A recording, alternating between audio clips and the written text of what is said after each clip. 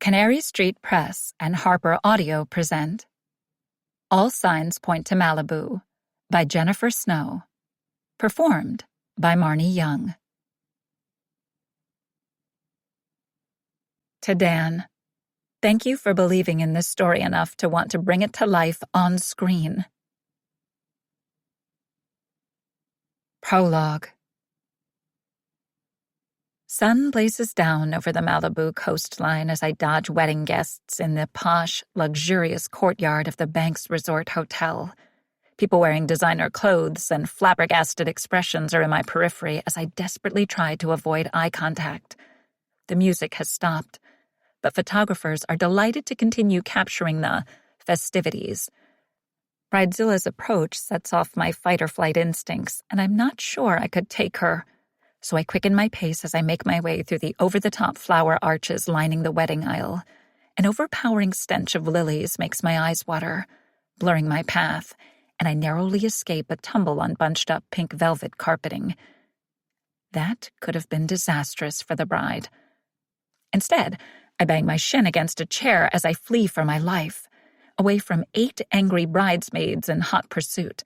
Moving fast in heels is a skill that should definitely be taught in finishing schools.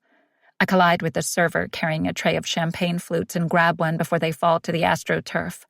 I down it quickly for liquid courage, then toss the glass aside.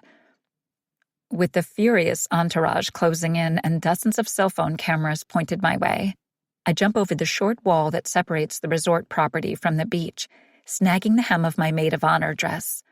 I hear a rip and pray my Wonder Woman underwear aren't on display.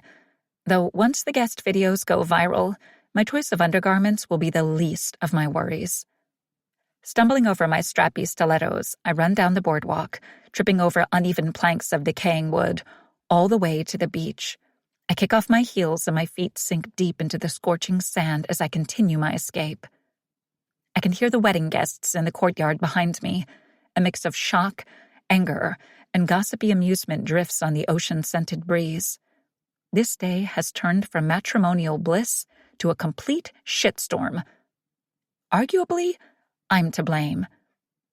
Desperate for air, I pause, bending at the waist. Deep breaths in and out as I glance over my shoulder. No one's following me. Absolutely no one. My gut tightens as that realization is heart-wrenchingly worse.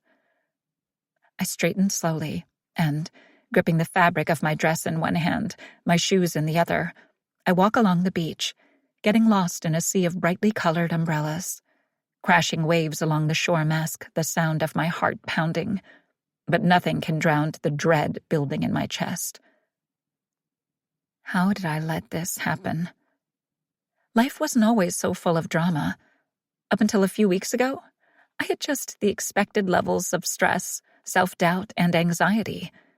Then things started to spiral out of control. One mishap after the other culminating to this epic fuck-up.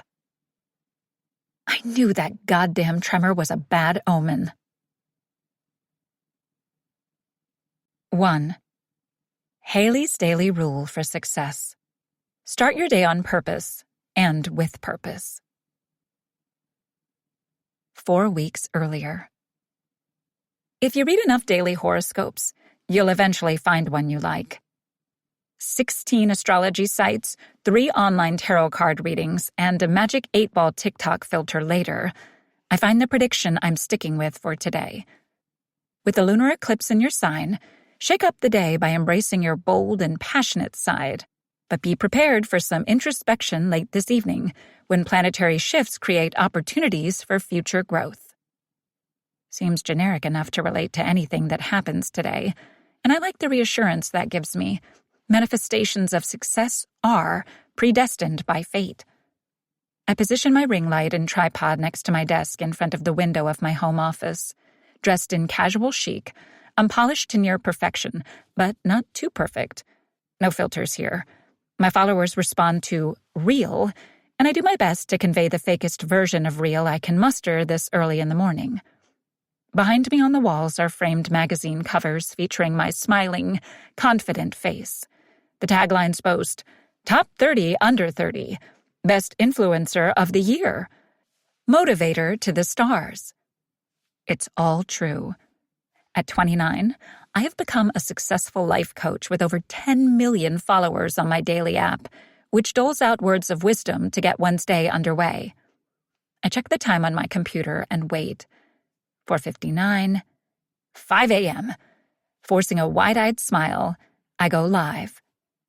Hey, hustlers, it's Monday. New week, new goals. Get up, get moving. Remember, if you're not up early, someone else is. Monday is the perfect day to try something new. So get out there and be adventurous.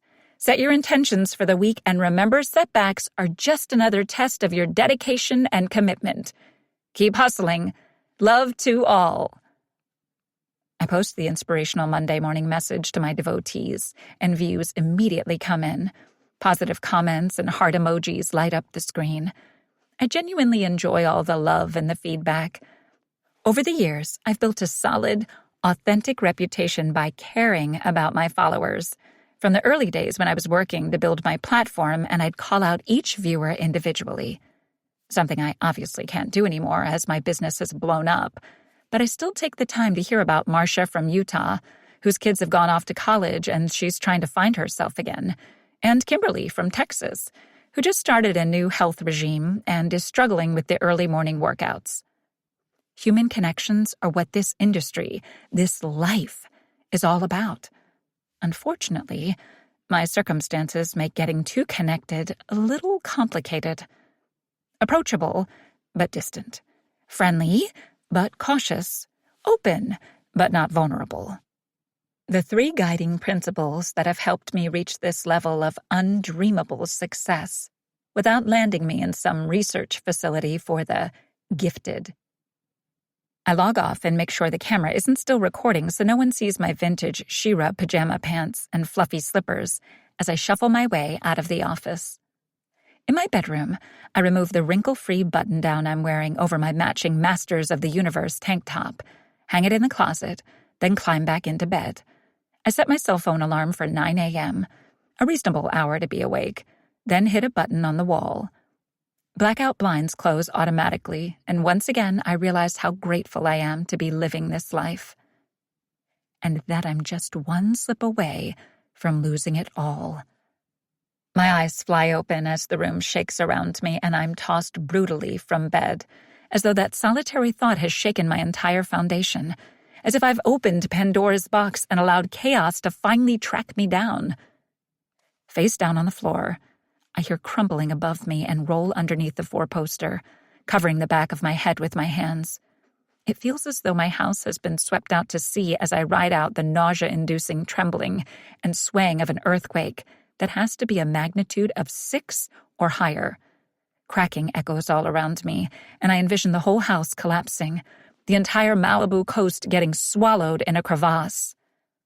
California is on a fault line, and it's only a matter of time. Luckily, today isn't that day. As fast as it came on, what will likely be deemed a tremor to prevent doomsday fanatics from freaking out stops. Today's horoscope was a tad too on the nose. Won't be visiting that site again. I roll out from under the bed, shakily get to my feet, and wait to see if there are any aftershocks. With one arm braced against the wall, I breathe deeply to steady my thundering heart rate. The health tracker on my wrist has gone offline. Vitals unavailable. That can't be good. Once everything seems settled, I survey the room. A few items on the dresser have fallen and the drawers are open, but otherwise, no real damage. I leave the room and move slowly through the rest of the house. Thankfully, the previous owners had been paranoid enough to have the house earthquake-proofed. Larger appliances are attached to the walls with safety cables. The ceiling lights and fans are secured. Safety film covers the windows and glass doors. There's very little damage throughout. Until I enter my office and see all the framed magazine covers have crashed to the floor. With a shaking hand, I carefully sort through shards of broken glass to pick one up.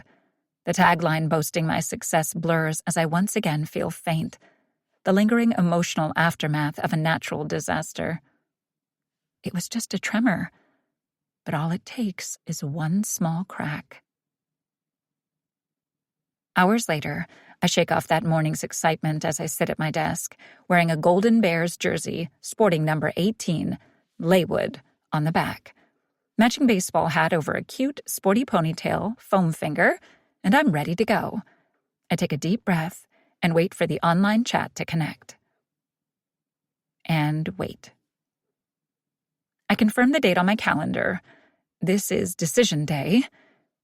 Maybe they forgot or lost track of time. Maybe I was supposed to call them. If so, I'd hate to keep them waiting. I hit the call button on the screen and resume my excited, confident pose as it rings. And rings. No answer. I slump back in the chair as an email notification pops up. An announcement about a life coaching event next month at the West Beverly Hotel, where I'll be one of the guest speakers. Only the biggest life coaching event of the year. No pressure. I click on the notification and see that Spencer Stanley, a charming, slick new coach dominating in the sports division, has been added to the list of panelists. His smug smile grates on my last nerve. The guy has only been in the business 6 months, and already he's got over 1 million followers and was deemed influential enough to be featured at the event. I'm not jealous of his success. I'm annoyed by it. Building a brand takes time, and I'm not sure what horseshoe this guy has lodged up his ass to have reached the top so quickly. Don't look. You don't want to know. Opening his social media page, I immediately regret it as I see his latest post from 4:30 a.m.? There's no way he actually gets up that early. Nothing better than waking up on a gorgeous Monday to a new client deal. That's right. I can now officially confirm the rumors that I'm partnering with Kirk Laywood, pro basketball's hottest new rookie. Damn it. I thought I had that guy. The least Coach Riley could have done was give me a heads up. I represent clients from all walks of life, actors, politicians, professionals, but have yet to break into the pro-athlete market. Psychological research shows that motivators are a valuable part of an athlete's team, and yet so many of them are reluctant to accept that type of assistance with their careers. At least from me. 4 meetings with Kirk and his coach, 4 expensive steak dinners, 4 long, polished presentations on the benefits of life coaching, and I teed it up for Spencer Stanley to swoop in and seal the deal. I should have insisted on a signed contract at our last meeting when it seemed as though I had him on the hook. Didn't I learn anything from watching Jerry Maguire a dozen times as sports research? A minute of wallowing, then onward and upward. I pull the foam finger off, close my eyes, take a deep breath, and namaste Spencer right out of my mind. Checking out the competitor. Smart. My eyes spring open and my health tracker warns of a pending heart attack. At least it's registering this time. Alice! What the hell? More professionally. I mean, how did you get in here? Alice Klein, a former client and adorably neurotic best-selling author, simply shrugs as she stands in front of me. Climbed in through the window. She gestures at the one open behind me. I'll be repositioning my desk to face the window ASAP. Feng shui be damned. I rang the front gate, but power's still out along your street. Manuel let me in, she says. So much for my gardener's Christmas bonus this year. I shouldn't be surprised by this unexpected outside-the-box entrance. Alice is a low-grade stalker who solicited my services by following me to Whole Foods for my daily grocery pickup for a solid 3 months before finally approaching me about coaching at my semi-annual gyno appointment. Sounds creepy, but anyone who subjects themselves to a pap smear to get my attention is worthy of 15 minutes of my time. That kind of dedication is admirable, the single-minded determination I look for in potential clients. Still, Alice, we've talked about boundaries. I know, but I need more time, she says, with a hint of desperation, rearranging the objects that the tremor knocked from my desk. Now that my pulse has returned to a less worrisome rate, I notice she's wearing old sweats with what I assume are coffee stains on the front. Her hair is piled high in a messy bun, and the undeniable scent of a cheap, dry shampoo auras around her. The vein in her forehead is pronounced, and dark circles under her eyes suggest she hasn't been sleeping. She's spiraling, and I'd like to help, but I've explained how my services work. 6-month contract. No extensions. Messing with fate is a delicate balancing act. I can set my clients on the right path or help them avoid the wrong one, but then it's up to them. Thinking about the ripple effects just one small suggestion has on the universe is anxiety attack-inducing. Alice sits across from me, undeterred. She takes out a copy of Murder by the Dozen from a deep sweatpants pocket and places it on the desk. I pick it up and reluctantly give in to the temptation to smile. This book and the previous bestsellers almost didn't happen, but they are truly addictive and imaginative. Thanks for bringing me an advanced copy. Signed? Alice nods, but her knees bounce as she scans the office. Are you all prepped for the launch? I ask as I get up and place the book next to the others on my Client Pride shelf. This collection is my joy. I cherish it more than the one showcasing my own awards and achievements. The client shelf actually exemplifies hard work, grit, determination, and perseverance. Yeah, I guess, Alice mumbles, biting her nails. Against my better judgment, I ask, what's going on? I sit down and give her my full attention, though waiving my own rules makes me more than a little uneasy. Never let anyone get too close or stay too long. I want to write something different. Something a little out there, she says. Out there? A sci-fi Western romance. I nod slowly, try to wrap my mind around it. In addition to the best-selling mystery series? Under a pen name? Alice shakes her head. I don't want to write the cookbook murder series anymore.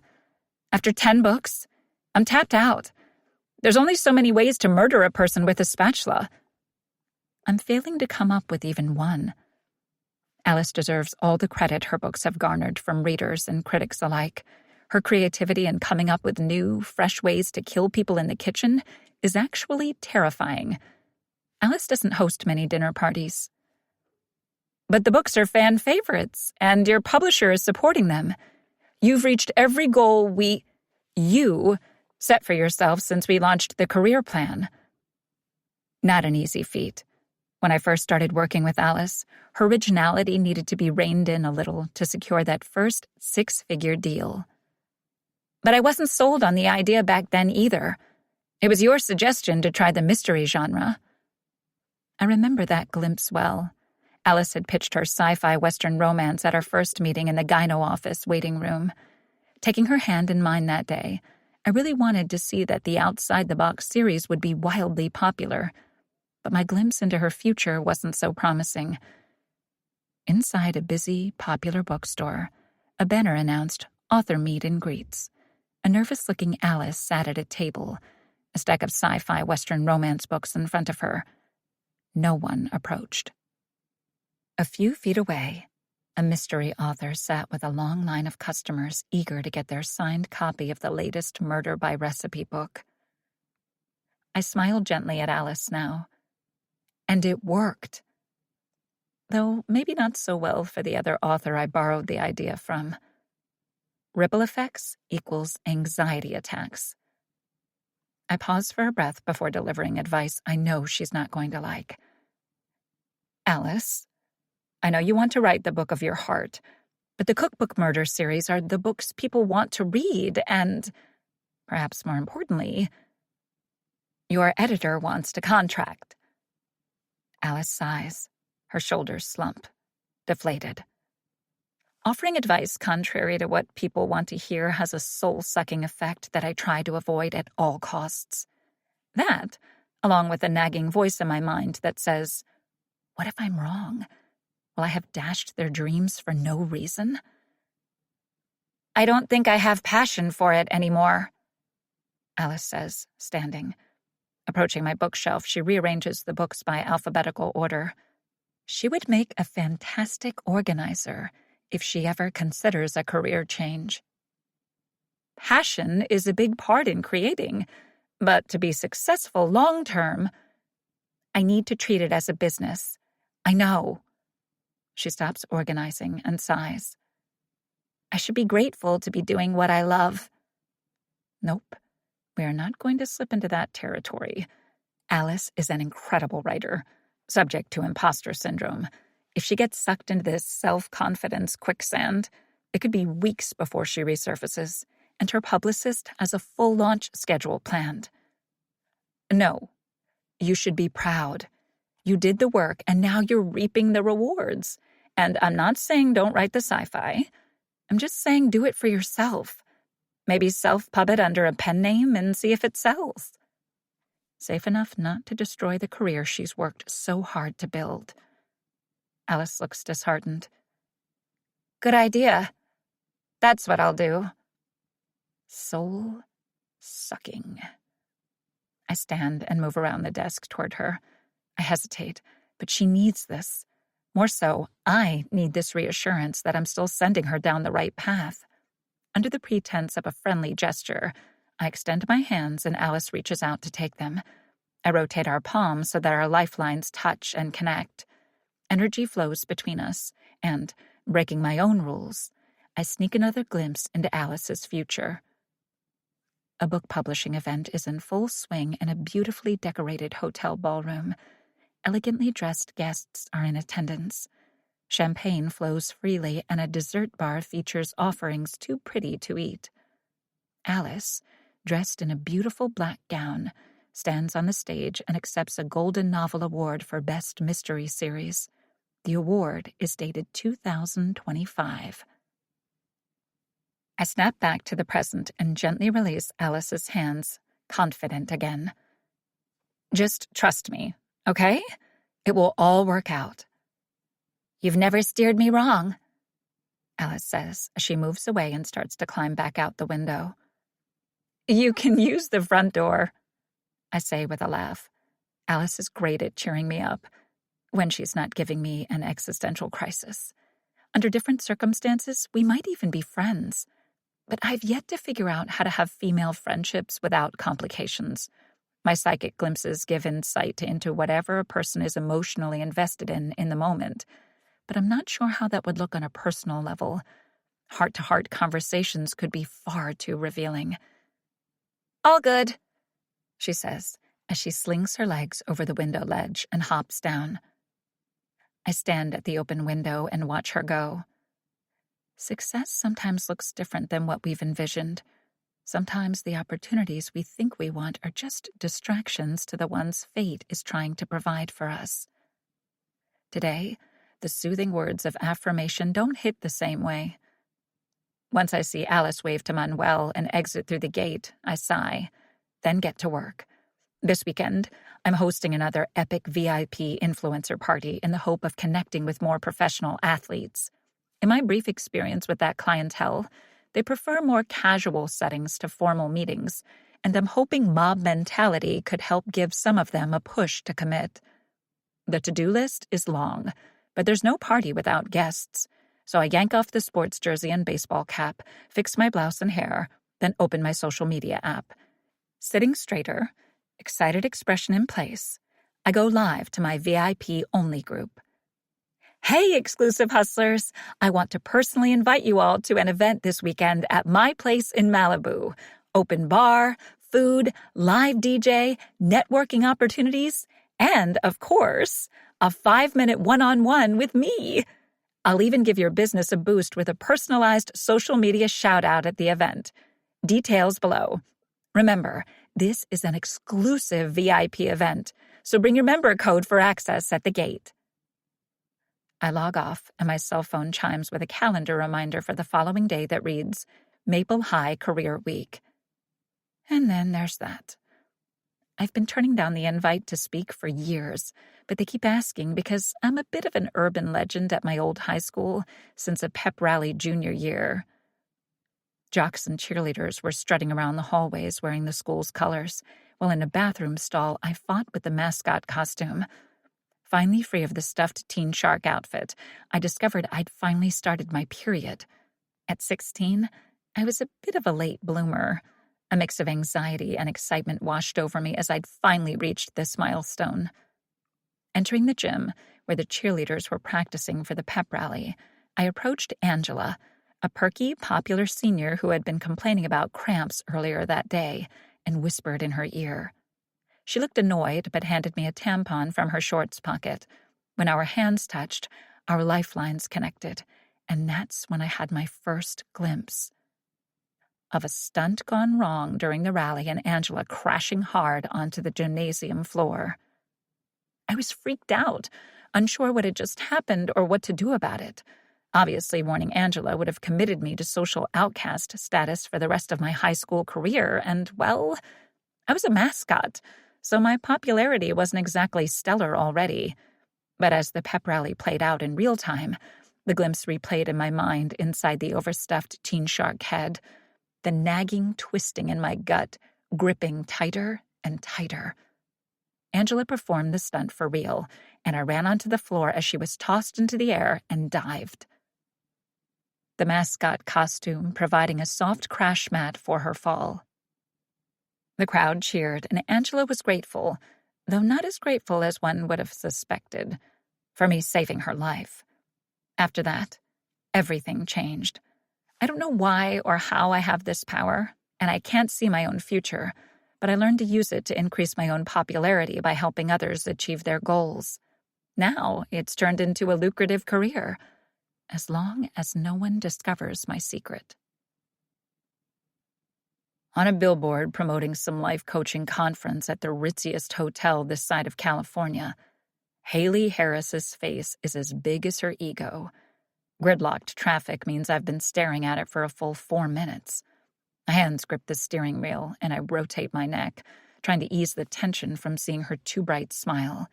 Those perfectly straight, white teeth have to be photoshopped.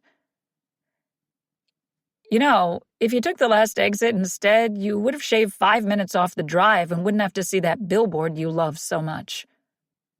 My football team's star quarterback, Marcus Kent, is sitting in the passenger seat of my Jeep as we drive to practice, and he's full of helpful advice. This way avoids the bottleneck on Main, where that tremor caused a crater in the middle of the street. The morning's earthquake had registered a 6.7 on the Richter scale and wreaked havoc all over the coast. Local news has been about nothing else, and scientists are saying it came out of nowhere. No warning, which, in my opinion, should warrant some defunding to their research, but whatever. If you avoid Maine altogether and take third, that's not a problem, Marcus says. Didn't you fail your road test last month? The kid's right, but he's already too much of a smartass for me to admit it. Let me do the driving, please. A loud crunch sounds, and our bodies are jerked forward. What the? I glare into the rearview mirror to see some beamer on my bumper. You good? I ask Marcus. Yeah. He's giving the guy the finger, and I slap it down, then climb out of the Jeep. Heat waves drift up from the pavement as I walk to the back of the vehicle to inspect the damage. The other driver, wearing an expensive suit, Rolex on one wrist, climbs out. Great. A douchebag who'll try to blame this collision on me. Instead, he holds his hands up in defeat. My bad. Sorry. That billboard. He nods toward it. Talk about distracted driving. Am I right? Haley Harris strikes again. I notice that his car has taken the brunt of the damage with a dented bumper and army green paint scratched into the sleek white finish. We're good, I say. Holy shit! You're Warren Mitchell, the guy says, reaching into his pocket for his cell phone. You used to be a big deal. Used to be. I can feel Haley smirking down at me from the billboard. Nah, man. You got me confused with someone else, I say, then walk away and climb back into the Jeep. That fucking billboard, I mutter as I slam the door shut. Marcus grins, lowering himself back through the sunroof. You know, me and my boys could climb up the tower some night and give her a mustache or something, he says, sliding lower in the seat.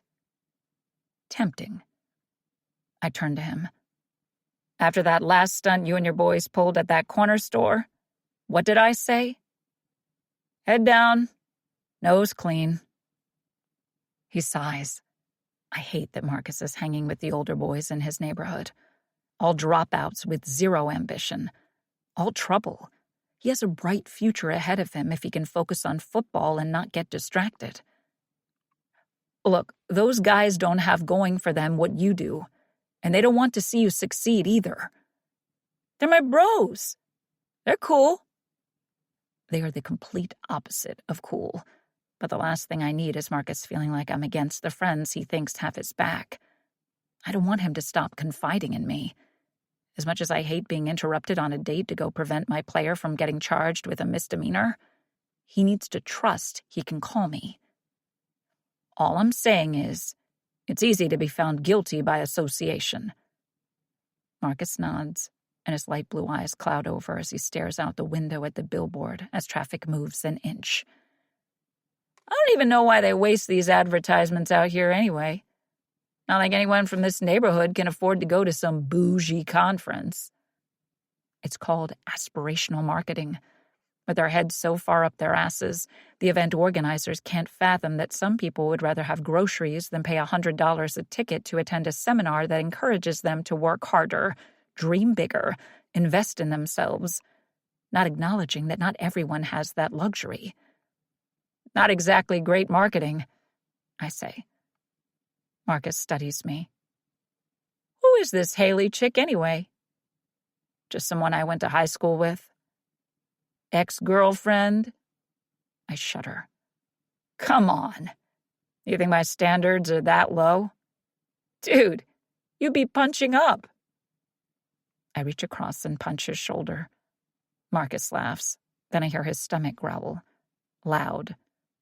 When was the last time you ate? Breakfast? He avoids my gaze. Most likely not today's.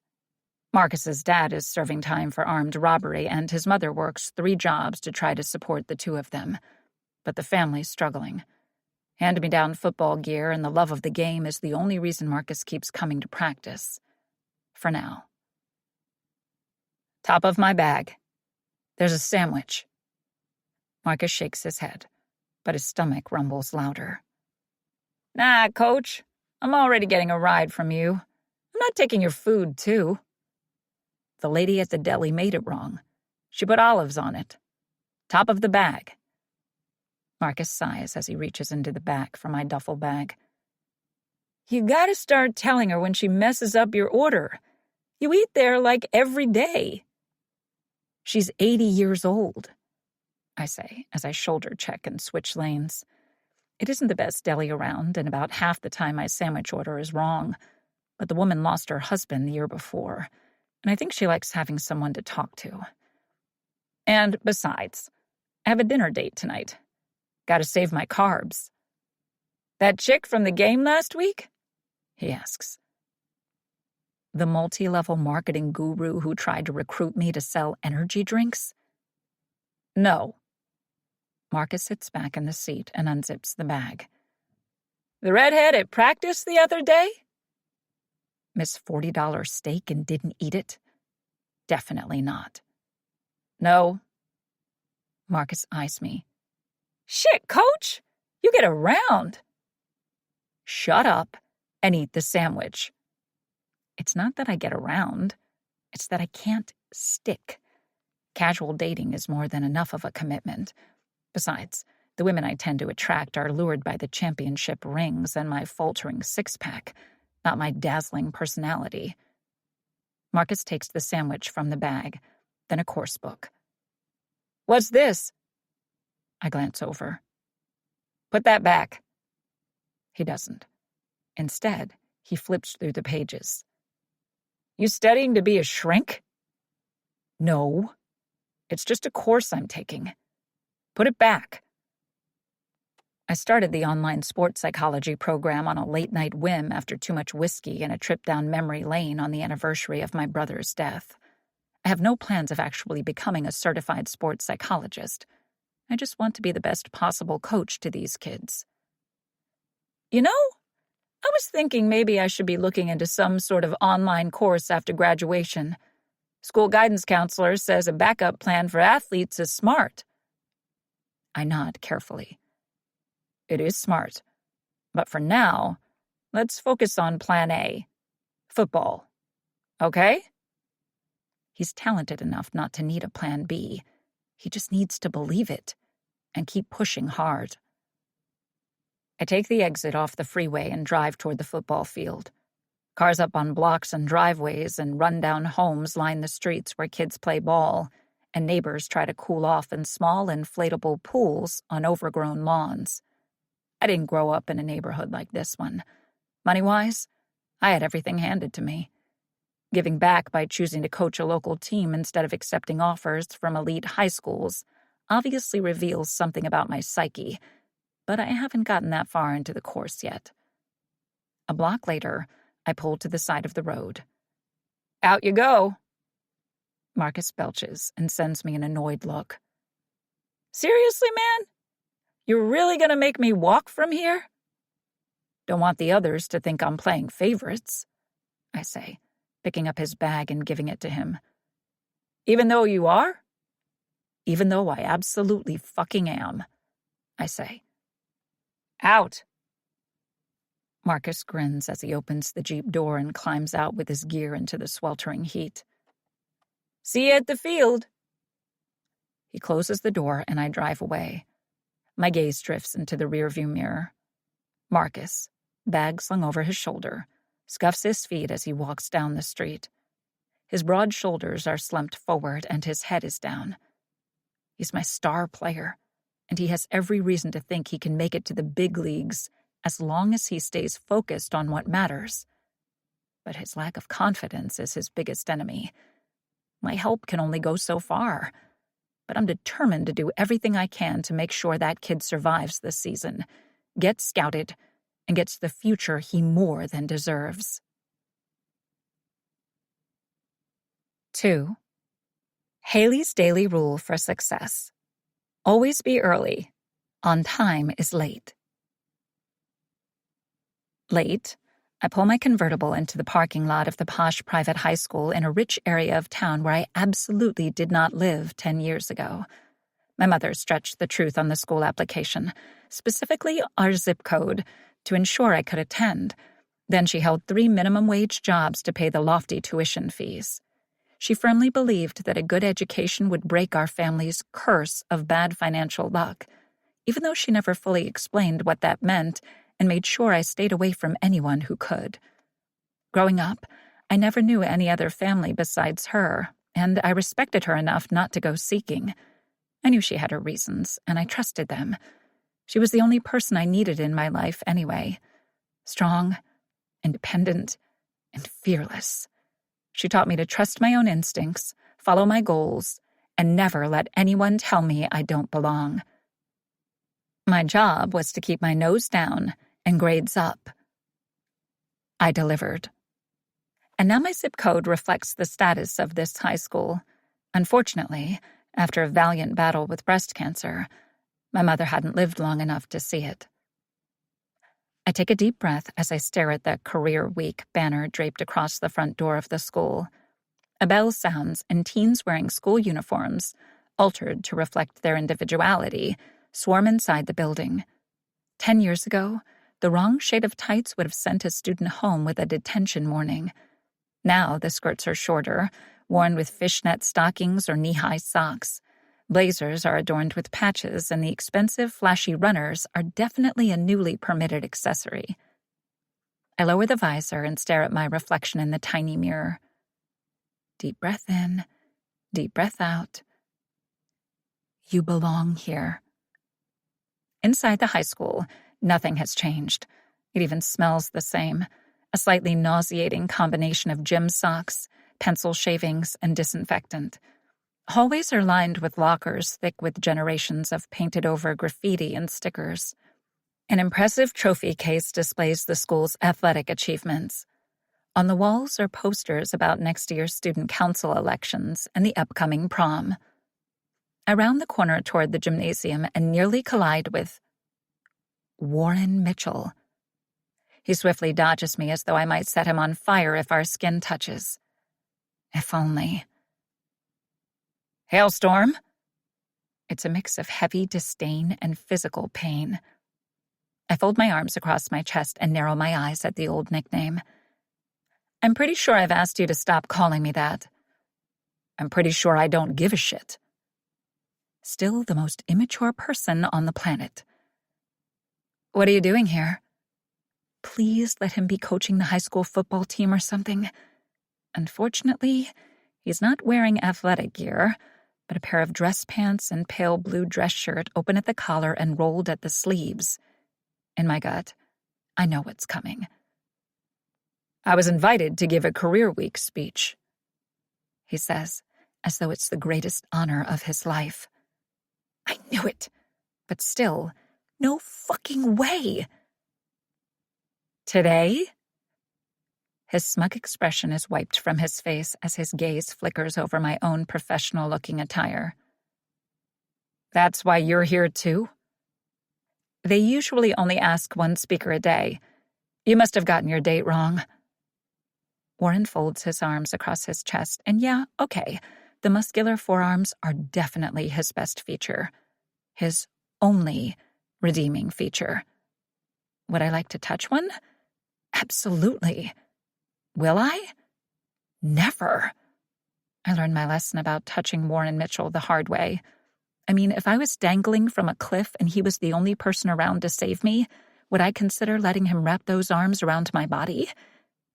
Perhaps. Maybe you got your date wrong, he says, bending slightly at the knees to jerk my attention to his face and away from the muscles that were holding me hostage. No. See, I put my appointments on a calendar, not on the back of my hand. Warren opens his mouth to argue, then notices ink smeared on his hand. I take a step closer and squint to read what's written on his tanned skin. The last 2 digits of a phone number are smudged and unreadable. I guess Sasha won't be getting a second date. Warren shrugs. One date was probably enough. For her? Absolutely. Warren starts to retort, but Mrs. Miller, a 12th grade teacher, approaches us. She looks overworked, exhausted, surviving on caffeine and teen angst. I have no idea how teachers do it. They are real-life heroes. I like kids well enough, from a distance. Zero desire to have any of my own. Risk passing along this condition? No thanks. Somehow, Mrs. Miller still has enough energy to greet us with a warm smile and genuine excitement. Wonderful! You both made it. Hello, Mrs. Miller. Great to see you, I say politely. Question. Isn't there usually only one guest speaker? I cast a side eye at Warren. Mrs. Miller nods and looks apologetic as she glances back and forth between us. There was a scheduling conflict, but we know how hard it was to get you. She's referring to me. I catch Warren's look from the corner of my eye, and I know what's going through that judgy mind of his. I think I'm too busy and important to give back to the next generation. He doesn't know me, so I don't know why I let his opinion, his very wrong opinion, affect me. My schedule's a little tight, I say to Mrs. Miller. She nods. We didn't want to reschedule either of you when we realized the mix-up, so we thought a joint presentation would be perfect. In an alternate universe? Maybe. Perfect, I say with a tight smile. I won't let this unexpected run-in with my arch nemesis derail me. I am a confident, successful business owner. I belong here. My daily affirmation seems to lack conviction the more I repeat it. Another bell signaling the start of first period, and Mrs. Miller checks her watch. We're just bringing the students into the gymnasium now. Give us a minute to get them all settled. This close to summer break, they turn into assholes. Ah, right there. Pure, unfiltered truth. As she heads into the gymnasium, Warren turns to me. Seems as though we'll be sharing the stage. Or you could offer to come back another day. Afraid a professional athlete will be more popular with the kids? Former professional athlete. The minute the words are out of my mouth, I regret them. One run-in without dredging up the past would have been too much to ask. And whose fault is that? Warren asks wryly. Shit went down 2 years earlier. I was walking through LAX, dressed in travel chic, pulling an expensive carry-on behind me as I weaved through the travelers and the departures lounge on my way to a life coaching conference in New York. Warren was walking in the opposite direction, a football logo duffel bag on his shoulder. Head down, looking at his cell phone, he bumped into me as we both entered the security line. "Hailstorm! Haven't seen you since high school," he'd said. I dropped that nickname back then, and for the record, you were the only one to use it. I'd reminded him. I'd never figured out why he called me that. It's not exactly flattering, and up until that day, I'd never done him any harm. Warren gestured for me to enter the line in front of him. Tough break about you and Liam. I cringed internally at the mention of my ex. The breakup a few years before had made sense, but it still hit me hard, and Warren being Liam's best friend, I suspected he'd heard the dude's version of the story, which most likely included phrases like, "She's too obsessed with her career. She's guarded and closed off. She's too stressed and busy for sex." That last one in particular wasn't a rumor I loved circulating. High school relationships rarely last, I said, giving the same excuse I'd repeated to myself while I'd recovered from the toughest disappointment I'd had to face since my mother's death. Desperate to change the subject, I nodded toward his duffel bag. Headed to preseason? Warren shook his head. Tryouts for the Rangers. I went free agent this year. You gave up the security of a contract? That's brave, I said with genuine admiration. I wasn't too knowledgeable about the world of pro sports, but going out on his own, backing himself, was actually a sexy trait. Not that I'd ever looked at my boyfriend's best friend in that way, but anyone with eyes could appreciate Warren's 6'3" muscular frame and dimples for days. His easygoing, carefree demeanor combined with his stardom was a lethal combination for those women inclined toward athletes, which I absolutely was not. Isn't your company motto all about taking risks, backing yourself? He asked as we moved along the security line. You follow me on social media? He didn't strike me as the scroller type. I've caught a post or two, he said flirtingly. I didn't take the flirting personally. Warren was charming, charismatic, and as emotionally unavailable as he was gorgeous. I couldn't remember him ever having a serious girlfriend.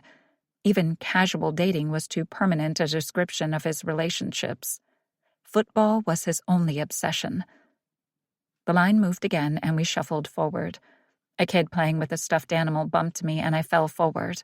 Warren caught my hands against his, and our lifelines connected. Let the record show that I was not at fault for glimpsing into his future or the disastrous aftermath. But what I saw in that brief clip rocked me to my core. Warren, dressed in his football gear, training with the Rangers. A few great plays. Then a linebacker collided with him, leaving him seriously injured. Medics rushed out to the field and everyone looked devastated. Then, he was lying in a hospital bed, hooked to monitors, fighting for his life. I gasped as I stepped back from him. We'd reached the front of the security line. I had mere seconds to talk him out of these tryouts. Are you sure this is the team you really want to play for? It's my dream team, so, yeah, pretty sure. Right, but what about home team loyalty and all that? I go where the rings are, he said. A guard motioned us to keep moving, and I took my time putting my stuff into the bins on the conveyor belt. He motioned for me to hurry up, but I ignored him. Time was ticking. Warren filled his bin and waited behind me with blissful ignorance. I tried to appear calm, but inside I was losing my shit. I couldn't let him get on that plane.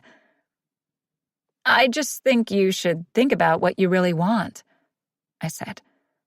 Maybe when I get back from my conference in New York, we could meet. The flirty smile was back. For drinks? Sure. For life coaching? Pass. I'm good. I needed to level with him. Look, if you keep playing football, you're going to get hurt. Part of the job. He said it like several concussions in a career were expected and some sort of rite of passage. He wasn't getting it. No, I mean really hurt. Something in my voice gave him pause. His grin faded and worry crossed his seafoam-colored eyes. How do you know? The absolute toughest part of having this ability is knowing no one would take me seriously if I answered that question truthfully. Just a feeling. Like some Final Destination shit. If that's what it took to convince him. Something like that. He looked concerned for a brief second, and my hopes rose. But then... You've always been a bit of a weirdo, Hailstorm, he said teasingly. The guard flagged me toward the metal detector. I reluctantly passed through, but as Warren followed behind me and started to gather his things from the conveyor belt on the other side, I panicked. All out of options. That guy is trafficking drugs, I yelled, pointing a finger at him. Warren scoffed, then his eyes widened as two overzealous guards grabbed him. Chaos followed until the next thing I knew he was pinned to the floor. He looked up at me. Hailstorm! What the hell? She's kidding, guys, he told the guards sitting on his back. Apparently not something to kid about as one guard radioed for airport police. From the floor, Warren shot me a desperate look for help, but there was nothing I could do. I just saved his life, even though he didn't know it, and I refused to overthink or regret my actions. This was for his own good. I mouthed, sorry, with a sincere look, then grabbed my things and started to head to my gate, but... That woman has a bomb! Warren yelled after me. Another set of guards chased after me with a large, menacing-looking canine. I have an irrational fear of dogs, but this time it seemed warranted. The thing was snarling and foaming at the mouth as it approached. So naturally, I ran.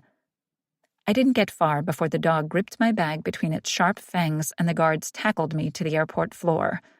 Arguing was futile as the dog started sniffing me, my belongings, my ass. Hey, cut that out! I told it. Who'd hide a bomb up their ass? I glanced across the room and saw another dog sniffing Warren's butt. That made more sense. Moments later, after excruciating embarrassment, where I kept my head low and prayed no one recognized me, Warren and I were both escorted into a search room, where things happened that I will never forget or reveal. I watched the time tick away as we missed our respective flights and received a 6-month travel ban for the prank. I wouldn't be making it to my conference, but Warren wasn't in danger anymore. But did he thank me? Now, as we stand in the school hallway and glare at one another, it's clear I'm still not going to get any appreciation. Mrs. Miller pops her head out through the gymnasium door, interrupting the silent stare-off. We're ready for you both. Showing up Haley Harris wasn't on my agenda for today, but I'm more than happy to rise to the occasion. As soon as this wave of nostalgia passes. Maple High's mascot, a teen shark, and team colors have been freshly repainted on the gymnasium walls. But other than that, it still feels the same. The same excited energy of the Friday night crowd at the basketball game hits me. the thrill of the competition and the cheers from the home team fans. I spent so many high school nights in this gymnasium. Now I'm back in a different way. Hundreds of students sit in their cliques on the bleachers.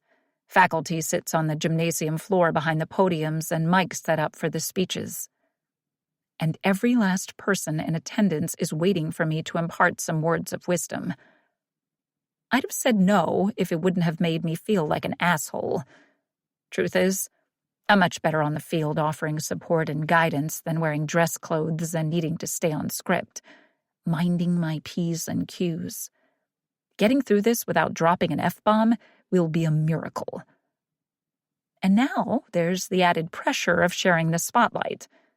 Haley isn't struggling at all with a lack of confidence. Dressed in fitted, fashionable dress pants, a loose-fitting blouse and wedge heels, she's casual yet professional and looking cool as a cucumber. This is her thing. She lives for the sound of her own voice. She does look good, though. I can begrudgingly give her that. Not the same adorable team mascot desperate to fit in that she was 10 years ago. Success agrees with her, I guess. I'd be happy for her if she hadn't stolen mine.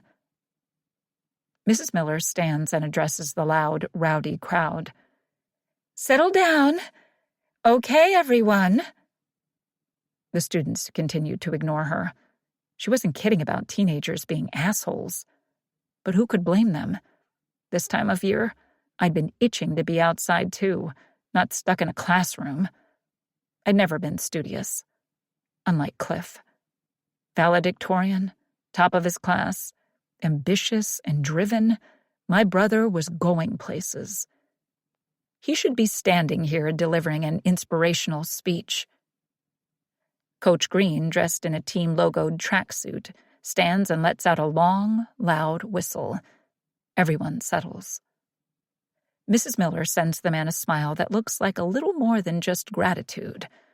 Something definitely going on under the bleachers there. "Thank you, Coach Green," she says. He winks at her, and she blushes. "Continuing our Career Week festivities, we are lucky to have two of Maple High's very own alumni here today for a special double presentation," Mrs. Miller says, gesturing for us to take a podium and mic. "We have Warren Mitchell, professional football player and winner of 2 championship rings." Jocks in the crowd cheer, and I can't resist sending Haley a look. That's right. They love me. "And we have Haley Harris, influencer and life coach to the stars, to provide some inspiration." Of course, the social media-obsessed cheer for her, which is arguably double the crowd. She shoots me her own smug look, and I can admit it's warranted. The applause is definitely louder and goes on seemingly forever. Kids these days are brainwashed.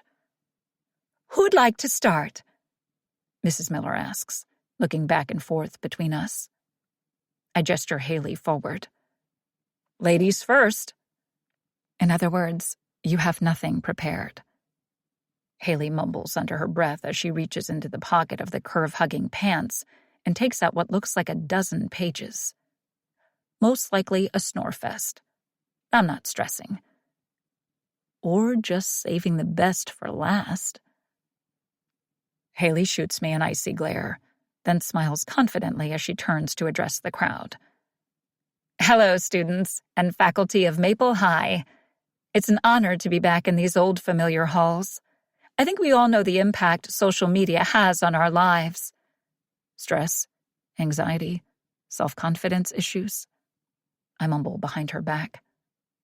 Haley ignores me, but her spine stiffens as she continues. "With so many people vying for attention and recognition these days, any successful business or professional requires that their brand be distinguishable from the competition, at the cost of putting their entire personal life on display." I tried to shut up. I did. But I have this inability to not call out bullshit when I hear it. Haley swings toward me, a fiery look in her light blue eyes. Uh-oh, I've angered the beast. Online personas are usually avatars of ourselves, she counters. Okay. For the record, she started it. I approach the mic, but keep my gaze locked on her. So it's all fake? I hear her teeth clench so hard I'm expecting a tooth to fall out when she speaks.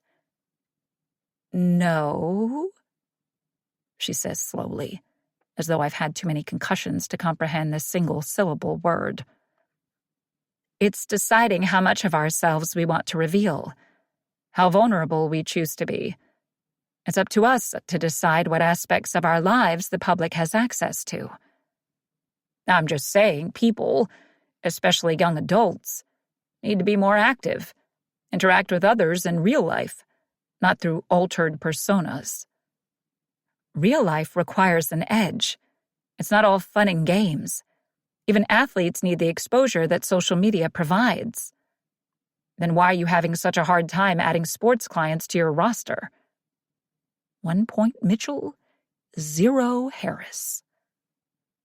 The crowd acknowledges the sick burn, and as much as I'd like to revel in the win, something in her expression makes me feel a tad guilty for calling her out like that. Just a tad. Or maybe it was the burrito I ate late last night after dropping Sasha at home, making my insides churn. Either way, my sympathy capacity for Haley Harris is not enough to give it another thought. Haley checks her bajillion pages, skips a dozen or so, composes herself, and continues. Excellence is something we can all achieve. It just takes hard work, commitment, dedication, and perseverance. I should let it go. I've got one win. Still, my mouth is on autopilot. Today's society is putting so much pressure on people. This hustle culture isn't healthy or sustainable. Haley turns to face me again, her cool dissipating quickly. The front of my dress pants pulsates when her laser beam gaze tries to pin me in place. Riled up Haley is kinda a turn-on. Says the man who doesn't get out of bed until noon. Oh, now it's getting personal. I'm just saying failure is not a fatal flaw. If it takes a little longer to achieve one's goals, that's okay. Life is not a race. You also can't stand still. There's nothing worse than having a great idea or product and failing to bring it to market before someone else, she says pointedly, to the crowd this time. Damn, I queued her up for that one. We all know posting online is solely for praise and recognition, I say, running out of fuel. Successful people post to inspire and encourage others, she says, turning to look at me again. There's no shame in bragging about personal achievements, and I think we need to normalize being proud of ourselves and what I've achieved. And there it is. Haley realizes what she said and coughs. What a person achieves. Every argumentative fiber in my being wants to keep this debate going. I'm getting more turned on as we go. By the fight. Not Haley Harris, just to be clear. But I notice that the teachers and students are staring at us, and I don't need a boner to fuel Haley's ego. I clear my throat and address the students. I'll just say that sports are hugely important, and not just for those of you hoping to go into professional athletic careers. Sports teach life skills and discipline, but it's also meant to be fun. If you're not enjoying it, what's the point? What's the point? Haley scoffs. Success? Financial security? Some of us weren't born into luxury, says the woman who lives in a multi-million-dollar mansion. Somehow, we've moved closer to one another as we've been speaking, and Mrs. Miller quickly stands and moves us back toward our respective podiums before things turn physical. Kinda a shame. I'd like to see what she's got. Well, that was great, the teacher says. Really insightful and informative. Right, students? Pretty sure this speech was scheduled for an hour. I check my watch. Haley and I have failed at the task epically enough to be cut short by 46 minutes. I lowered my head and stare at the gymnasium floor. A low rumble through the crowd and half-hearted applause confirmed the kids thought the whole thing was complete bullshit. Not a token of wisdom to be had between us. Haley and I have the decency to at least look suitably embarrassed. I can't let things end this way. I lean toward the mic. I'd like to conclude by offering a donation of $5,000 to the sports program. Now the crowd cheers for real. Haley rises to the challenge. I'll match that donation for the social and technology clubs. More applause. Did I say 5? I meant 10. Haley stammers slightly, but chin raised. She nods. I'll match that amount. Behind us, the teachers look flabbergasted by our generosity. Mrs. Miller steps forward, but Coach Green stops her. Wait, let's see how high they'll go, he whispers. Mrs. Miller shoots him a look and goes to the microphone. On that note, let's conclude today's Career Week presentation. Smart. Cut us off on a high before it goes sideways again. A special thanks to Haley Harris and Warren Mitchell for their generous contributions, she says, applauding us. Early lunch, everyone. I wave to the crowd as they quickly disperse from the bleachers. If anyone wants an autograph. No one's listening. Haley stifles a laugh, but I don't see anyone clamoring to meet her either. Kids are tougher to impress these days. In the hallway a moment later, Haley and I race toward the exit and try to leave at the same time through the same door, our bodies colliding again. She's actually stronger than she looks. Her 5'3" frame should have been sailing across the hallway with the body check I just delivered.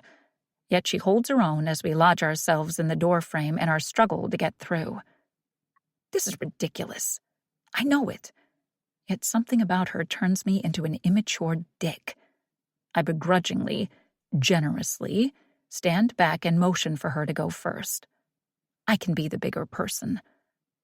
Nose in the air, she pushes through the door. I slide my sunglasses on, then quickly catch the swinging door she's released before it hits me in the face. Always a pleasure, I say through gritted teeth as we step out into the sunshine. Haley simply flips me off as she heads toward her convertible. 3. Haley's daily rule for success. Even bad press can promote your brand, if you're creative enough to spin it. Not the best way to wake up in the morning. Normally, being tagged in a viral video would have my follower count rising, but the post from Sharks Fan 2008 of the Career Week presentations, or lack thereof, has me cringing as I peer at it through sleepy eyes at 4:25 a.m., not just because Warren and I look unprofessional, debating one another instead of keeping our personal feud to ourselves, but because the comments are heavily in favor of Warren's point of view. When did work-life balance become the current social narrative? And there's no way this teenager has enough of a following to make this post trend. A quick search confirms my suspicion that it was shared by Spencer Stanley on his socials. If I'm keeping tabs on my competition, the competition is definitely keeping tabs on me. Time to do damage control, which means rolling over and going back to sleep, intentionally skipping my morning motivational post. A few hours later, a refreshing, fruity virgin cocktail in hand, Gucci sunglasses on, I float in my pool on my gold floaty shaped like a $sign. A gift from an investor client I saved from jail by advising him against a fraudulent get-rich-quick scheme. Cell phone in hand, I smile and go live to my followers. Hey, hustlers! This is your midweek reminder to breathe. A deep inhale and slow exhale as the floaty continues to drift toward the edge of the pool. Even hustlers need downtime. Make sure to take a few moments today and enjoy the rewards of your effort. Why else are you working so hard if you can't? My words are cut off as the floaty hits the edge of the pool. A loud hissing is all I hear before I'm swallowed by the toxic-smelling PVC. None of today's 19 horoscopes predicted this was how I was going to die. Flailing my legs and arms, I hold my breath and struggle to free myself as the middle of the floaty sinks. Vinyl tries to swallow me whole. I continue to fight it off and finally tip free into the water. I shriek and hold the phone above the surface as my body is submerged. Cold water steals my breath. Okay, let's be real. The pool's heated, but damn, it's still a shock. Seconds before my lungs are depleted of air, I resurface and reach for the edge of the pool. I quickly stop the live stream, but not before 800 followers have viewed the post. Hearts and laughy face emojis pop up on the feed. At least they were laughing. Mission accomplished, I guess. I climb out of the water and grab a towel from the lounge chair, then examine the pool. A large crack is visible in the concrete. Shit! Now I have actual damage to fix. Miraculously, my cell phone has escaped unharmed, so I pace the pool deck as I make a call. 2 rings, then. Jensen Pools and Lawns? Mr. Jensen, Haley Harris. Haley, how are you? I have a bit of a problem. I barely have to say more before the most amazing man on the planet sets me up for a service call later that day. My ex's father is the only male role model I've ever had.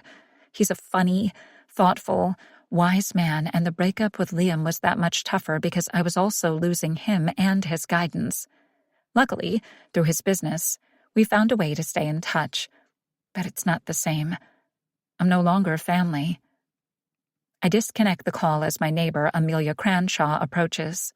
We installed a gate in our shared fence for easier access between the yards. She has to be in her late 70s, but doesn't look older than 60. The perks of being a former Hollywood starlet who always took self-care to the next level. She wears a beautiful kimono and carries a movie script, and I know why she's here.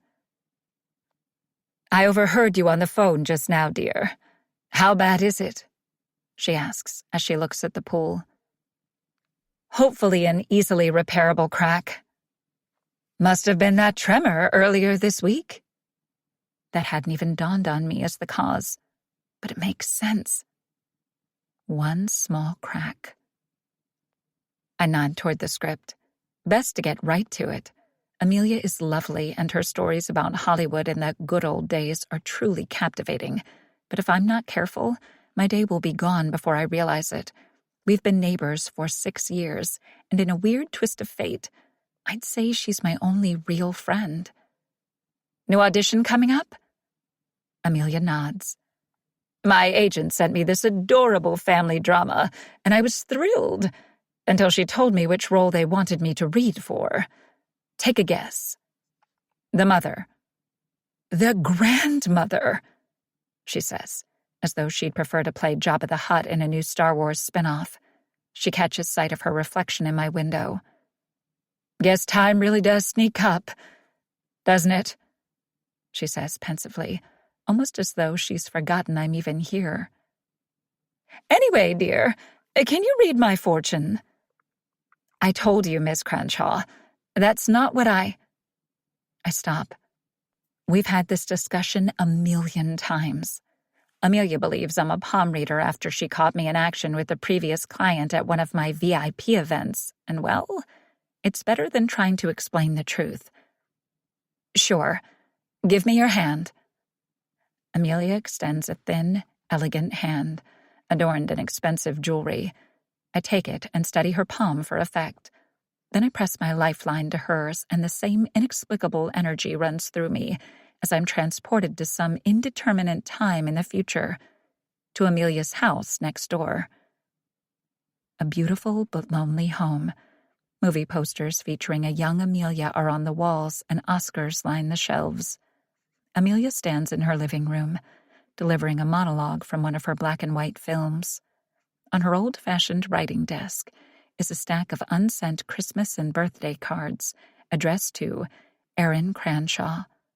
Her gaze lands on a picture of herself, middle-aged, with Erin as a boy. She looks sad, regretful as the monologue comes to an end. "Still haven't reached out to your son?" I ask gently as I release her hand. "I'm busy. He's busy," she says dismissively. She hates when I get personal, but it's the only thing I see whenever I tell her fortune. I hate to think it's because Amelia's days in the spotlight are over. I'd write her a starring role and produce the movie myself before I'd ever disappoint her with news like that. "What about the role, darling?" she asks, almost diva-like. To Amelia, I'm a personal spiritual advisor, neighbor, then friend adjacent. She has no idea how much I typically charge for this service or how much I value knowing her. While the support and advice giving doesn't flow both ways, I like to think she'd be there for me if I ever truly needed her. "Definitely go for it," I say. "Won't I be typecast as a grandma?" She looks worried that this role could prevent her from once again playing the leading love interest, and I genuinely hope she does get those parts again. But until then, 2 words: Betty White. Amelia's eyes widen with renewed hope. "You think so?" "Absolutely. Now go rehearse." Amelia hugs me gratefully, the only payment I need, and I cling on a second longer, needing this contact way more than she does. "Hugs over," she says. "Yep," I say awkwardly as I release her. She heads back toward her house. "Good luck with the pool, dear," she calls over her shoulder. Alone, I look at the crack in the concrete and my gut tightens with an eerie, sinking sensation. It's not my psychic abilities at work. This is more of an ominous vibe, as though the crack in the pool could be a sign of things to come. Hours later, I hang freshly laundered sweaters on the treadmill in my state-of-the-art home gym, which is full of equipment I have no idea how to use. The sales rep at Fitness City must have made his monthly commission off me. But if I want sports clients, I need to get sporty, or at least give the impression that I know what I'm talking about. Probably should scuff up some of the weights before the VIP party, when I'll be touring potential athletic clients through the facility. I mean, I could actually use the equipment. Right now, my health maintenance strategy is to avoid fried foods and hope for the best. But I hate working out, and despite countless efforts, I'm not a huge sports fan. Before the incident with Warren, I had zero interest in pro-athlete clients. I can bullshit my way through most industries with some minor research. But sports seem to have too many variables, too many unknowns, so it seemed too risky to fully trust my glimpses. But after that day in the airport, something switched in my thinking. I tried to resist it, but I couldn't quiet the nagging voice that said maybe I could use my gift for more than success in business, my clients and my own. Maybe there was a better purpose. Maybe I could, and should, use my gift in a more altruistic way. After all, I'd saved Warren's life.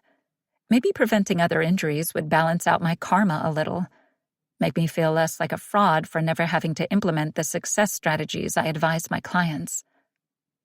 The front gate intercom sounds, and I glance at my watch. Jensen Pools and Lawns. Right on time. I hit the intercom button on the wall and static sounds before a muffled voice announces their presence. Great. Something else broken. Upstairs, I open the front door and step outside as I hear the maintenance van drive up to the house. I wait and smile at the sound of Mr. Jensen's toolbox coming around the corner. Only, it's not Mr. Jensen. My mouth gapes and I blink several times, but he's still there. Liam Jensen. My ex, dressed in a polo shirt with a company logo on it, approaches and scans the property. He stops in front of me, and I almost reach out to touch him to make sure he's real. With my condition, hallucinations seem like just one step away. "Hales. Long time," he says with a familiar, slow smile that used to make my heart thunder. Apparently still does. My health tracker can shut up any time now. I was just in my gym, I say lamely to explain the loud, rapid beeping coming from my wrist. Technically, it's not a lie. "Good to see you," he says, his gaze drifting over me. I glance at my athleisure wear. I may not work out, but I can appreciate the comfort of yoga clothes, and quickly try to tame my unruly hair. "Is it? Jesus, Haley, sound more desperate." I mean, good to see you too. What are you doing here? Dad's crews were out on other jobs, so he sent me to check out your pool. Right. He works for his father. Or at least he used to in high school. Now he's a big-shot architect in New York. Oh, right. I'll show you out back. I lead the way toward the backyard pool and Liam follows, an impressed look on his handsome face as he takes in my view. Ocean view. Like you always wanted. I remember driving to the beach every weekend, and you'd always talk about owning one of these homes one day. Set goals and... I stop and laugh, embarrassed. Sorry. Occupational hazard. Try to be normal, Haley. When did you get back in town? A few days ago, he says, and I can't decipher how he feels about it, but I know how I feel. Sucker punched that this is the first time I've seen him. Not that I expect to be his first stop when he's in town, but a quick text would have been nice. I was on the plane when the tremor hit. Had to circle the airport for over an hour. An uneasiness settles in the pit of my stomach at the mention of the earthquake. How long are you staying? Not sure. At least a year. My head whips toward him and I get a neck cramp. What happened in New York? I thought you were designing the new skyscrapers along 7th Avenue. Okay, so I stalk my ex-boyfriend online. Who doesn't? Your dad keeps me posted when it comes to maintain the pool, I say, slightly flustered. He peers at me with those dark brown eyes I thought I'd stare into forever, back when I was young and naive and thought someone like me could actually have a real, long-term relationship. Back when I had no idea that fate had other plans. Because Liam's life was entwined with mine, I could never see his future either. As far as gifts go, this one is severely lacking. Liam stares at the pool and clears his throat. Yeah, I, had another opportunity here. And maybe now I do too? Nope. Not going full speed ahead with wedding plans just yet. We broke up for a reason. Though looking at him now, that reason, which I assume was a very good one, is eluding me. He's only gotten better looking in the last few years. Definitely more muscular, and his hair is slightly longer, curling around the collar of the shirt. Just the right amount of stubble covers his square jawline. He looks healthy and happy, but there's something about his demeanor that hints at unease. Let's take a look at this crack, Liam says, bending next to the pool and examining the concrete. I stare at him, enamored, as not-so-repressed feelings start to resurface. Liam was the first guy I ever dated. He was my first kiss, my first sexual experience, my first and last heartache. Opening up to people is not something that comes naturally to me, given my predicament. Relationships are based on trust and honesty, which basically rules me out of ever having one. So many times over the years, I wanted to tell Liam my secret. Almost did 1,000 times, but no one has ever known, not even my mother. And parting with it would mean making myself more vulnerable than I've ever found worth it. Even for Liam. Breaking up and going our separate ways once things reached that critical point of shit or put a ring on it was probably for the best, although I can't help wanting to know his opinion on that. "Doesn't look too bad yet," he says. "Good thing you caught it now, before it completely collapsed and you'd have an indoor pool in your basement." Water damage is definitely not something I want to deal with. Think you can fix it before this weekend? Liam stands and grins at me. "Another epic influencer party?" My eyes narrow. How does he know about that? "What? I follow you on social media." He what? The Liam I remember acted like he didn't even know what social media was.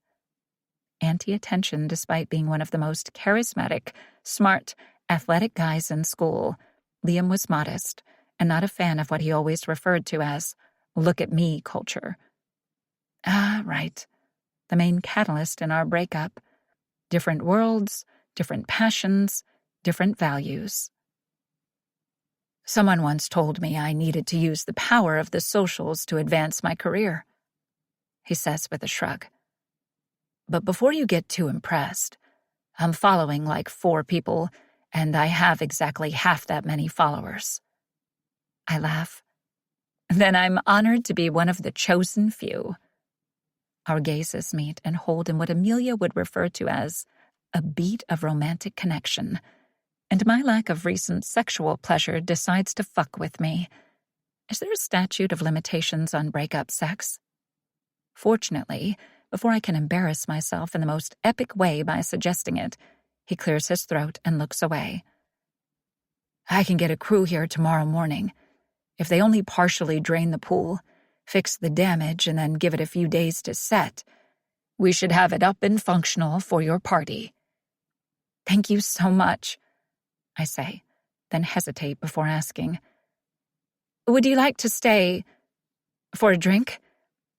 I could make lunch. We could have that breakup sex we never took advantage of." Liam checks his watch, shakes his head regrettably. "I have someone waiting in the van. Rain check?" I hide my disappointment. "Of course. Yeah. Anytime." We start to head around front, and I turn to him. "If you're not doing anything Saturday night, you should stop by." I'm afraid if I don't set up an exact time to see him again, this will turn into that thing where friends say, "We should do this again sometime," and it never happens. A future relationship or second chance may not be in the cards, but Liam was my best friend for a significant portion of my life. He was there for me when my mother died, when I launched my business. We have history, and if he was back home for a while... "Thought the party was just for potential VIP clients," he says. "Old friends are always welcome, and who knows, you might be in need of my services. Old friends discount, of course." "I still couldn't afford you," Liam says with a laugh. "But sure, why not? Not to the coaching just yet, but the party sounds fun. A chance to see you in action." "Great. It's Saturday night." "At 8:50, because a true disruptor doesn't operate by customary standard time slots." I'm completely taken aback. You really were paying attention. Maybe there is still a hint of something between us. Liam pauses and turns to me with a look of admiration. "I always thought you were the most fascinating person I knew. Of course I was paying attention." Should I just kiss him now, or... "I should go." Right. We turn the corner and walk toward a van with the faded Jensen Pools and Lawns logo on the side. I shake my head. "I remember great times in that van." "I recall you weren't exactly thrilled when I drove it to pick you up for prom." "I wouldn't mind being picked up in it. Now." My flirty laugh dies on my lips as a polished, beautiful woman wearing a sundress that I know is Gucci because I've been eyeing it for months, trying to justify the price tag, climbs out of the passenger side and approaches us. She glances nervously at Liam to do the introductions. Liam clears his throat and looks slightly frazzled, as though he had been hoping to avoid this situation. "Sonia, this is Haley Harris. An old friend from high school. Old friend? How many old friends had lost their virginity in the back of that van? Haley, this is Sonia, my fiancé. Okay, that's just some bullshit. Liam always claimed he wasn't cut out for marriage. His parents' divorce when he was 12 totally messed him up regarding the whole lifelong commitment thing. Reason number 2 for the breakup. His commitment issues made it impossible for me to feel vulnerable enough to trust him with who I am. Fiancé! Wow! I look closer and recognize his lovely bride-to-be. Wait. You're Sonia Banks. Your family owns Banks Resorts, right? Sonia looks flattered that I know. She tucks a strand of pretty blonde hair behind her ear and nods. Yes, I'm a huge fan of yours. Your Monday motivational posts get my butt out of bed at 4:50 a.m. The fangirling was not expected. Oh, thank you. That's kind of you to say. Though it does make me like her more than I want to. Liam turns to her. Haley invited us to her influencer party this Saturday night. Her hazel eyes light up. Really? That's incredible! My smile is so tight, I'm worried about my recent lip filler. Again, done to secure a client, not because I have an issue with my lips. Neither had Liam at one time. Now I'm just an old friend in his version of our history. Great! So you're both coming. Wouldn't miss it. Sonia sends a sheepish look at Liam. I actually didn't believe Liam when he said he knew you. She wraps an arm around him and grins up at him. They kiss, and I'm not quick enough to look away. Sorry, hun-hun. Hun-hun. The Liam I knew didn't believe in pet names. In fact, he despised them, and, oh Lord, how I tried. Baby, sweet cheeks, honey bear, nothing. Refused to answer to anything other than Liam. So you'll have a crew here tomorrow? I say to interrupt the PDA in my driveway. Liam nods. First thing. Great. Thank you. I turn to Sonia. Nice meeting you. She hesitates, then holds out her cell phone. Would a selfie be too bold? Yes. How about at the party, when I'm dressed properly? And I've had a team of stylists to help me stand a chance of competing with her breathtaking looks. She laughs, embarrassed, and puts the phone away. Of course, and I promise I'll rein in my fangirling by then. Liam leads her away, and I wave as they climb back into the van. Then my smile fades as they drive away. That night, with a glass of wine in hand, I Google Sonia Banks, because, naturally, this has become my new obsession.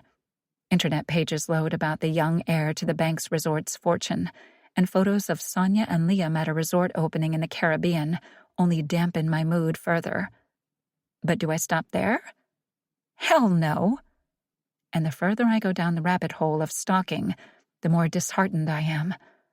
Turns out Sonia is not some spoiled, rich bitch that I can reasonably dislike, but a wonderfully compassionate person who donates her time and money to charities.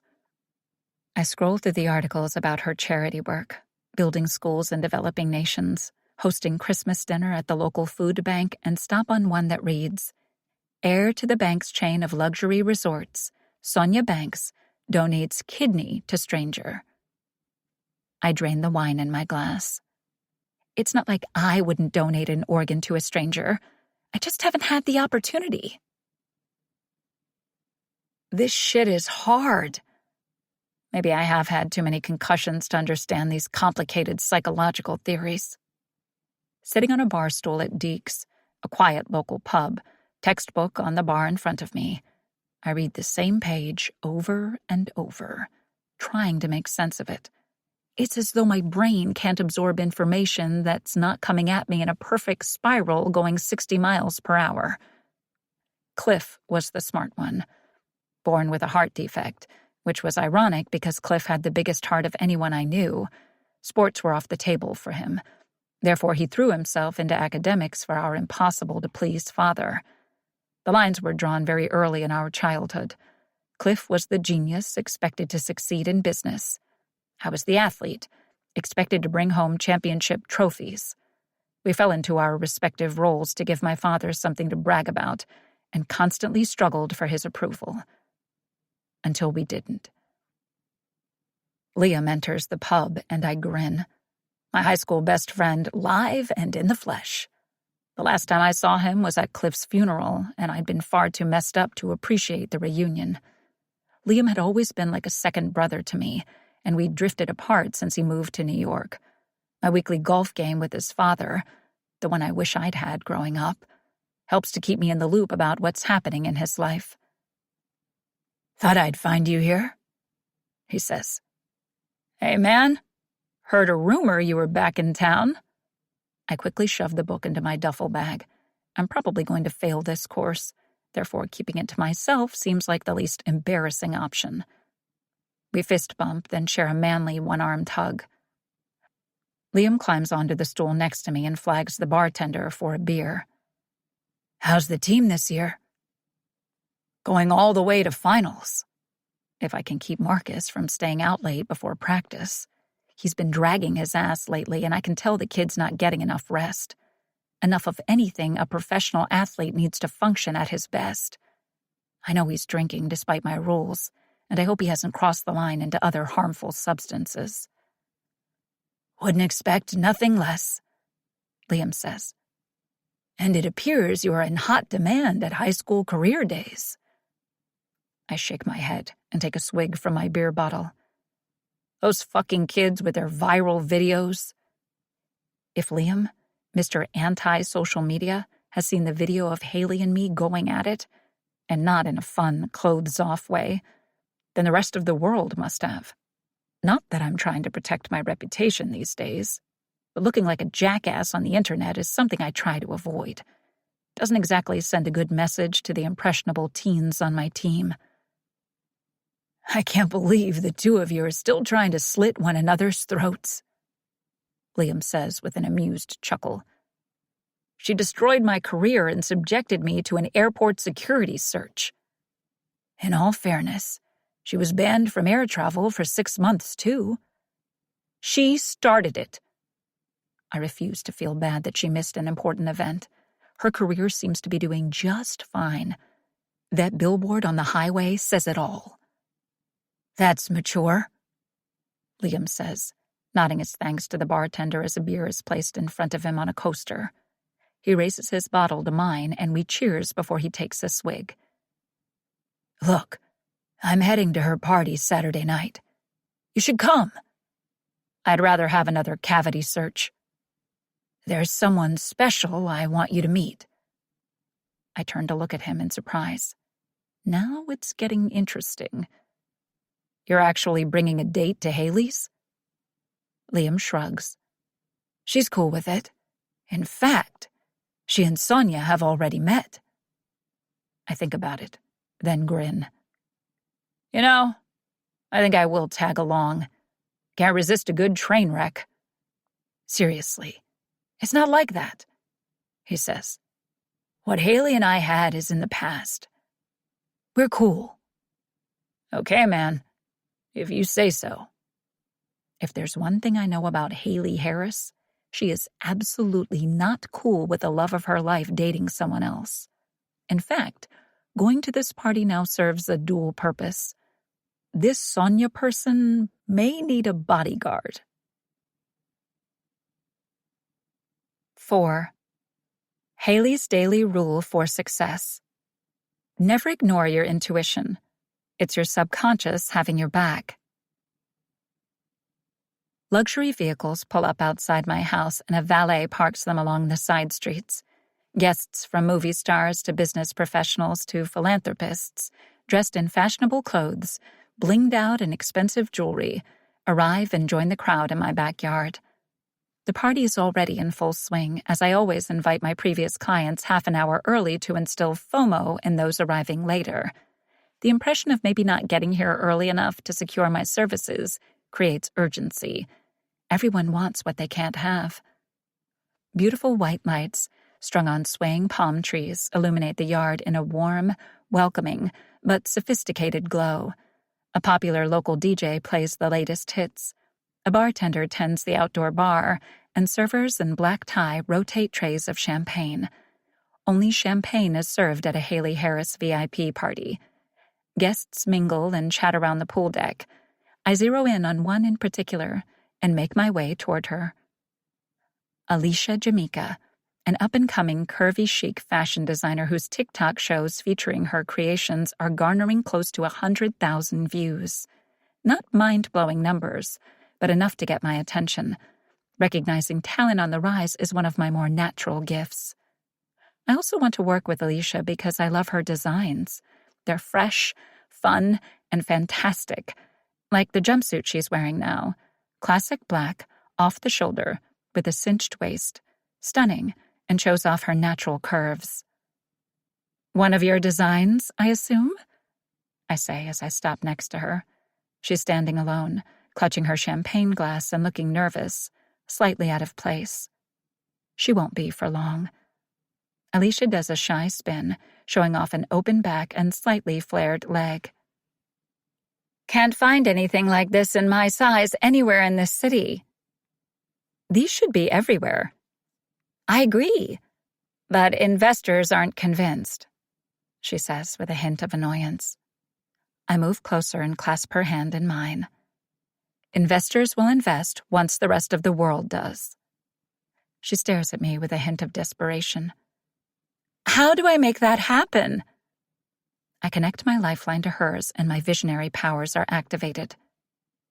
Inside a posh hotel ballroom, cameras flash as a line of curvy chic clothing is exhibited on the runway. Alicia stands next to the stage, looks on with pride as the collection is well received by attendees, fashion royalty, and luxury brand execs. The next day's style and fashion magazine sites have rave reviews. I smile warmly at Alicia as I release her hand. "I can help you get to the next level." Her demeanor changes, and she waves a hand. "Honestly, the clothing line is just a passion project." In addition to being super talented, she's adorably modest, which makes her the absolute best type of client. Unfortunately, everyone is wary of the price tag without some sort of guarantee. They'd rather downplay their goals than invest in them. We both know that's not true. You have dreams, and you should chase them. I'm envisioning a collection at New York Fashion Week. Alicia laughs, shakes her head, but then her eyes meet mine, a flash of her dream reflecting in their dark depths. "You think you can make that happen?" There it is, the desire for success in her tone. "No, you can, with the right push. That's where I come in." Alicia hesitates, tucking a strand of gorgeous dark hair behind one ear. Normally, I'd bring out the tough sell, remind Alicia that she's posted her designs online to thousands of viewers, and it's only a matter of time until someone else steals her fabulous ideas and becomes a huge success. But that approach won't work with her. Her confidence is still hanging in the balance, not quite at the level where she'll believe in herself. "You know, most people don't fear failure," I say. "They fear success. As women, we've been conditioned not to let our ambitions soar too high. Balancing what society expects from us with our own desires keeps us in a paralyzed state of mediocrity." Alicia breathes out as though I've just encapsulated her very existence. "You're so right. But what if I fail?" It's times like these when I wish I could confide my secret, tell her with the utmost confidence that she won't. But I'm afraid without that self-doubt, without that uncertainty, my clients won't strive as hard to get where I've seen them. That, and the fact that I'd be hauled off to the university's science lab. "Then we will fail fabulously together," I say, extending my champagne glass to hers. We clink, and the deal is set, though I will be getting a contract to her ASAP. "Now, as promised, Let's record an announcement of our working partnership to your followers. Alicia reaches for her cell phone and we move closer and go live. As we wrap up moments later, Alicia heads off to get another glass of champagne, and now that I've warmed up with an easy one, I scan the yard for my next acquisition. I frown. None of the athletes I personally invited are here. What the hell do I need to do to get their attention? I offered a free introductory session through their coaches and got ghosted. I reached out to managers and agents and got the same old brush off. I just need one client to commit, and the rest will follow. But the people calling the shots tend to be old school. The psychology of the sport isn't valued as much as the physical training. Or I reach for my phone and open Spencer Stanley's socials. That fucking guy! I scroll through photos of his own event this evening, a VIP booth at a baseball game, pro basketball, football, and hockey players all in attendance, eating pizza, drinking beer, and posing for selfies with Spencer. Why didn't I think of that? Annoyed, I put the phone away, then spot Liam and Sonia arriving across the yard. Jealousy? Or longing? Not sure exactly how to label the emotion overshadowing my previous irritation. They both look fabulous. Liam in a suit, which has to be Sonia's influence as he always refused to wear one with me. She's dressed in a pale pink silk number with nothing underneath, not a trace of an undergarment anywhere. Elegant and fabulous. Liam's eyeing her as though he can't wait to get her out of here and out of the dress. Definitely both jealousy and longing. They make a cute couple, don't they? Startled by the voice so close to my ear, the warm breath against my neck, I jump and spill my champagne. I turn and glare at Warren, who's carrying a glass of whiskey on ice. Who let you in here? And where did you get whiskey? It's a champagne-only event. I came with Liam and his adorable new fiancée, Sonia. And your bartender is a big football fan. He says smugly, sipping the liquid. I roll my eyes and prepare for an earful, but Liam and Sonia join us, arms wrapped around one another. Hope it's okay I invited him, Liam says. I suspect he has an ulterior motive, maybe wanting Warren and me to settle this feud once and for all. Not likely. Of course. Like a high school reunion, I say with a tight smile. This place is fabulous. I can't believe I'm here, Sonia says excitedly. Neither can I. A popular song comes on and Sonia grips Liam's hand, tugs him gently toward the pool deck dance area. Come on, this is my favorite song. Liam resists and shakes his head. You know I don't dance. Well, I do, Warren says charmingly. He forces his glass into my hand and he and Sonia head off. Liam smiles as he watches, and I can't take my eyes off his handsome face. He's clean-shaven tonight, and the smell of his familiar cologne lingers on the breeze. At least Sonia hasn't changed one thing about him. Yet. She's really incredible, I say, because it's true even if I don't love her being so incredible for him. Everything I've read online has only confirmed that she's as genuine as she is beautiful.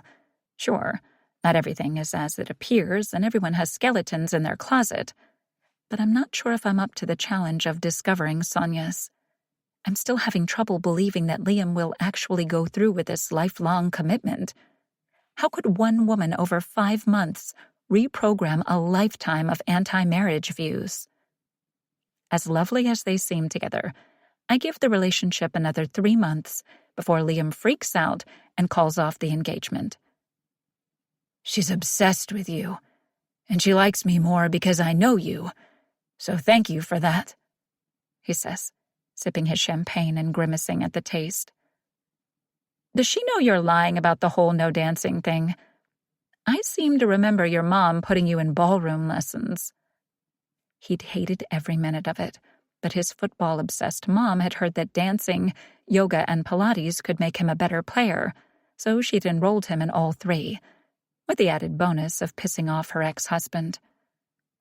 "Actually, those will probably pay off," he says with a small nod. "I plan to surprise Sonia with my dancing skills at the wedding." Liam sips his drink as though he hopes the liquid has miraculously become something else, unaware of my panic. "Wedding?" He glances at me with a smirk. "Typically what follows an engagement, Hales." "But not any time too soon, right? I mean, you two just met." I know that from my cyberstalking. Sonia's relationship status changed around Christmas. I resist the urge to point out that relationships formed during the holidays are often influenced by the joy of the season, all the romantic songs and magical lights. And don't get me started on the effect of mistletoe. "But when you know, right?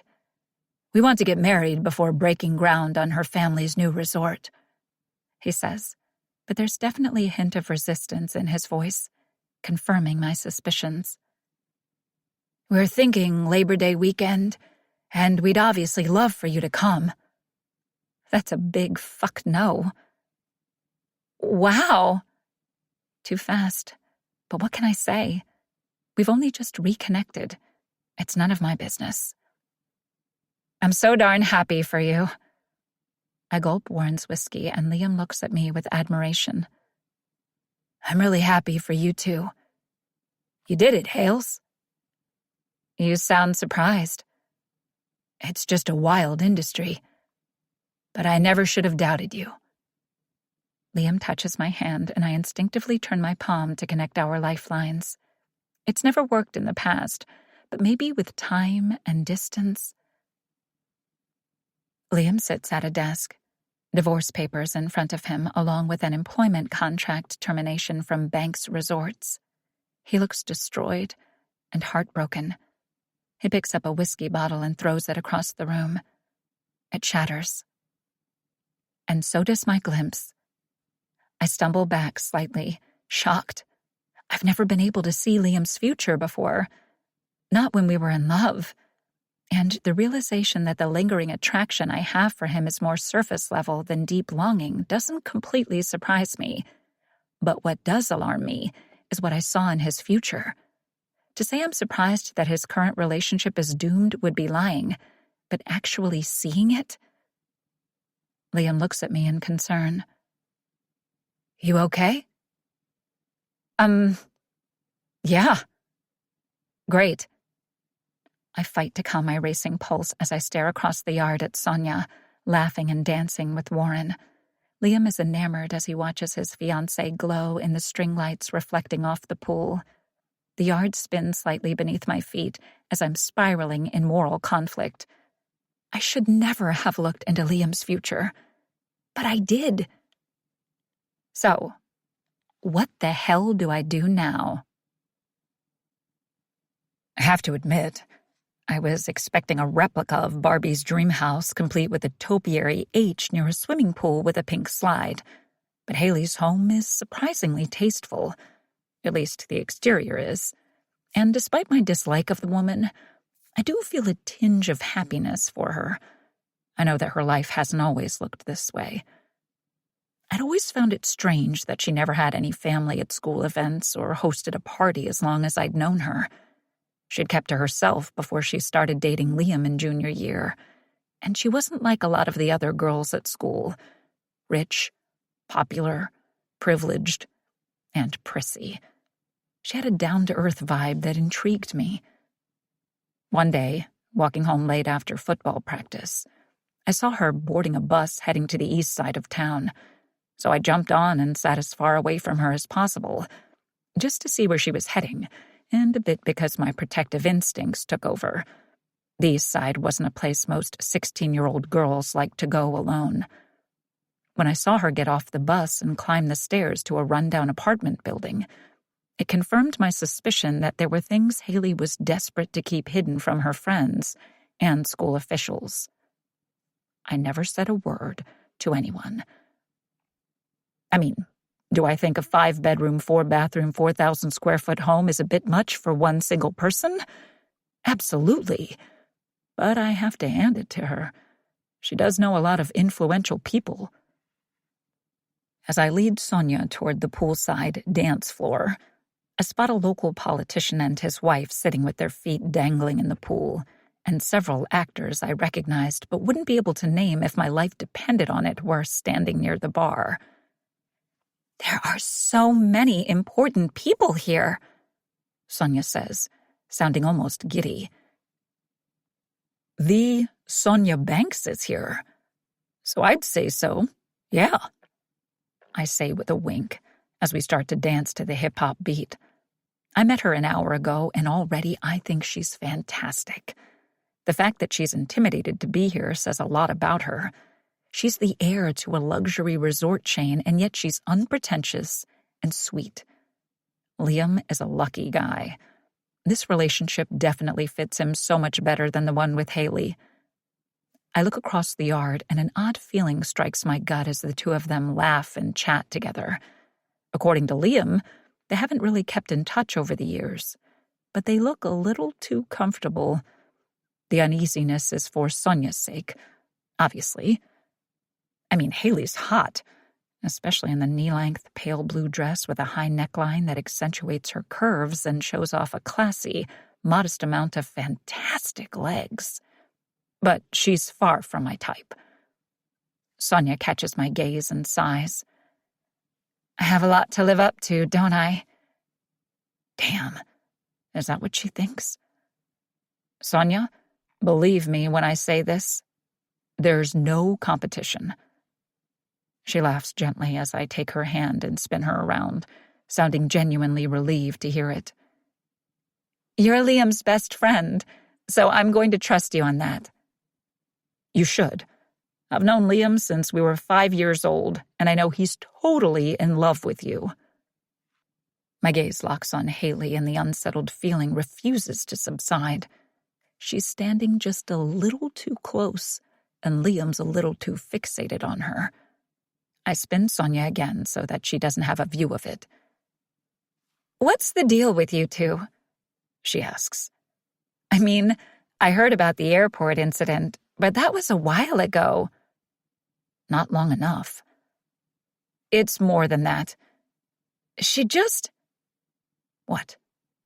How do I explain my feelings about Haley? I have every reason to be annoyed by her and dislike her, but it's almost deeper than that.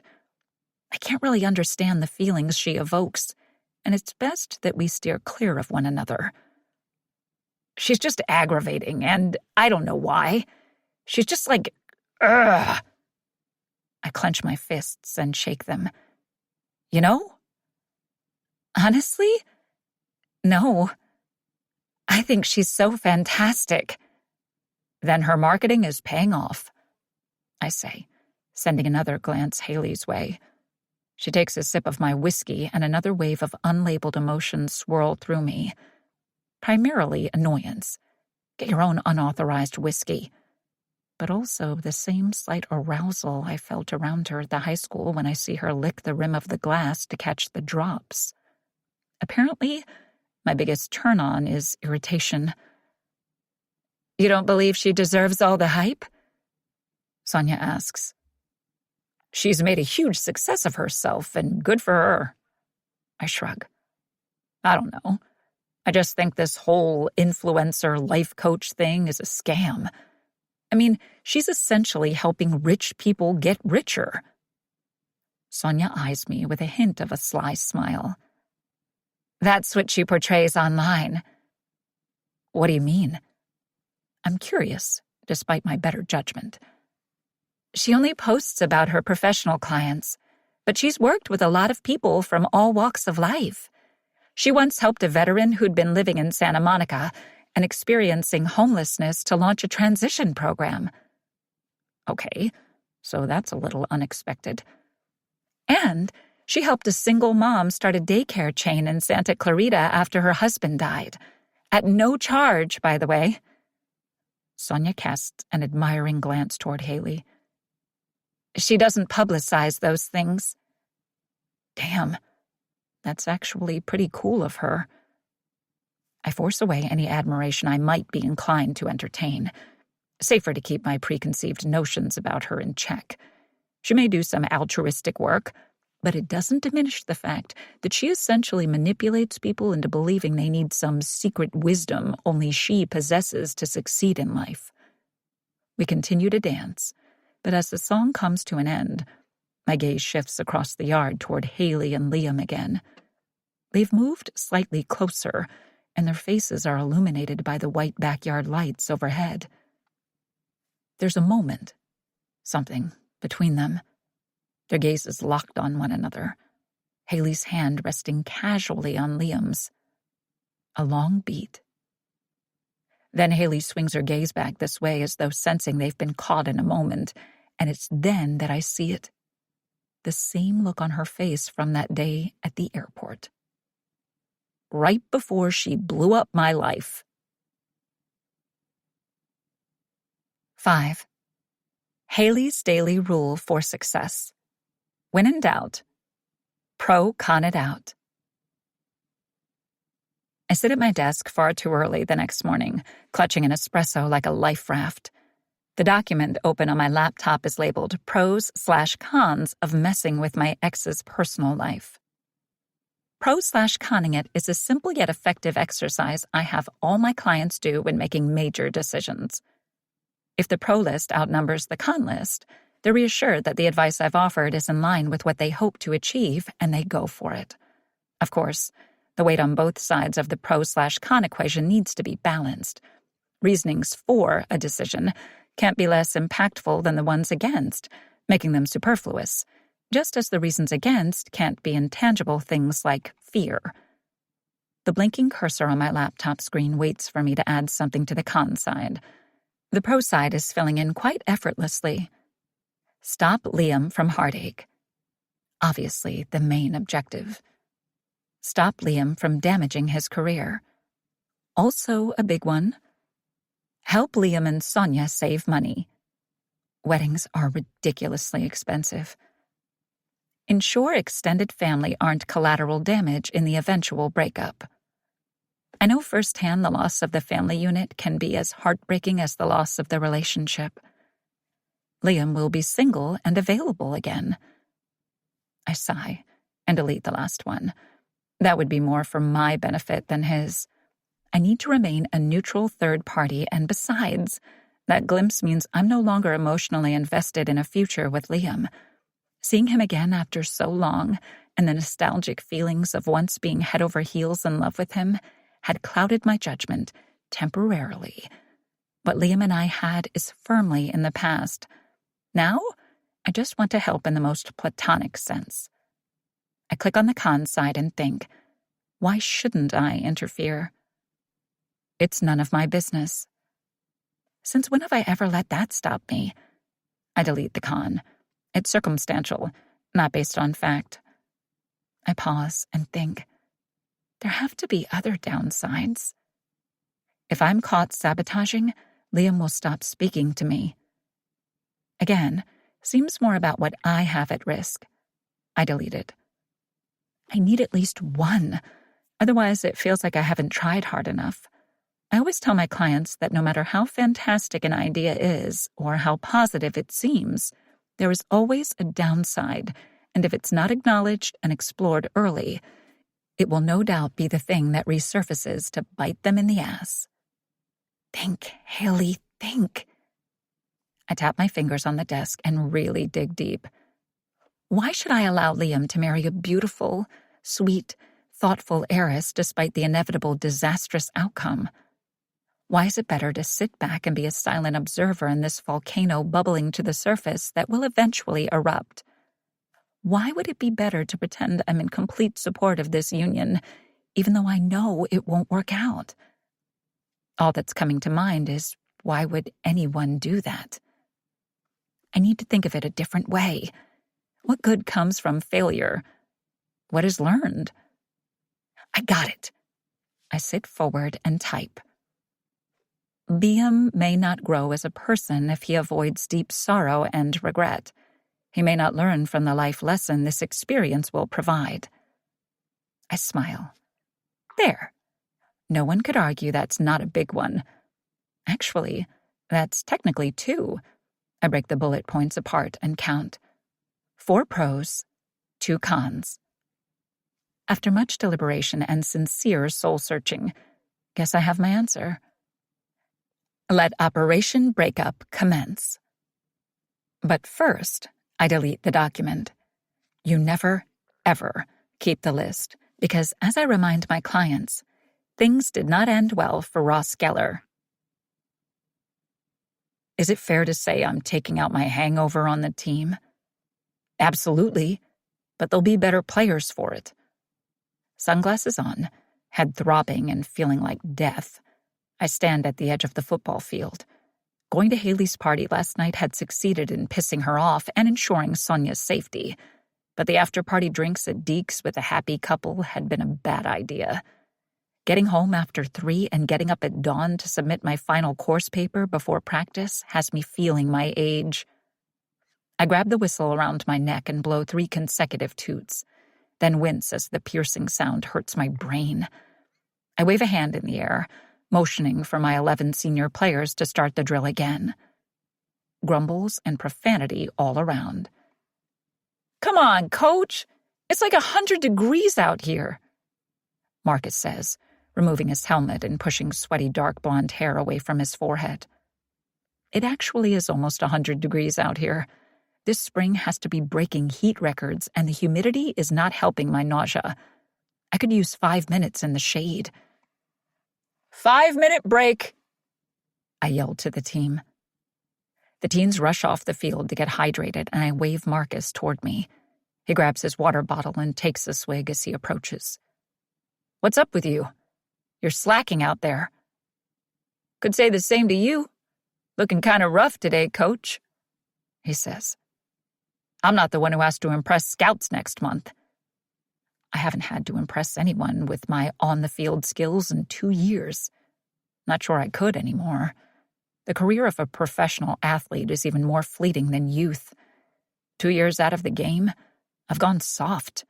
Too slow, too uncoordinated, too unmotivated, and I hate the nagging thought that maybe this would be where I am now anyway, even if it weren't for Haley's destruction. "What's going on?" I ask Marcus. "Late night, that's all," he says, and what I hear very clearly is, "Get off my ass." Not going to happen. My job as his coach is to push him even harder when I know he's not living up to his full potential. He entrusted me with that power when he signed up for my team. I peer at him. "Drinking?" "Nah, coach," he sighs and lowers his voice so his teammates won't hear. "Mom was working a late shift. Stayed up to meet her and walk her home." "What's wrong with her car?" He stares at the ground. "Crapped out?" I sigh and nod, lowering my voice. "Okay. Well, call me next time, okay?" Marcus nods, but I know he won't. I tap his shoulder and he hurries off toward his teammates. I respect the hell out of him for his commitment to taking care of his mom, even if I know it's not helping his own future. Internal turmoil, external pressure, and every day not spent on this field is weighing on him, and I'd like to help relieve some of that burden.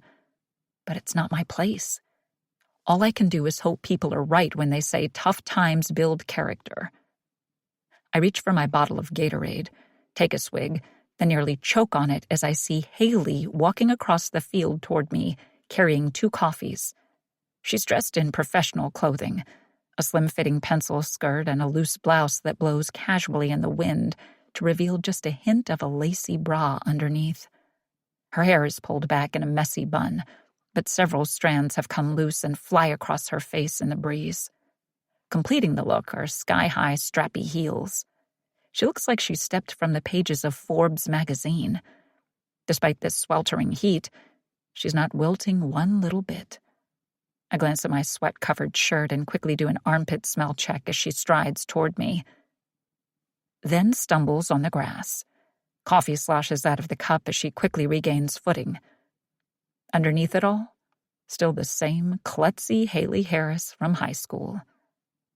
I hide a grin as I fold my arms across my chest and keep my gaze on the field as she stops next to me.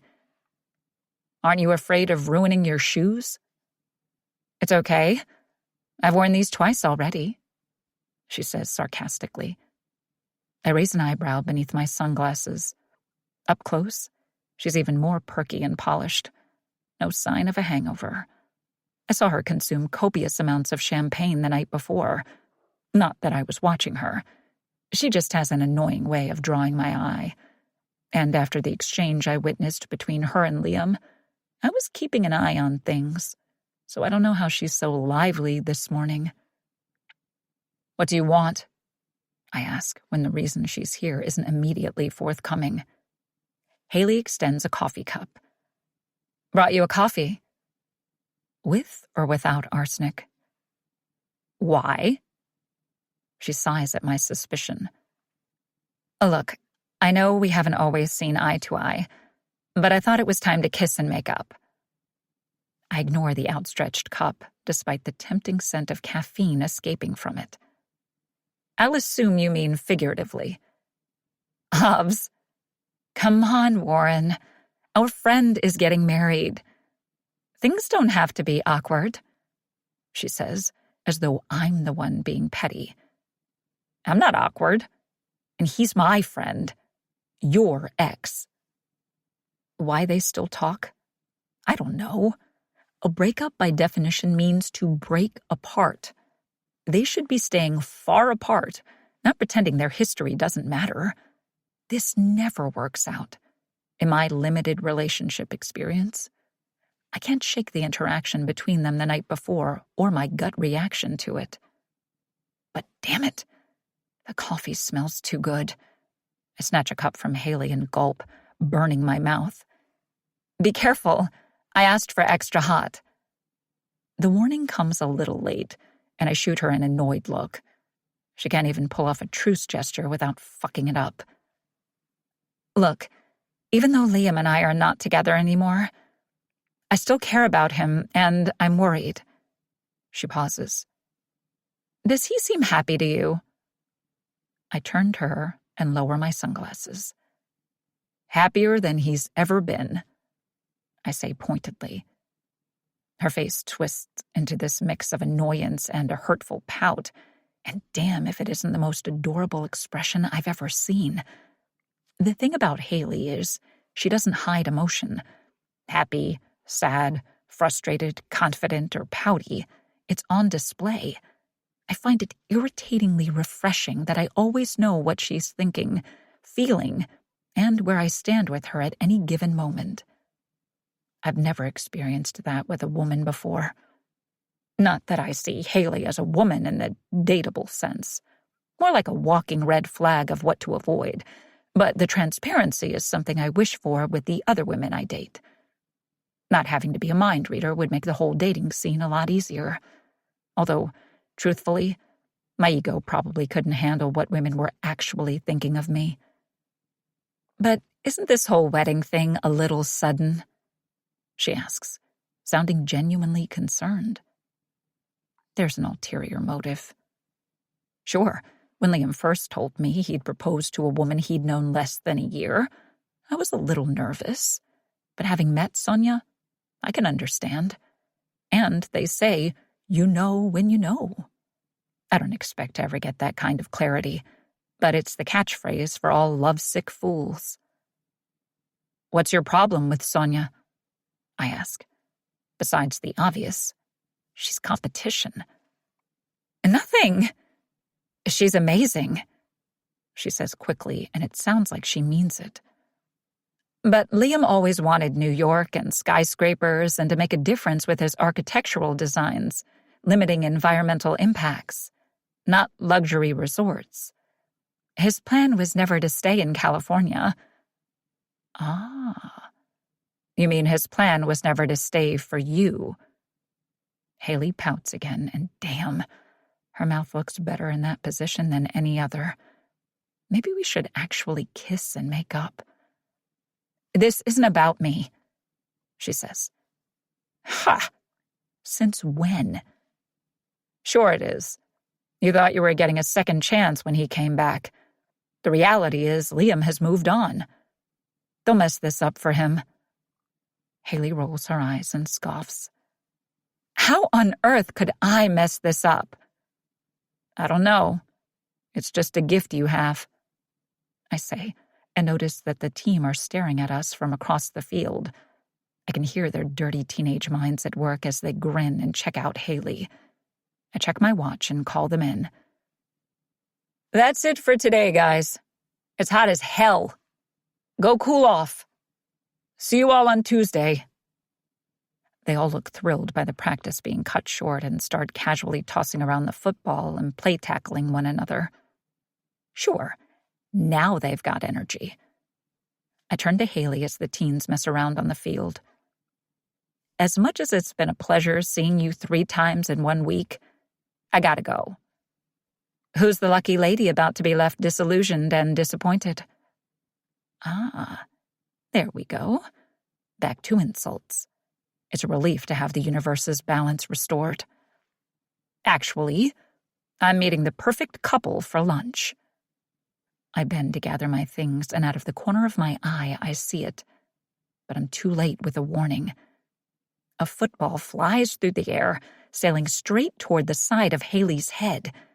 As if in slow motion, I see Marcus run and dive. He catches the ball just before it hits her, but body checks her straight off her feet in the process. Shit! I move toward her limp, flailed body on the grass. Her coffee cup was luckily launched 3 feet away, otherwise she'd probably have 3rd-degree burns. Her eyes are closed and her face is slack. I think she's dead, Marcus says, holding the ball under his arm. She's not dead. She's dramatic, I say, gently kicking her outstretched arm.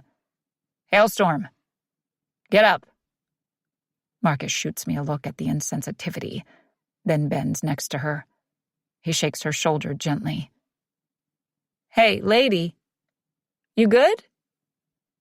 Haley's eyes flutter open. She blinks several times toward the sky, then sits up slowly. Marcus looks relieved. Shit.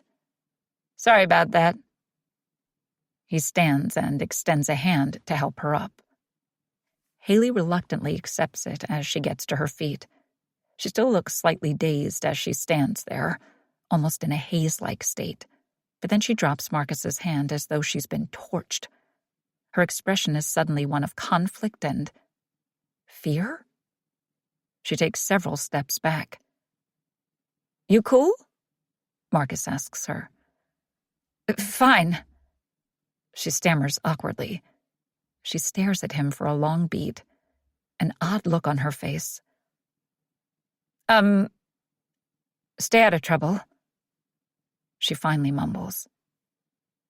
Okay, Marcus says slowly, then hurries off across the field. Haley watches him with a seriously weird expression on her face, and I study her. If you're thinking about pressing assault charges, the ball would have done a hell of a lot more damage if he hadn't caught it. That thing was going like 60 clicks. She finally turns to look at me and shakes her head quickly. No. Okay, she says, rambling and incoherent. Maybe she did actually die for a moment. A rare moment of concern for her strikes, and I move a step closer. I peer into her eyes for any sign of concussion. You sure you're okay? Fine, she says brusquely. Don't you have somewhere to be? She asks, and my spidey senses tell me this won't be the last of her I see today. Inside my sweltering vehicle, I struggle to shake off what just happened. Not the body check that nearly knocked my soul free of my body, but the glimpse I'd had of that kid's future when he helped me to my feet. Correction. Glimpses. Plural. That alternate universe thing has never happened to me before. Maybe it's because I try to avoid glimpsing the future of anyone under 21, or maybe because all my senses had been rocked.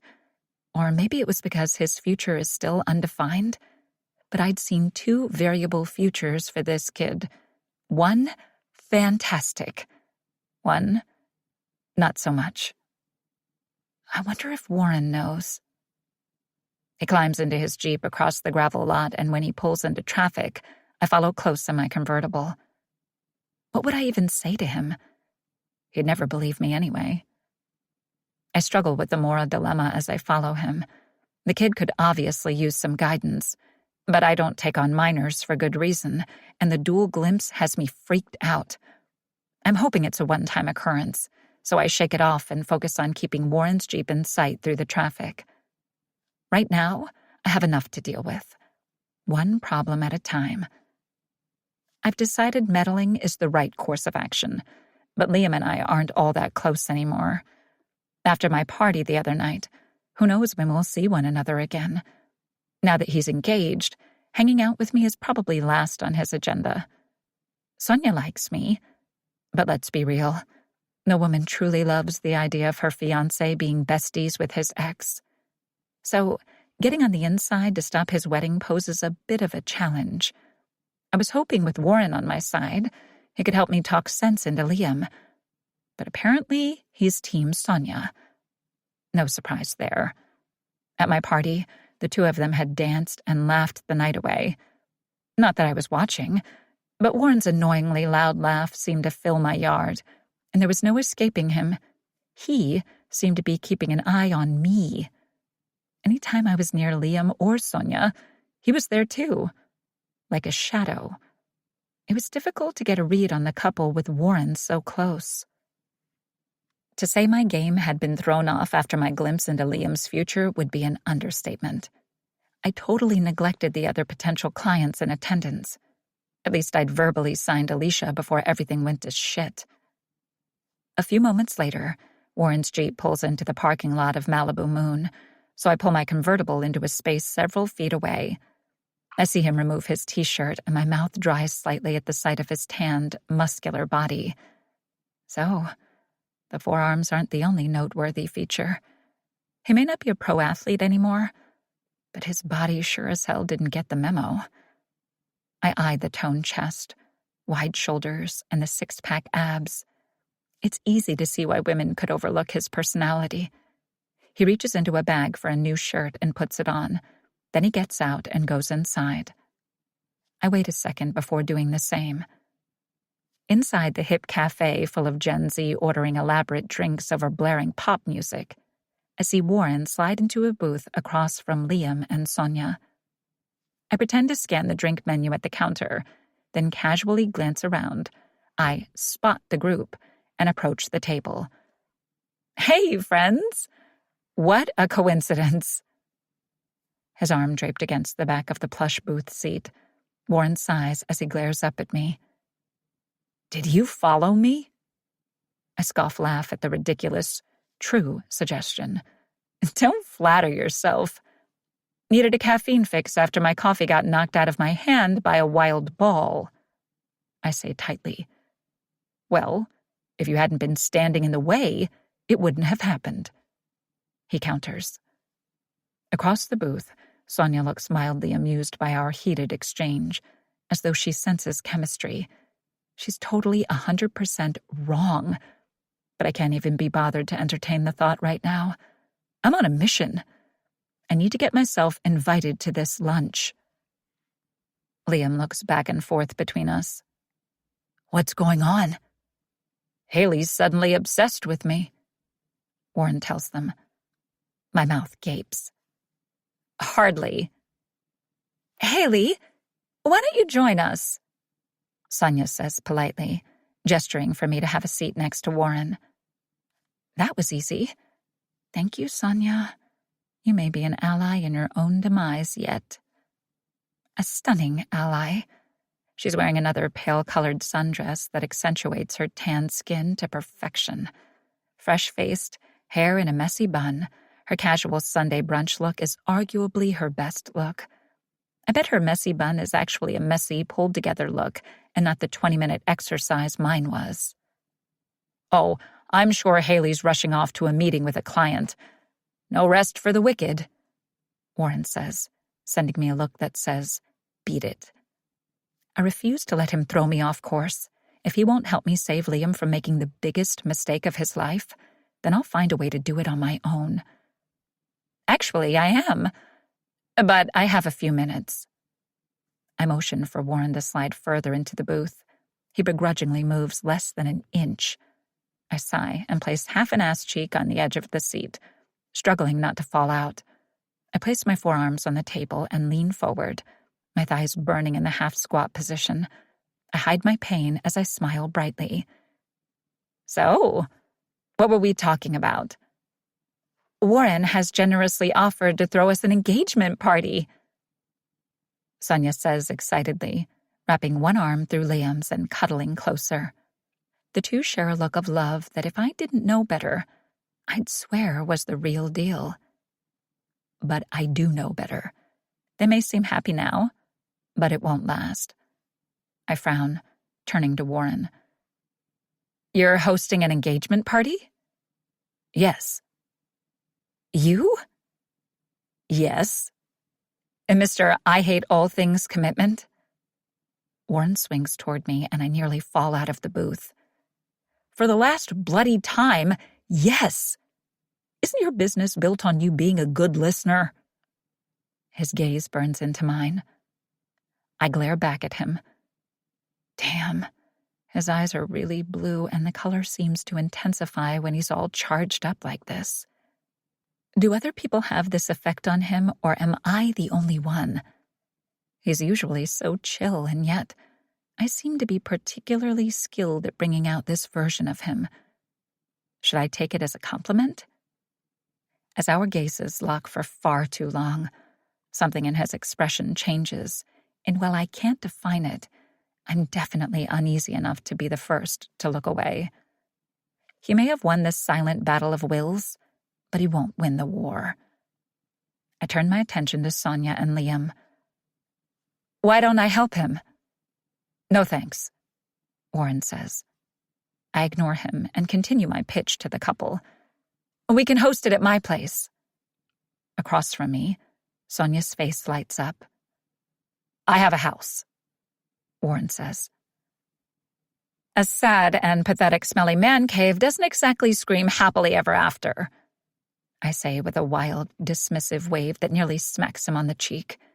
It forces him to slide in a little further, and I take the opportunity to move in a bit more. My place is over the top, like you.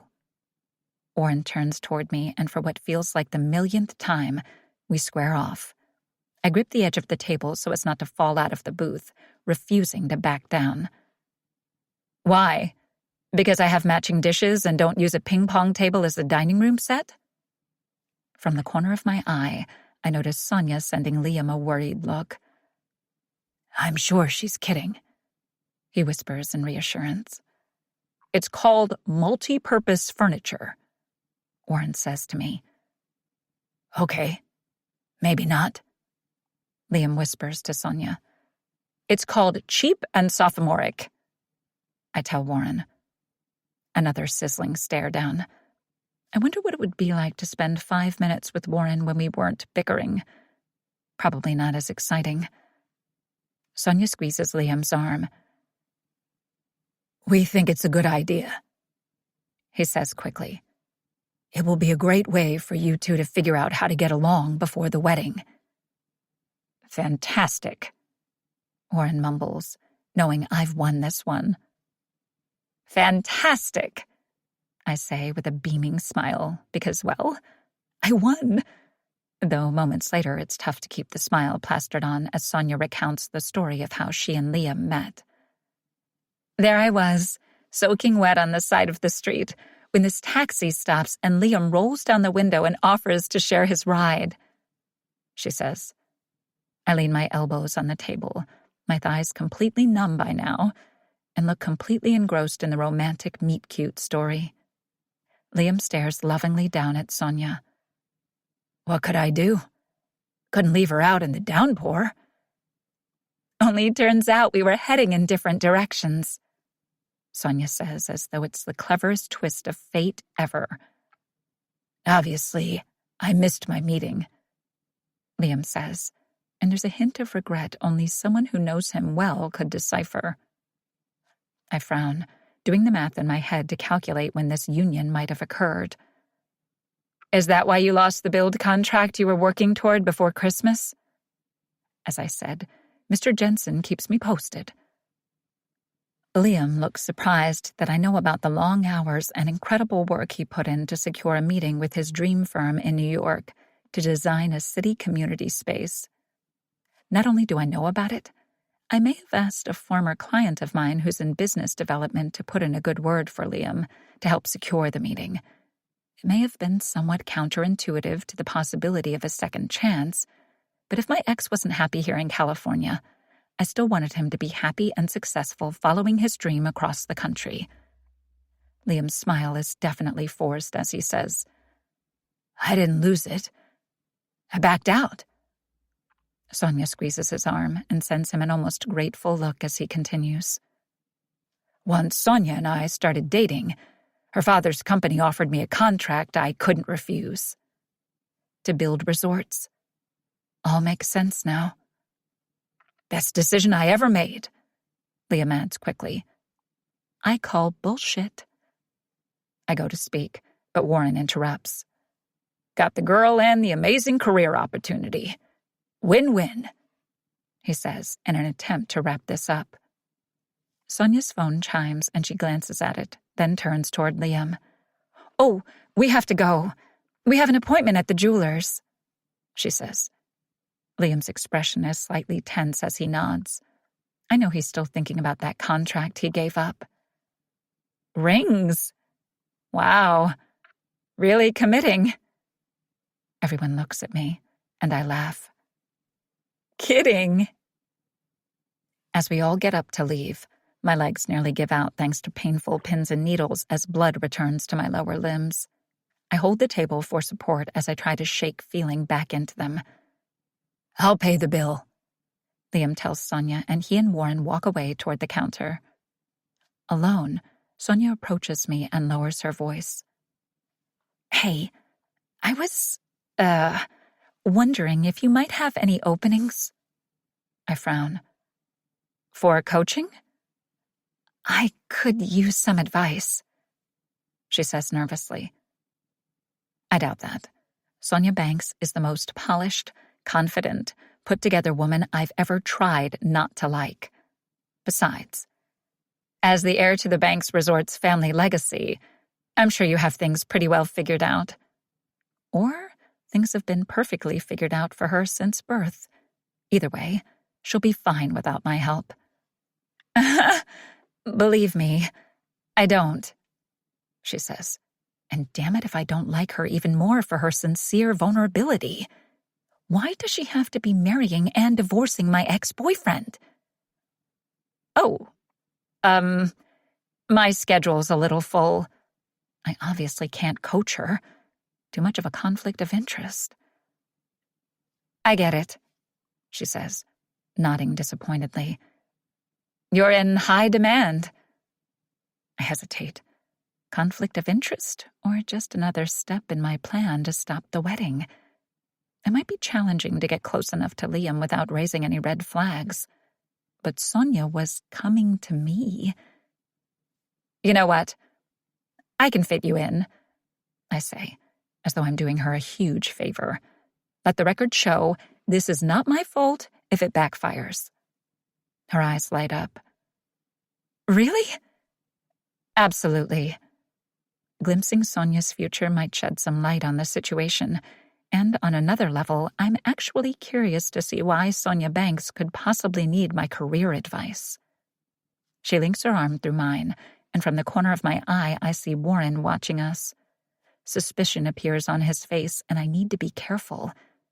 I can't let him figure out that I'm getting involved with this wedding simply to destroy it from the inside.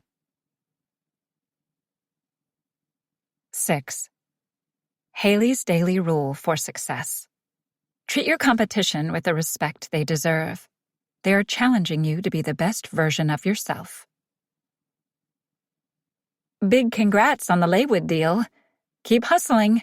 You'll get there, I typed the comment on Spencer Stanley's social media page under his post announcing the partnership. Waiting a week ensures he doesn't think I'm stalking his page and paying attention to his every move, but shows industry respect with just the slightest hint of condescension to let him know I'm not threatened. I hit post, then turned my attention to life coaching conference prep. I may not be threatened by Spencer Stanley yet, but I have to be a bigger presence at this conference. Heading online to the conference's networking platform, I immediately search for attendees I want to connect with and send meeting invite requests. Confirmations pop up almost immediately from local business owners, and any nervousness I may have felt about my competition evaporates. I'm Haley fucking Harris. Of course people want to meet with me. I wonder if success ever dilutes imposter syndrome. Time passes as I work on my presentation notes, and 2 hours later, a nervous-looking Sonia sits across from me in my office.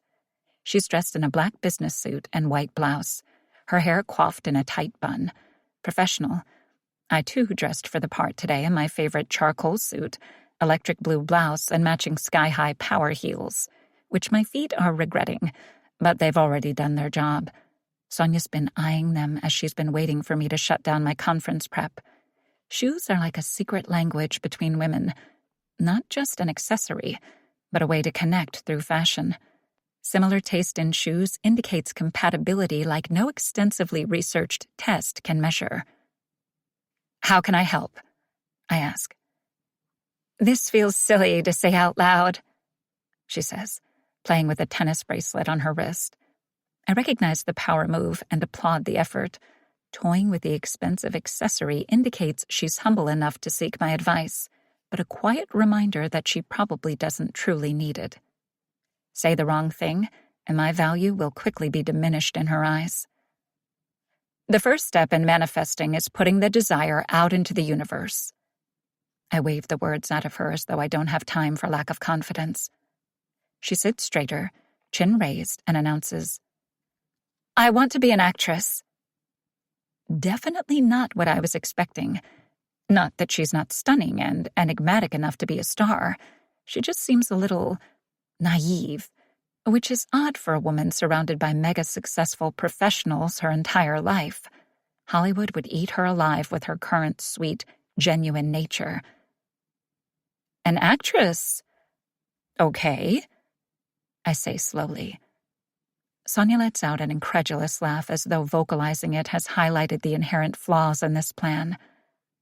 I know, it's cliché. Who in this city doesn't want to be an actor, right? It's a bad idea, right? She wants me to talk her out of it, but I refuse to let my clients put that burden on me. I can shed reality on the dream, and if they waver, then it wasn't that strong of a desire to begin with, which would jeopardize their chances of success. Do you have any acting experience? I ask. A few plays in New York after graduating from a theater program. Off-Broadway, obviously. It was more of a hobby, or at least that's what I told everyone. Hold up. No one else knows about this goal? No. Not even Liam? Seems like a third-date discussion to me. Not that I'm an expert on dating, but after 6 months together, wouldn't the hopes and dreams conversation have happened by now? Definitely an important one to get to know someone on a deeper level and ensure life goals align. I don't want to tell anyone, in case I fail, she says. I hear that a lot, and I can totally appreciate and even encourage chasing your goals in silence, when it makes sense and the person's goals won't impact others. Plans spoken out loud can often diminish motivation, and people have a way of dashing dreams they can't understand. But with all they've accomplished, her family seem like big dreamers. I'm sure everyone would be supportive. I just like to keep it to myself, she says quickly, and I detect that there's more to this secrecy. It's the reason you wanted to move back here, isn't it?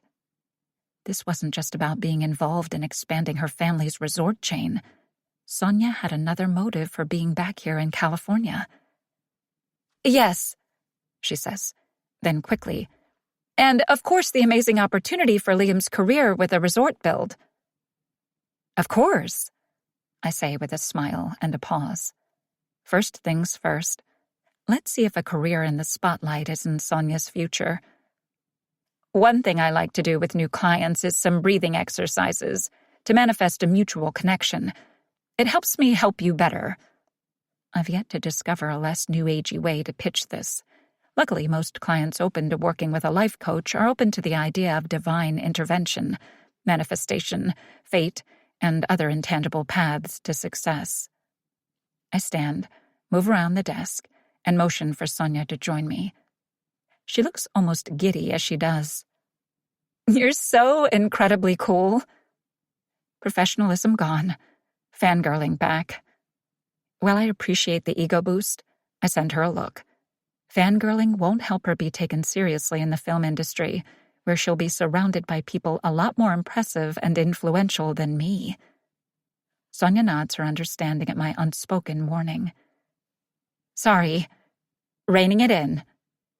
She raises her hands and presses down her excitement with a deep breath. Then she stands across from me, serious and focused on doing whatever I say. I extend my hands, palms up, and Sonia places hers on mine. Hers trembles slightly, and I work to keep mine rock steady. I'm the one who should be nervous about what I'm going to see. I've never done this before. View two life paths that are connected in a meaningful way. That's one reason I refuse referrals. If I've helped one person, I need at least 6 degrees of separation to avoid crossover and possible mayhem. I close my eyes and pretend to breathe in and out deeply as our lifelines connect. The energy flows through us, and I see into my ex's fiancé's future. Sonia walks down a sandy shoreline hand in hand with a tall, dark, and handsome man. Not Liam. Shoes off, feet in the waves. She looks happy and vibrant.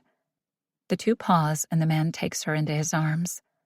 The sunlight reflecting on his face hides his identity, but his affection is obvious as he lowers his head and kisses her.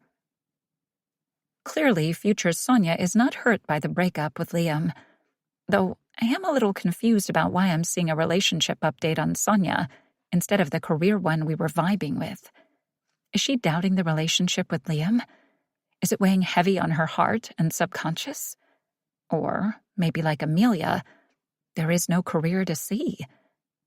Either way, I feel validated in my decision to try to stop the wedding. I release Sonia's hands abruptly. I think you should go for it. Can't hurt. And what else am I supposed to say? This meeting has served my purpose, and with her family's bajillion-dollar fortune behind her, Sonia will be just fine. Succeed or fail in her acting endeavor. I saw the happiness on her face in my glimpse. Sonia's eyes open and she frowns. That's it? Obviously, that won't fly. Of course not, I say. She laughs in relief. Thank goodness. Should I remind her she's not paying for this incredibly valuable session? I've offered it as an engagement present. Had to do something to balance out my karma. I head back to my desk, open the contact list on my computer, and refer to it as I grab my cell phone and type quickly. Sonia's phone chimes a second later. She pulls it out of her Gucci bag and sees the new message I've sent. That's the list of contacts, agents, managers, and acting coaches. First assignment is to send out your headshot and resume to these people. I know she has professional photos of herself from various events and publications she's been featured in. No sense doling out cash for new images in case this thing is a bust. I always encourage my clients to spend as little as possible in upfront startup costs. She scans the names on the list and her eyes widen. These are major players in the industry. I can't thank you enough, Sonia says excitedly, but with a hint of nervousness. This is what I do. I've set her up with a contact list that would normally take new actors 6 years living in LA and slugging it out as assistants, waiters, and Uber drivers to build. Now it's up to her. It eases my conscience a little for messing with her other life plans. She takes a deep breath and leans forward. I also meant for stepping in to help plan the engagement party. Warren seems like a great guy. Delightful, some might say. Sonia laughs. But I think his idea of a formal event and my family's are a little different. Sonia looks around my impressive office. Your taste is a lot more on brand. It's really no problem, I say, and stand again, especially if it never happens. I check my watch for effect when Sonia remains seated. Right. We're done, she says, collecting her things and standing again. I'm sure you have a full schedule. Actually, the rest of my day consists of reaching out to every contact I have to try to secure tickets to the World Golf Championships coming up so I can host an athlete VIP event before Spencer Stanley beats me to it. But I nod. I walk her toward the office door and she turns to face me with a hesitant look. Oh, and I have one more request.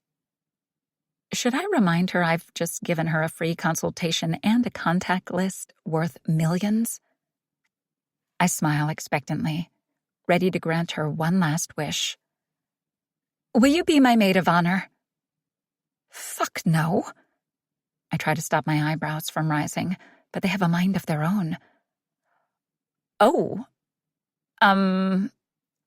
We don't really know one another. She can't be serious. There are so many reasons why this is a ridiculous request.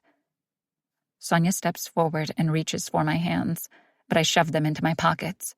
The conversation has now turned to my potential involvement in her future, and any time that's happened in the past, the glimpse turns out to be a sharp, bright, loud blast of noise and light that messes with my equilibrium for days, as though I just got off an out-of-control teacup ride. Sonia frowns at my abrupt rudeness, but pushes on. You are important to Liam, and you're the first person I've even told about my dreams. That puts you high on the list of prospects to stand next to us on our special day. There has to be a family member who'd be a better choice. A cherished family pet, for that matter. Sonia shakes her head. I'm an only child. I have 8 female cousins, and if I choose one of them, the others will riot. It's safer to have them all bridesmaids. 8 bridesmaids? This is going to be a big wedding. I should have guessed. It's a Banks wedding. There will likely even be press, and they'll need security to keep paparazzi at bay. If it happens. And I'm even more hell-bent on ensuring it doesn't, now that there could be a hideous maid of honor dress in my future. Huge, she nods. I'll get you the invite list for the engagement party. She waves a hand. But please, say you'll do it. Sonia folds her hands pleadingly and gives me a puppy dog look. I can see why Liam proposed. Here I am determined to stop this wedding, and yet I'm envisioning the most epic bachelorette party she more than deserves, in addition to the engagement event. Right now, I feel cornered, and there's no harm in agreeing. Of course. Sonia squeals in delight, the same way I'm sure she has since she was 2 years old, getting her way with her impossible-to-say-no-to demeanor. Thank you. She steps forward and hugs me tightly. My arms remain limp at my side, squeezed against my body. Operation Breakup needs to launch as quickly as possible, before I offer to help her make wedding favors. A B-?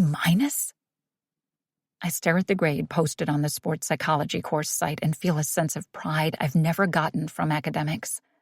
My self-esteem always centered around sports. Classes and studying were just mandatory pain-in-the-ass requirements to play football. But seeing this grade, one I busted my balls for, fills me with pride.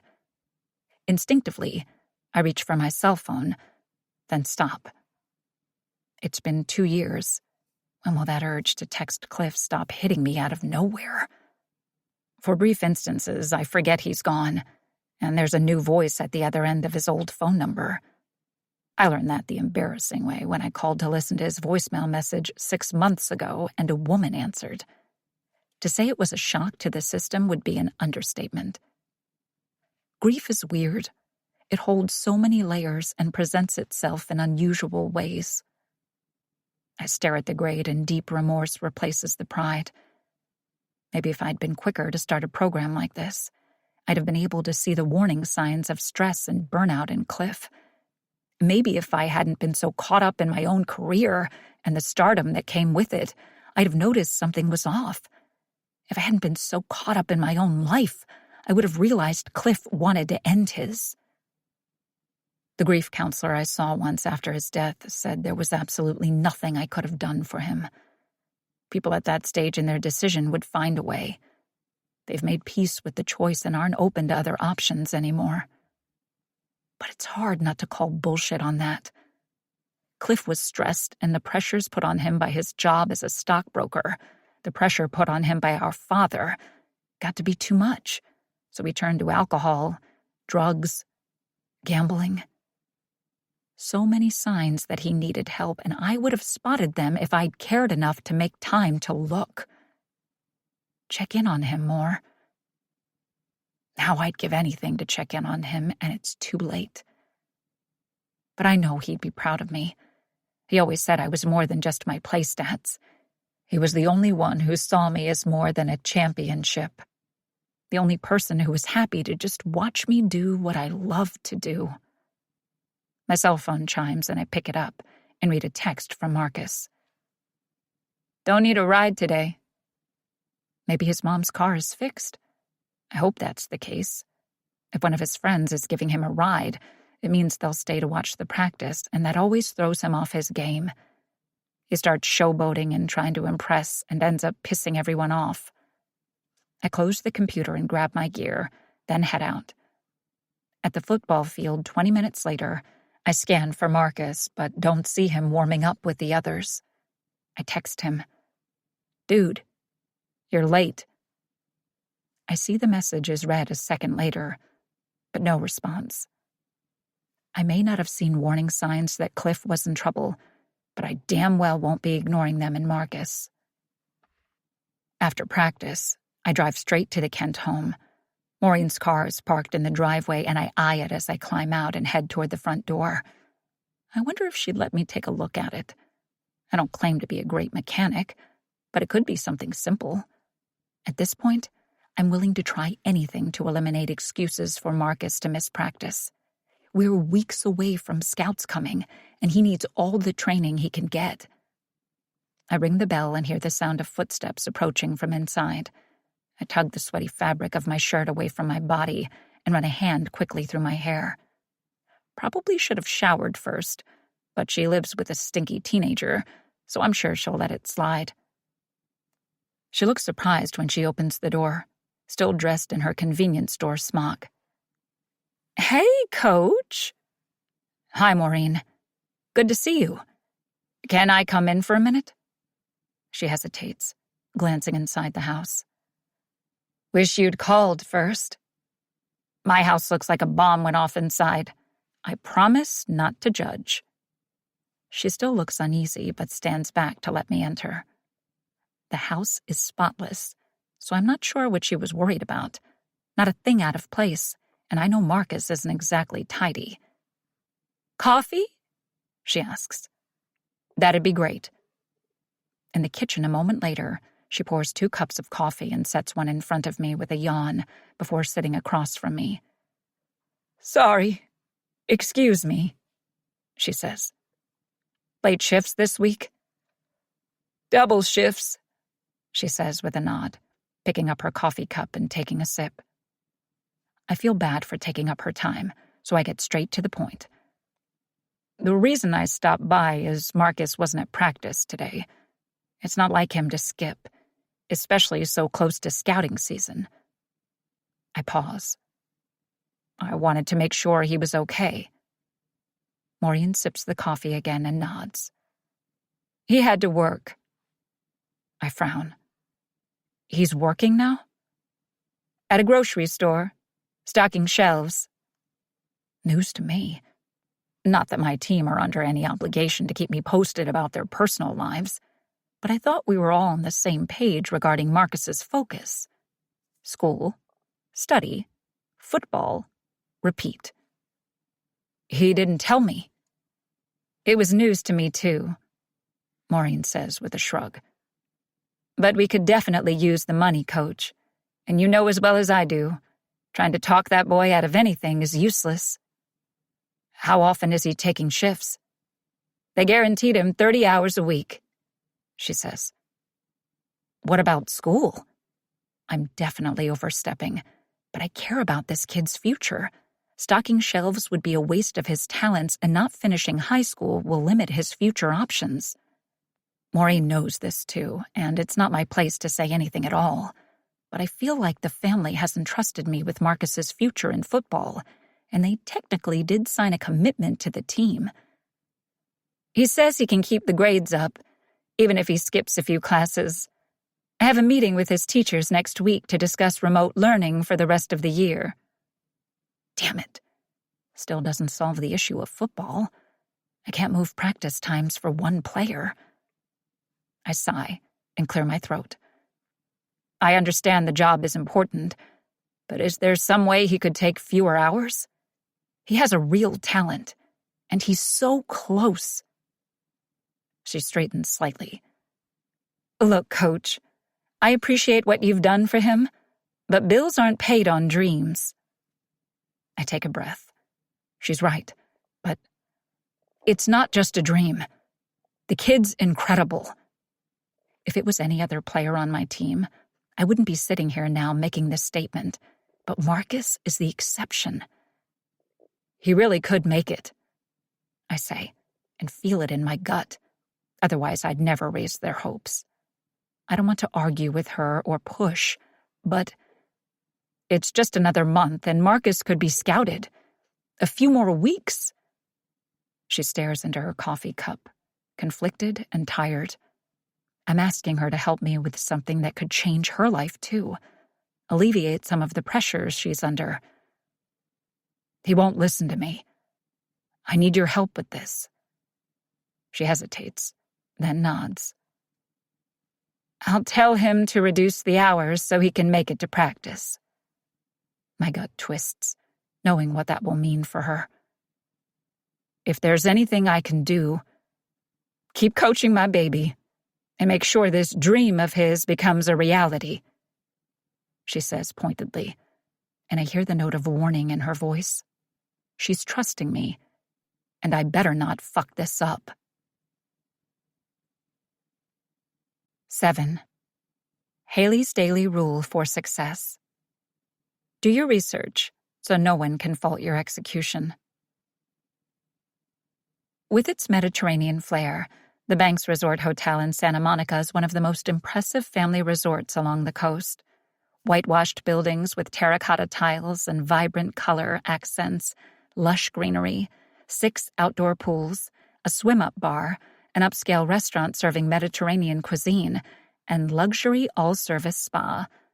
The kind of place my mom and I would walk through, hoping no one would kick us out. She'd say, "Someday, Hales, you and I will go on vacation and stay in a resort just like this one. We'll swim in the pool and drink pretty colored drinks with umbrellas, and we'll order room service and eat in bed while watching Sleepless in Seattle." It was her favorite movie. Without cable, we must have watched it 400 times on an old DVD player previous tenants had left behind. Wearing oversized sunglasses and a wide-brimmed hat, I approached the front entrance. No fear of being kicked out now, and yet the same feeling of not belonging shadows over my confidence as I near the rotating doors. A doorman greets me with a warm, courteous nod and holds the door open as I step into the lobby. Large chandeliers hang from the ceiling. Old black and white photos of celebrities are featured on the walls. A faint smell of flowers and decades-old cigar smoke has embedded itself in the material history of the place. Elevator music plays, and I recognize the tune as a death metal song slowed down and played softly on a piano. It gives the hotel an even cooler vibe. Banks resorts are known for their luxury, but they're also on the cutting edge of new hospitality trends. One of the first hotel chains to switch to digital key entries sent directly to the guest's smartphone for access to rooms and suites.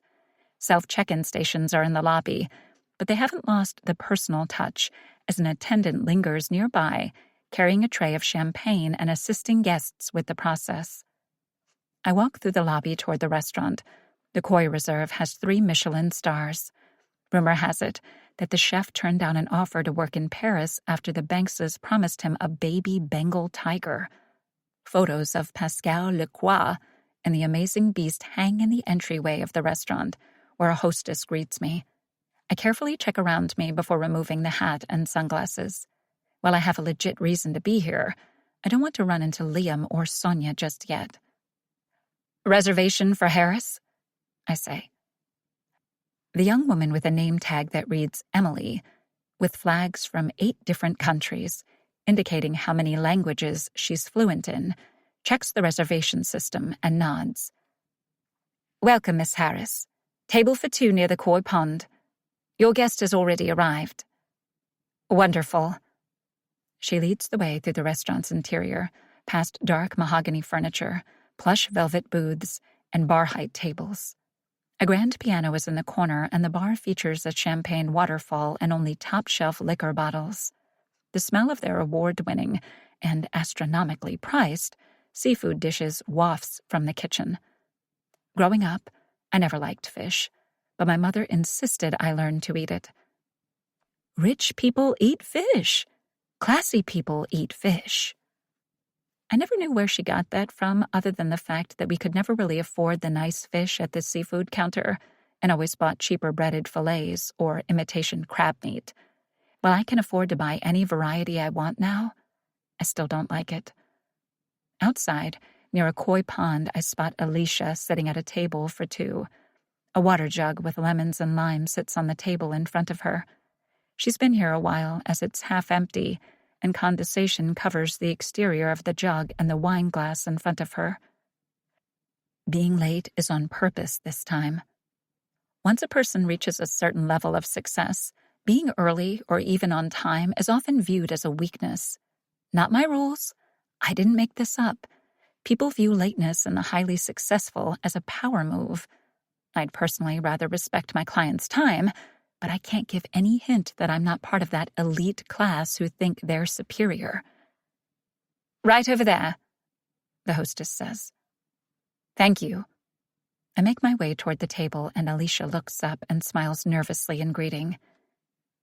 "Hi." I smile, bend to kiss her cheek, then sit across from her. No apologies for keeping her waiting. "Great to see you. How fantastic is this hotel?" "I wasn't sure they'd let me in," she says, and my adoration of her increases. "Me neither," I say, 100% honestly with a wink. She laughs as though anyone would ever turn me away, then looks completely overwhelmed as she scans the restaurant. "You really know how to treat your clients," she says. "About that," I say, reaching into my bag to pull out my official life coaching contract. I'd been so preoccupied after the VIP party, I'd forgotten to formally seal the deal. This recon mission is serving a dual purpose. I slide it across the table, and Alicia looks slightly nervous as she scans the first few pages. "Should I have a lawyer look this over?" "You can," I say. "But you will notice the terms are 6 months only. Much shorter commitment than most." My gift allows me to jump ahead a few steps. "And Clause 8 guarantees my services. If things don't work out the way I promise, you get a full refund." It's a fairly safe bet on my part. I've only had to return money once, and it was by choice, because the man died, and his family needed the funds for his funeral expenses. Unfortunately, he hadn't been attending our weekly meetings, or perhaps I'd have seen the skydiving incident. Alicia flips through the pages and reads, "I guess that's really all one can ask." She picks up the pen and signs the contract. With an eager smile, she slides it back. "So, what do we do first?" she asks. From the corner of my eye, I see Sonia and her father, William Banks, enter the patio area. I recognize him from the online photos, but he's even taller and has a more commanding presence in real life. A silver fox who obviously takes care of his health. He's a great-looking man, dressed in expensive but business-casual attire. Next to him, Sonia wears tailored slacks and a crop top, strappy sandals, and gold bangles around her wrist. Her hair is pulled back into a high ponytail, and her makeup-free face is perfection. Side by side, they are easily identifiable as father and daughter, with the same bone structure and complexion. My heart flutters slightly as I pick up the menu and cover my face from their view as they are shown to a table just feet away from us. We should order first, then talk business, I say quietly to Alicia. Okay, Alicia says, picking up her menu. I peek around mine to see that luckily, Sonia has been seated with her back to me. This might be easier than I expected. I'd been prepared to snoop around the hotel, talk to the staff, and eavesdrop on boardroom meetings, using my lunch meeting with Alicia as cover. But maybe the intel has just come to me. I'm desperate to learn more about the Bankses and their plans. The family has been in the public eye for years, but the coverage has always been favorable, and I struggle to believe anyone this wealthy, with such a successful, profitable company, doesn't have a few skeletons in the closet. Better for me to discover them than Liam. William reaches into a briefcase and places documents on the table between them. A business luncheon? Odd that Liam wasn't invited. What do you recommend? Alicia asks from across the table. I blink. Huh? From the menu. You've eaten here before. First time, actually, I say. I'm sure everything is delicious. These are Liam's latest drafts, William says to Sonia. I want your thoughts. He presents several architectural designs. Strange that Sonia wouldn't have already seen these. Wouldn't Liam show her what he has planned for her family's resort? I strain to hear the conversation. They look fantastic. I see he's incorporated the extra 3 floors for executive-level guests, Sonia says. I'm thinking it's not enough. 5 would be better, William says. Salmon or chicken? Both sound tempting, Alicia says across from me, and I miss Sonia's reply. What are you having? She asks. I really should decide. I scan quickly, then set the menu aside. Shrimp cocktail. Ooh, that sounds delicious, Alicia says. But I'm actually starving. Her voice competes with the conversation at the Banks' table, and I miss part of it. Order whatever you like. And please stop talking. Liam said the regulations for height in that area of the coast forbid us going any higher, Sonia is telling her father. William waves a dismissive hand. Technicality. He'll figure it out. Dad, it's not something he can just decide on his own. William shrugs as though he's appeasing her. Look, he wanted more say in the process, and I'm allowing him to have that. So they can pin this unsanctioned design on Liam if the resort doesn't meet height regulations? Daddy, you can't insist Liam adjust the designs, knowing this will be problematic. William leans in, and his expression is so serious that even I feel like a child being disciplined. He opens his mouth, and I still, waiting to hear what he's about to say. But the waterfall next to us turns on. Crashing water cascades over the rocks into the koi pond below, drowning out the conversation. Shit! I need to know if William is actually going to insist Liam redesign the building so I can somehow warn him about the height restrictions. Or is Sonia going to step up and fight against her father's wishes? Excuse me for a sec, I tell Alicia. Ladies' room. She sets her menu aside. I've had so much water. I'll come with. No. She looks taken aback. I force a strained laugh. Sorry, I just mean, maybe you should stay in case the waitress comes to take our order. If we miss her, we'll probably be waiting forever for her to come back. Alicia nods. Good thinking. I stand and put on my hat and sunglasses. You're taking your things to the bathroom? It's the sunlight. I'm super sensitive. She gives me an odd look. Great. I'm acting like a weirdo in front of my new client. I'll be right back. Shrimp cocktail for me if she asks, I say and hurry away from the table and the noisy waterfall. I reach into my pocket for my lipstick and my wide-brimmed hat hits a diner in the head. They turn to glare at me. Excuse me. Apologies, I whisper and keep going. I move closer to the Banks' table and pretend to drop the lipstick. Luckily, the large brim on the hat covers my face as I bend to retrieve it, linger, and listen. 3 resorts in a year seems ambitious, even for you, Dad, Sonia says. 3? Liam only mentioned 1. Competition is rising, his deep voice responds.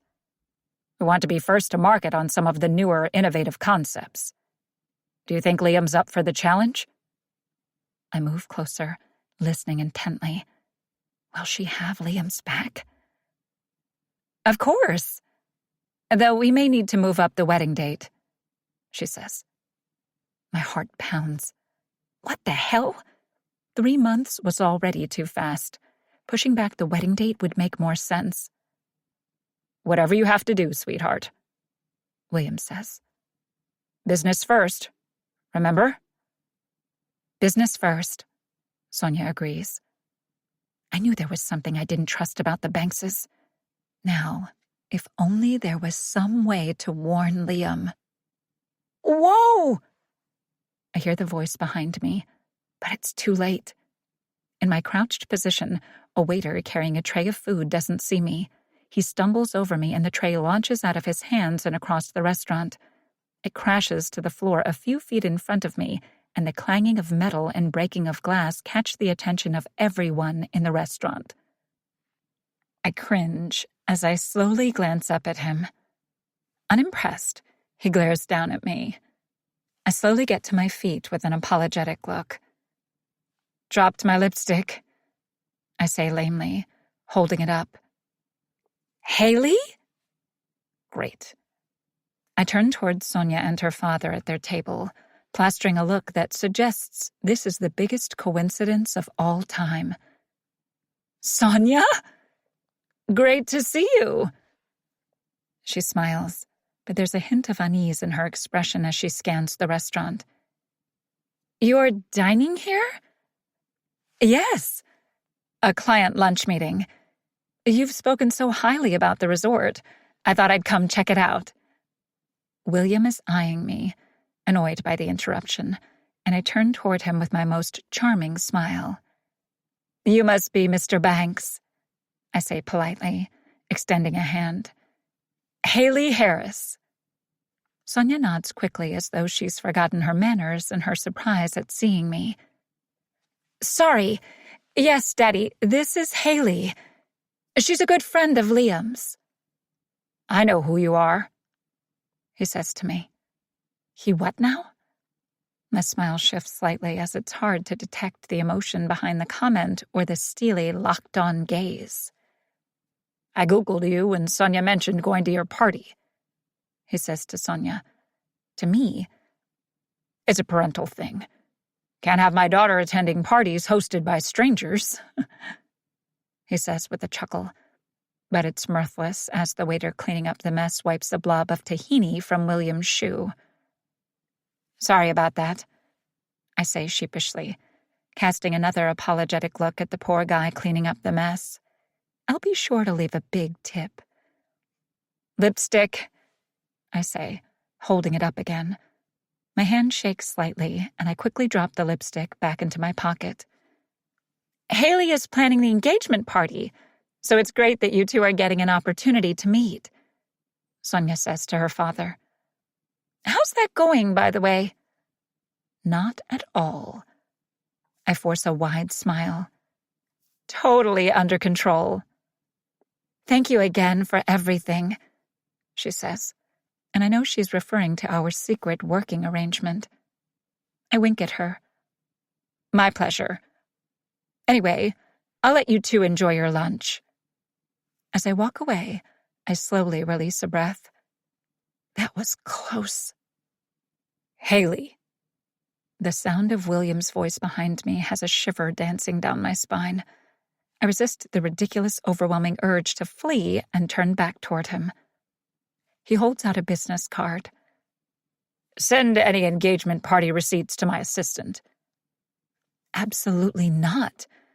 But I can't find my voice to argue as I nod and accept the card. I just want to be away from him. My interaction with William Banks has me severely on edge. He looked at me with a hint of distrust, as though he knew my every last secret, which is impossible, but still unnerving. I wave by and pick up my pace as I walk away, aware of his gaze lingering. As I continue toward the restroom, I pull out my cell phone and scroll to Warren's number. Until I can find a way to stop this wedding, we're going to have to actually start planning an engagement party. I climb out of the Jeep and head toward a row of trendy businesses in the Arts District. Haley stands on the sidewalk outside Frost God Bakery, preoccupied with her cell phone. She's dressed in casual jeans, ripped at the knees, and a crop top under a loose white button-down. I can't remember when I've seen her dress so casually, but she looks cute.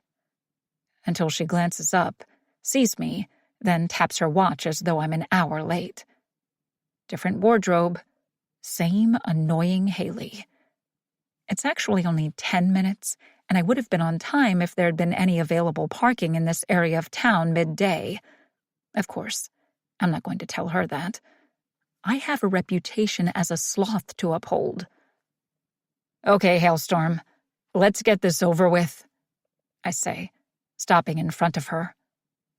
Pretty sure I've asked you to stop calling me that. Pretty sure I don't give a shit. It's our natural familiar banter, and her over-the-top dramatic eye roll shows me she loves it as much as I do. Thank you for meeting me here, she says tightly. I was thinking we'd start with the easiest and most important thing on the list for the engagement party. Food. I nod. I'm thinking hot dogs, hamburgers. You have a grill, right? Haley looks at me like I've suggested we eat the family pet. Yes, I have a grill, but this isn't a sorority mixer. It's an engagement party for a wealthy hotelier's daughter. I suppose you want a fully catered meal? We've yet to work out who's paying for this party. I was all in to cover the costs of a low-key barbecue in my yard. But if this is turning into a coronation, she's going to have to pony up her half. It was her idea that we do this together, after all. Actually, I was thinking desserts, hence meeting at the bakery. She nods toward the building as she checks her watch again. We have a tasting appointment in 5 minutes. You told me to be here at 1, because I knew you'd be late, which you were. I hate that I've given her a reason to be smug. A tasting appointment? That's a thing. Really thought you'd get your way on desserts, huh? I ask, reaching for the door. I open it, and the amazing scent of baked goods makes my stomach rumble. Haley strides in ahead of me and glances over her shoulder. If we're going to work together, you should know. I always get my way, she says as I follow her inside. Something tells me she's right about that. Inside the busy bakery, over-the-top desserts and cakes are on display. A couple sit at the counter and flip through a binder of wedding cake designs. The groom-to-be looks slightly pale and overwhelmed, no doubt by the price tag on the 5-tier cake his fiancée seems to have her heart set on. Wedding cakes always seemed pointless to me. No one ever eats it. The cake is just a photography prop for that pathetic smearing frosting on one another pic. Why not just hand the bride and groom cans of whipped cream and let them go at it? Problem solved.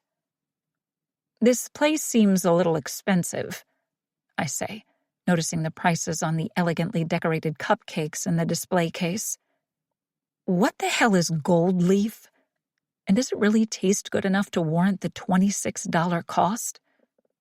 Haley shoots me a look. You'd prefer supermarket day-olds for your best friend's engagement party? Overpriced cakes taste better? It's sugar. Hard to mess up. Well-made desserts with quality ingredients made by a trained pastry chef and not a teen with a summer job due. Yes. If you say so. I shrug. She's covering this bill. Haley sighs as though I have zero class, and maybe, when it comes to desserts, I do. As a professional athlete, refined sugar wasn't on my diet. Of course, over the last few years, I haven't been as restrictive, but I still don't think something you eat when you're already full should cost as much as an entire meal. But damn, if I'm not suddenly wondering what gold leaf tastes like. We approach the counter and the owner, Yates Carmichael, an energetic pastry chef I recognize as a judge from several baking reality TV shows, approaches with a wide smile. He wears an apron that says, "Lick my frosting." Respect. "Haley! Nice to see you. I'll be with you both in a moment," he says.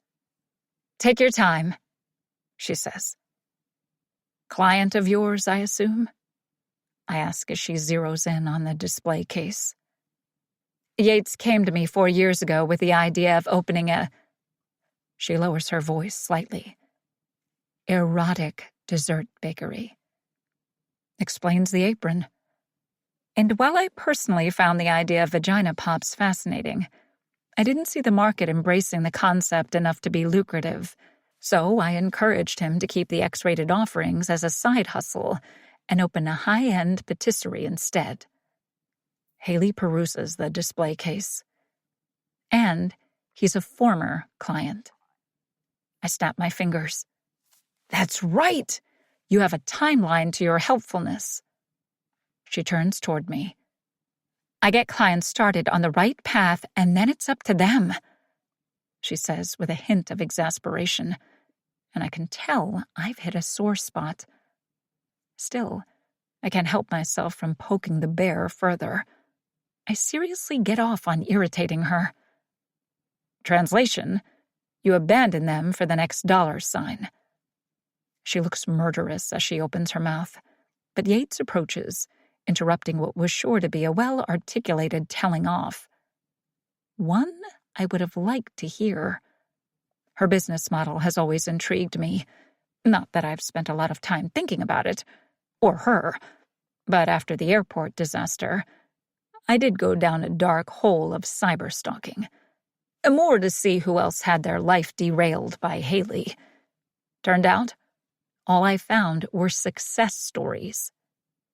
Every single client. People had only great things to say about her services. Didn't matter the industry. Her advice was somehow spot on. It was baffling. And her 6-month terms are even more so. Wouldn't it be easier to continue milking one happy client for years instead of always having to drum up new business? Unfortunately, asking those questions will only give her the impression that I give a shit, and I absolutely do not. Your tasting sampler, Yates says as he slides a tray toward us with 6 delicious-looking bite-sized samples of cake, each labeled Lemon Surprise, Cocoa Bliss, Espresso Love. Gotta admit, they look great, and this definitely beats selecting something from the supermarket bakery counter.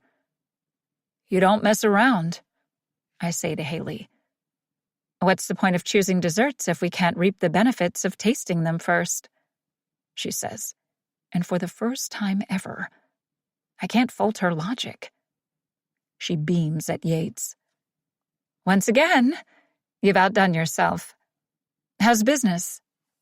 Good. Great, actually. the man says with sincere gratitude. I still don't know how you knew this location would be so perfect back when there wasn't much around, but with that dog park opening up across the street last year and the co-working artist space a block away, I can barely keep up with the business. Haley looks slightly embarrassed by the praise, which is unexpected. Humble? Haley? She's actually cute when her cheeks go bright red like that. I have to stop finding things about her cute if I'm going to continue our feud. I know a lot of people in this city, she explains with a shrug. And it's more than the location. People would drive to the middle of nowhere to get your desserts. Giving credit where it's due. Is it possible I've misjudged her slightly? Across the counter, the couple glance our way and flag Yates. Obviously, the bride-to-be has won the argument over the cake design. The groom looks physically ill. I'll let you two taste and let me know when you're ready to place your order, Yates says to us. He taps the counter, then moves back to the couple. I chuckle as I see the poor dude pull out his credit card. What's funny? Haley asks. The debt people are willing to go into for some elaborate party? Be sure to add that to your best man speech, she says. I grin, despite myself. Shall we? Don't have to tell me twice. I scan the options, then pick up a piece of carrot cake and take a bite. Haley reaches for a piece of chocolate cake and pops the whole thing into her mouth. I nearly choke on mine as I laugh. Okay, then. I pop the rest of mine into my mouth and have to admit, she's right. This thing has to be the best carrot cake I've ever had. Moist, decadent, with hints of pineapple that I would normally consider gross. Flavors blend on my tongue and I don't even want to swallow. So, you're really okay with this? I ask Haley when I finally do allow the cake to go down my throat. Okay with what? Oh my God, this one is so good. The words come out almost like a groan as she closes her eyes and savors the chocolate. I'm momentarily distracted by her near orgasmic reaction. My eyes land on her lips, where there's chocolate frosting, and the temptation to lick Yates's frosting all right comes out of nowhere. Okay, maybe not nowhere. I've admired her lips before, but I've never wanted to taste them. I still don't. I just want the chocolate. Keep telling yourself that, man. What were you asking? She asks in my trance. I snap out of it and look away from her mouth. Liam marrying someone else. You're cool with that? Haley scoffs as though it should be obvious. Liam and I broke up years ago. I'm totally over him. She pops a piece of the carrot cake into her mouth. This one's delicious too. Except you're not, I say, not done with my questioning. If I was still in love with him, why would I have offered to throw the engagement party? I'm still trying to figure that out. Don't hurt yourself. Haley reaches for the other piece of chocolate cake and extends it toward my mouth. Try this one. I open my mouth and she pops it inside. Instinctively, I close my lips around her finger and lick the frosting free.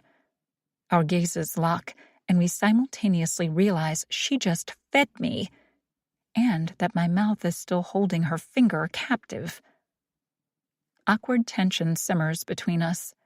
She doesn't immediately retract the finger, and I don't immediately release it. Instead, my tongue actually circles it, and Haley's expression looks like she's not exactly hating the unexpected gesture. Decided? Jesus, where did he come from? At the sound of Yates's voice, I open my lips and Haley steals her finger back. She looks slightly embarrassed as she turns her attention to the frost god. I think so. The carrot cake, the chocolate, and maybe the lemon for variety? She turns to me and I nod, no longer giving a shit about the dessert choices. Haley Harris's finger was just in my mouth, and all I can think about is tasting other parts of her, which blows my mind for so many reasons. She places the order, and although I insist otherwise, pays for it. Moments later, we say goodbye to Yates and head toward the door, a lingering awkwardness still simmering between us. I need to say something. The last thing between us can't be a sexually charged finger-licking. Keep it cash. I clear my throat as I open the door for her. Did we just agree on something? Haley glances up at me with a look of relief that I've broken the weird vibe. To deciding on desserts without bloodshed, she says, extending a fist. I bump it, and we exit. Outside, I check my watch. Well, I have to get to practice. Haley nods, then hesitates before asking. Hey, there's a kid on your team. I think his name is Kent. That was the name on his jersey. Marcus. Yeah. What about him? I haven't forgotten the way Haley looked at him that day when he saved her from the flying ball, then crushed her with the body check. Is he, good? I nod. Fantastic player. Great potential. But he's going through some stuff at home. He's missed 2 practices because of his new job, but he's trying to juggle everything, all the responsibilities on his plate, the best he can. So I'm cutting him some slack. At least working keeps him off the street and away from the negative influences of the crew he desperately wants to fit in with. Why? Haley shrugs casually. Just saved me from a wild football, so figured he must be good. That's all. That's definitely not all. I can tell. But I need to get to practice, so I have to let it go for now. I'll meet you at your place later tonight to go over the rest of the planning, I ask as I walk backward down the street to the Jeep. Haley looks surprised. Tonight? Or I can just handle the rest of the party planning on my own. Probably safer. Dessert choosing already took a weird turn. I'm afraid what other antics could go sideways, and spending time with Haley is having an unsettling effect on me. Seeing different sides of her is making it harder to remember I despise this woman. I don't want Haley Harris to be 3-dimensional. I prefer her to be as 1-dimensional as her photo on that billboard I continue to drive past, despite the crater being fixed on the alternate, faster route. Not a chance, she says, and I hate that it's relief or potentially excitement I feel. See you tonight. Haley puts on her sunglasses as she heads toward her car. I head in the opposite direction, but several feet away, I glance over my shoulder at her. Of course she doesn't look back. Why the hell would she? Get a grip, Mitchell. It's Haley Harris. You can trust that woman about as far as you can throw her. And now all I can think about is scooping her sexy little body up into my arms. What the hell just happened? I felt the earth shift more inside the bakery moments ago than during the tremor last week. My finger in Warren Mitchell's mouth? Gross! Only, not exactly gross. Physical attraction to Warren was never a problem. In fact, in high school, before Liam and I started dating, I'd had the tiniest crush on Warren. I'd been hoping he would ask me to winter formal the year my gift made me popular.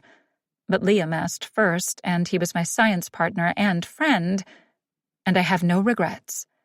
Liam and I were absolutely the better fit, and I never thought of Warren that way again. Until 5 minutes ago.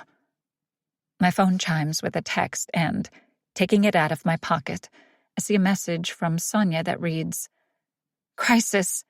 Need your help ASAP. Trouble in paradise? My fingers fly over the keys. Meet me at my place in 15. 37 minutes and a speeding ticket I couldn't sweet-talk my way out of later. I sit across from a frazzled-looking Sonia. "I'm rethinking all of this," she says, definitely flustered, blowing her nose into a tissue. This is the first time I've seen her look unpolished and slightly unhinged. Her voice sounds scratchy. There are definite mascara tracks on her cheeks, and the skin around her eyes looks puffy. She's been crying, and I feel bad, but also a little hopeful. I mean, sure, I just spent $500 on desserts for an engagement party, but I could find another use for them. I'm going to hell. There will be no resetting my karma after this. "The wedding?" I say gently, knowingly, as though she's finally come to her senses. She looks up above the snotty tissue. "No," she says, as though that was never a consideration. "The acting thing." "Oh, right." My own hopes dashed. I take a breath and reset. "Why? What happened?" Did she tell her father about it and he threatened to disown her? Cut her from the will? He seems more than capable of that kind of overreaction, and based on my brief interaction with him, he's certainly still controlling aspects of Sonia's life. One kink in the Banks family armor. "I reached out to that contact list you gave me, and I didn't know there were so many different versions of fuck off," Sonia says instead. Oh, hell. If she's going to let a few no's stop her from achieving her goals, she's in for a rude awakening. Though I could have predicted this outcome. Under normal circumstances, I would have given my previous clients on that list a heads up, paved the way for Sonia reaching out. But I've been single-minded in my focus on Operation Breakup, not exactly doing my best to help with her career. "Maybe I'm not cut out for this," she says. "My skin's not thick enough for rejections." Probably because she's never had to deal with one in her entire life. "Just relax," I tell her as I reach for my cell phone and dial a number. The call connects after the first ring, and I put it on speaker. "Go for Jay." Jay Ashley's thick Southern accent competes with the sounds of wind and traffic. He must be in his convertible, the dream car he'd had on his vision board for 6 years before he reached out to me for coaching. He could finally afford to buy it after our 6-month partnership. I was the first one he took for a spin the day he bought it. "Jay? It's Haley Harris. I have someone you should meet. An aspiring actress who is the next Cameron Diaz." Across from me, Sonia shoots me a look. "What's she done?" Jay asks. "Nothing yet, but there's interest." Another look from Sonia. If she's going to be successful, she needs to understand that the lightning speed way to achieve her goals is to pretend she already has.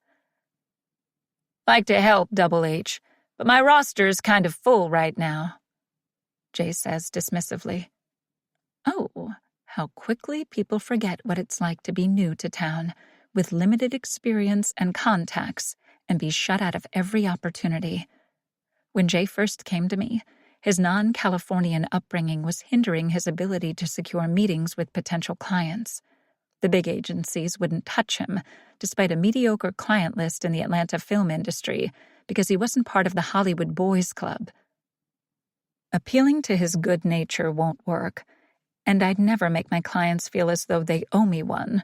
So, "Okay, no problem. She's meeting with executive talent, but I thought I'd do you the solid of seeing her first," I say. Sonia's eyes widen at the white lie, but I gesture for her to just wait. After a brief pause on the line, "When can she come by?" Sonia's jaw drops to the floor. I grin. "Let me check with her." I put the call on mute and turn to Sonia. Now, we let him wait. Her eyes bug out of her head. "Wait? What? No! Tell him I'm free anytime. I'll go right now." I eye her disheveled state and send her a pointed look. Just take a breather. She takes half a breath, then asks, "What if he hangs up?" "He won't." I gesture for her to drag her chair around the desk. "Come check this out." She reluctantly does, and I click on my favorite online makeup tutorial. "Have you seen this vlogger? She's fantastic." Sonia's knees bounce as she glances at the time ticking away on the call.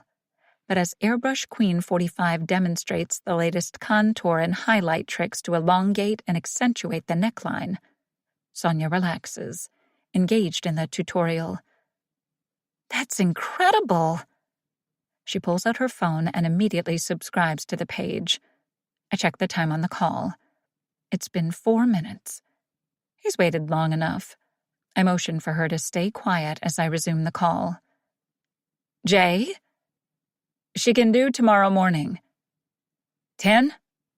"My office?" he says. Sonia nods eagerly.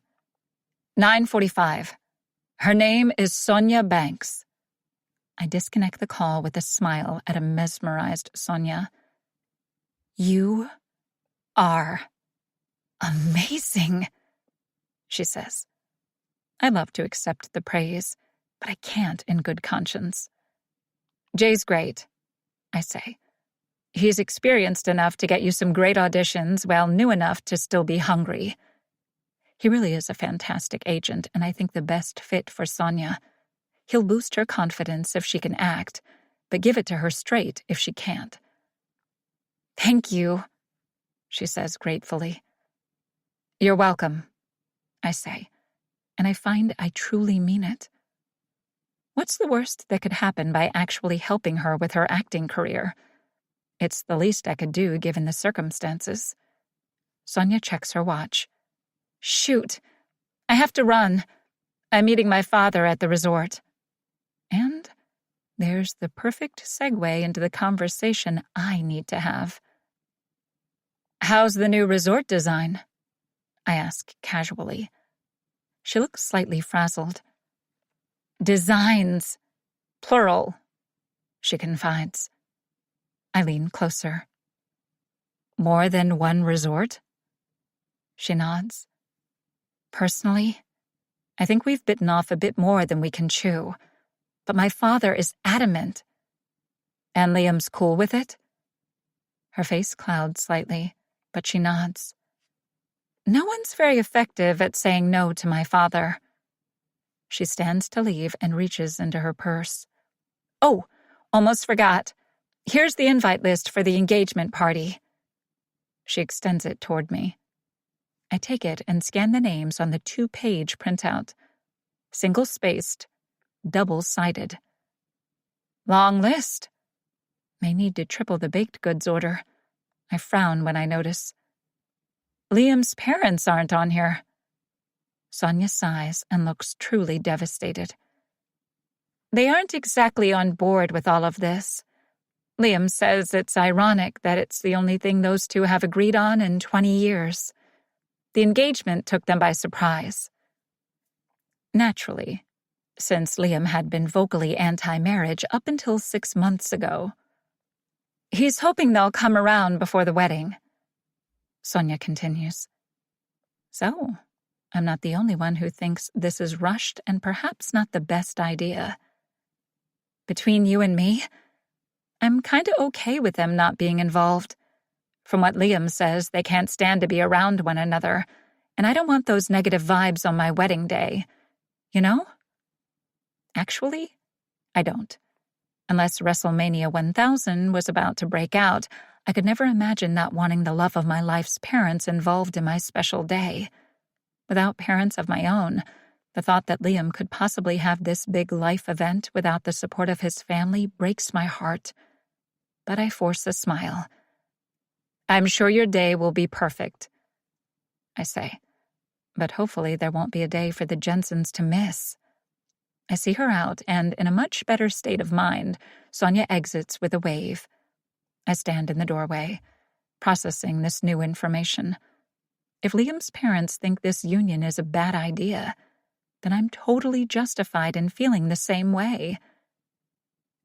They know their son better than anyone.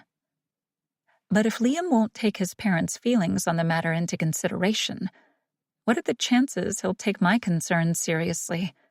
He'll likely only dig in even more out of stubbornness and an unwillingness to listen to advice with all of us seemingly teaming up against him. The only way Liam is going to realize he's making a big mistake is if he arrives at that conclusion on his own. I just need to help him get there. After ringing the buzzer on the front gate, I pull my Jeep into the circular driveway of the Mediterranean-style mansion and park near Haley's front door. This house is big enough for 2 families, and Haley lives here alone. I don't judge her for her extravagant lifestyle. If this house gives her the safety and security she never had growing up, that's her business. I'm not sure why I've suddenly softened in my opinion of her, but I need to keep it in check. I climb out with a bag of takeout food, go to the door and ring the bell. A melodic tinkling sounds within. A few seconds later, Haley answers, dressed in yoga clothes, a bra top and shorts. I'm annoyed that I like what I see. I didn't know she worked out, but those abs don't create themselves. Haley eyes the takeout bag. I already ate. Good, because I didn't bring any for you. Haley sighs and stands back to let me in. I step inside and take in the elegant house. A spiraling staircase leads to the upper 2 floors. A big chandelier hangs in the foyer. Expensive artwork adorns the walls. Beautiful home. Again, not exactly what I'd been expecting. Guess I thought Haley would have self-portraits of herself everywhere. A Romanesque statue in her likeness or something. But the house is tasteful and classy, lacking the usual pretense a home like this usually holds. Next to me, Haley sniffs and covers her nose. Why do you smell? Just came from a late football practice, I say, sniffing my shirt, then immediately wish I hadn't. You don't shower afterward? I do when I'm going somewhere important, I say, but I actually wish I had showered. The smell of the takeout and salty ocean air as I'd driven along the coast with the hardtop down had masked the scent of sweat in the Jeep. But inside the house, it's a little much. I hadn't planned on practice this evening, but Marcus couldn't make the regular time slot, so we worked one-on-one. Not great, but at least it was something. The kid's trying. And he'd kicked my ass all over the field, which admittedly wasn't saying much these days. Well, let's get this over with so I can breathe again, Haley says, her voice nasally as she's pinching the bridge of her nose. I eye her lack of clothing. You want to get dressed first? Not sure I'll be able to focus with her in that. Unlike me, if she's just finished a workout, she doesn't look or smell like it. In fact, she smells like coconut rum and pineapple, an intoxicating Caribbean cocktail. And she looks good enough to have the same bad decision-making effects. Not really, she says, gesturing the way to her office off the front of the house. Great, so I'll be staring at her tiny waist and sexy curves while I try to eat. Disgusting. I follow her into her office. It's painted a shade of dark denim blue, and the light pinewood furniture stands out against the coloring. 2 large bookshelves host her own awards and achievements, but also those of her clients. Okay, so kinda cool. Maybe dropping them after 6 months is a business tactic, and not because she's cruel and heartless the way I always wanted to believe. Framed magazine covers are leaning up against one wall, the glass broken, but there's the definite fading of paint on the wall where they used to hang. I motion toward them. The tremor? She nods. Haven't had time to rehang them yet. Do not offer to.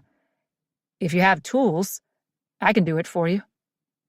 She looks just as surprised as I am by the offer that escaped my lips without my conscious blessing.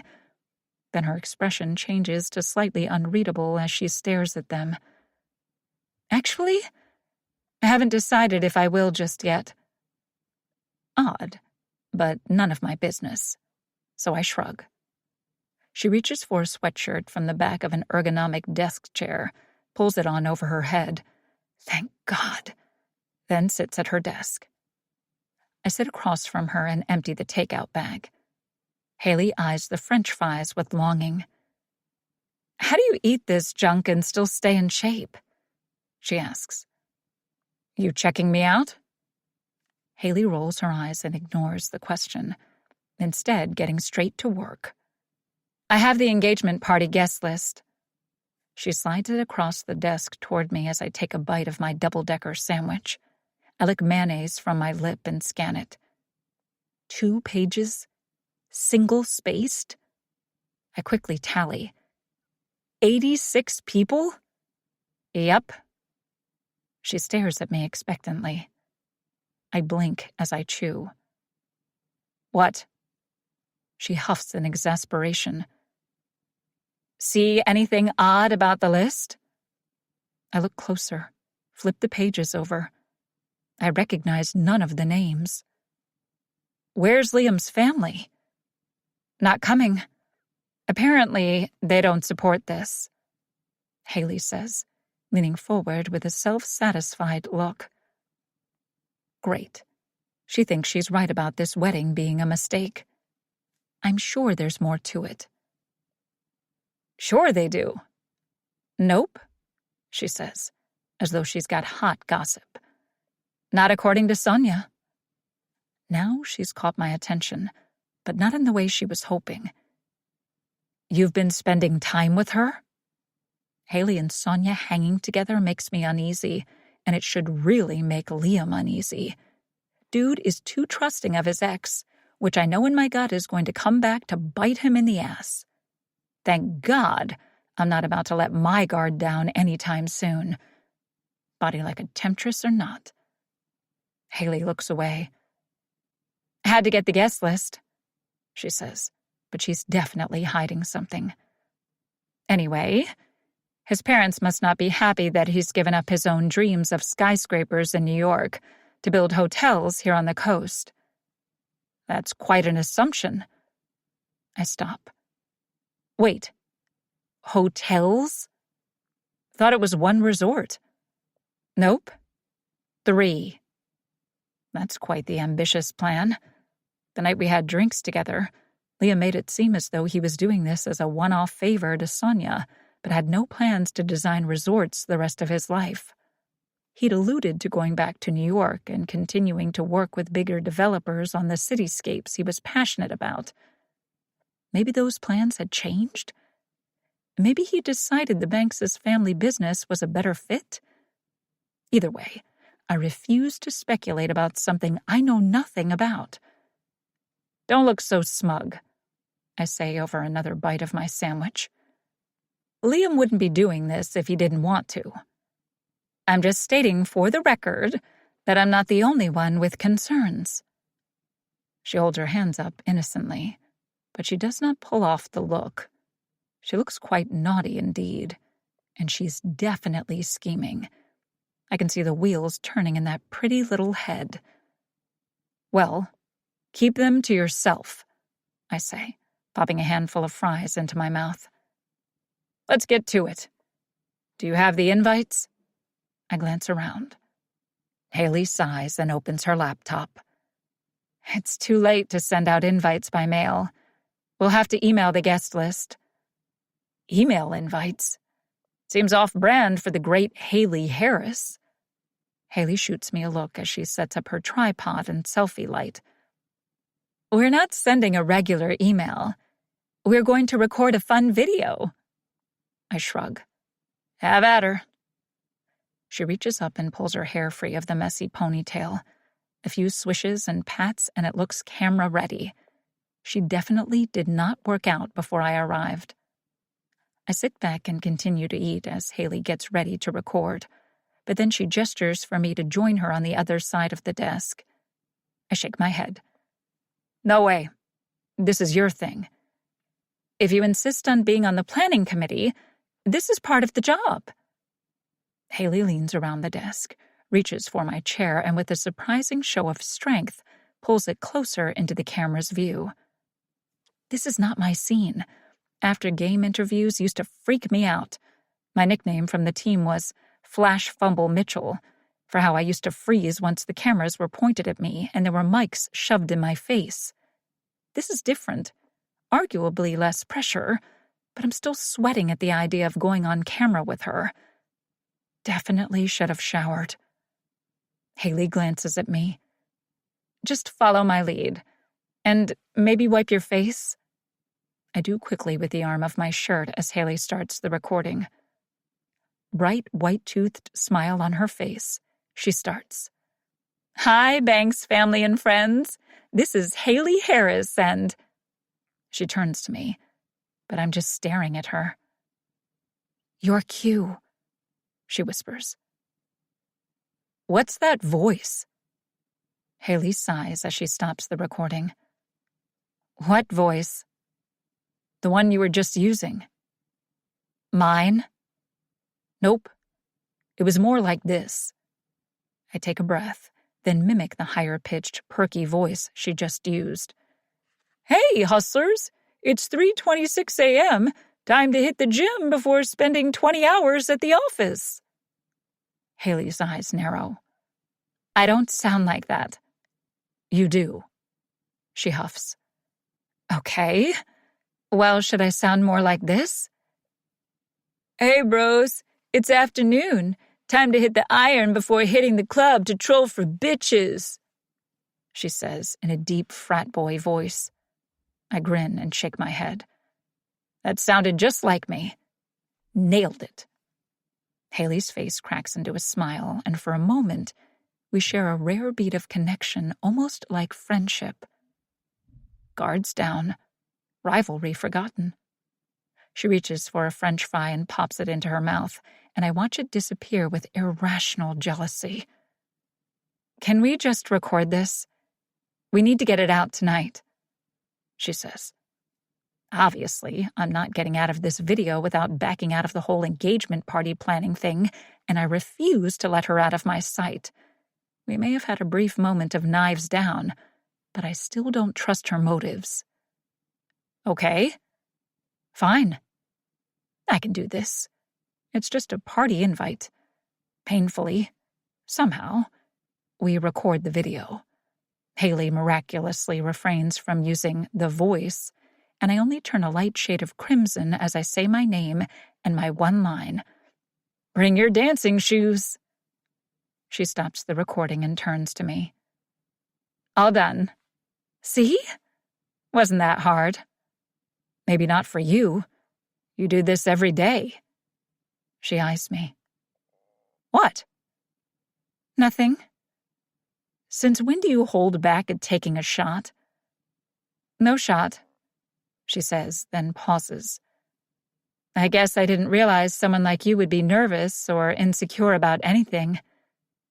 Anything is a really big range, I say. If only she knew the things I'm insecure about.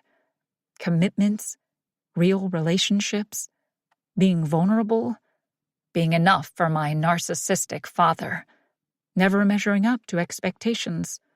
All things I'm not willing to share with her, and yet the urge to be honest throws me off guard.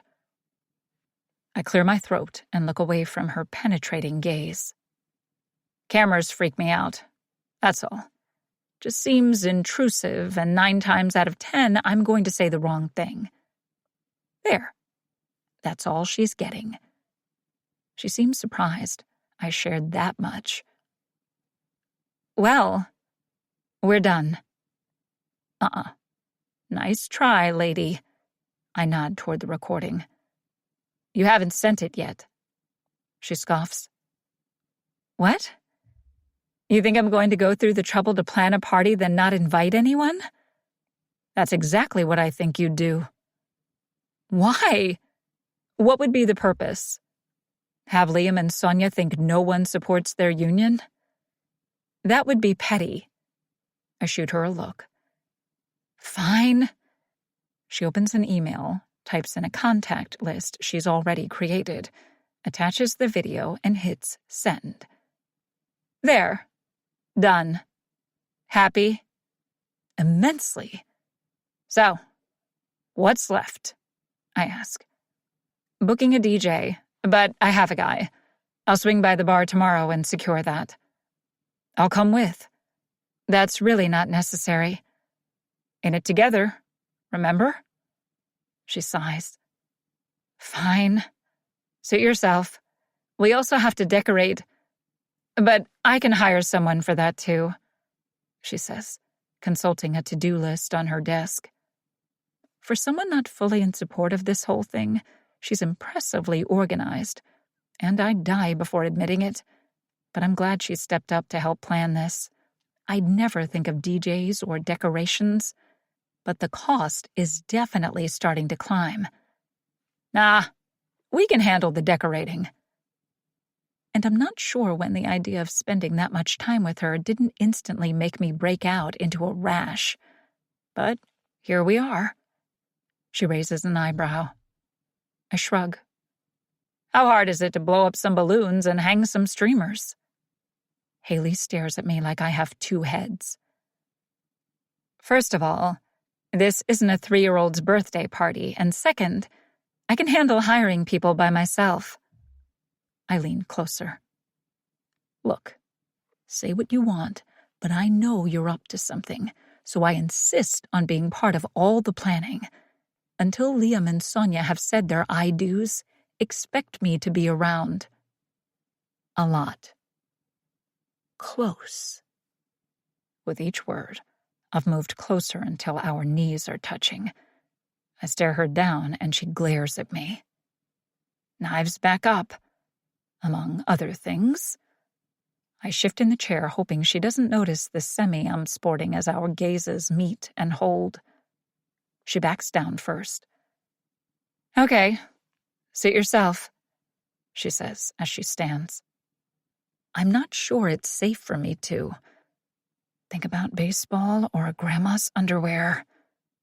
I reluctantly get to my feet, happy my shorts hide the evidence of the impact she suddenly has on me. And it's not disappointment I'm feeling now that the night is over. It can't be. Just in case, I head toward the office door before I can suggest something seriously dangerous like a nightcap. You can have the rest of the fries, I say over my shoulder as I exit her office. I wasn't planning on letting you take them, she says in that smart-ass tone of hers, and the semi's back. Outside her house, not a second too soon, I climb into the Jeep and start it. I can see Haley through her office window. I watch for a second. Maybe we should talk decoration colors. What the fuck's wrong with me? I shake my head and tear out of the drive, unable to comprehend how, suddenly, I want to spend time with Haley Harris. What the sweet hell is happening to me? 8. Haley's daily rule for success. Women supporting one another is the only way we will secretly take over the world. So fix those tiaras. I'm all for fixing Sonia's tiara in a professional sense, but on a personal level, I'm still concerned about Liam. Knowing Sonia is meeting with Jay this morning, I head to the Banks resort. I want to check in with Liam and see if Sonia has told him anything about, well, anything. The fact that he's being kept in the dark about so much fuels me in my mission. Inside the resort, I don't have to go far to find him. He's pacing the lobby, his cell phone in his hand. He looks tired and stressed, and my chest aches for him. I hang back and hide behind a potted plant as I eavesdrop on his conversation. A few days ago, it was go bigger, go taller. Now your father is wondering if the designs are too elaborate, he says, running a hand through his hair. I don't want to cut corners because of these tight deadlines. I'm sure if you tell Daddy, he'll agree with you. I hear Sonia's voice on speakerphone. Not easily, and after a long, drawn-out battle of bloodshed and tears. But you're strong-willed. You can handle my father. Maybe unlike Sonia, who struggles to stand up to him. Perhaps she's hoping having her father engaged in battle with Liam will keep his focus off her while she chases this dream he may not approve of. Liam sighs. Yeah, I know. I'll figure this out. Hey, hun, I have to go, Sonia says, her tone changing quickly, reflecting a mild sense of urgency and a hint of secrecy. I hold my breath and wait. Will she tell him where she is? Does he already know? Just heading into a yoga class. Nope. Get some extra zen for me. Love you, Liam says and disconnects the call. As he walks toward me, I step out from behind the plant with a wide, friendly smile, and he nearly collides with me, his attention still on his cell phone. Whoa. Sorry. He places his hands on my arms to steady me when I tip slightly off balance, then surprise registers on his face. Hales? What are you doing here? I was meeting with a client nearby and thought I'd see if you wanted to grab brunch, I say. Liam checks his watch. Wish I could, but I'm just heading into another meeting with the head contractor on the build, he says, as his cell phone chimes again. He frowns as he looks at it. Things going okay? I ask casually. Creative differences. Why don't you hire someone else? I shrug, as though the solution is simple. William hired them. His call. He also hired you to take charge, I say gently, but with intent. Liam frowns as he glances up from the phone. You think I'm pussying out? Yes. It's just not like you, not standing up for what you think is the best decision. Liam nods and sighs again. You're right. It isn't. Normally, I'd have no hesitancy to speak my mind, give my point of view and argue my case. With William, it's different because he's Sonia's father. Pissing off the boss means pissing off my future father-in-law, which in turn will piss off my future wife, and I'll be cut off again. Not that there's been much time for sex these days. He rambles in frustration, mostly to himself. I wince at the TMI. I'm over him, but I still prefer not to think of him having sex with someone else. I sense he could use a laugh, though, so I say, if you're not getting laid anyway, maybe it doesn't matter a whole hell of a lot if you piss them all off. It works. The tense aura around him eases slightly as he grins. Again, you're right. He sighs, then stands a little taller. William put me in charge of this build, and I need a crew who is on the same page. I beam proudly. There's the Liam I love. I mean, in the totally platonic sense of the word. And I truly mean it. The more time I've spent in the midst of his love life, the clearer it's become that I no longer want to be the object of it.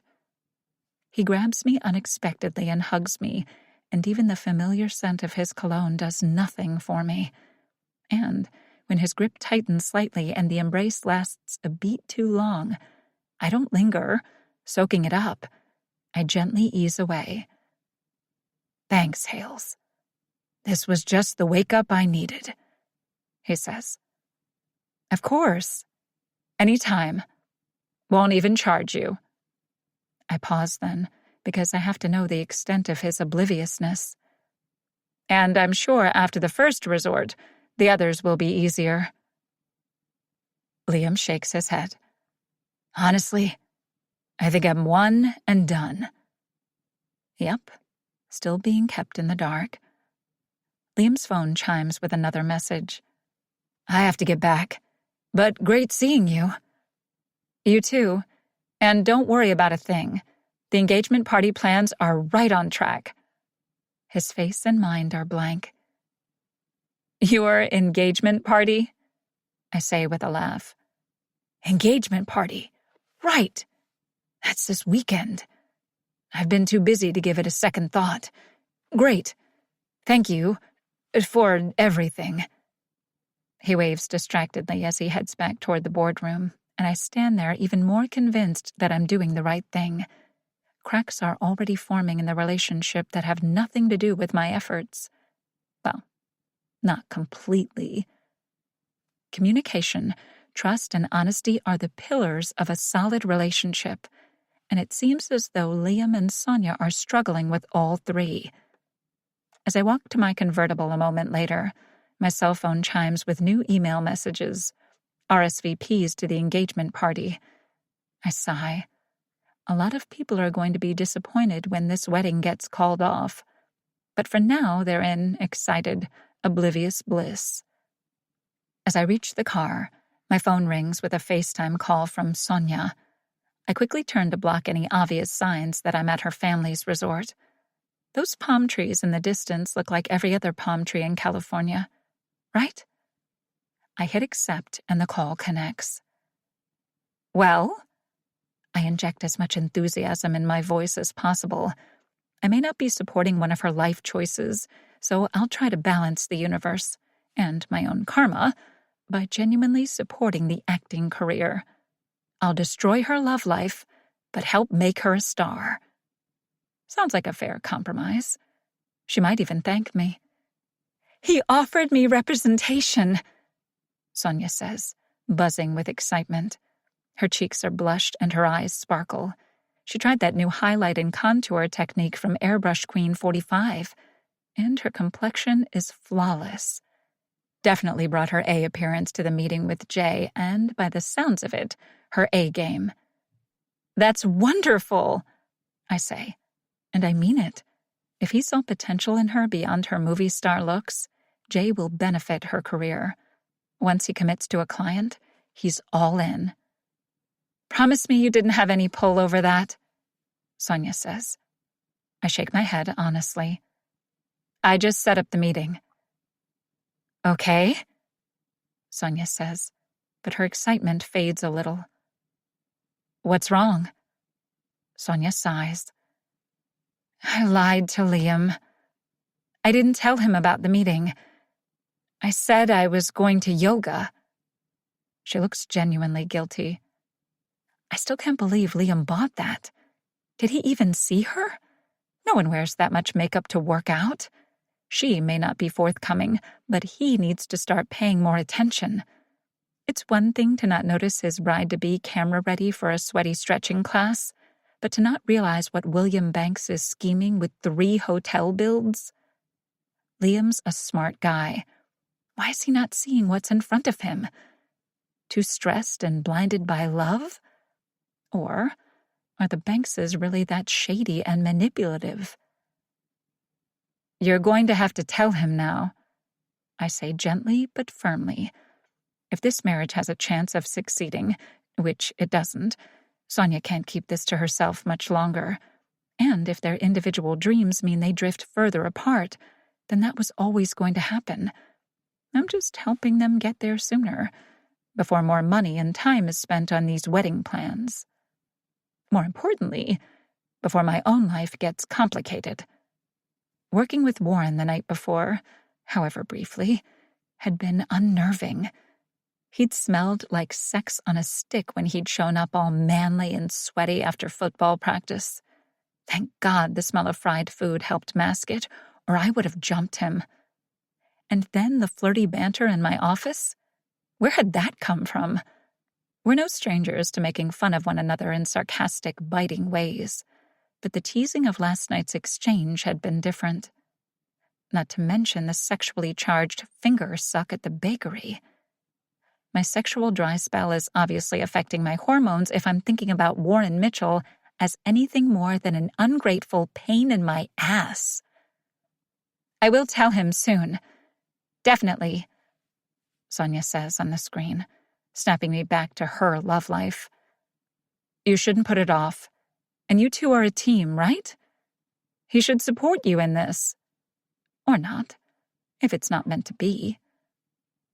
Thanks, Haley. You really are the best. Sonia smiles gratefully. Happy to help. And I genuinely am happy, though I'm not helping in quite the way she thinks. 9. Haley's daily rule for success. If your dreams fail to become reality, create a new reality. Don't abandon your dreams. Last night, I dreamed that Sonia told Liam all about her passion for acting. The two discussed it. He was honest about his dreams in New York. They hugged, parted ways, and I got to eat the desserts for the engagement party all alone while celebrating another future saved. The light of day brought a different reality. Chickened out. Couldn't tell him.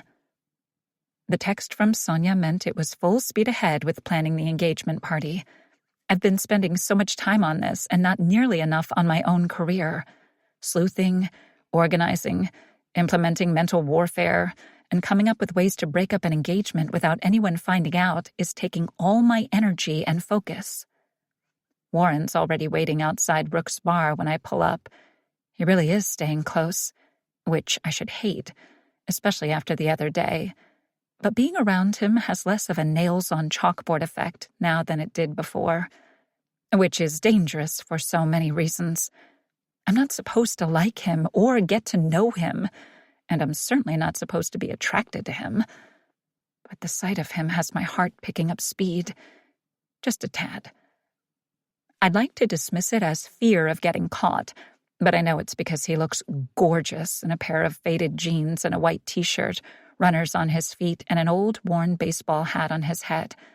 There's something sexy about a guy in a baseball hat that I can't explain. It should look amateurish. It goes against all the polished principles I live by. But it's a weakness of mine. As is the perfect 5 o'clock stubble along his jawline, which I notice as I climb out of the car and approach. Morning, he says, pushing off from the wall he's leaning against. It's 2 p.m. Early for us bed-huggers, he says with a grin as he opens the bar door and gestures for me to enter. As I duck under his arm, I get a distinct whiff of cologne. Someone showered today. Impressive. And the scent is actually really nice. I'd expected him to wear Axe body spray like he did in high school, but this is a richer, more manly smell. Earth-tony and slightly wild. A smart-ass comment right now would take the edge off the mild attraction, but my mind is blank, and I'm afraid I'll accidentally compliment him instead, so I keep my mouth shut. He follows me inside, and we approach the owner, Darren Brooks, who's standing with his back to us. He's jamming to something, but it's definitely not what's playing inside the club. Loud hip-hop. Darren stacks glasses behind the bar.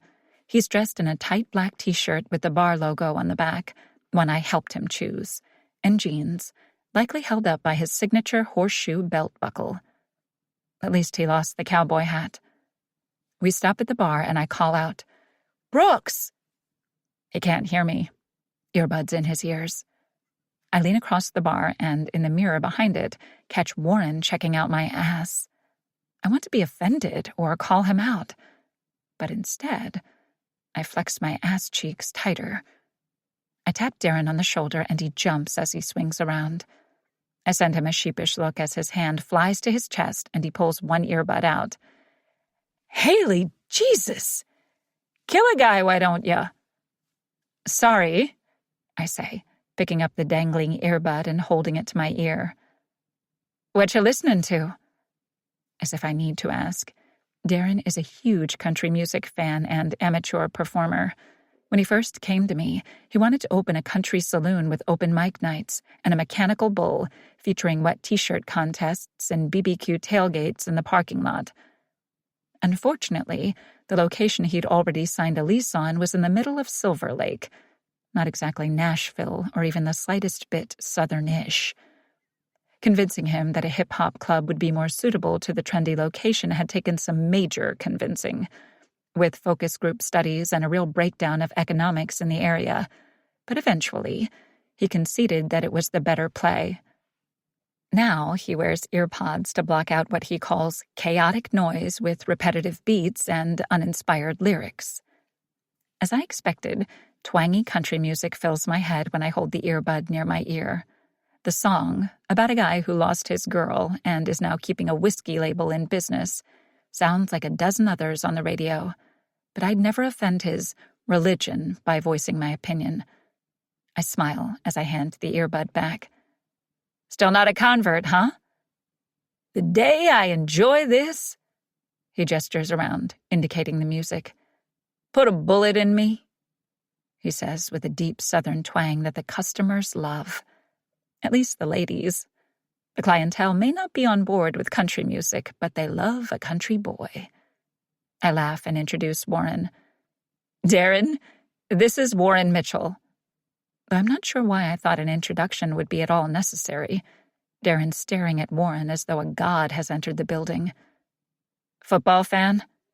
Hell yeah, he says, extending a hand to Warren. Warren shakes it. Nice to meet you. Nice place, he says, scanning the bar. It's more than nice. With its purple velvet interior and dark mahogany wood accents, expensive crystal chandeliers and modern artwork, Brooks Bar is elegant, sleek, upscale, and trendy. It's reservation only on weekends and packed every night of the week. Bottle service costs these Gen Z kids their rent money, but this is the place to be seen on the coast. The clientele are the youngest, hottest up-and-coming musicians, actors, and models in LA, and the staff rival the patrons for most eye-catching. The marketing and promotion on this place when it first opened nearly bankrupted Darren, and at first I was a little nervous. But it worked like a charm. The grand opening had A-listers flocking to the purple velvet rope, which had a lot to do with calling in my previous clients. But the following week, Darren didn't need any staging to give the appearance of exclusive. The place was a hit. Just like I'd seen in my glimpse.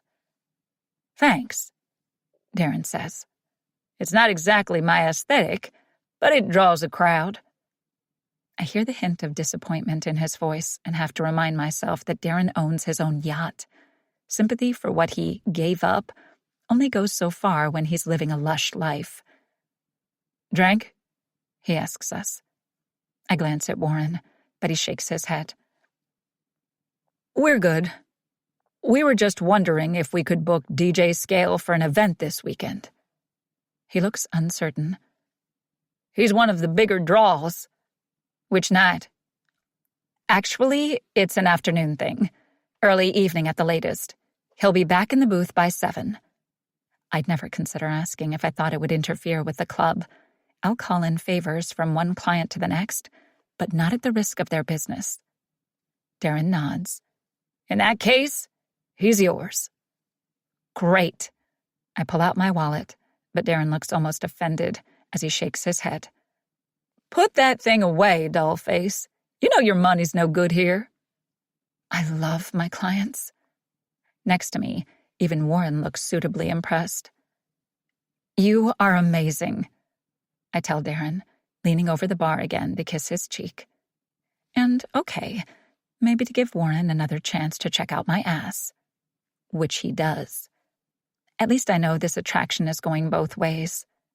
I reach into my purse for my cell phone and quickly text the details of the event to Darren. His phone chimes on the bar and he nods, seeing the text. I'll make sure he's there.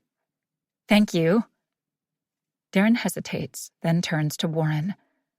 There is one way you could show your gratitude, he says.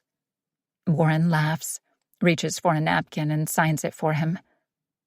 Thanks, man, Darren says, hanging it on the wall of fame behind him, where photos and autographs of famous people are on display. It's a shame you're not playing anymore. My gut tightens, and I expect the comment to have a negative impact on the chill vibe currently radiating between Warren and me. But he doesn't seem fazed as he shrugs. Even the best rodeo stars have to hang up their spurs sometime. True that, Darren says. Don't be a stranger. You both have VIP access anytime. I wave as we head toward the door, and once outside in the heat and sun, Warren says, That guy seems appreciative. He did all the work. I just helped him target the right clientele. He listened to your advice even though he obviously wanted a country music bar? Warren asks as we head back toward our vehicles. He did? You must be quite persuasive, he says. I am, I say, turning toward him. Our gazes meet and hold for a sexually charged moment too long. My body heats up, and it has nothing to do with the midday sun beating down on the pavement. Warren's light blue eyes hold a depth I haven't seen in them before. The 5 o'clock stubble along his strong, square jawline is like some sort of beacon, and I have to force my hand to remain at my side. I bet his stubble would tickle against my neck. I look away and clear my throat. Well, another thing checked off the to-do list. Yup. He shoves his hands into his pockets and looks reluctant to get in his Jeep and drive away. An odd lingering silence drifts in the stifling air. My place to go over the playlist? I suggest on impulse. He nods, very quickly, as though he was also trying to come up with a way to keep this day going. Meet you there, he says, and my heart does an involuntary flutter that it has no business doing. Window down, music blaring. I follow Haley's convertible as we drive along the coast to her place. With the top down, her hair blows in the breeze and she drives 10 over the speed limit, as though she's in a hurry to get there. I don't know what the hell I'm doing wanting to spend more time with her, but booking the DJ was a lot quicker than I thought. Or hoped. Her suggestion to work on the playlist was the excuse I hadn't been able to come up with. And it definitely seemed like an excuse. She's been wanting to plan all of this alone, so asking for help on something like a playlist feels as though she wanted to spend more time with me as well. This is a bad idea. Neither of us should be playing this weird game of attraction. We've never gotten along. We don't even like one another most days. I do like her ass, though. The image of her sexy curves and cut-off denim shorts, tight ass and shapely hips, will be etched in my brain for a while. And I know that second lean over the bar was for my benefit. I caught her catching me in the mirror the first time. So what exactly is she playing at? The Haley from a few weeks ago would have slapped me or delivered a lengthy lecture for checking her out. This Haley was inviting the attention. Then, standing near our vehicles, the look on her face was pure desire. We'd both been reluctant to part ways, and a smart man would have made up an excuse for this afternoon. I'm readily a fool. Haley's blonde hair blows in all directions, and she raises her sunglasses up over the strands to hold them back. It looks silky soft, and I'd like to feel it against my skin. See it splayed out against a pillowcase. She hits the brakes last minute at a set of lights, and I hurry to do the same. Shit, that was close. My cell phone chimes in the console, and glancing down, I see a text from Kelly on the screen. I pick it up, and a quick read reveals she's interested in meeting up, which with Kelly always translates into a booty call any time of day. She's a teacher. Super smart, super fun, super sexy, and we have a good time together. No strings attached fun. This invite is my out. My body is definitely in the mood. My mind tells me it's a good idea. I glance up, and my gaze meets Haley's in her rearview mirror. The same hint of desire from the parking lot reflects in her eyes. My mouth goes dry, and my hands sweat against the steering wheel. Blow her off and go hang with Kelly? That would be the logical, safest thing to do before things get more complicated. I reply to the text quickly. Sorry, Kelly. Tied up right now. Obviously, logical and safest aren't doing shit to convince me to avoid the mess that is Haley Harris. A jug of fresh squeezed lemonade collects condensation as the heat of the day reaches its peak. Warren suggested we sit outside, and I agreed. But now sweat pools on regions of my body I hadn't known sweat could pool. I still can't believe he agreed to this. I expected him to bail once we got in our vehicles. So, playlist. Best to get to it and avoid making a fool of myself by suggesting other options for this afternoon. I reach for my cell phone and scroll through my music. I'm thinking classical remakes of love songs. I hit play on a slowed-down version of Taylor Swift's Blank Space. Warren pretends to drift off, snore, and fall off his chair. I stop the music and shoot him a look. Okay, well, what do you propose? Of course, it's just a formality. He's not getting to decide on the music. He moves closer and takes my cell phone. His arm brushes against mine, and I expect him to move away. But he doesn't. My gaze lingers on his forearm as I keep my arm next to his on the table. We're both sweaty, and contact makes our skin slick, but neither of us seems bothered. At least, not in a bad way. What is he doing? What's with checking me out and this intentional breaking of the touch barrier? And now that his cologne is mixed with a mild hint of sweat, holding my breath is probably the only way I'm going to make it through this afternoon without insisting he leave his t-shirt behind when he goes. On my phone, he opens a music site, and a second later, a loud hard rock song plays. He closes his eyes, bites his bottom lip, and starts to air drum to the beat. All actions that should totally kill any attraction to him. And yet... But the music sucks, so I cover my ears. This is just noise. If my plan is to ruin the romantic vibe at the engagement party, this might be a good way to do it. No, I have to let this relationship implode without looking like I'm intentionally sabotaging it. Subtle tactics, under the radar. I take the phone back and scroll through another playlist.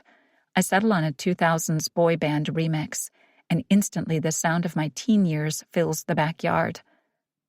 Absolutely not, Warren says, but the next second he's on his feet, doing the routine from the video.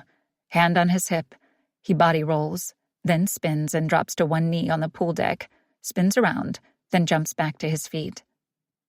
I'm in utter shock, impressed that he, 1, knows the moves, 2, remembers them after all this time, and 3, isn't afraid to arm me with this knowledge for future blackmail purposes. In fact, I grab my phone and start to record as he continues the routine, and even starts to sing along. He knows the lyrics, and his voice is not half bad. His speaking voice, a deep alto, has me surprised he can pull off the tone of this prepubescent boy band. I laugh from behind the phone camera, but then he walks toward me and gently pushes the phone down, so I put it on the table.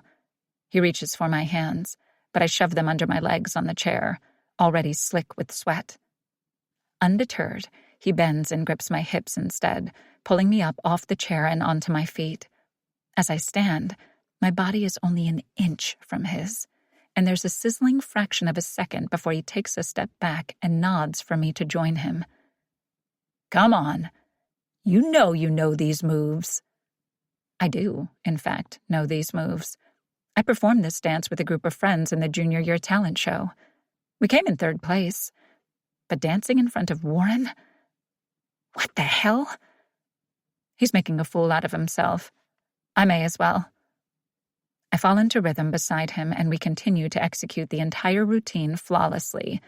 My singing is better than his, obvs, but I can't claim victor on the moves.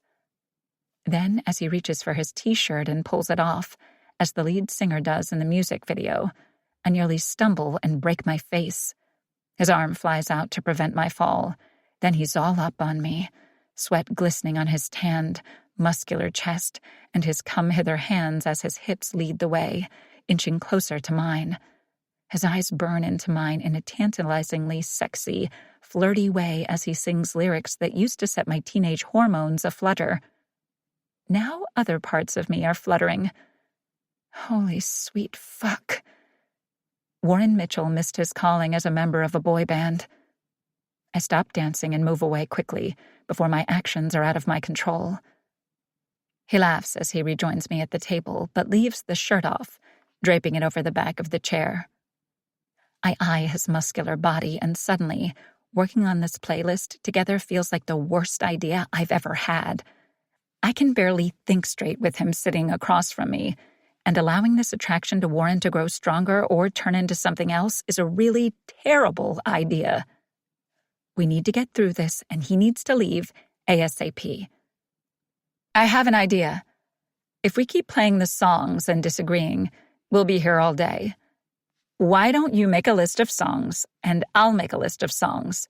We each have 3 vetoes, and then the mixed list will be set, along with whatever else the DJ plays. He shrugs. Not a bad idea, He stops short of saying the nickname. And shockingly, I'm a bit disappointed. Which is ridiculous. Must be the testosterone oozing from him having some sort of ill effects on my brain, messing with my own body chemistry. I tear a page out of the notebook and hand it to him with a pen. We both get to writing.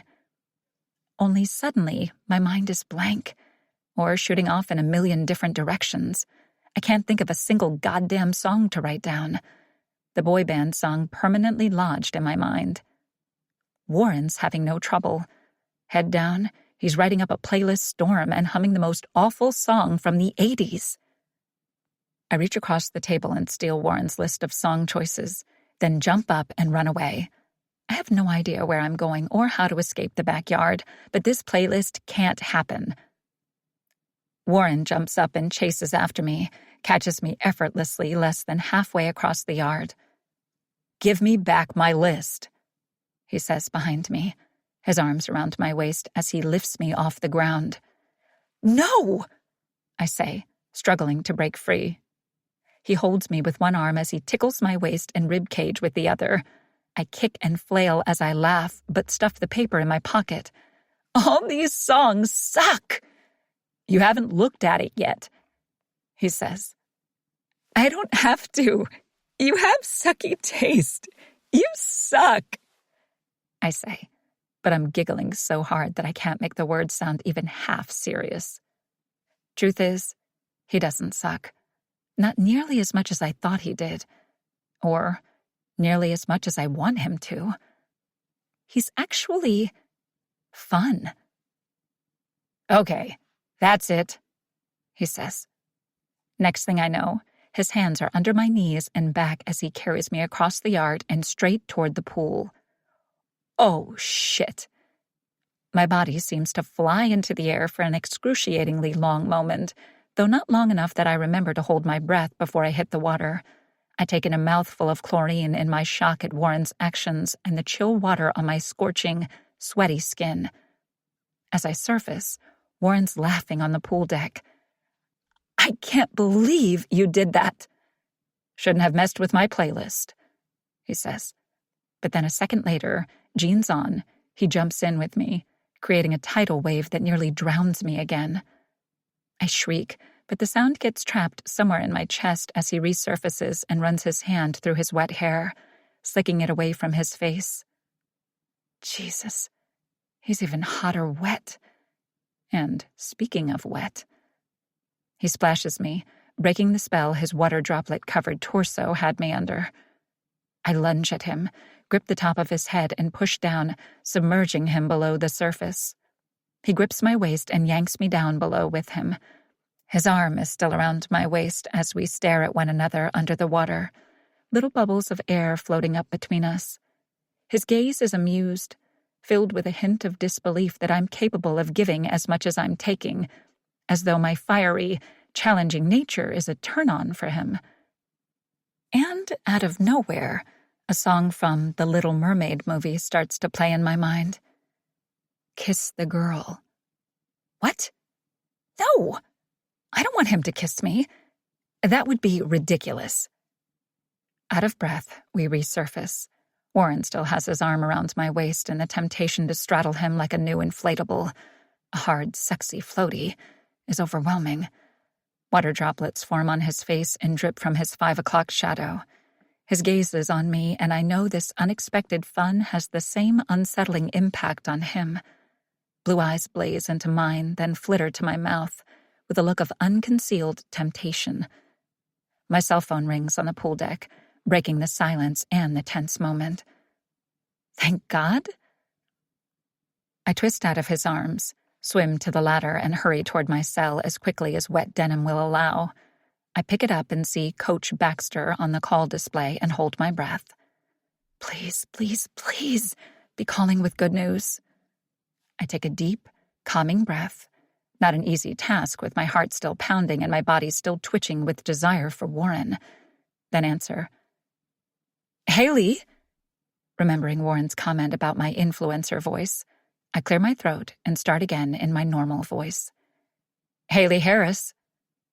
Haley, hi! Coach Baxter from the San Diego Mavens. Yes. Hi, Coach Baxter. Great to hear from you, I say, aware of Warren's gaze on me, listening as he treads water in the pool. Got your email request for a meeting? I only sent it a month ago, but whatever. I'm happy he's calling now. Like to set something up, he says. I breathe in silent relief, then compose myself. Great decision. Let's talk some dates. I take the call inside, away from eavesdropping ears, and drip all over my hardwood floor as I head into my office. A moment later, I reemerge triumphantly. Warren is out of the pool, but still shirtless, tanning on a lounger. My mouth goes dry at the sight of the six-pack and tanned, broad, sexy shoulders. Turns out the rest of his physique is just as impressive as the forearms. The upper half, anyway. I'd need to see the rest for myself before passing judgment. He hears the patio door close and opens one eye to look at me, catches my stare. Good news? I have a meeting with the Mavens coach. It's a start. Nothing guaranteed, but at least someone from the sports world is finally getting back to me. Warren opens the other eye and studies me for a sec. Why sports clients? He asks with genuine interest. From what I remember, you were never very athletic. I obviously can't tell him the truth. Even having this discussion is likely to kill the lighthearted mood. We're getting along for once, and I hate to ruin that with a reminder that the last non-client athlete I tried to advise was him. Want to be versed in all industries? I say simply. You truly think you can help professional athletes? I do. I hesitate, then feel as though I need to prove it to him. Or, more likely, reassure myself that I'm capable. Oddly enough, if I can convince Warren, I think I'll feel more confident. I sigh. Come with me. He gets up and forgets his shirt as he follows me inside. Our wet clothes drip onto the floor as I lead the way to my home gym. I'm hoping this area will help me convince athletes that I know what I'm talking about. Warren enters and lets out a low whistle as he scans the equipment. It's good, right? He nods. It's a great training facility. But athletes already have those. They aren't going to sign with you to work out here. I know. I just thought if I looked athletic, it might instill confidence. His gaze washes over me slowly. Those arms are not going to convince anyone that you're sporty. I glance at my arms and make a superhero pose, flexing. There's a muscle there, somewhere. If I squint really hard. Okay, so he's got a point. Well, teach me how to use this stuff. He looks tempted for a second, but then shakes his head. You're missing my point. It's not being a weightlifter that will get them to sign on for your coaching. It's knowing the industry, he says. I'm researching, I say. That's a start. But you need to get out there. Play the sport. Feel the ball. I'd like to feel certain balls. You need to experience the games for yourself. The aching muscles afterward and the rush of scoring a goal or touchdown or basket, he says. He's making sense. How am I supposed to do that? He takes a breath and then lets it out slowly. Give me back my playlist, and I'll help you. My heart races at the thought. More time together. Another excuse to see one another. Get physical and sweaty together. I want to hate the idea, but there are a bajillion reasons I want to say yes. Focus on the one that makes sense. This could help your career. I reach into the pocket of my shorts and pull out his soaked playlist. I bite my lip as I hold it up. You may need to write a new one. A full day of sports with Haley Harris. Spending time with her willingly, doing something other than engagement party planning. I need to have my head examined. I drop my bag of sports gear onto the field and open it. Inside is a football, baseball, and gloves, tennis rackets, and a basketball. The key sports she's trying to break into. I don't know why I want to help her out, but I sensed genuineness in her yesterday, and the offer just slipped out. But I'm determined to keep things, meaning my thoughts and my heart-ons, in check today. Unlike yesterday in the water where the temptation to kiss her was so strong, I know I would have risked the punch in the face if her cell phone hadn't rung. I thought that interrupted kiss cliché shit only happened in TV movies. Probably for the best, though, as it would have been a huge mistake. We finally reached a point where we don't want to murder one another, and may be able to pull off the engagement party without disappointing Liam and Sonia. Best to keep this stalemate we've silently agreed to as platonic as possible. Which would be easier if she wasn't so damn hot. Striding across the field in tight athletic short shorts and a bra top, her blonde hair in a swishing ponytail and bright pink runners on her feet, she looks like sports pro Barbie. I choose to believe she's wearing this particular outfit because of the 100-degree heat, and not because she's hoping to elicit another near kiss out of me. That is absolutely not going to be happening. Hi, she says, sounding excited and happy to see me, which is a first, and it throws me completely off guard. Hey, I mumble. Ready to get started? She bounces excitedly, and her breasts are a major source of distraction. What's first? She needs to calm the fuck down before I get excited. I reach into the bag and take out a football, something that requires us to be as far apart as physically possible. I toss the ball back and forth in my hands as I nod for her to head across the field. Let's see if you can throw a spiral. She nods as she backs away. She holds her arms out, ready to catch the ball. Oh, God. She's adorable. Which is arguably worse than being sexy. Sexy hits me in the groin area, whereas this cuteness radiating from her warms something in my core. I don't like it. I throw the ball at about 10% my usual speed, and she catches it. I caught it! Her excitement rivals mine over winning my first pro championship. Okay, throw it back. She positions her hands correctly on the threads, and I'm grateful. I don't have to teach her that. Distance is my friend today. She raises her arm and throws. The ball is wonky and wobbly, but it makes it to me. Shit. Sorry, she says. All good. Just try guiding the ball with your pinky finger. Stabilize it and try to direct its trajectory. That's it. Coach mode. Think of her as one of your players. You can do this. I toss the ball back and she tries again. And it's better. And each one after that is better. 20 minutes later, she's not half bad. She's only throwing the ball about 8 feet, but it's not wobbly anymore. Ready for the next sport? I ask, putting the football away. She nods, approaching. Nope. Stay over there.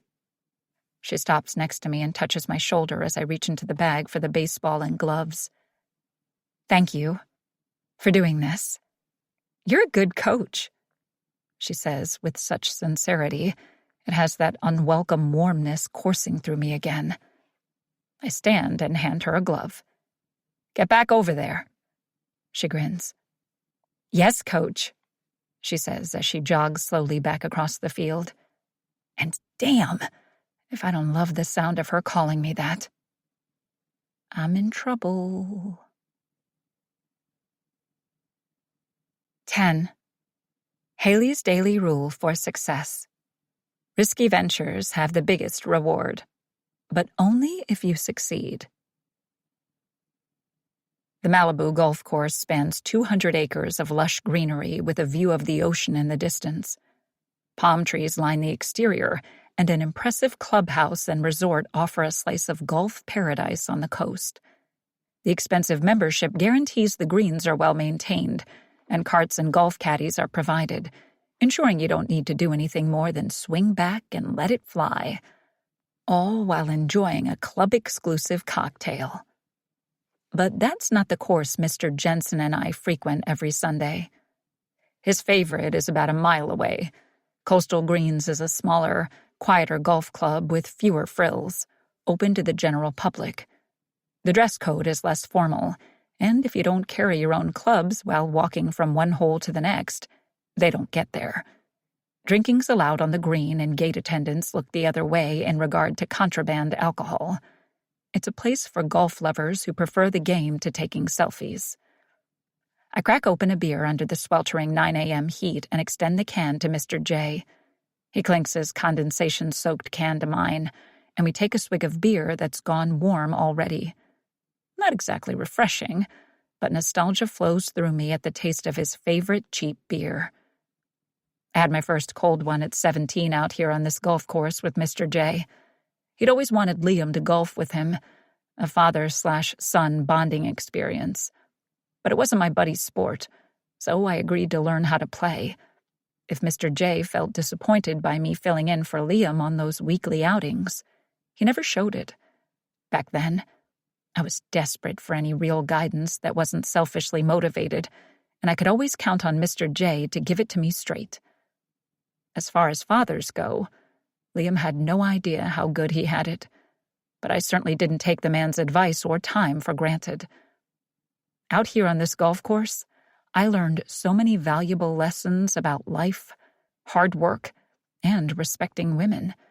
His pickup line suggestions were obviously not to be taken seriously, but the memories made on this course over the years have stuck with me. "Seeing much of Liam while he's home?" the older man asks now, setting up his drive. "Yeah, we've been hanging out." I know he's refusing to come to the engagement party, so I don't want to bring it up, but I sense we're headed there. The disagreement with his son has to be weighing on his mind, and just like years ago when he and Liam would be at odds, it does put me in a rather tight predicament. I've always been diplomatic and refused to take sides in whatever argument they had going, but co-hosting the engagement party will definitely be seen as having chosen a side in this one. But in my defense, I agreed before I knew he wasn't supportive of the relationship. Hard to say if I would have stepped into this role had I known. My respect for him is deep-rooted, but so is my loyalty to my best friend. He swings back, hits the ball, and it sails through the air. "You've met Sonia?" "Great shot," I say when it lands on the green, then nod slowly. "Yeah. She seems like a nice person." I place my ball on the tee and rotate my shoulders before getting into position. "I'm sure she is," he says. I take my swing, but the slight tension in the air makes it a lousy one. The ball only goes several yards and lands way back from the green. Won't be hitting par on this one, but today there's more on Mr. J's mind than golf, and I want to be a sounding board the way he's always been for me. I turn toward him. "Heard you and Marcia aren't able to make it to the party."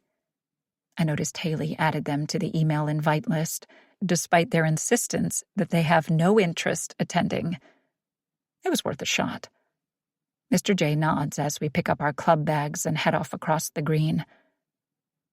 First thing me and the old battle axe have agreed on in years.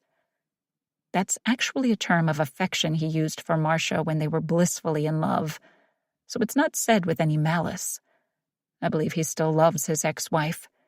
He's never remarried, and I know he still wears his wedding ring when no one is around, because there's a very obvious tan line on his ring finger from days working in the sun. I know the divorce hit him and Liam hard, making them both a little gun-shy about matrimony and lifelong commitment. But if Liam has moved beyond that emotional hang-up, I'm curious why Mr. J is so against his son getting married. Does he just not want him to get hurt?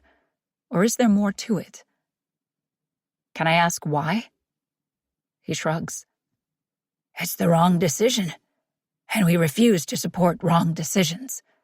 Simple as that. But why do you think it's wrong? Sonia has zero flaws as far as I can tell, and Liam seems stressed, but with an aggressive resort build schedule, that's par for the course. Otherwise, he seems to be happy and in love. If he was going to marry someone, it could definitely be worse. Because he should be with Haley. I stumble over the uneven turf. Haley? Really? My heart pounds slightly as the memory of yesterday's sports training resurfaces. We'd successfully managed to keep it casual and platonic, unlike that day in the pool. It was as if we both knew we were wading into dangerous waters and needed to pull back a little. We didn't argue, which was also good because arguing with her has the same effect on my attraction to her as flirting with her does. Safe neutrality is the only way to keep things PG. But I can't deny that even when I'm not around her, I'm thinking about her more than I want to these days, and that's never happened to me before with a woman. Out of sight, out of mind was a concept that I was very familiar with. But it's different with Haley, and it's messing with me. Mr. J nods confidently as we reach his ball. That girl was perfect for him. Haley? Really? You sound like a broken record, son, Mr. J says, lining up his next shot. Haley challenges him and doesn't put up with any bullshit, but she's as loyal and committed to that boy as it comes. Something in my gut stirs, and I pray it's the lukewarm beer not sitting right. Haley not being supportive of the union seemed like a way to get Liam back for herself. But is Mr. J right? Does she have Liam's best interests at heart? Either way, if Liam is single again, it frees him up for another shot with Haley. I wipe beads of sweat from my forehead with the back of my arm. But they decided they weren't right for one another years ago. Or at least Liam did. Because he moved to New York. But when he came back, I thought... He shrugs. That's why I sent him to fix her pool. Playing Cupid? I say wryly. Hoping they'd reconnect.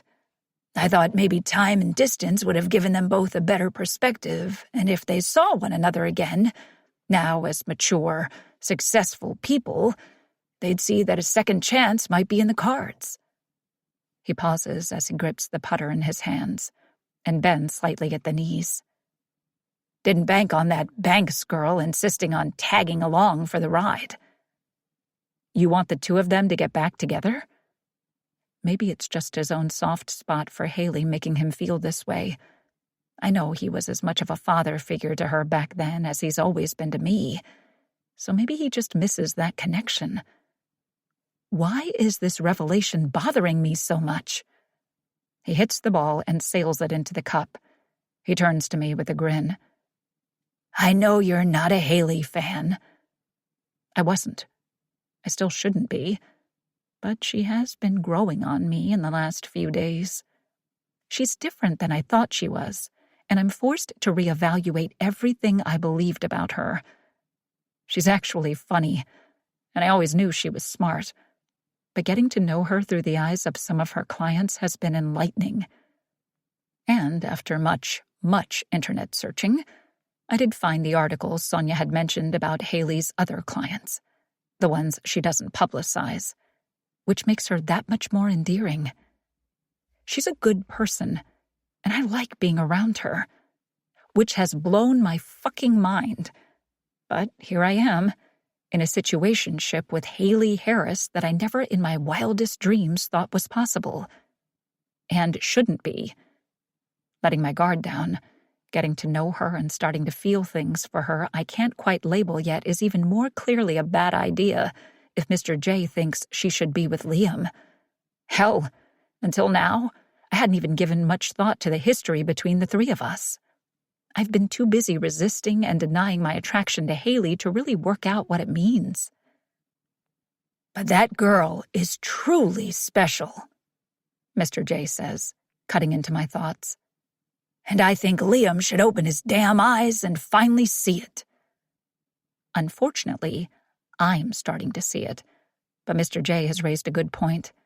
Even if I could wrap my mind around the fact that I'm attracted to Haley, and even if in some wild stretch of fate she might actually be attracted to me, even if the stars aligned and we could somehow move forward past our tumultuous history and open up to the idea of being together and not just right now in a half-truce until this wedding happens. How could I possibly go for my best friend's ex? I'm still plagued with the thought that night at my weekly poker game, a tradition that has become almost sacred as it's my only real tie to my former life. Sunday nights when my football buddies and I sit around the poker table in my basement with beer and snacks on hand, trash-talking one another. I forget that my career is over and that these athletes have gone on to accomplish all the things I'd set out to do myself. Luckily, their skills on the field don't translate to the poker table. Royal flush, I say, as I put down my hand and drag in a stack of poker chips. Even distracted, I'm still stealing their hard-earned league money. Motherfucker, Damian Jones, quarterback for the San Diego Rogues, says as he tosses his cards onto the table. This is bullshit. He says that every week. He's the worst player of us all, but thinks he's hot shit, so he'll never fold. Good thing the guy's bankroll can support his lack of poker face. I take a swig of beer, emptying the bottle, then reach into the cooler next to me for a new one. My cell phone chimes on the table, and I see a text from Haley that reads, 8:45, my place tomorrow morning for party setup. Don't be late. I grin. Her bossiness is starting to grow on me. Damien nods toward the phone. Looks like someone's got a booty call lined up for after we leave. The other guys laugh and rib me for my playboy ways. It's a reputation I'm okay with upholding among my happily married bros. They'd never believe I was actually feeling actual feelings for someone anyway, and I'm not sure I believe it just yet. After my conversation with Mr. J, I'm not sure I can allow those feelings to continue. As if I have any control over the matter. If I did, I wouldn't have caught them in the first place. Damien deals out the next hand, and I clear my throat. Hey, what do you guys think of the whole bro code thing? Maybe it doesn't apply in adulthood. Bros before hoes? Jeremy Dexton, a linebacker for the Santa Monica Heat, asks, collecting his cards and peering over the outsized gold-trimmed dark Gucci sunglasses he borrows from his wife. No, more like dating someone's ex. Jeremy shakes his head. That's like dating a dude's sister. You don't. I nod. That's what I thought. No exceptions? Damien sends me a curious look. Which one of our exes are you trying to hook up with? I scoff. Before marrying his beautiful, amazingly patient wife, Alexis, Damien had the worst taste in women. This guy was like a magnet for gold diggers. It's not like that. I was just curious. Jeremy sends me a look. There are enough women in this city that you don't need to fuck up a friendship to get laid. Loud and clear. But what if it wasn't just about getting laid? Did that change the rules? It's after midnight when I complete my pitch document to Coach Baxter. I took Warren's advice, though I'll take that secret to the grave, and did my research. Baseball plays, stats, etc. I couldn't coach a team yet, but I was able to identify key areas in a player's career where they could use some guidance. I'd always thought that researching and truly understanding the industries was a waste of time. My glimpses reveal most of what I need to know: which team to sign with, which to avoid, future injuries. But maybe I could develop my business a different way. Still use my ability, but rely on it a little less. I scan the presentation a final time, then hit send. I yawn, stand, and stretch. Ouch, ouch, ouch! My entire body is sore from the sports training with Warren yesterday. I can barely lift my arms, and I was tempted to slide down the banister this morning to avoid tackling the stairs. 3 hours learning some sports basics had been tough, but Warren was an incredible coach, patient, informative, and sincere in wanting to help me. But there had been a distance I could feel. Obviously, the day before in my pool had unsettled him as it had me. So it had been a relief that he was focusing on the task at hand and keeping any ridiculous flirting at bay. A big relief. I do not need this thing with Warren escalating to something it doesn't need to be. Shouldn't be. It's not like we could actually date. We're totally wrong for one another. We have history that forbids it, and with my gift preventing me from fully opening up to another person, any relationship with him would be doomed from the start. My glimpse into Warren's career-ending injury would always be the elephant in the room, and how could a long-lasting relationship survive that underlying tension? As I leave my office, my phone chimes with a message from him. I look at it and read, "I'll be there bright and early." The idea of seeing him shouldn't be making me this excited, but the butterflies in my stomach tell me that despite all common sense, there is a definite attraction. One that could be a huge distraction if I let it. Operation Breakup has taken a back seat in recent days. But I need to stay focused. Stopping this wedding all comes down to tomorrow. 11. Haley's daily rule for success. When nothing goes right, redefine your definition of right. The next day, a crew sets up a temporary stage in my backyard as we decorate for the party. Across the yard, Warren stands on a ladder, hanging a string of white lights. He glances toward me, and if I didn't know better, I'd swear there was attraction in his gaze. Things seem to have shifted over the last week working to pull this off. I head his way and pause next to the ladder. He's of course ignored my instructions to let the lights drape several inches, but they look better his way. "Looking good." "Why, thank you," he says with a wink that sets my heart racing. "Eyes on the prize, Haley." "I meant the lights," I say awkwardly. "I know," he says with a grin. How did the grin that used to grate on my last nerve suddenly become a highlight of my day? My cell phone rings and I reach into my shorts pocket. A glance at the caller ID reveals Coach Baxter. That was quick. Good sign or bad sign to have a decision this early? "I have to get this," I say distractedly, my gaze still on the ringing phone. "Take your time. It's not like you're helping anyway," Warren jokes, and I have no time to focus on whether or not we are flirting. Nervously, I move away and answer the call with enthusiasm in my voice. "Hey, Coach Baxter. Wasn't expecting to hear from you so soon." Immediately assume the upper hand by letting the opposite party know they've shown their cards. "Didn't want to leave you waiting after the impressive pitch we received last night," he says, and it's impossible to tell from the tone if they're in or out. But he did say impressive, so my hopes rise. "Thank you.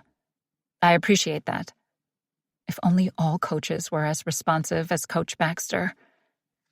"So, I reviewed it, and Kylie and I discussed it this morning. We thought you had some great ideas, and your viewpoints on her career trajectory were really outside the box. Playing up her weaknesses and moving her into positions the opposition won't expect was quite ingenious. My confidence grows. I do think that strategy is a good one for her. After watching countless hours of footage, I noticed Kylie wasn't being utilized to her full potential in the second baseman position. Sure, it's a little unorthodox, but we can't always do what the competition is doing if we want to get ahead. A long pause on the other end, then, yeah. Well, Spencer Stanley feels differently. He feels playing to her strengths is the better approach, Coach Baxter says, and my spirits take a nosedive. They've been chatting with Spencer, too. That shouldn't surprise me, but I thought maybe I'd hit on a team he hadn't. I was hoping Spencer wasn't targeting female athletes. I swallow hard and take a slow breath before answering. Spencer Stanley. Right. He's really great. I'm sure he has a lot to offer Kylie as well. The fastest way to discredit yourself is by discrediting someone else. But I think his approach is a little more old school. It's tried and true. Shit. I wait. We've decided to go with him. I force a breath. Of course. Whatever you feel is best. I did enjoy your pitch, Haley, and appreciate you taking the time. Absolutely. Take care and good luck to Kylie. I disconnect the call. Fuck, I mutter. How is Spencer doing it? He's not thinking outside the box or offering anything new to his potential clients. People like safe. They like to hear advice that's in line with their own thinking. Maybe I need to switch my approach. But the idea of compromising my own creativity to gain clients doesn't appeal to me. If I'm trying to rely on my strengths, other than my gift, then I need to be true to who I am, what makes me different. Unfortunately, the imposter syndrome resurfaces. Could I actually pull this off without using my glimpses? Warren descends the ladder and approaches. Everything okay? Just lost another potential athlete client to Spencer Stanley. Warren nods sympathetically. What? No snide comment? Warren hesitates, looking severely conflicted as he struggles with something for a beat. Hey, why don't you come to poker night at my place next week? He says. Are you trying to make me feel better? Because stealing my money in a poker game when I just said my expansion plans aren't going so shit hot is a weird way of doing it. He shakes his head. I'm inviting you because there will be 6 professional football players held captive with money on the line, forced to listen to what you have to say. My mouth gapes. Okay, that does make me feel a little better. Who the hell knew Warren Mitchell was capable of lifting my mood? I mean, physically. I'm sure he's capable of all kinds of therapy. Focus, Haley. Seriously? Can you play? Not really. Even better. Sunday night at 8 or 7:50 if you'd rather, he says with a wink. I'm still in shock and slightly suspicious of the offer, but I nod. Yeah. Okay. I'm in. Great. Not only is it a nice gesture, but it's a future opportunity to hang out together. The gate buzzer sounds from inside the house, interrupting the energy vibrating between us. Must be the desserts, I say. I head toward the gate, then cast a glance at Warren over my shoulder. He's still staring at me, and where his expression used to radiate attraction, now there's a different look. A softer look. Affection? Yep. The earth definitely shifted with that tremor. Haley looks mortified as she stares into dessert boxes with the Frost God logo sitting on her kitchen counter. What the hell are those? I fail to hide a grin as I peer over her shoulder. In my expert opinion, Kama Sutra poses. And very well done by the looks of them. Yates is truly an artist. Haley shoots me a look, then grabs her cell phone and dials Yates. She puts the call on speaker as the pastry chef answers on half a ring. "I know, I messed up," he says. Haley's shoulders sag in relief. "Thank the frost god you realized there was a mix-up. When can we expect the driver back with our order?" "No, I really messed up. Your order was delivered this morning to some sex toy sales party," Yates says. "They ate them but left me a 3-star review because the designs weren't risque enough, which made me realize the mix-up." "They're gone?" Haley asks, panicked again. "You can keep the Kama Sutra designs, free of charge," Yates says graciously. Haley's white-knuckled grip on the edge of the counter says she's fighting for patience. "I'm not sure those will work for our guests. Do you have anything in the display case that we can get in a hurry?" "Not enough to accommodate your numbers. There was a rave last night at the club down the street. Late-night munchies are good for business."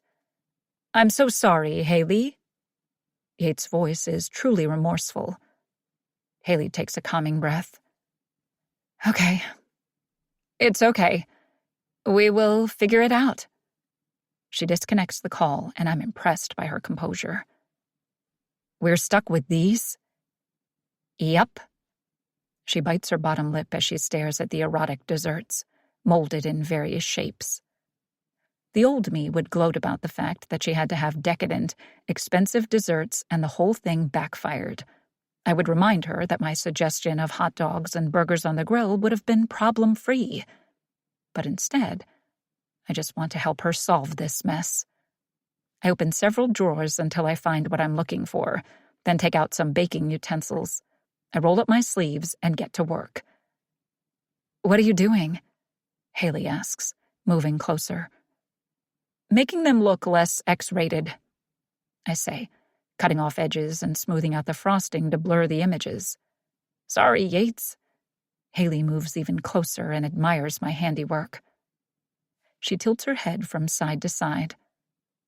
"Holy shit! That might actually work." She picks up a cut-off piece and pops it into her mouth. I reach for one and do the same. "Still tastes fantastic." "So good," she says, reaching for another piece. We continue to eat the discards as I work, and then the next thing I know...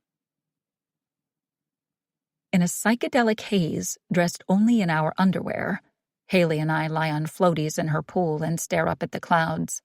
I'm wearing Haley's oversized, diamond-encrusted sunglasses. I point to the sky as various shapes emerge in a brightly colored effervescence. I'm completely oblivious to how I even got here. And somewhere deep in my subconscious, I'm freaked out, but too high to care. "That cloud looks like a unicorn," I say. "Do you hear the palm trees singing?" Haley says. "It's magical. What if we're all just in a mason jar? And the stars are the air holes." Wow. Mind blown. I fight through the mild confusion as I watch her listen to the melody of the palm trees. I blink several times and shake my head to clear the fog. "We can't serve those desserts." Haley still looks slightly dazed, but she too seems to be coming around. "Hot dogs on the grill it is," she says, as she paddles her way to the edge of the pool. She climbs out, and the sight of her in her pale pink underwear and matching bra has my mouth watering. I'm completely lucid now. She checks the time on her cell phone and gasps. "How is it afternoon already? How long were we floating in there?" She scrambles to put her shorts and tank top back on over the damp underwear. Wetness seeps through the shirt, and her nipples press against the fabric. Lingering effects of the hallucinogen kick in, and the nipples start glowing and rotating like a spiral. I blink it off and try to focus on her voice. She's panicking about something. "The tables should have arrived by now." Her voice sounds like it's been filtered through a slow-motion special effect. Tables. Right. She calls the rental company, and I watch her expression change as she listens, then disconnects. Is no one in this city competent? No tables? I'm still too high to be fazed by it. They double-booked. Haley paces, rubs her temples, tries to sober up to deal with the latest crisis. But then she pauses, lured into a deep conversation about aliens with a potted cactus. I have to pull it together. I climb out of the pool and bend at the knees to look into her face. Don't sweat it. I have a few at my place. Haley looks at me like I've just discovered a way to maintain world peace. When did you become Mr. Save the Day? I'll admit coming to the rescue, her rescue, has not effect on me. Probably because she's so self-sufficient and composed all the time. Watching her stressed and unraveling and knowing I can help is empowering. What can I say? America's hero, I say with a wink. Okay, hotshot. Let's go. 20 minutes later, Warren pulls his Jeep in front of a modest 2-story house in a nice neighborhood. He drove, as apparently having only 1% body fat helped him metabolize the cannabis quicker, and I'm still sporadically hearing inanimate objects. What the hell was in those desserts? I frown and say, I thought you lived in that bungalow on 8th Street. Warren laughs. You thought I still lived in the house near campus I shared with 6 other dudes? Yeah. He shakes his head as we open the doors and climb out. Inside, the house is even more of a shocker. It's a neat, nicely decorated home. Football-themed items throughout, but not tacky. I'm impressed by the matching decor and modern color scheme, sleek appliances, and even a few houseplants that look to be thriving. This place is really not bad. Warren's earlier easygoing demeanor has changed. He's back to slightly tense and broody, as though having me in his personal space puts him on edge. Glad it meets your approval, he says. Don't touch anything. I sent him a look. So much for my knight in shining armor. Or, rather, diamond-encrusted sunglasses. Looking at him now, I can't even recognize him as the guy who was envisioning unicorn-shaped clouds and talking about existential crises. Tables are downstairs, he says. I nod, but then notice a certificate from California State University on a table near the door, next to a frame that he's yet to put it in. I pick it up and read the fancy script that says, You have a diploma in sports psychology? Shocked would be an understatement. Annoyed, Warren takes it from me. I told you not to touch anything, he grumbles. When did you get time to do this? He shrugs. Maybe some days I get up before noon. Okay, so maybe I've misjudged him. Come on, he says, leading the way down the hall to a flight of stairs. I follow close behind, still trying to process the idea of him studying to become a sports therapist. Not that I doubt he's capable of that, but because it's impressive in ways I wasn't expecting, and now I'm questioning everything I know about him and wanting to learn more. I've known him most of my life, but the relationship has always been superficial. We've never really had deep, meaningful conversations. He was Liam's best friend, a fun, easygoing third wheel with a solitary focus on football. We lost touch after the breakup, until that day at the airport. Working together to plan this party has been a mix of tearing one another's throats out and flirting until it's not safe, then reining it in. But now I find myself wanting to actually know him, know why he chose online studies, why he coaches on a local level instead of accepting offers from big colleges he must be receiving, why he's still single. But getting to know him would be dangerous, and being completely vulnerable with him is impossible.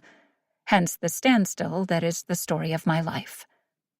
I follow him down a flight of stairs into... the man cave. Downstairs is more of what I was expecting. Large, comfy-looking sofas and chairs, a flat-screen TV the size of a small movie theater screen, a poker table in the corner near a bar with a stocked liquor shelf and beer fridge. I pause, seeing his sports accomplishments on display along one wall. Football championship trophies and medals from junior high to his professional days. Top athlete awards and VIP trophies. He was an all-state champ and held the top stats for 3 years as a quarterback. Photos show him in uniform with various teams, from the ones with Liam in high school to professional teams. I peruse them all in real amazement. He has had one hell of an impressive career. A wave of guilt washes over me that I had a hand in putting an end to it. But it was going to end either way, even if I'd let him board the plane that day. I refuse to regret my actions. Warren looks uncomfortable as he grips one of the tables stacked against a wall. I continue looking at the items. His championship rings sparkle behind the glass. "Great career," I say. "Yeah. Want to help?" I pull my gaze away and join him. I take a deep breath and clear my throat. "I am really sorry about what happened that day in the airport." I'm not sure I've ever truly apologized, and he looks surprised to hear it now. He sighs, looks like he wants to move on, but says, "You never did explain what that prank was about." How do I explain any better than I tried to that day? "I was afraid you were going to get hurt," I say slowly. "I have a gut instinct about these things. It was probably the wrong way to go about it, and I didn't mean to ruin your career." Warren places his hands on his hips, his gaze drifting to the display case of accomplishments. "I could have tried again. It's not all on you," he says after a long pause. "Why didn't you?" I ask gently. I'm desperate to know, but afraid to spook him back into silent withdrawal with too many questions. "I don't know. I'd reached a level of success and got complacent." He shrugs. "I thought I could take some time off and they'd welcome me back when I was ready." He pauses and runs a hand through his hair. "You were right. There's nothing worse than taking your foot off the gas and then watching others achieve your dream." Hearing the words, "you were right," coming out of Warren Mitchell's mouth should have me bragging to high heavens. But I feel for him. A rare beat of connection passes between us at his vulnerability. I'm surprised and kind of touched that he shared something personal. But I sense this is all I'm going to get for now. So I grab the other end of the table and we lift. Full disclosure, I don't get up at 4:45 a.m. I mean, I do, to post the live motivational video, but then I go back to bed. Warren grins, and there he is, the casual, fun-loving guy from my backyard, the one I'm getting to know better, the one who, dare I say it, against all common sense and better judgment, I'm starting to like. "Can't believe you're trusting me with such a deep, dark secret," he says with a wink. Correction. Starting to like a lot. Hours later, the engagement party is in full swing. Guests arrive, mingle, drink champagne. At the grill, dressed in jeans, collared shirt, and an apron that reads, "What's up, dog?" Warren serves hot dogs and hamburgers. Surprisingly, the guests aren't complaining. They seem to be enjoying the laid-back, casual with classy accents vibe we've been forced to go with. Across the yard, Sonia and Liam look happy, in love, having a great time, surrounded by Sonia's family and friends. I can't help but wonder how Liam feels about his family not being here, not supporting this. I'd been hoping that his parents would pull through in the final seconds, even though I know ultimately this is for the best. I'd like to talk to him about it, but Sonia's been glued to his hip since they arrived. Champagne glass in hand, I watch them from across the yard, and a feeling of conflict washes over me. I can feel my resolve weakening. They look so happy. Beautiful party, dear. I jump, spilling my champagne at the sound of Amelia's voice next to me. Amelia! Hi! What, are you doing here? She dressed for the occasion in a beautiful pale blue sundress, her hair coiffed in a bun and a glamorous amount of makeup. Heard the party and thought it was one of your events. Oh, right. She has an open invitation to those. Actually, it's an engagement party for a friend. She looks disappointed. Oh, sorry to intrude. No intrusion at all. Sonia's voice is full of excitement as she and Liam approach us. You're Amelia Cranshaw. I've watched all your movies. Amelia turns to her with a beaming smile. Thank you, dear. Sonia continues to gush, and Amelia continues to eat up the attention and praise, and this shouldn't bother me, but an odd sensation washes over me. Something like protective jealousy. Amelia's my friend.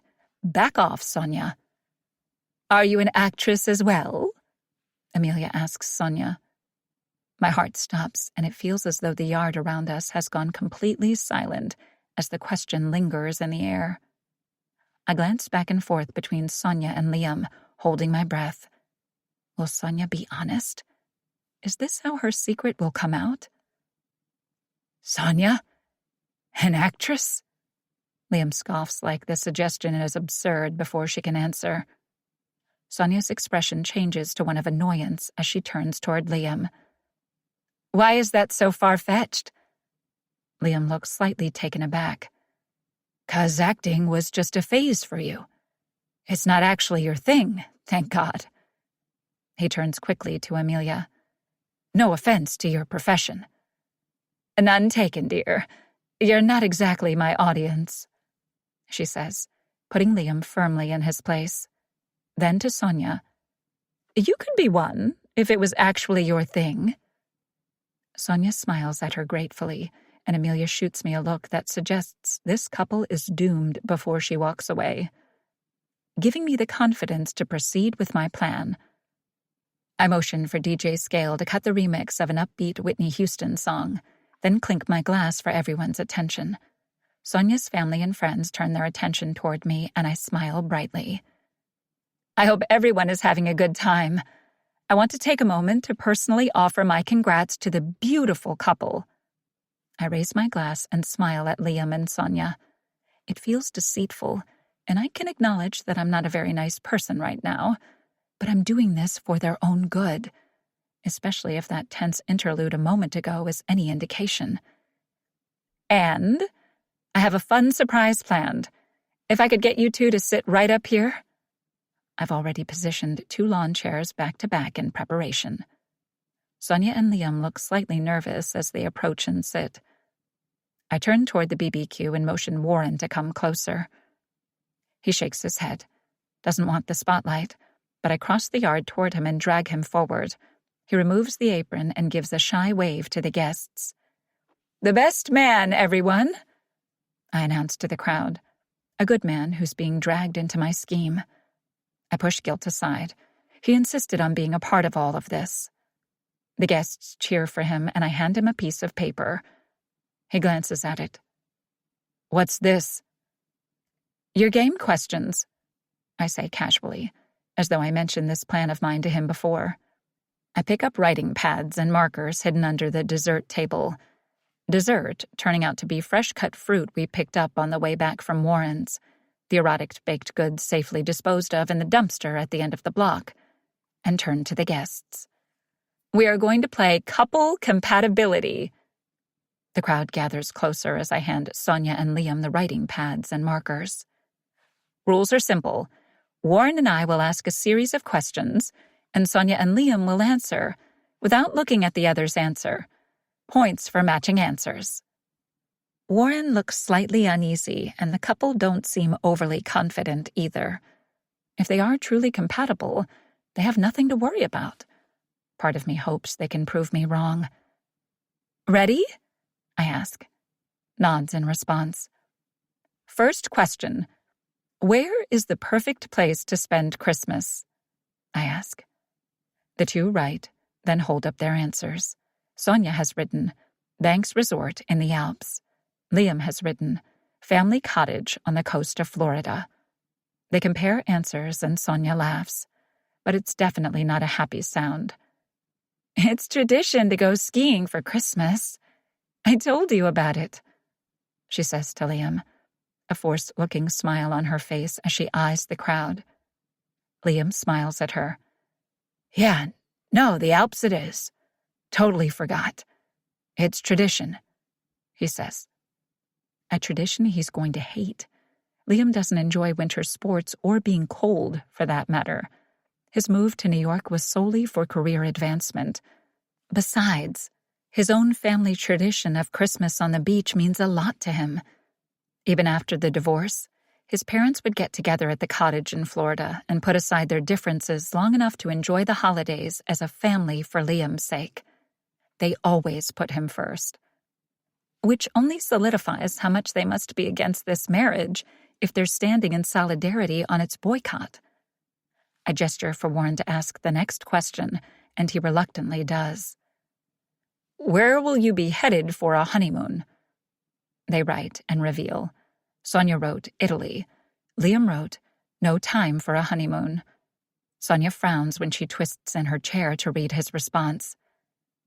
No time? We're breaking ground on the resort right after the wedding, he says, and I notice his gaze meets Mr. Banks's across the yard. The older man nods his approval, but Sonia doesn't look happy. Maybe you can take a honeymoon once all the resorts are built, I interject, and both Sonia and Mr. Banks flinch at the plurality I used. Fantastic. So Liam still doesn't know. It fuels my commitment to the cause. Better to keep the momentum moving. Next question. How many kids do you want? They write and reveal. Liam, 4. Sonia, 1. Maybe. Liam frowns. I thought we both liked the idea of a big family. We do, but liking the idea is one thing. 4 kids is a lot of work, she says. I was an only child. I don't want that for my kid, Liam says. Sonia forces an awkward, embarrassed-looking smile as she glances around the yard. Can we talk about this later? She mutters to Liam. He shrugs, but doesn't look pleased. Warren's up with his next question, but he shakes his head and tucks the paper away instead. I think it's time for more dancing. DJ Scale, play Warren's playlist, he calls across the yard. From the stage, DJ Scale gives Warren a thumbs up. I shoot Warren an annoyed look as the music resumes, now 90s rock, and Sonia and Liam head to a quiet corner of the yard to chat, or argue by the looks of the expressions and hand gestures. I watch from a distance, until I feel Warren's hand on my arm, gruffly pulling me aside. What was that? He asks. I wave a dismissive hand. It's a popular wedding game. It was just for fun. Warren eyes me with a look of disappointment. Fun for who? He shakes his head and walks away. I sigh, not thrilled with myself, but certain I'm doing the right thing. For Liam. It was just a few simple questions about important life choices, and they disagreed about each one. Best to learn that now, rather than later, right? The party continues, but the overall mood has shifted. I try to catch Warren's gaze as he resumes his post at the grill, but he avoids me for the rest of the evening. With Operation Breakup moving a step in the right direction, Warren's attitude should be the least of my worries. But unfortunately, his opinion of me suddenly matters. A lot. Hours later, the backyard is empty. I stand on a ladder, taking down the lights, while Haley steadies it for me.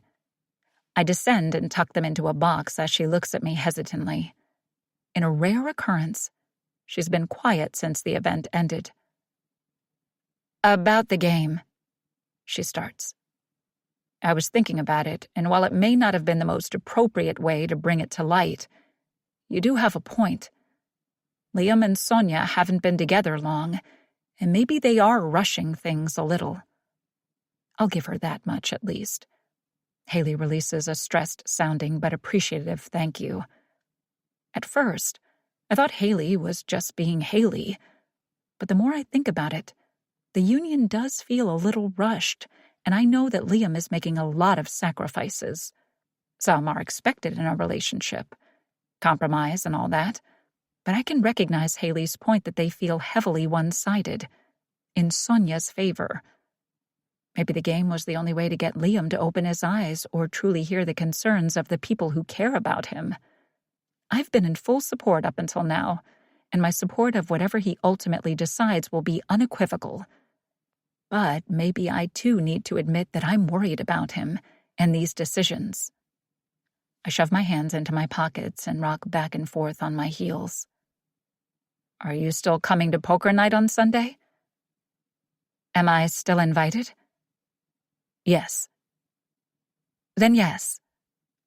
My gaze meets Haley's, and not for the first time today a beat of unexpected connection and attraction passes between us. Chemistry sizzling below the surface.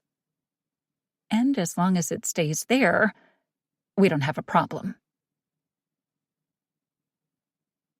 12. Haley's daily rule for success. If you're not an expert at something, admit it and be humble enough to learn. Music plays over the sounds of laughter and good-natured banter in Warren's man cave. I'm sitting at his poker table with 6 athletes, as promised. I'm losing miserably, but I'm having a great time.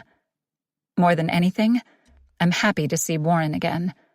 I'd hoped that a few days apart would help diminish my attraction to him, but apparently there's some truth to this saying absence makes the heart grow fonder, at least on my end. It's been hard to read him this evening. He's casual and confident and winning, so naturally he's in a great mood. His connection with his buddies is obvious, and that speaks volumes to who he is. A lot of professional athletes have trouble staying connected once careers end. But he's keeping a slight distance from me, and his gaze, when it does drift my way, is void of any real intensity. Had I imagined the connection between us last week? The last game ends after midnight and everyone gets ready to leave, but Warren sends me a look. I'm up. Time for my pitch. I clear my throat and stand. Hey, before you all leave, I was wondering if I could have just a few minutes of your time. The players look slightly uneasy. They obviously know what's coming. But Warren says, Dudes, you took all her money. It's the least you can do. I send him a grateful smile, and he winks at me. That wink has gone from irritating to cute to completely catching me off guard, and I almost sag in relief at the briefest hint that I hadn't imagined our connection. Not that anything can come of it. I force a more professional demeanor as I smile around the table. Who'd like to go first? Maybe we can head into the spare room? 5 minutes with each of them is all I need to glimpse into their individual futures and formulate a pitch that resonates. Uninterested expressions stare back at me. A phone chimes and Alan, a kicker for the San Francisco Dolphins, stands. The wife. Got a split? Sorry, Haley. Great to meet you, though. Oh, with a fist bump to Warren. He's gone. Shit. Lost one already. I glance at Warren, and he sends me a look that says, this is as good as it gets. I repress a sigh as I sit back down. Team pitch it is, then. But how the hell am I going to touch their lifelines this way? I'd wanted to start getting clients on my own merit and hard work. Now's my chance to try. I clear my throat and start my spiel. As all of you know, I am a life coach, and I'm building my roster of sports clients. Who do you coach already? Jeremy asks. Should have expected that one. No one wants to be the first to jump on an empty bandwagon. Well, no one. But I have feelers out there. Lack of interest all around. I'm crashing and burning. This is the first time I've had to rely on anything but my gift. Think, Haley, think. How do I impress these guys? After research, I know more about football and the leagues, but my mind is going blank in this pressure cooker of a moment. I've never had to think on my feet like this before. My phone vibrates, tucked under my leg on my chair, and I ignore it. Then Warren kicks me under the table. I shoot him a look and he sends a nod toward the phone. I glance down at it and discreetly open the text from him that reads, "Jeremy wants to make a move to Dallas." My eyes widen. He's tipping me off? I glance back up and direct my attention to Jeremy. "Hey, Jeremy, are you happy with San Diego?" He shrugs and nods. Not going to give me anything, but I sense it's a lie. "But could you be happier somewhere else? Maybe a dream team you've aspired to?" He looks at me like, "How do you know?" And I push on. "Loyalty is admirable, but how loyal do you think the team is to you? If you start to slack off next year or get a minor injury," I nod to the brace on his right elbow, "do you think they'll keep playing you? Put in any effort to get you in top shape?" He hesitates and folds his arms across his chest. "There's always a rookie to replace me. I get it." "Then maybe you should explore the options. Go out there and get what you want before a rookie steals that opportunity as well." I've hit my mark. I can see Warren smile from the corner of my eye, and I relax a little. "Moving teams is a delicate thing," Jeremy says, and his large biceps twitch. It's his tell. I noticed it before he folded at each hand of poker. "So, let's meet, and I'll help you strategize. If in the end you don't want to take the risk, no harm done." He hesitates, and I glance at the brace, see a potential opening to touch him. "How about this? Let's arm wrestle, and if you win, this discussion is over. If I win, you meet me for a drink." He relaxes and grins as he eyes me. "You think you could take me?" No, but I need to touch him to put together a more solidly convincing pitch. I'm surviving, barely, on Warren's tip, but it's not enough. I'll get there, but right now I need my old standby to seal this one and convince the others to hear me out. "Maybe against your left arm?" "Worth a shot," I say with an innocent shrug. A second later, we're seated across from one another as the other men watch with amusement. Eyes locked in silent intimidation, we reach out and join hands. Our lifelines connect, and my visionary powers are activated. Jeremy sits in the Dallas general manager's office. On the desk in front of him is the best contract of his career. He signs it, and the manager hands him his new jersey with the number 17 on the back. He stares at the number with a look of pride. When I blink back, I've lost the arm wrestle, obviously, but I have exactly what I need. "Sorry, Haley, didn't think I'd let you win, did you?" Jeremy asks with a maybe next time smile as he releases my hand and stands. "Wouldn't dream of it," I say. I pause as he collects his wallet and car keys from the table. "But, hey, Jeremy, it's too bad you don't get to wear your number out there on the field." He pauses. "What do you mean?" "Number 17. It's the one you want to wear, right?" He looks slightly freaked out that I could possibly know that. "Just saying, negotiations with another team might allow you to do that." From the corner of my eye, I see Warren's wide grin, and I know I've nailed it. Player numbers are sacred, and Jeremy's been wearing one that doesn't sing to his heart for 10 years. I wait. Jeremy shakes his head as though he can't believe he's agreeing to it. "One drink." I contain my excitement as I nod professionally. "One drink." The rest of the players are suitably impressed, and I'm able to gain lukewarm commitments from them as they leave. I'll take it. Far better than I'd expected. And it only cost me $400 in lost poker money. Bargain. Once everyone is gone, Warren approaches, carrying a large garbage bag. He tosses recyclables into it as he asks, "How did you know about the number thing?" "I remember seeing it online somewhere that he used to wear that number in high school," I say, as I start to help him clean up. It's not a lie. I did my research on these guys, and the glimpse just sparked my memory. "Well, it worked," Warren says. I stop and give him a warm look. "Thank you," I say with more sincerity than I've ever felt in my life. My gift has guided me to a lucrative, successful career, but I've never had help from another person before. No mentor, no support system. It feels nice. Warren stops and turns toward me. "No problem," he says gruffly. We are standing toe-to-toe and looking deep into one another's eyes. A moment of tension simmers between us, and the next, we're reaching for one another.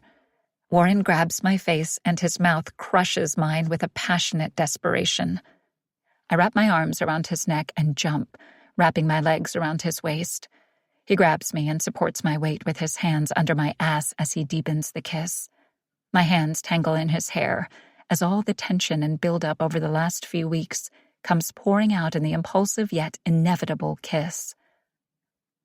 Warren lowers me to the poker table, scattering chips everywhere, and leans over me as we continue to make out. Hands and lips frantic as we kiss as though we can't get enough of one another. Maybe he's been missing me too this past week. His hands clutching my waist and his mouth searching mine certainly indicate that this has been a long time coming for him. My body sparks to life, and I raise my hips to connect with his as I slip my tongue between his lips and force his head even closer. I don't want the kiss to end, and I can't get close enough to him, can't get deep enough into this embrace. Warren's hands hold me tight to him, then one drifts to the edge of my tank top. His fingers slip beneath the fabric, and goosebumps surface on my skin as he gently tickles along my waistline, just below my belly button. His hand slides higher, dragging the fabric upward as he trails along my rib cage. I can't breathe, and all I feel is longing as I pray for his hand to move higher. But it doesn't. Fuck. His restraint and respectfulness is even hotter than if he'd ravaged me like a selfish caveman. He pulls back reluctantly, and his gaze burns into mine. His silent question is met with an enthusiastic, resounding head nod. "Yeah, I fucking want this." Warren picks me up, and my mouth presses against his again as he blindly, clumsily carries me up the stairs and into his room. We crash against the wall and door frame, and I'll probably find bruises in the morning, but I feel nothing but pleasure in the heat of the moment. We break away from one another, panting for air, as we enter the room, and I barely take in the surroundings as he tosses me onto the bed. There could be football-themed bed sheets, and I wouldn't care. He climbs onto the bed next to me as I sit up and lift my hands above my head and nod at his questioning look. His fingers tickle my skin as he lifts the edge of my shirt over my stomach, slowly up over my rib cage, over my breasts, and then up over my head. Static catches my hair, and I shake the strands around my shoulders. His gaze takes in my lacy bra and breasts swelling over the top. The look of appreciation and desire steals my breath. Warren Mitchell is a player. Making women feel desirable is his thing. Yet, he's looking at me as if he's never seen breasts before, and it's absolutely intoxicating. Well, if the sight of my bra is blowing his mind. I reach around and unclasp the bra. I slowly slide it down over one arm, then the other, then let it fall away from my body. Warren's desire burns in his gaze as I take his hands and place them on my breasts. He moans, and the pleasure running through me at his touch is far from expected. I've been touched before, not recently, and my body count doesn't exactly make me an expert at intimacy, but I know his touch affects me more than any other ever has. He massages gently as he moves closer and lowers his head to my neck. He kisses tenderly along my flesh, and my entire body reacts. Goosebumps cover every inch of my skin as I cling to his broad shoulders, my fingers digging into him. His 5 o'clock stubble tickles my skin from my ear to the hollow of my collarbone, and I want to feel that sensation on every inch of my body. "Hailstorm," he mutters against my skin. The sound of my nickname on his lips isn't taunting or teasing, and for the first time, I don't tell him to stop calling me that. In fact, I don't want to stop anything he's doing. I reach for his jeans and unbutton them, then I push the fabric down over his hips and ass. He stands next to the bed to allow the fabric to fall to the floor. He steps out of them and crawls onto the bed on top of me. He reaches for my jeans and slowly unbuttons them. He lowers his head to my stomach and places several tantalizing kisses below my belly button as he unzips the denim, then roughly yanks it down. I raise my hips to allow him to continue dragging the fabric down my body, then toss it to the floor. His Adam's apple bobs as he takes in the matching lace thong underwear. My body is vibrating with excitement and anticipation as my legs part. In his underwear, he falls between my legs and his hands trail the length of my inner thighs. His fingers reach my groin and linger before his hand slips into the front of my underwear. I arch my back at his touch, feeling myself grow wet. His gaze burns into mine as he touches the soft spot between my legs, and the look reflecting in his eyes has me more on edge than his touch. His finger slides along my clit and folds, and I'm already aching and craving him. I reach down and stroke him through his underwear. He's hard already, and I can't believe it's me having this effect on him. A few weeks ago, we were enemies. Now lovers? Seems ridiculously ironic. He seems to be thinking the same as his expression holds a hint of questioning. Like, how the hell did we end up here? I don't want to overthink it, and I don't want his overactive mind putting on the rational brakes, so I pull his face down toward mine as I wrap my legs around his waist. His fingers plunge inside my body as his mouth lands on mine. Hard, demanding, and sensual, he kisses me until I'm breathless and clinging to him for air. With one hand, he removes my underwear. I'm lying there, fully naked, fully exposed but feeling confident and sexy, and probably the most unexpectedly safe. Warren pulls away and removes his underwear.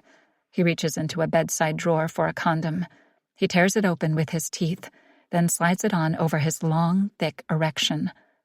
I take in his sexy, muscular body, and I'm filled with anticipation like I've never experienced for a man before. He's physically perfect and slightly intimidating. A man in full. He returns to the bed and picks me up effortlessly, placing me over him as he lies on his back. He's giving me full control over this, full power. It's sexy as hell. Beneath the burning lust, the questioning look is back in his eyes, and I'm more than happy to put his mind at ease. I want this. I want him. I stare down at him as I grab the headboard with one hand and, with my other hand pressed against his chest, I lift my body over him and allow him to enter me. He releases a slow breath as though trying to pace the intensity of the sensations. I ride him slowly, seductively, up and down, feeling the length of his cock slide all the way in and almost all the way out. I stare down at him, and he stares up at me with all the desire any woman could want. The feelings radiating through me are more than just physical pleasure, which is terrifying, and yet makes this feel right. This is just physical for him. Protect your heart, Haley. Warren grips my hips and takes back some control as he lifts and lowers me over his body. His hard cock plunges deeper and deeper with each stroke. I'm so close to the edge. His gaze is locked with mine as he reaches up. I think he's going to fondle my breasts, but instead his hands cup my face and he gazes at me with affection and lust as his orgasm topples over. He moans, and his body jerks as the sensations come over him, but he gently strokes my jawline with his thumb as he plunges into my body. The dichotomy of the rough and gentle, desperate yet patient, demanding yet loving, is too much. The first ripple of pleasure sweeps through me, the sensations of an orgasm like I've never experienced before. I moan in pleasure as my body erupts and trembles. I fall forward, and Warren immediately reaches up and wraps his arms around my waist, drawing me against his chest, plunging himself deeper, increasing the erotic sensation within my body.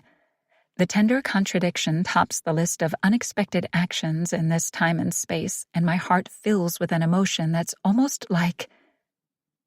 But it can't be. His breath is warm on the side of my face as he whispers into my ear.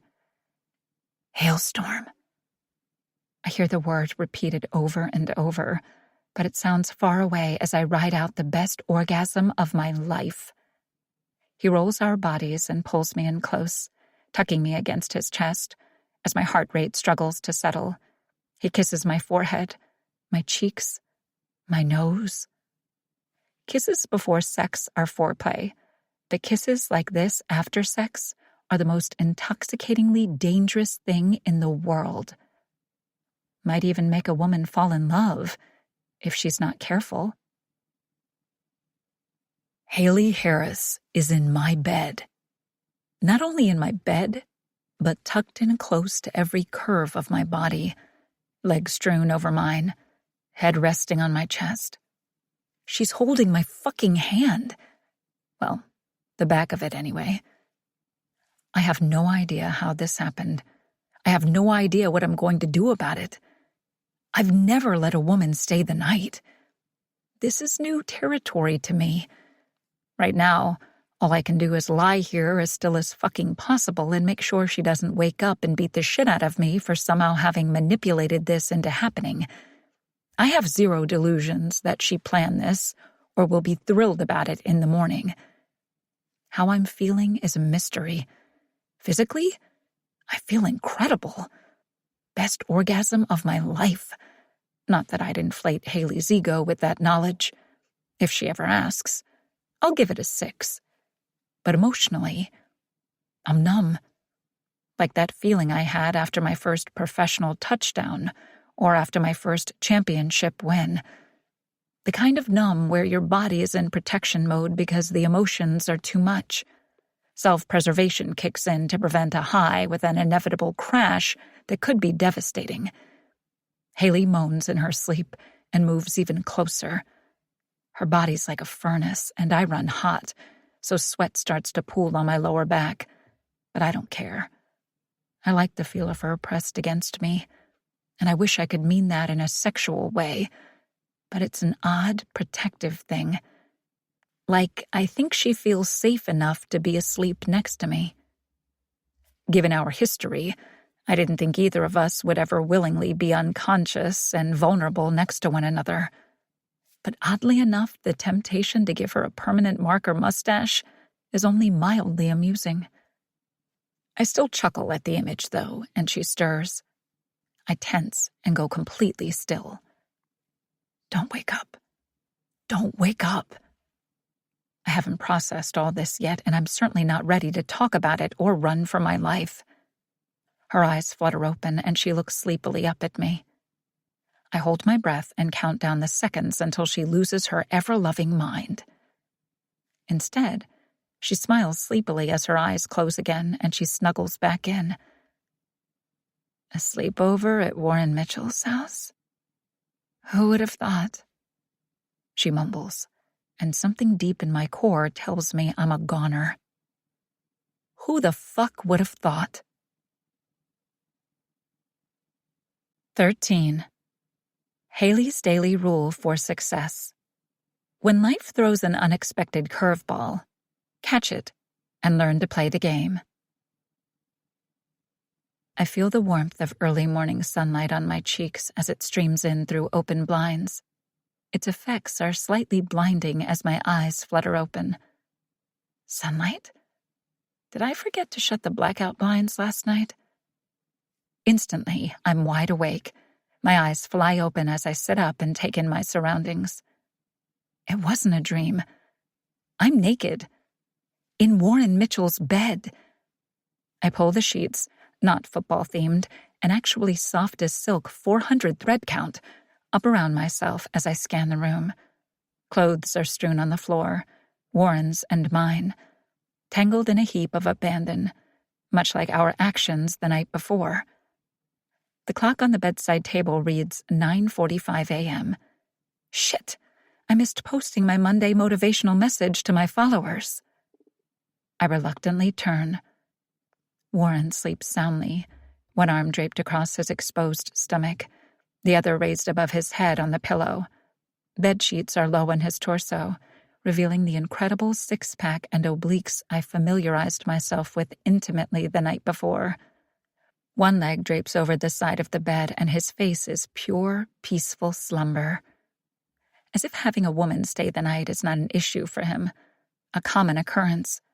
It probably is, and I can't define my feelings in this moment, but they're a combination of panic and slight disappointment in myself that I slipped into this forbidden territory. Warren is Liam's best friend. Reason number one why this shouldn't have happened. I'm trying to sabotage his best friend's wedding. Reason number two. And now that I've opened myself to Warren, as much as I can at least, I may never recover. Reason number three. The one that has my heart racing the most. My phone chimes and I roll over to look for it. It's not there. Right. Not my bedside table. Not my bedroom. Pulling the sheet with me, I get up slowly and quietly. I don't want to wake him. Maybe I can slip out without him noticing and then avoid him for the rest of my life. My phone chimes again. Shh, I say, as I reach for my jeans on the floor and take my cell phone out of the pocket. The battery is low as I read the string of texts from Sonia. West Coast Luxury just announced 3 new resorts in California in the next 18 months. So? Which means we're bumping up our own construction schedule. Poor Liam. So, change of plans. She's typing. Wedding is this weekend. What the actual fuck? In the bed, Warren stirs. He rolls to his side and opens one eye, as though he's afraid to look. He sees me, and his expression is conflicted.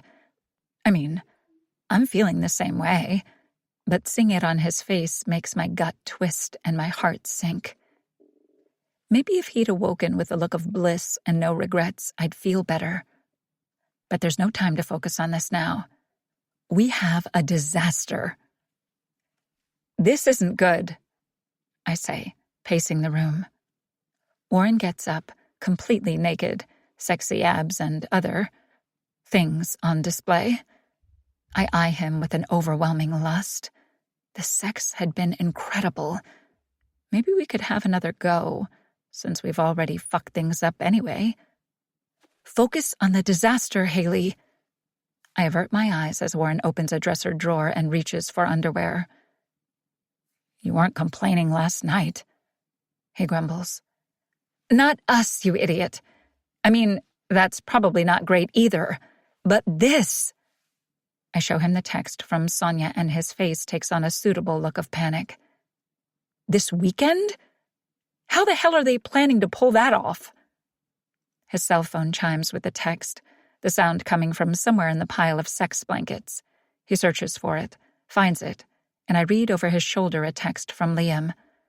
Best man duties start now. Both of our phones chime simultaneously.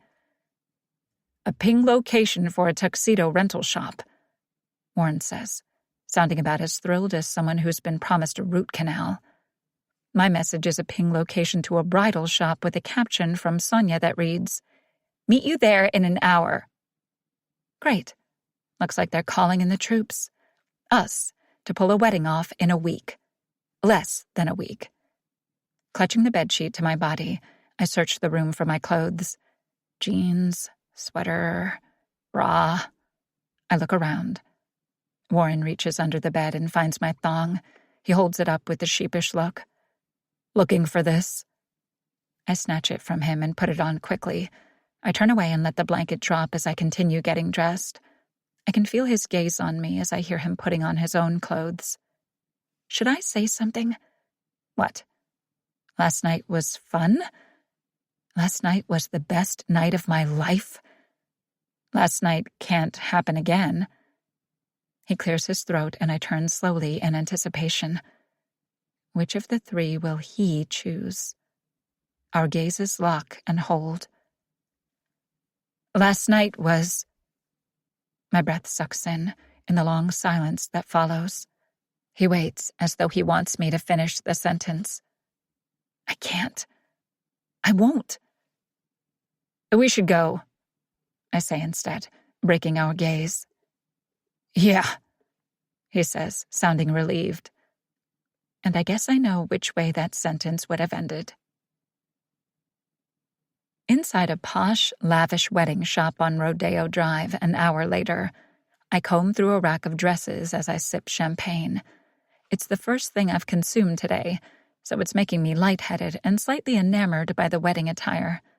After the breakup with Liam, I never really gave much thought to marriage.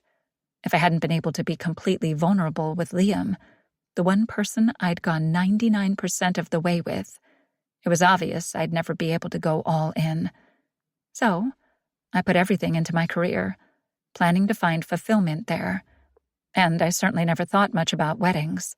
But surrounded by all the tulle and lace and intricate beadwork, my mind floods with surrealist fantasies I don't usually entertain. Sonia is in the dressing room with a dozen different gowns. I can hear her struggling with the fabric and then a series of, no, nope, no fucking way, as she gets increasingly annoyed with the choices. Buying off-rack wasn't in her plans. A famous fashion designer in Paris was creating a one-of-a-kind gown for her, but there's no time for that now. I sip my champagne in front of a three-way mirror and notice I'm a hot mess. More mess than hot. Being summoned across town means I haven't been home yet, dressed in yesterday's clothes and unshowered after my night with Warren. My hair is slightly wavy from sweat, and there are traces of mascara under my eyes. I quickly wipe them away and run my hands through my hair, then secure it into a high, messy bun with a hair elastic I keep on hand for emergencies. Thank God Sonia's been too obsessed with this dress-finding mission to notice my disheveled appearance, because I have "one night stand" written all over me.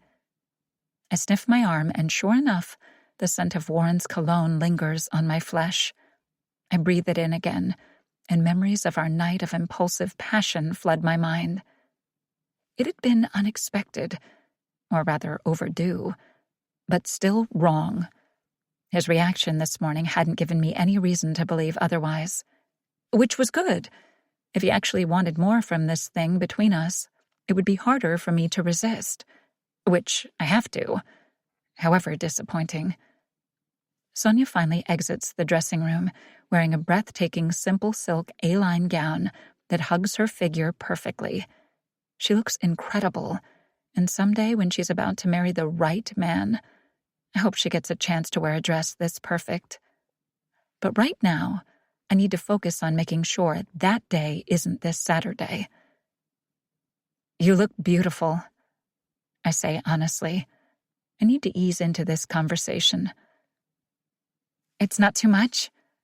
I mean, we're only having a small wedding now, she says with deep disappointment in her tone as she studies herself critically in the mirror. I see my in, and I take it. Are you sure you want to do that? Why not wait a while so you can have the wedding of your dreams? Sonia seems to think about it as she stares at her reflection. Maybe this will be easier than I thought. But I'm not that lucky. No, I want to do this now. The resort construction schedule is going to be nonstop this fall into early winter and possibly into next year. They're determined to go through with this rushed wedding based on the bank's resort build schedule. That, in itself, should be a big red flag. This dress is gorgeous, and you look stunning. I just want to make sure you don't regret not getting to wear that Pierre Cajot design you had your heart set on. Appealing to her desire to impress is the only ammunition I have right now. She pouts. That's the biggest disappointment in all of this. But I have him designing a beautiful gown for the first resort grand opening instead. Perfect. Problem solved, I say, and drown the contents of my champagne glass. Her face suddenly lights up and she swings around to face me. Hey, I forgot to tell you. I landed a role in a thriller.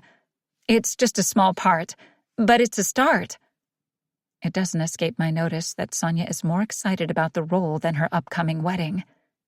But this is the aspect of her life that I can be genuinely excited about, and I don't want to be a downer in this big moment. That's fantastic, I say. Because of you. Thank you for everything. Sincerely. I nod and hesitate, but she's queued up the perfect opportunity. What did Liam say? Sonia avoids my eyes in the mirror as she smooths the fabric of the dress over her hips.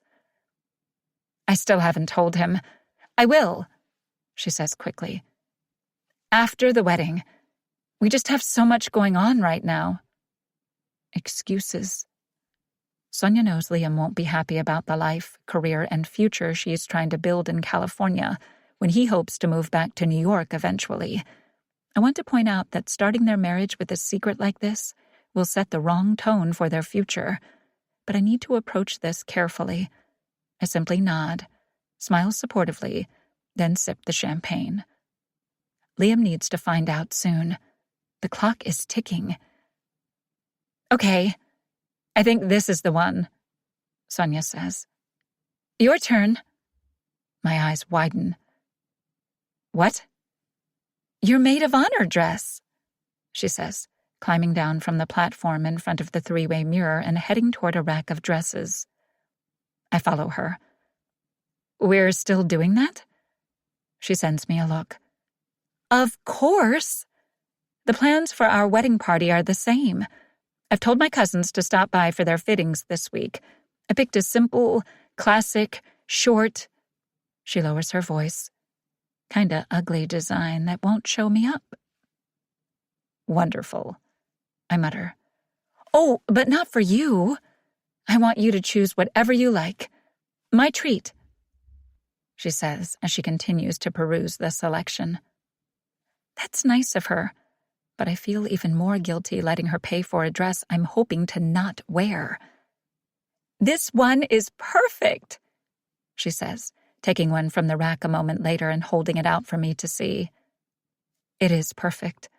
We've only known one another a short time, but Sonia has nailed it. The pale blue sweetheart neckline, tank style, floor-length dress she's holding is exactly my style. Try it on, she says, not waiting for a reply as she practically forces me into a change room with the dress and shuts the door. With no other choice, I try it on, and the thing looks even better than it did on the hanger. It fits perfectly and accents all my best features. Wedding attire is magical. It makes everyone look and feel like a princess.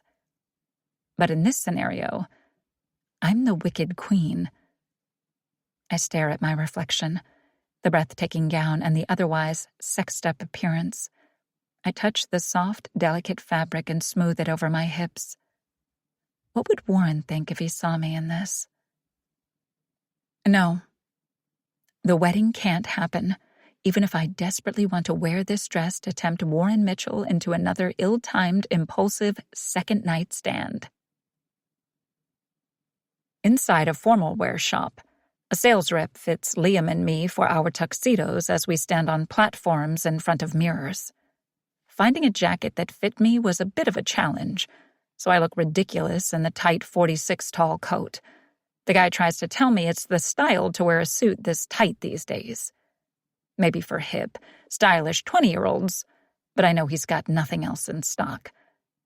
Liam's cell chimes constantly with texts and emails as another rep tries to mark his pants for hemming. He looks stressed, tired, and more than a little preoccupied, which is why I'm not going to bring up my hookup with Haley. He doesn't need that right now, and it's not like it's ever going to happen again. Best to keep it to myself. At least until after the wedding. Though this wedding is obviously the least of his worries. So why is he feeling this pressure to rush it? I'm reluctantly starting to agree with Haley, which is something I'd never in a million years dreamed of happening. And it's not because of the sex last night or my growing attraction to her. I see now that she has a point. Sonia and Liam are good together. But are they the best option for one another? How could they know after only 6 months? I like Sonia a lot, but I feel like my best friend may be getting bullied into this marriage, among other things. Liam types furiously on his cell phone as he yawns. He sways slightly off balance, and the poor tailor is forced to steady him. "Sorry," Liam says to the guy, shaking off his exhaustion. "This new timeline is putting the pressure on, huh?" I ask. "I haven't slept more than a few hours in 3 weeks." "Why not wait on the wedding, then?" I don't understand the mad rush. They're together anyway. What will rings and a marriage certificate change? "I suggested that, but Sonia wants to do this now." "What do you want?" Doubt anyone's asked him that. Does Sonia know the immense pressure she's putting on him? Does she care? Suddenly, I'm envisioning a life of stress and one-sided compromises for my buddy. "Does it matter? Happy wife, happy life, right?" Liam says with a wry laugh. "I don't know about that. My mother had every reason to be happy. Money, prestige, etc. But she still found a way to drive my father up the wall. Not that he was a saint either. I just need to get these resorts underway. Once the actual construction begins, then we can reevaluate things." "Go back to New York?" I'd hate to see him go, but I can tell it's where he wants to be. Haley was right when she said California was not his dream. Man, I keep saying that phrase far too much. Maybe seeing her naked and holding her while she slept really has impacted how I feel about all of this. But I don't think so. More likely, I was Team Sonia in the beginning to irritate Haley. Liam shrugs. "Maybe," he says, but it's much more hopeful sounding than the one word implies. "Does Sonia know about this reevaluating?" I ask, and study his expression in the mirror. "Yeah." He pauses.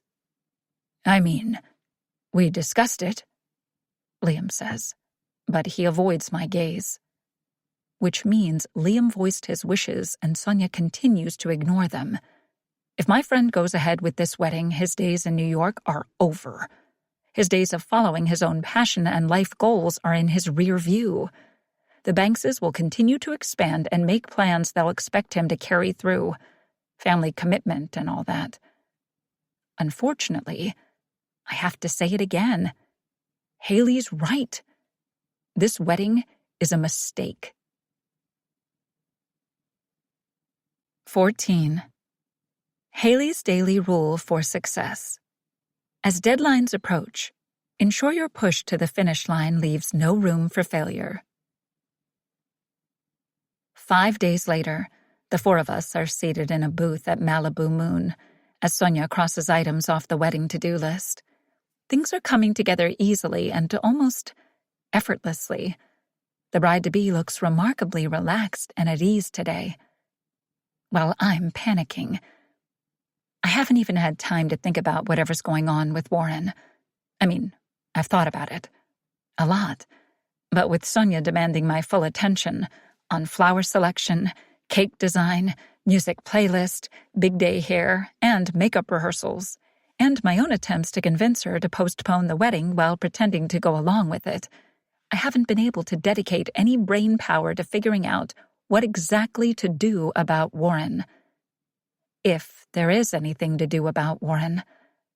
Across from me, seated next to Liam, he's barely acknowledged me today.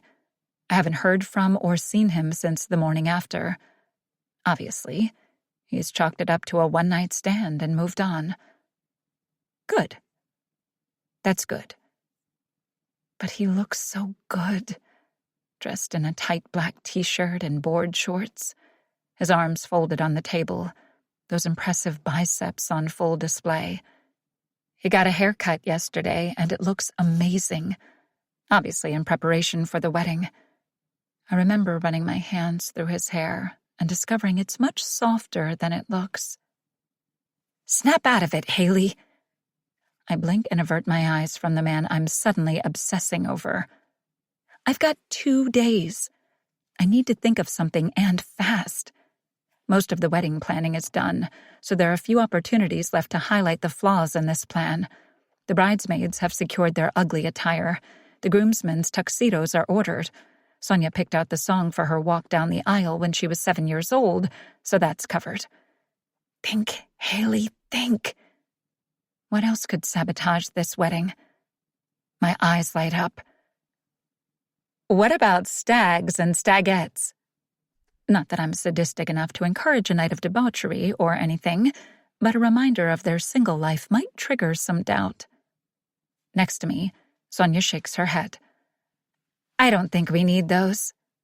She glances at Liam, who is practically falling asleep at the table. I doubt this guy can stay awake long enough for a lap dance, she says with a small laugh. Poor Liam. I really feel for him. The pressure he's under with the resort deadlines is taking its toll. Dark circles under his eyes and newly formed stress wrinkles on his forehead have me seriously worried about him. And even more determined. This will be his life if he goes through with this. At least for a while until it all comes crashing down. Oh, come on. One last night of freedom? I say persuasively. I glance at Warren for backup on this. Warren nods, surprising me. I agree with Haley. You do?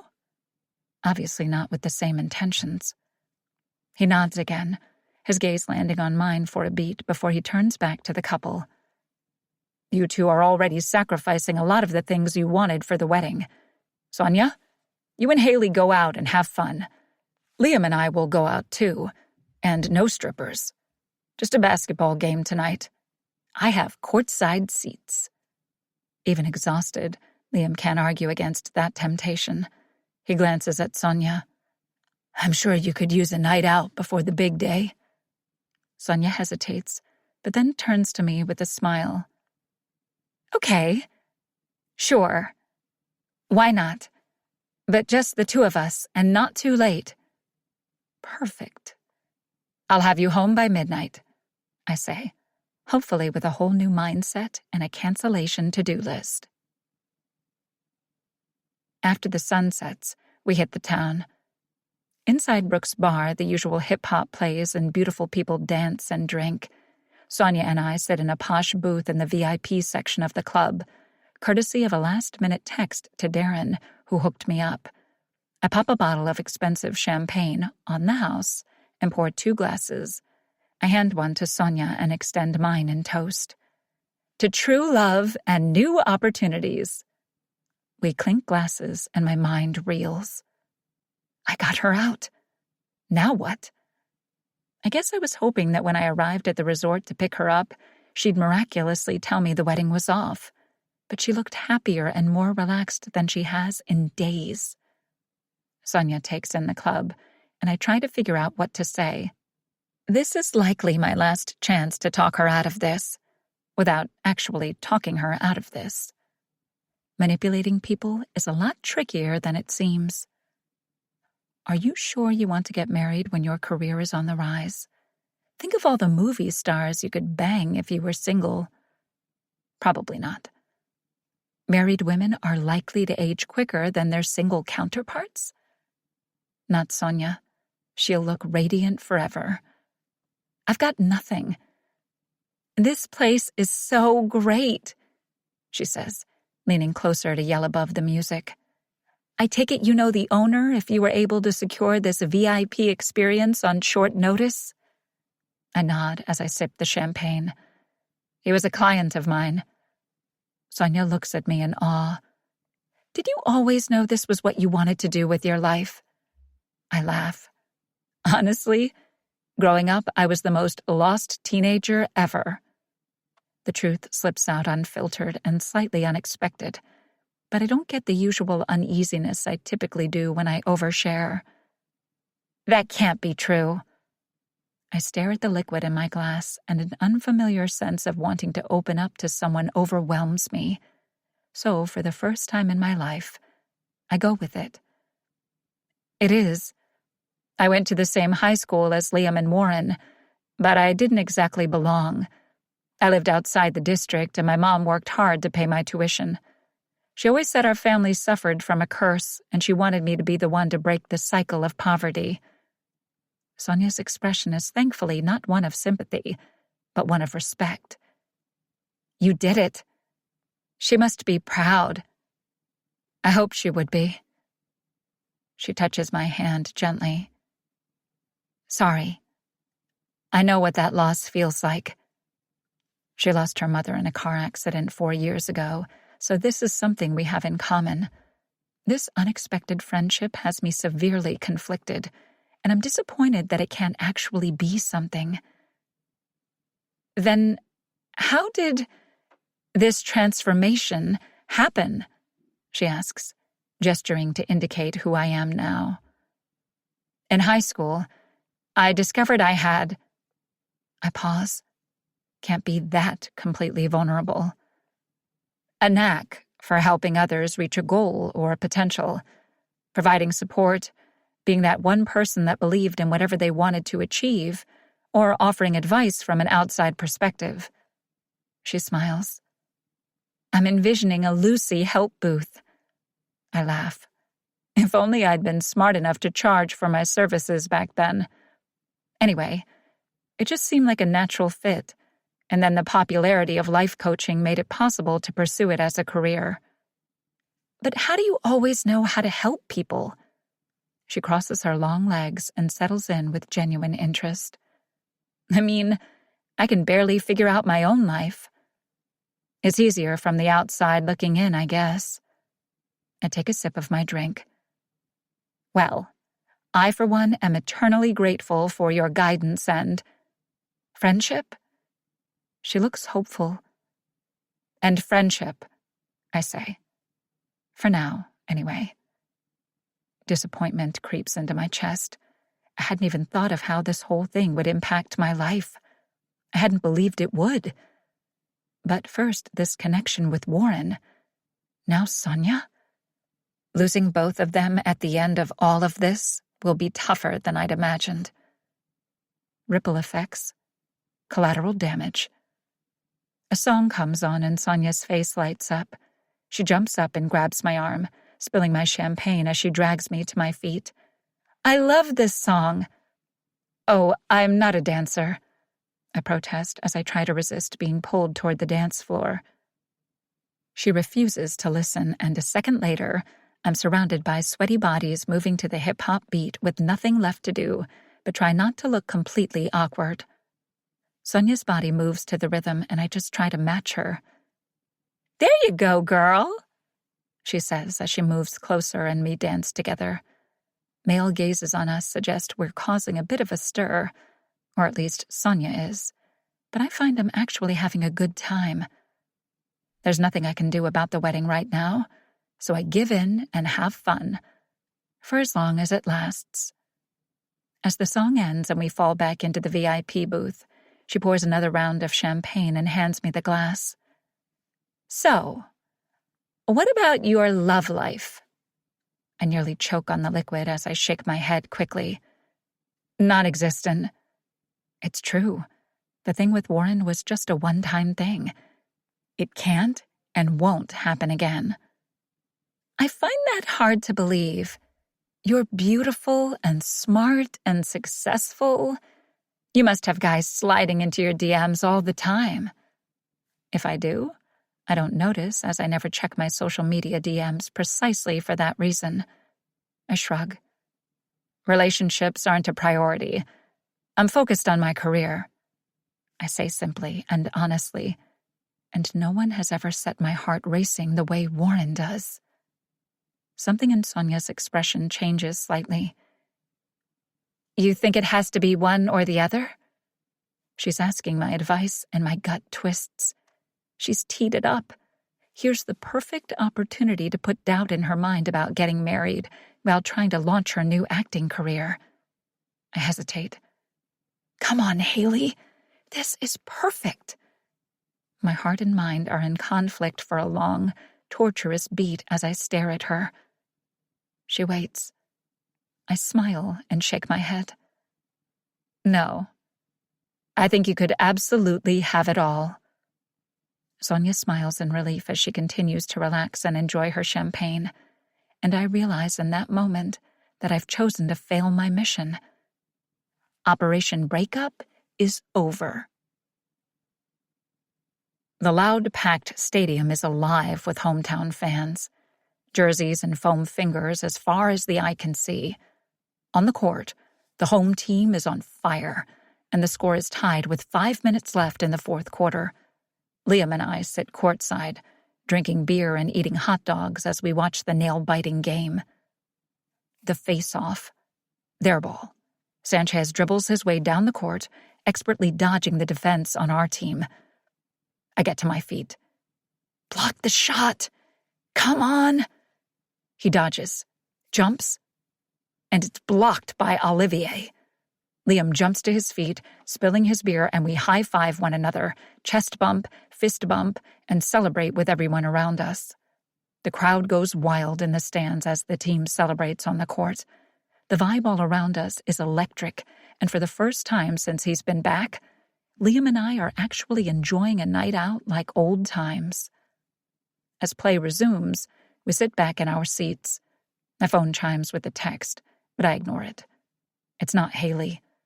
I've assigned her a particular ringtone, the boy band song, and she's honestly the only person I'd be interested in hearing from right now. I haven't at all since the morning after scene, and usually I'd be breathing a sigh of relief. But I'm not. Instead, I'm constantly checking my phone to see if the volume's turned up, resisting the urge to reach out to her about some mundane thing and replaying that final conversation in my mind. I should have handled things differently. Honestly. But I panicked in the light of day and, well, she didn't exactly make it easy for me to say that the night before hadn't meant nothing. Her lack of communication and the cold shoulder vibe she gave me at Malibu Moon earlier today said she's not wanting a repeat of that night or a discussion about it. But damn, if she didn't look hot in a white tube top and cutoffs. Almost as though she were tormenting me. Somehow Haley Harris has found a new way to drive me up the wall. The phone chimes again, and Liam sends me a look. You need to check that? Nope, I say, my eyes locked on the action on the court. I take a swig of beer. 4 minutes left on the clock. You hooking up with anyone these days? He asks casually as he watches the game. I nearly choke on my drink and sweat pools on my lower back. He can't possibly know. I know Haley wouldn't tell him. Maybe she told Sonia? Am I being set up here? Shit. No one special. The lie punches me in the gut. Haley's become surprisingly special to me, but it's the safest answer I can give. If he is testing me, it's my way of reassuring him that the hookup with his ex meant nothing and won't be happening again. Because of her lack of interest. Hey, I wanted to say how cool it is that you and Haley have put aside your differences for Sonia and I. Means a lot. I nod, feeling guilty as shit. She's not so bad. She's fucking incredible, actually. Liam sends me a shocked look. Did you just say she's not so bad? I shrug. He shakes his head and returns his attention to the court. Never thought I'd see the day. His tone is slightly off, as though he's not thrilled that Haley and I are no longer trying to kill one another. My gut tightens, but it must just be my own guilt deflecting. Liam's cell rings, and he immediately takes it out of his pocket. I glance at the caller ID and see William. I check my watch. It's after 10 p.m. Ignore it. You're off the clock, I say. 2 minutes left in the game, and our team has the ball. Liam looks tempted to follow my advice, but then sighs, gets up and moves to take the call, away from the noise.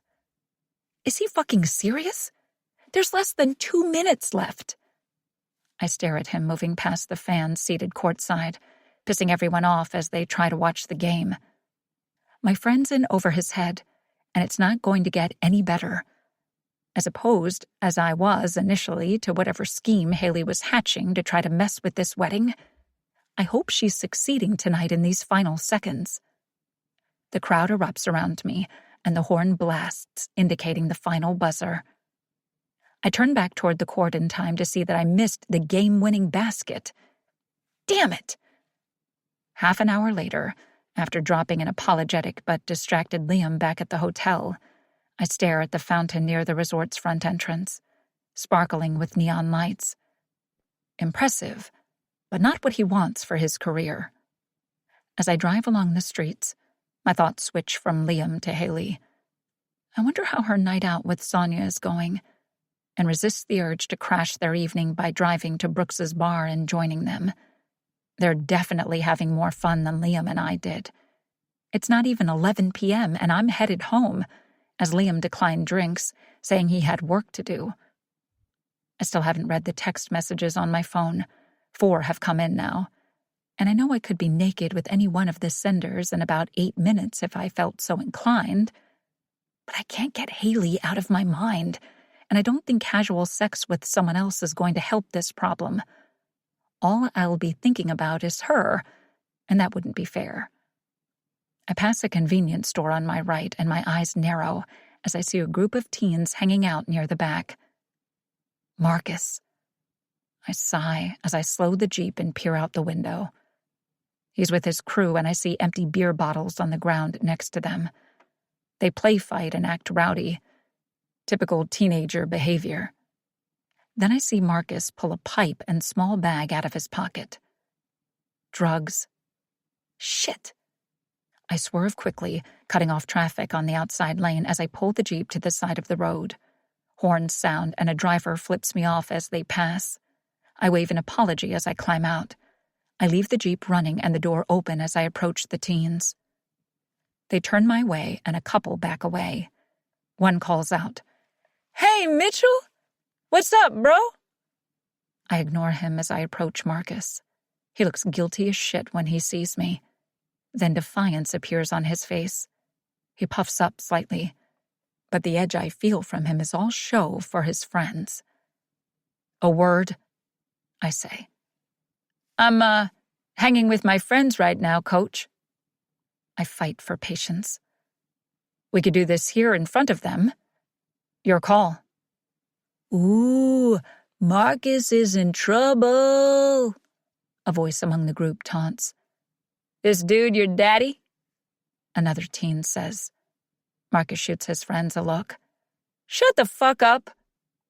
"Marcus, we doing this here, or—" He sighs and walks off toward the Jeep. I follow him, and my mind races 1,000,000 miles an hour as I try to recall all the stuff I learned in the sports psychology course about dealing with teenage athletes. They're hormonal. Their frontal lobe hasn't quite developed yet, resulting in poor decision-making and, oh yeah, they hate to be told what to do. Fantastic. "I saw the drugs," I say evenly, not accusing, just stating a fact. He shrugs. "They're not mine. If they're not yours, don't have them on you. Simple." He shoves his hands into the pocket of his hoodie and glares at me. "Look, I told you I'm not using. Why are you riding my ass?" "Why am I? Is this kid for real?" Calm breath in and out. The evening with Liam already has me in a shitty mood. I need to cool it, not take it out on him. Still. "You know, you're right. Why am I riding your ass when you're clearly intent on sabotaging your football career?" Okay, so maybe not exactly cool and calm, but the kid's killing me. "What career, man?" he asks. "Chances of getting scouted are 1,000,000 to 1. He stares at the ground. I bend at the knees and move closer to look him in the eyes. "For others, absolutely," Not for you. Marcus scoffs. Damn, this kid's refusal to believe in himself is destroying me. I'm desperate to take a softer, more encouraging approach with Marcus, the complete opposite of the intimidating, ultimatum-filled way my father coached my career. But I've been trying that, and I haven't gotten through to him. I step closer and touch his shoulder. He shrugs me off. His buddies are watching. I shove my hands into my pockets. Destroy the drugs. His head snaps up. What? You heard me. Coach, this is... I don't want to hear it. My voice is stern and steady, but inside I'm a mess. Marcus isn't going to understand how serious I am about all of this, how serious I want him to be, until he's faced with a choice. I've been clear about the rules of being on the team. I told you I'm not using, he says in frustration. I'll take a piss test. I fold my arms and stare at him. This isn't up for debate. Carrying drugs will land your ass in jail if you're busted, and it's only a matter of time until the influence of these jerk-offs you hang out with gets to you. This is bullshit, he says. Drugs or the team? The choice is yours. My stomach's a mess, and my mouth is a desert. Marcus stares at me defiantly. I've never seen a teen so angry, but I know it's fear and pressure he's under. I want to give him a hug and tell him his life can be better than all of this. But I need to just stand here and hope he makes the right choice for his future. Fuck, this is hard. Marcus, let's roll, one of his friends calls out. He glances at them and then back to me. He looks conflicted, and my heart breaks for the kid because I know in my gut which choice he's going to make. He hesitates, then moves around me. Gotta go. Marcus. He knows what this means. Tell the team I said good luck with the championships. Fuck. He walks away, rejoins his friends, and they take off. And there's not a damn thing I can do but feel like I failed him in some way. I slam a hand onto the hood of the Jeep as I climb back in and drive off. As promised, before midnight, I say as Liam opens the resort room door. Best night ever! Sonia's slurring reveals she's even more far gone than originally assessed. I've kept her from drifting into incoming traffic on the short walk from the club. Wow. Okay, party girl. You're a mess. Let's get you to bed, Liam says, taking over as we step inside the room. He wraps an arm around Sonia's waist, and she immediately turns into him, draping her arms around his neck and starts to kiss him. Awkward, gropey, and uncoordinated movements as she slobbers all over his face. I assume trying to find his lips. I look away to give them privacy, this time not out of any sense of jealousy. Strange how a few weeks ago, this sight may have sent me into a tub of ice cream. But now there's no attraction for my ex. Just a real hope that these two can figure out a way to prevent what I'd seen in my glimpse. Liam disentangles from Sonia's attempt to molest him in front of the audience she's obviously forgotten about.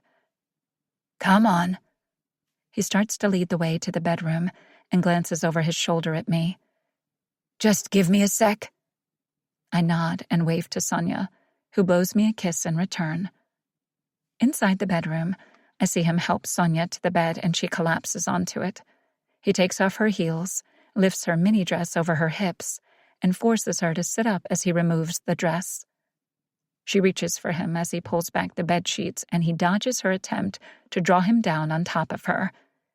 In you go. She pouts as she climbs in. You never want me anymore.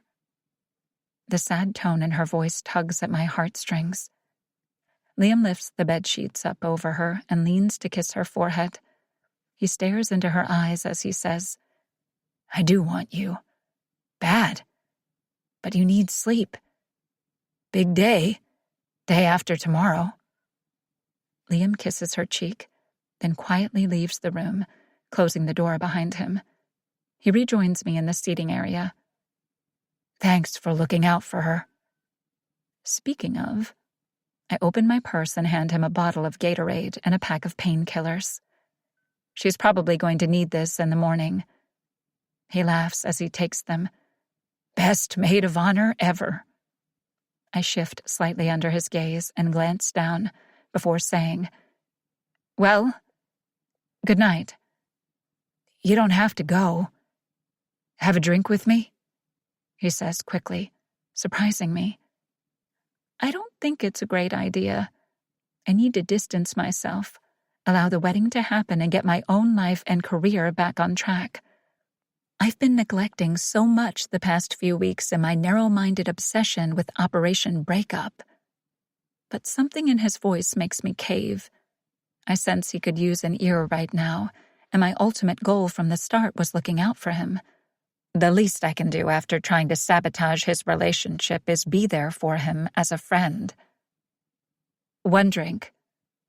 Moments later, we sit on the balcony, glasses of wine in hand. I stare out at the magnificent view of the ocean and lights of the city that stretch out in front of us.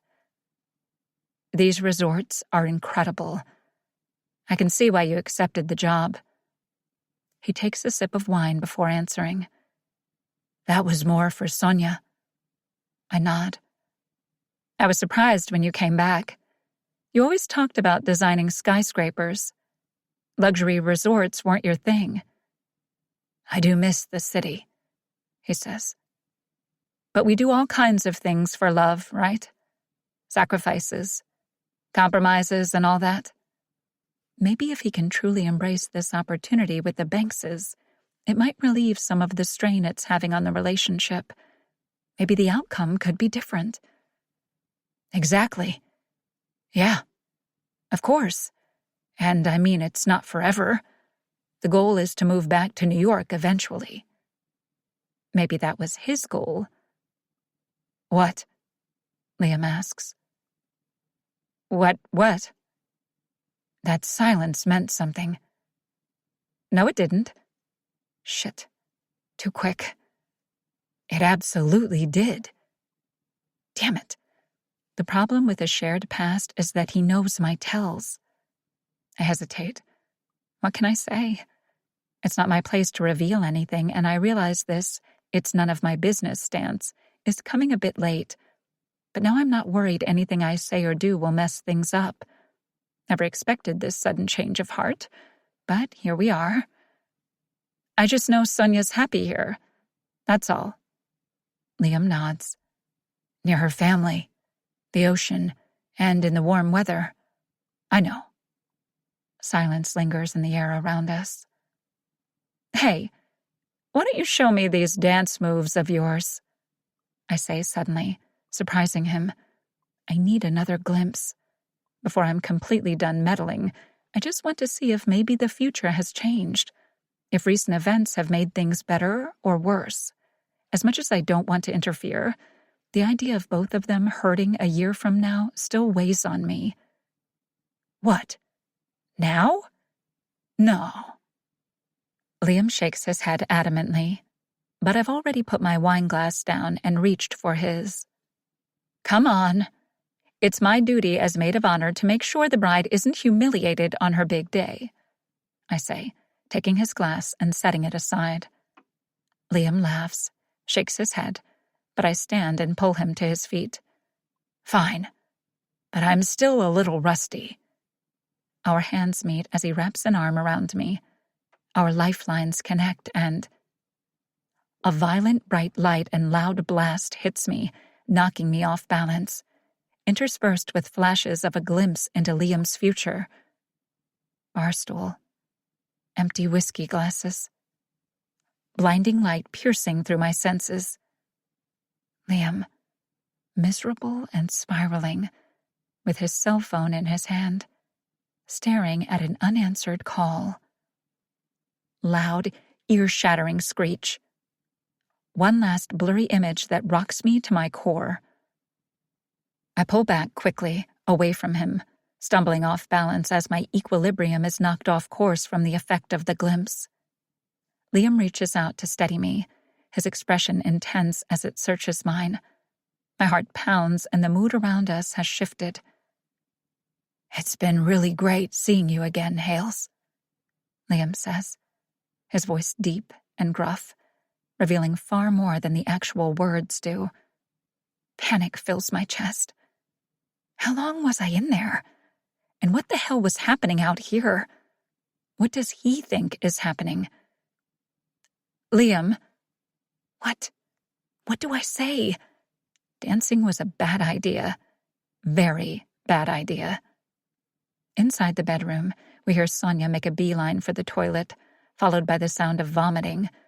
I pull away from him abruptly, and I've never been so grateful for the sound of retching. "Maid of honor duty calls," I say, heading towards Sonia, struggling with my balance from the lingering aftermath of a glimpse that now, somehow, involves me. Shit, shit, shit! This complete shitstorm I've created is like a tornado of shit spiraling around me. I'd needed another glimpse. The only reason I insisted Liam show me his dance skills was for an excuse to connect our lifelines. It wasn't because I wanted to dance with him, or have him hold me, or look at me the way he did. Shit! And what I saw was... oh, shit, shit, shit! The lingering blinding light and loud blasting effects of having seen myself in Liam's future have me feeling dizzy and nauseated as I walk away from the resort toward the taxi stand. I'm the reason Liam is heartbroken a year from now. When our lifelines connected, I'd expected to see Sonia's number on his call display, like in the previous glimpse. Instead, it was mine. I'd wanted to prevent Liam from making the mistake of a lifetime, but I may have led him into a different one. I fucked with fate one too many times. Thank God Operation Breakup is officially over. 15. Haley's daily rule for success. Letting things play out as they will sometimes leads to unexpected joy. Without Marcus on the field, it's like the rest of the team have forgotten how to play. I always knew he was my strongest player, but I didn't realize just how much he carried the team and held everyone together. Frustrated, I stand at the edge of the football field and fight for patience as play after play gets fumbled. "Take 5!" I yell. Scouts are coming in 2 weeks. This year's championship trophy was well within our grasp, and now the whole season is at risk. The others looked up to Marcus. They had confidence in the team because they had confidence in him and his leadership qualities. I'm not sure how to get the team back on track, and my own disappointment over cutting Marcus is definitely affecting my ability to coach. I take a swig of Gatorade from my bottle and rotate my shoulders. Head in the game. Focus on the kids out on the field. Easier said than done as I see Haley crossing the field toward me. She's dressed in a beautiful pale pink sundress that shows off her tan. Remembering her lack of tan lines makes me instantly hard. Her hair is curled and loose around her shoulders, and it blows in the light summer breeze. Time stills, and the Notting Hill soundtrack seems to play as she walks toward me. All I can see is her. She stops next to me with a slightly nervous expression. "Thought you might need this," she says, extending the tuxedo. In my dazed state, I hadn't even noticed she was carrying it. "Thanks. Totally forgot about picking it up." The wedding is tomorrow, and it appears to be going ahead. "Thought you might," she says, and there's a long, awkward beat between us. Guess we said all we needed to. I clear my throat. "Tomorrow's the big day." "Yep." Man, this is awkward. Tomorrow will be torture. As maid of honor and best man, we're going to be glued at the hip for wedding photos, the walk down the aisle, the wedding party dance. Damn. Holding her in my arms again, knowing she's totally not into me, might kill me. Maybe I should say something, put her mind at ease that we're cool, even though I'm totally not. It was just an impulsive, mind-blowing, life-changing night. About the other night. Haley's scanning the field. She frowns and interrupts. Hey, where's Marcus? Okay, so maybe she is cool with not talking about it. I sigh and lower my voice so the others won't hear. I told them Marcus had other things going on and needed to take a step back from the team, but I'm sure they could read between the lines. He was using. Haley swings toward me in panicked desperation. You kicked him off the team? Rules are rules. He was warned. What's she so upset about? I'm the one who lost my star player, and Marcus is the one who is throwing his entire future away. How did this become about Haley Harris? Thought we moved beyond that. Scouts are coming. This could be his future. He needs this, she says. I frown. What the hell is her deal? You don't even know him. She's right. He does need this. But I can't let him play when he's not focused enough on the goal to stay the course and see it through. Fame and fortune will destroy him if he's already giving in to drugs and alcohol as outlets. I hate that he's choosing this path over the one that could change his life, but there's nothing I can do that I haven't already tried. But Haley's not giving up. Warren, please. Trust me. Just give him another chance, she pleads. Think about what you'd give for another shot. I don't know why she's so bloody invested in this kid, but she's getting to me. If there was a way, I'd take it.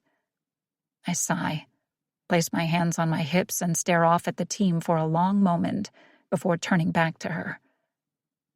Look, the rules are simple. Marcus knew them. How will it look to the rest of the team if I let him come back? No questions or punishment? I need to... Hi, just a quick pause. Take a moment to relax and breathe. Here's a short musical interlude, and remember, this audiobook is completely free for you.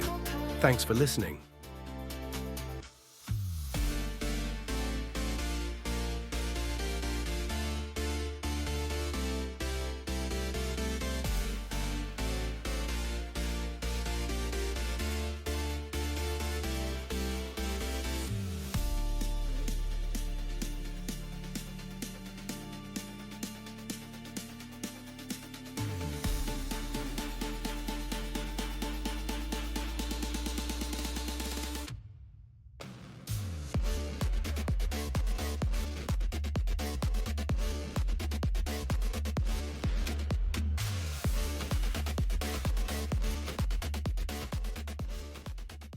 Set the example.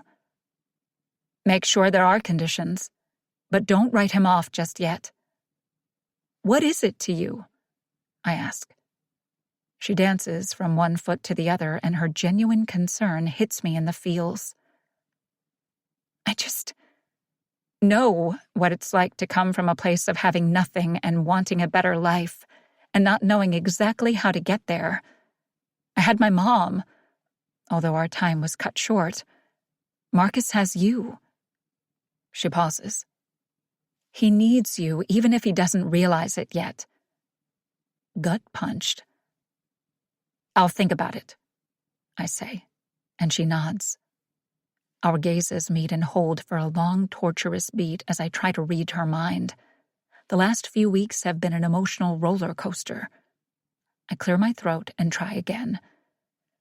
So, the thing the other night... She looks intrigued about what I'm starting to say, but her cell phone chimes, interrupting the moment. She glances at it, then holds it up. Sonia, we're headed to the spa. Right. Well, have fun relaxing.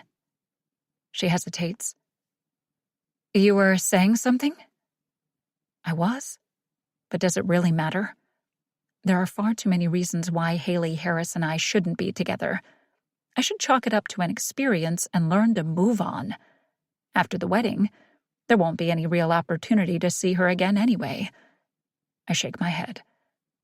It was nothing. Okay, she says, and I detect a hint of disappointment in her tone. Or maybe it's relief? She walks away and I watch her go. Her passion over the Marcus situation is making me that much more attracted to her.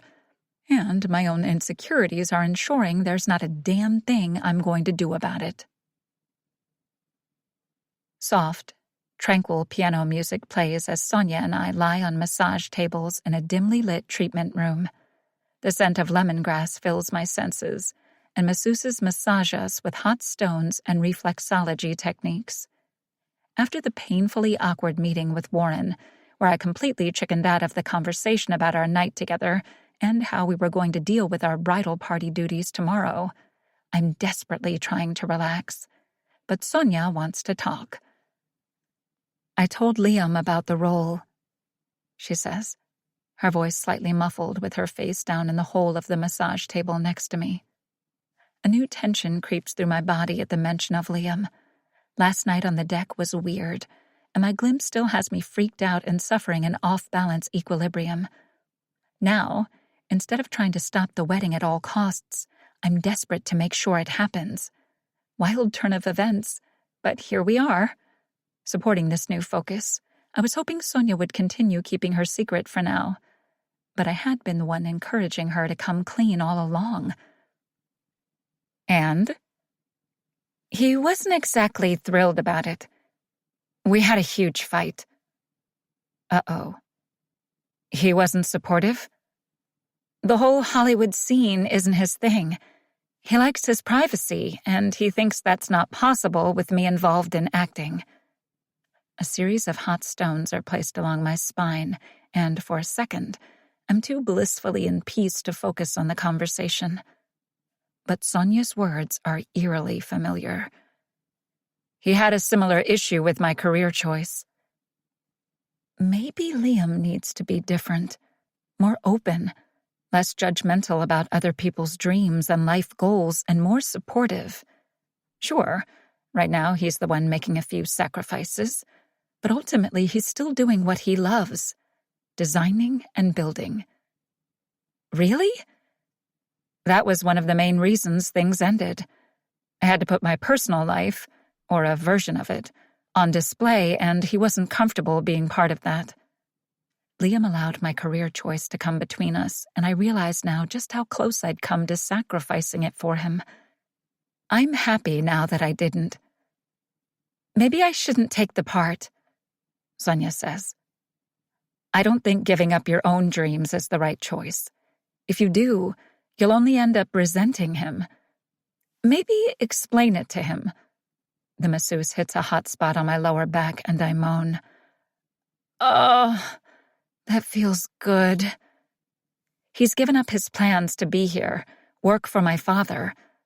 Maybe that was the wrong thing to expect. He loves you. He wouldn't have made that decision if it wasn't what he wanted to do, I say. All along, I'd been trying to protect Liam. But what about Sonia? She deserves to follow her dreams as well. Liam is still doing the job he loves with the woman he loves. Maybe he's the one who needs to compromise, the way he agreed to already, for their relationship. Maybe the future I saw is on him. Maybe his own inability to support a partner is what leads him there. And I need to take a back seat and watch things unfold, no longer try to prevent it. And I think he just needs time to come to terms with your acting career. But the minute he sees you on that screen, he'll realize it's exactly where you belong. Thanks, Haley. You've been amazing. Guilt overpowers my relaxation. I haven't always been. Of course. Sonia stops talking and enjoys her massage. But now I can't. My mind reels as my newfound friendship with Sonia has me wondering where we go from here. 6-month contracts, no more, has always been my motto, my safety net to prevent things from going sideways or people from getting too close.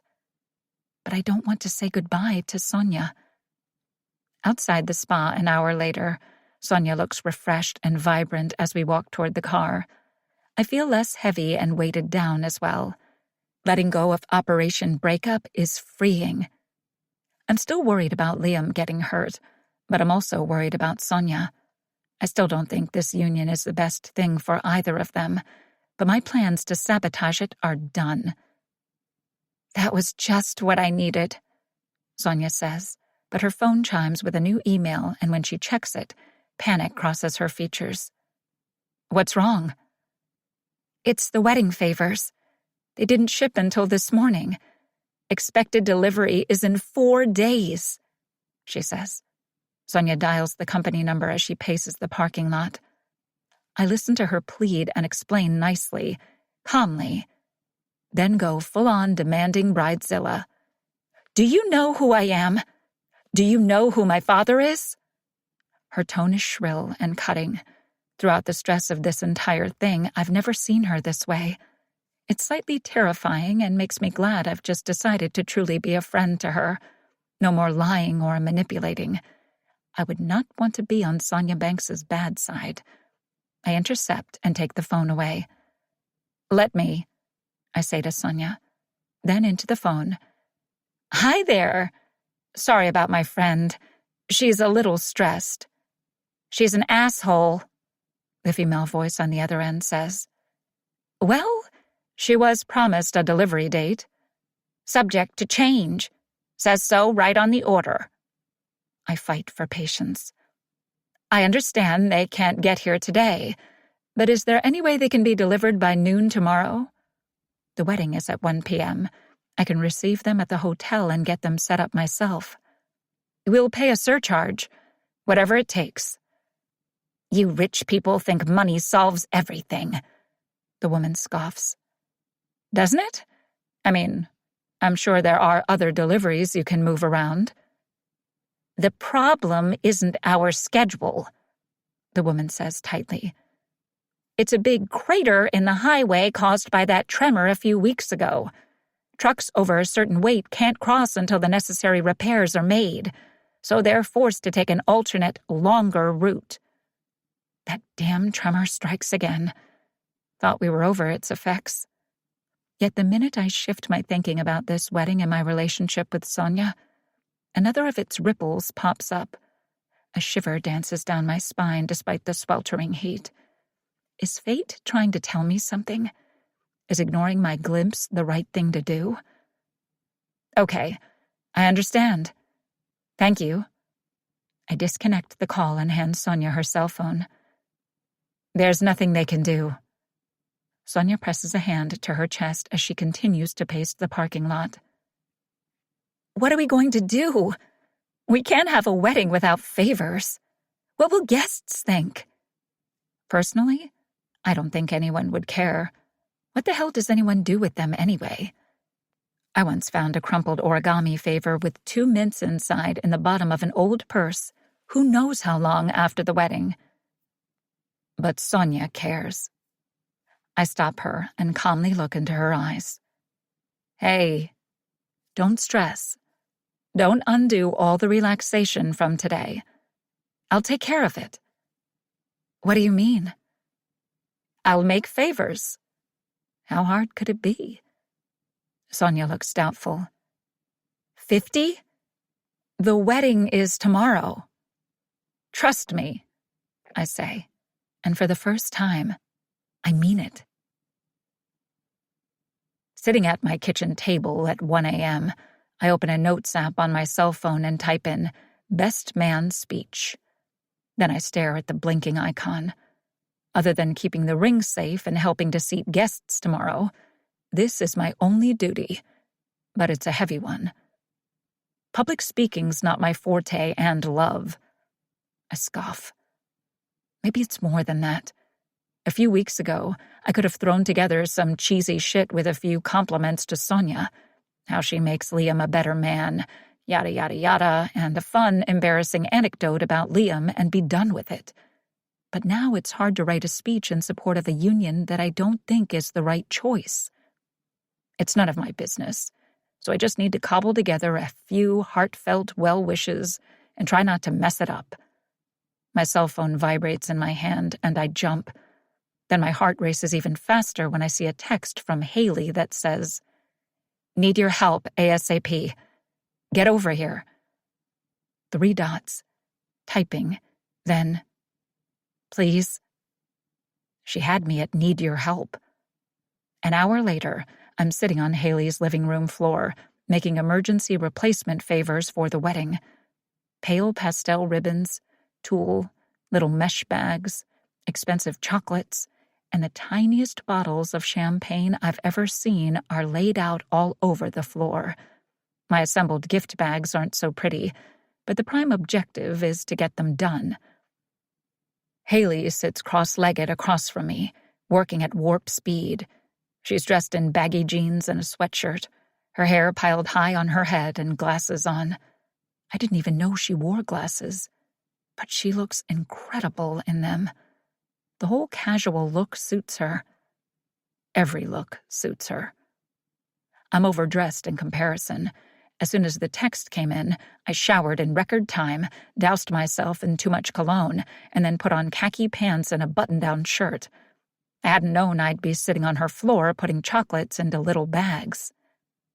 I don't know what I thought I'd be doing, or what I'd hoped to be doing. She needed me, and I was here. So far, conversation has been brief. A quick tutorial, and then we've been working in silence. I clear my throat and rack my mind for something to say. "I can't believe you're doing this.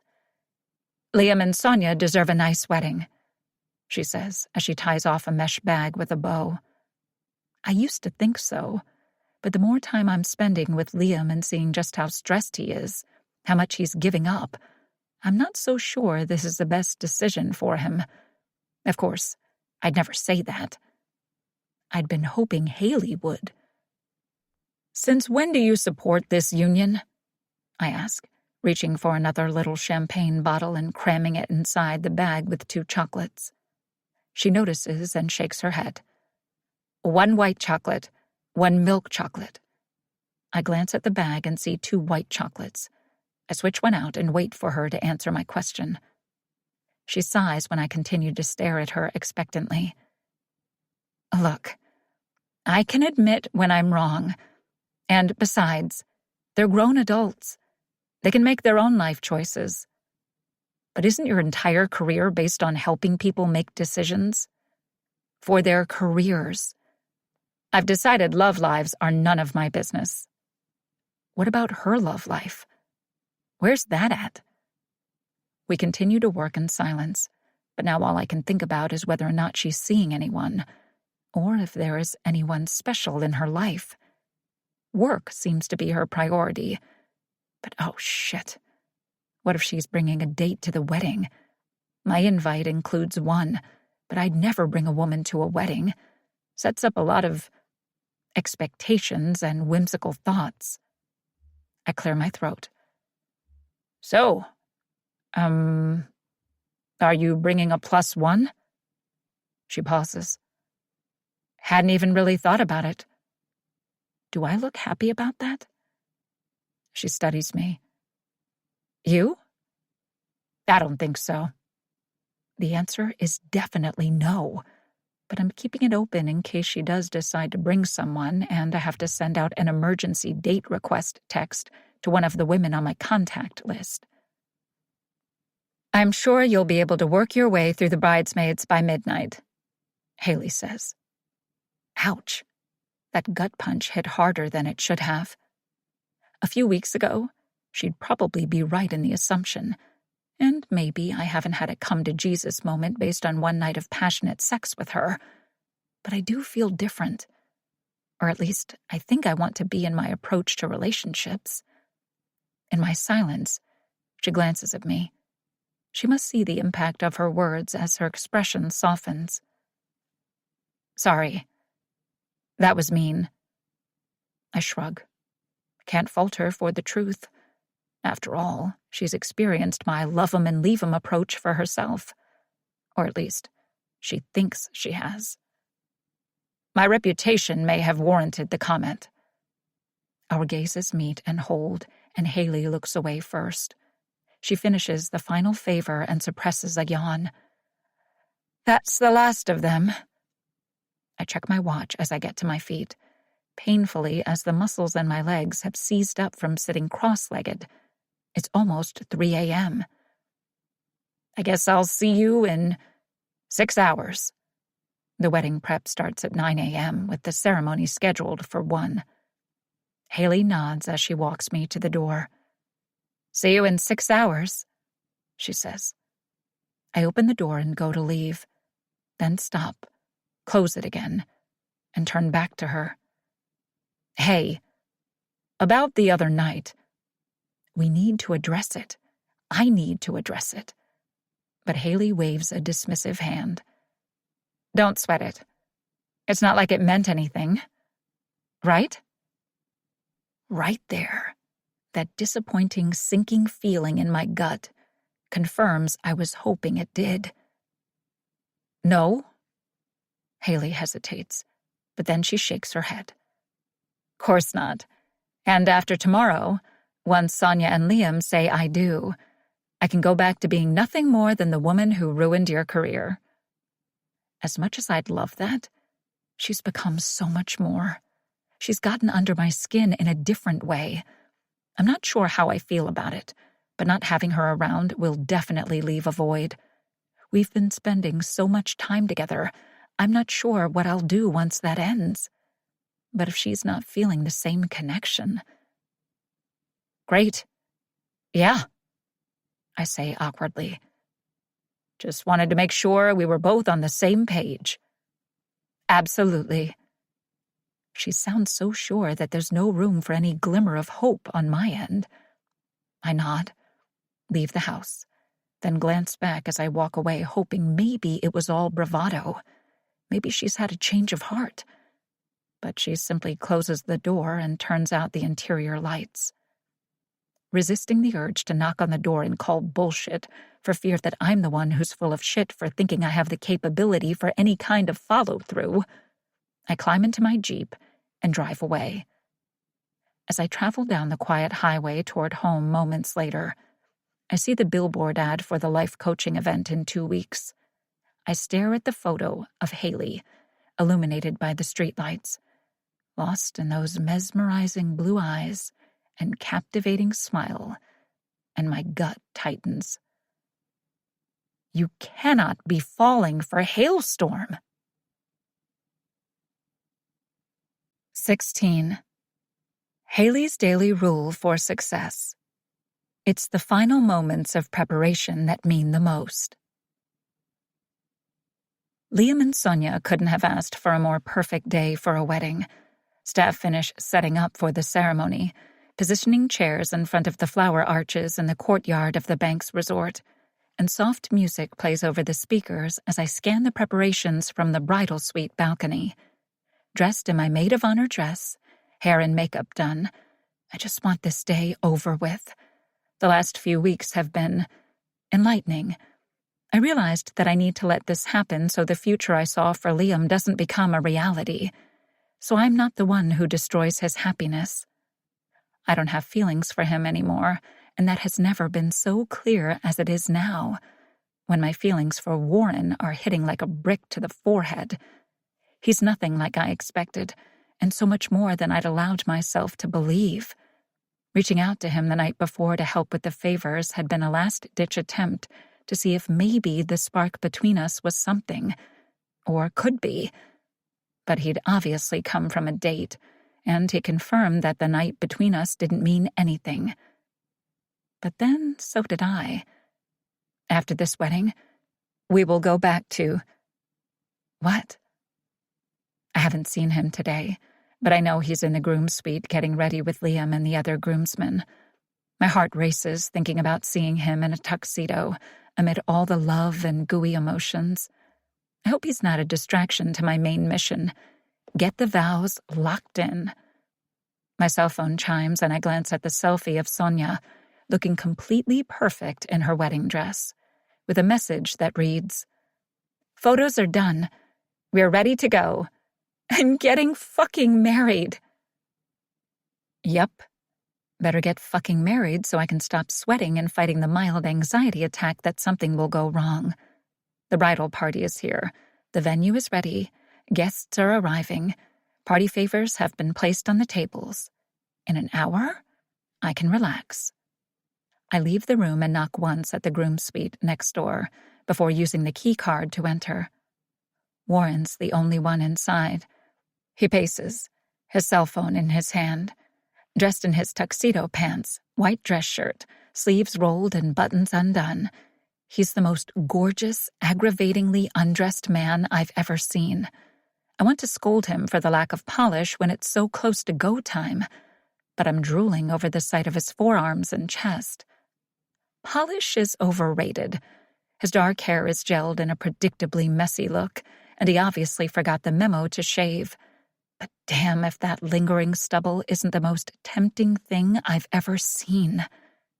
He stops when he sees me enter, and his gaze sweeps from my face to my strappy stilettos, all the way back. When his heated, lust-filled expression meets mine again, my cheeks flush with heat. So much for the other night not meaning anything. We are both so full of shit. You almost ready? It sounds anything but the casual, unfazed tone I was aiming for. Yeah, he says, though he looks anything but. The confident, bordering on egotistical guy I know is nowhere in sight. He looks panicked, slightly green, and sweaty. What's wrong? My heart stops. Oh my God, did you lose the rings? He shoots me a look. Don't get your hopes up. He reaches into his pocket and produces the wedding bands. I breathe a genuine sigh of relief. I'd told Sonia they were safer with me, but she insisted we let Warren perform his best man duties. I told you, I'm not trying to stop this wedding. Warren's barely listening as he scans his phone again and looks frustrated. Seriously, what is it?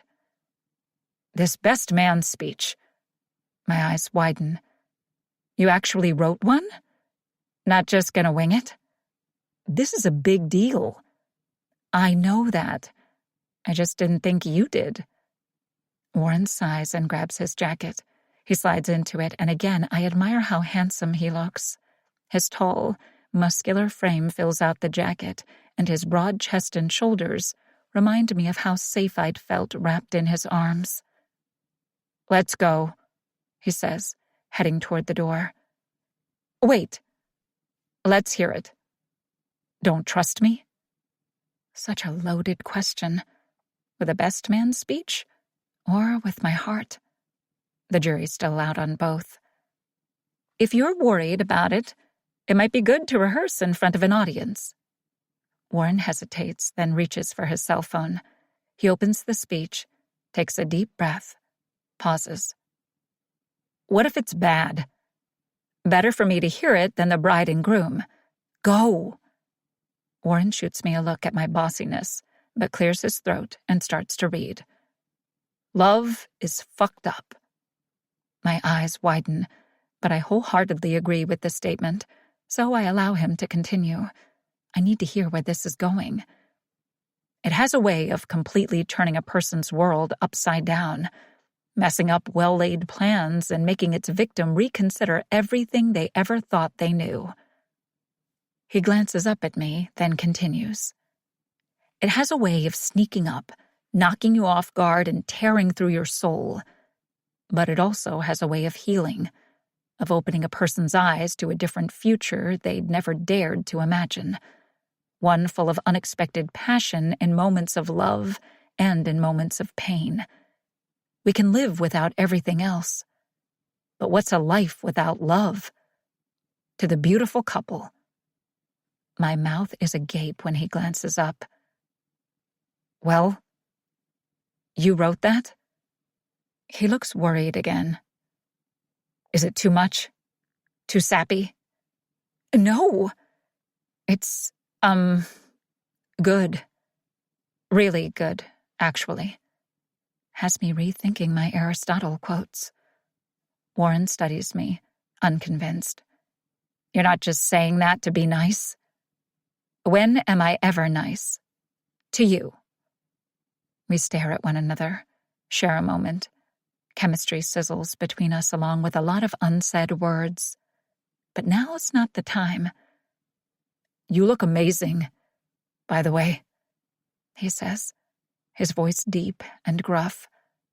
Or maybe it is. I swallow hard as his gaze takes me in. Are you just saying that to be nice? When am I ever nice? To you.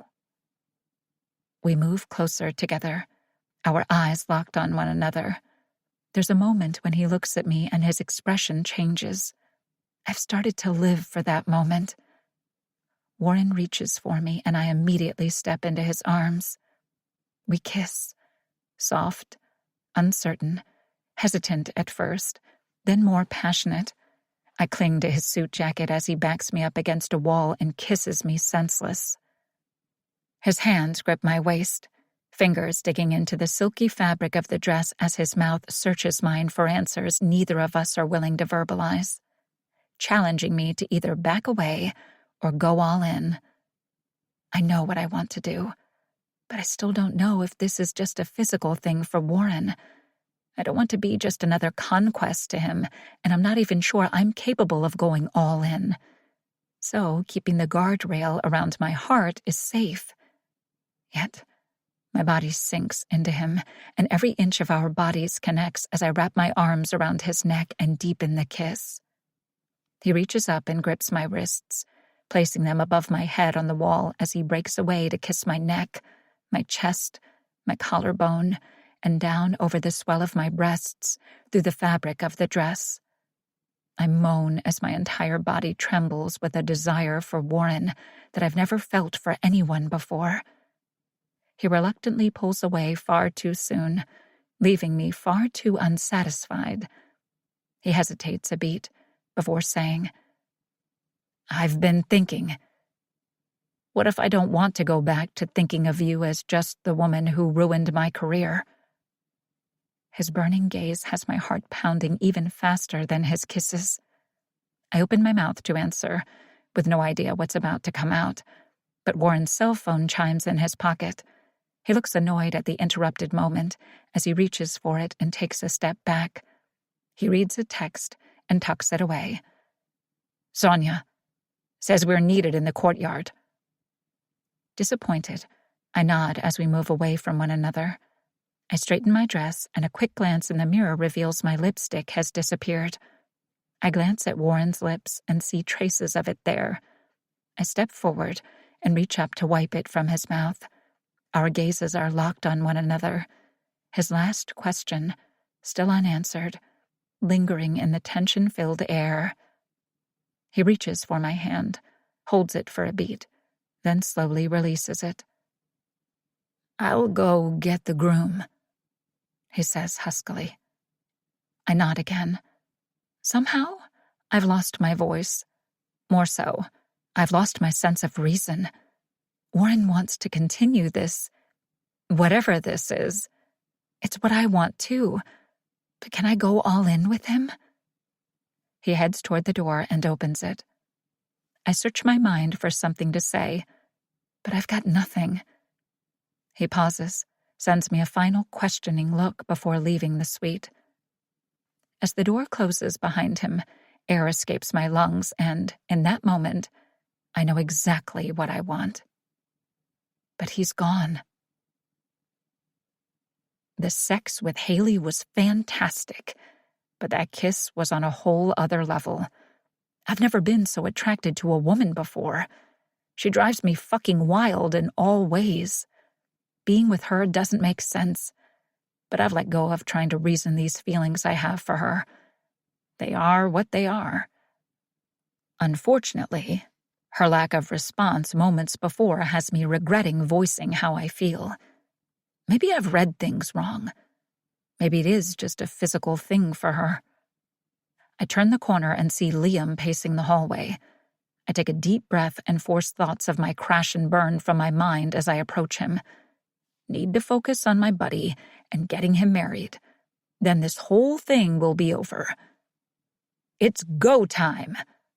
I clap my hands and nod in the direction of the courtyard, forcing enthusiasm into my voice. Whether this marriage succeeds or not, I'll be there for Liam. Right now, he needs me to stand next to him at the altar, and that's what I'm prepared to do. But Liam shakes his head. I'm not ready. You forgot something in the groom suite? No. I mean, I'm not ready to get married. I walk toward him calmly, but inside I'm freaking out.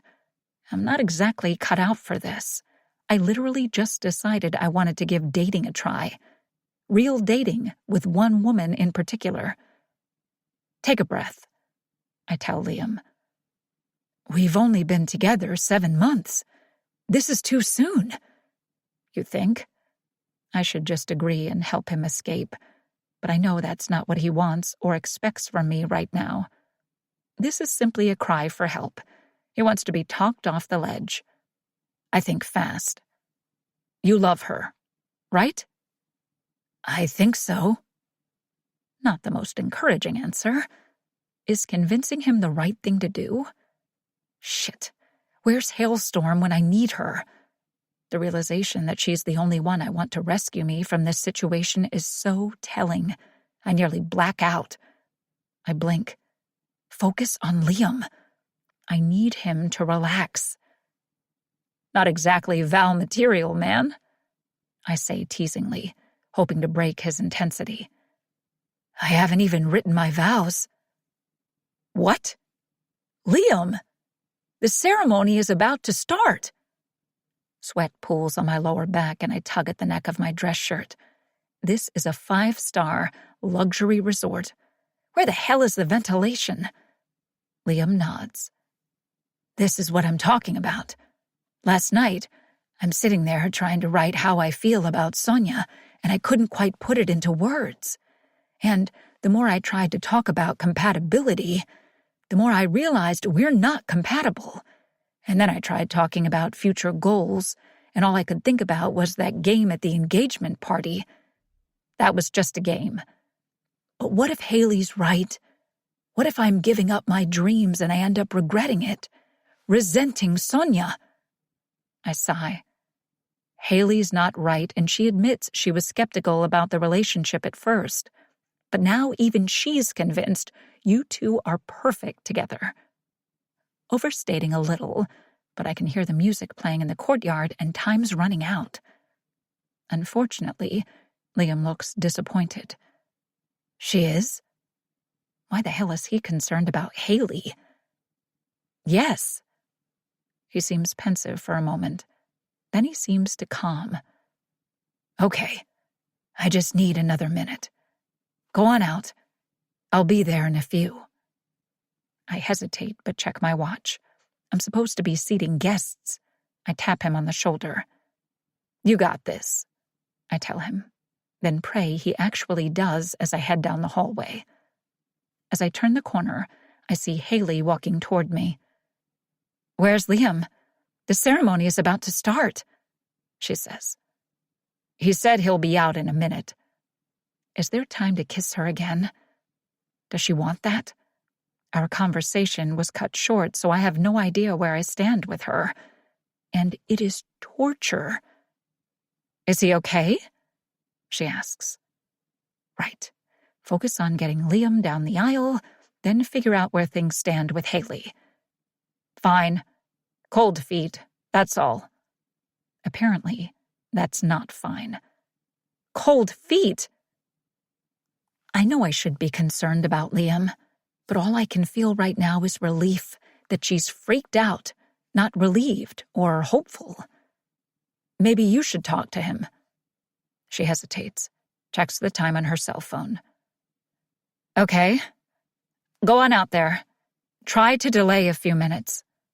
I'm on it, I say. Haley heads off to find Liam, and I stare after her a moment. An odd foreboding in the pit of my stomach before heading into the courtyard to try to delay a wedding. I find Liam outside on the upper balcony overlooking the courtyard. He's leaning on the rail, staring at the guests waiting below. Hey, you. I say softly, afraid to spook him. Liam turns and looks relieved to see me. "Everything looks beautiful," he says, in an almost trance-like tone. Then his gaze sweeps over me, and a look of sincere attraction appears on his face. "So do you." Uh-oh. That expression is targeted at the wrong woman. A month ago, I'd have relished the compliment, started planning my own wedding with him based on the way he was looking at me, the way he used to look at me. Now I'm freaked out by it. This can't go sideways. "Thank you," I say politely, but more importantly, "So does your bride-to-be." Liam looks conflicted. "How do I know I'm not making a huge mistake, Hales?" He most likely is, but if he's made it this far, I know a big part of him wants this. He's nervous. He's uncertain, but he wouldn't be here right now if he didn't love Sonia, and whether that love lasts a week or a lifetime, he should continue giving it a chance. I walk toward him. "I guess you don't. But that's what love is, right?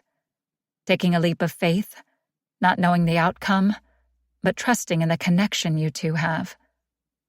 Liam stares at me. "You and I had a connection once." "But that was a long time ago." "Was it? I mean, the other night." I shift uncomfortably.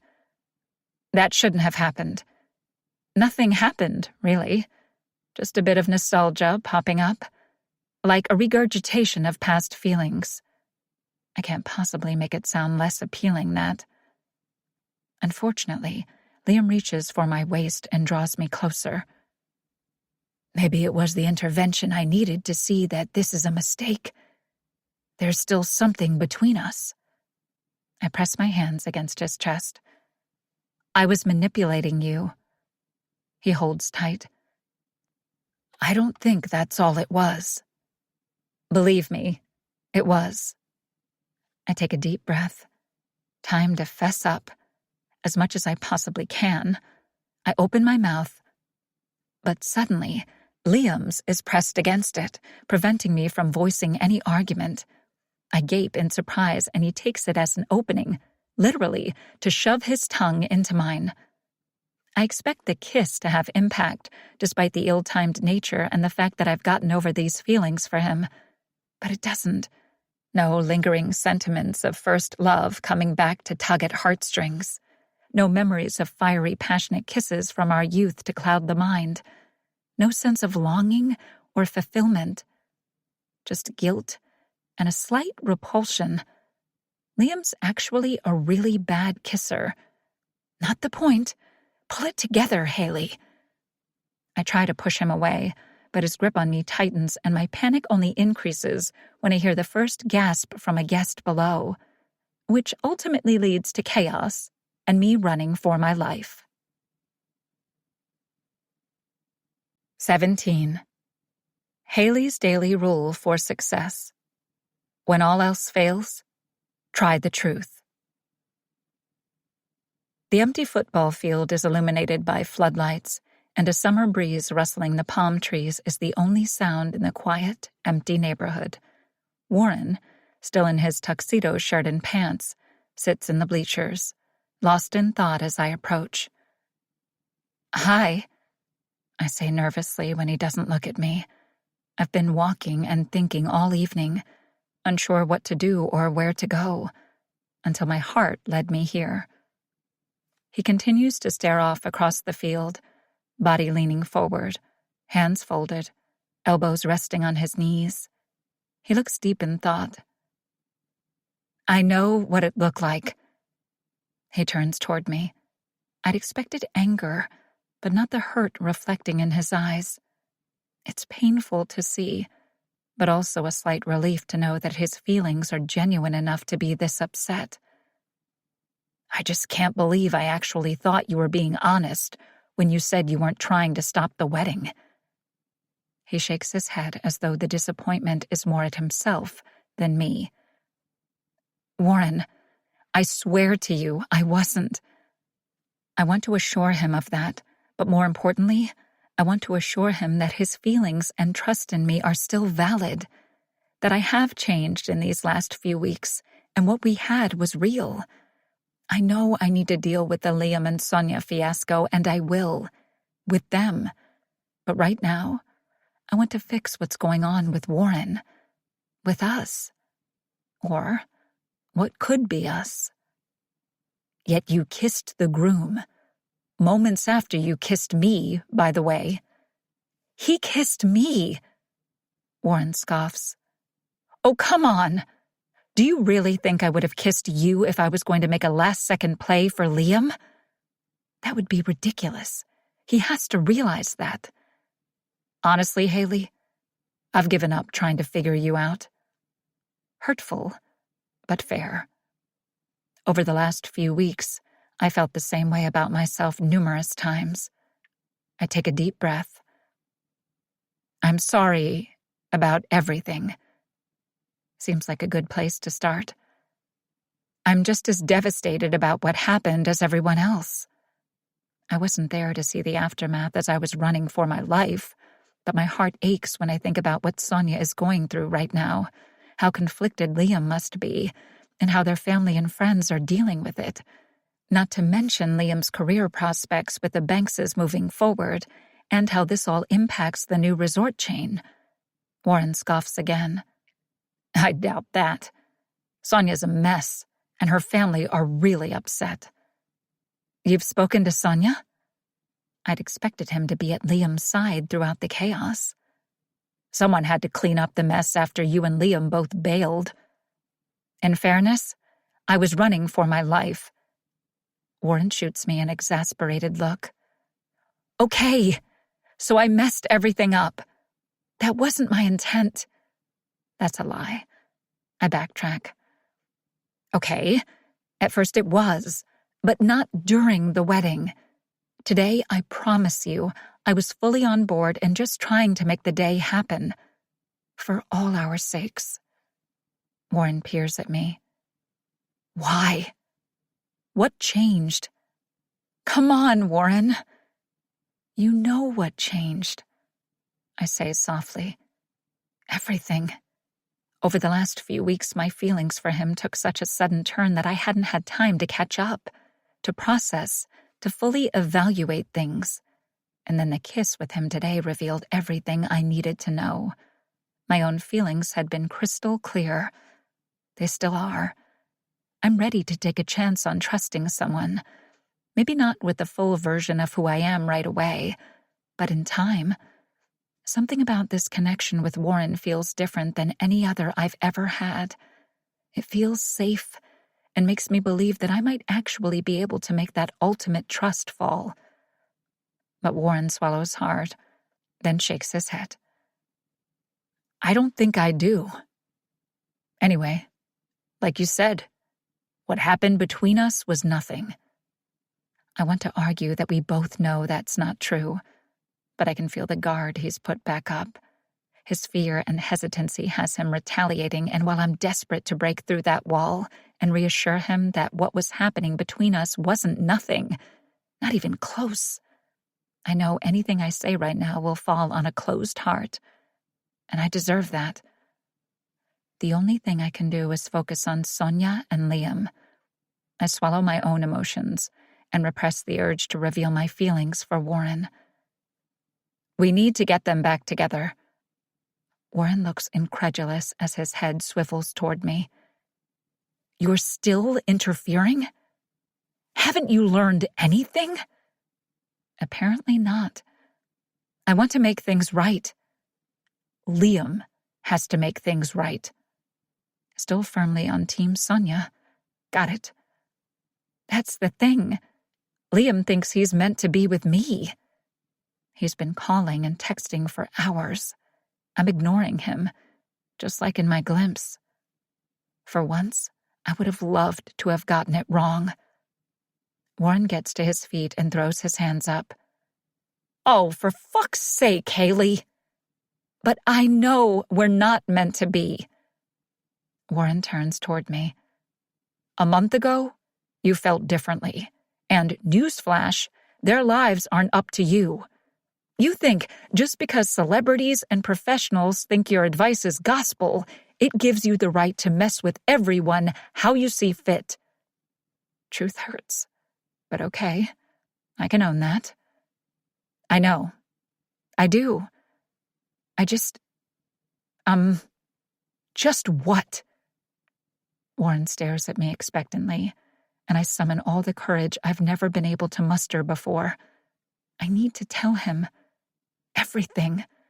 The whole messy truth that sounds like something out of a speculative fiction movie. The secret I've kept to myself my entire life. I have this thing. A gift, I blurt out. He frowns. What are you talking about? Here we go. Ultimate trust fall. I can see into the future when my lifeline connects to another person's. Not my own or anyone I'm close to. I've had it since I was a teenager, and it's never been wrong. I saw Liam heartbroken, and originally it was because of Sonia, if he went through with this marriage. But now I think it's because of me. There. I said it. The truth is out. I thought I'd feel lighter if I ever shared this burdensome secret with someone, but only terror seizes me. I've just completely opened myself up to devastation. You're saying you're psychic? He says it slowly, and I know he thinks I'm full of shit. Who wouldn't? It's the reaction I always knew I'd get if I told someone. But somehow it still aches that he doesn't immediately believe me. I take a deep breath. That day at the airport, I saw what would have happened if you'd gone to the tryouts. I saw you get hurt. Really hurt, I say. May as well keep going. I'm in this far already. And maybe if I tell him everything, there might be something he can grasp onto as a glimmer of truth. Instead, Warren stares at me for a long beat, then shakes his head. I don't believe this. I've never told anyone, besides my neighbor, Mrs. Cranshaw, but she thinks I'm a palm reader, so she doesn't count. I shake my head, getting off track. It's how I've built my business. He raises an eyebrow. You see into your client's future, and that's how you advise them? I nod, and predictably, understandably, Warren stares at me in disbelief. And you supposedly saw Liam's future? He's with you? I hear the condescending tone, but I expected no less. No. He was unhappy with Sonia, and I intervened, thinking she was going to hurt him, but it turns out it's all my fault. Why? I don't love him. I don't want a second chance. I can see his future now. I couldn't when we were together, which means I don't feel that way for him anymore. I do want to keep the focus on the broken couple and give Warren time to process, but I can't resist taking an opportunity to try to make him understand how I feel. I take a step forward and reach out to him. The connection between us. Warren pulls away abruptly. There is no connection. Bullshit. Not anymore, he corrects with a resolute tone. Disappointed, I take a deep breath and nod. He doesn't believe me, naturally, and now he'll never want to be with me. He stares at me with pain and uncertainty reflecting in his eyes, as though unsure whether to be mad at me or pity me. Then he moves past me and leaves me alone in the stands. I watch him walk away across the field to the parking lot. I collapse onto the bleachers, feeling more desperate, vulnerable, and alone than I ever have, and I have no one to blame but myself. I've interfered, meddled in ways I never should have. Warren's right. I do think I have a right to mess with people's lives. And what impact has that truly had? An hour later, Brooks's bar is hopping as the bouncer lets me in the velvet rope, past the disgruntled call-outs of 20-somethings who've been waiting in line for hours. Loud hip-hop blasts from the speakers, the heavy, repetitive disco-technic beat echoing in my chest. I almost wince. It's loud and obnoxious. Strobe lighting is almost dizzying as I bump into people on my way to the bar. Strange looks are sent my way, and I know I must seem like a walking disaster in my torn maid of honor dress and messy hair and makeup. But after leaving the football field, I came here almost on autopilot. Darren stands behind the bar, doing flare work for a stagette. Women are seated on stools across from him, captivated and looking interested in more than his bartender skills. He expertly pours a round of pink shots, not spilling a drop from the shaker, and the ladies applaud the performance. I butt my way through them to get his attention, and Darren smiles when he sees me. "Hey, Haley? Nice dress." I glance down at it with disdain. "Just came from a wedding." The bridal party next to me swoon. Which didn't actually happen. I can't help it. It slips out.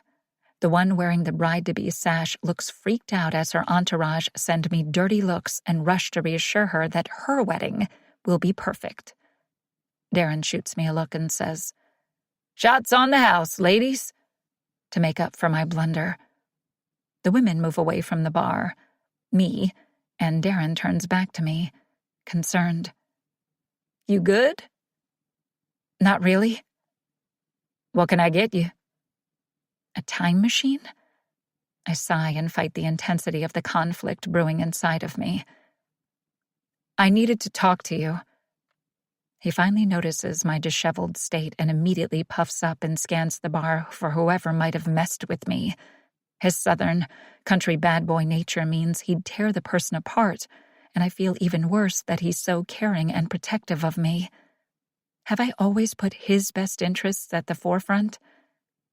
"It's not like that," I reassure quickly, and he deflates. He tosses the drink shaker into a sink behind him and nods for me to follow him to the end of the bar, away from the speakers. "What's up?"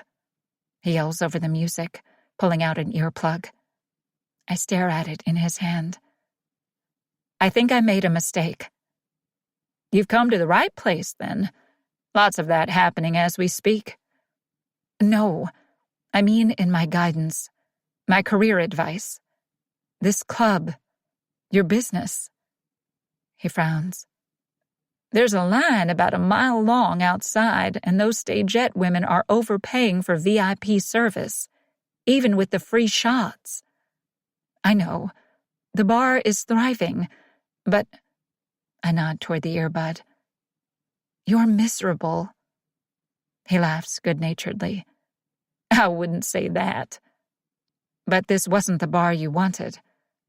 The bar I wanted would have been shut down in 6 months, and I would have been slinging hay bales on my family farm for the foreseeable future. We don't know that," I say.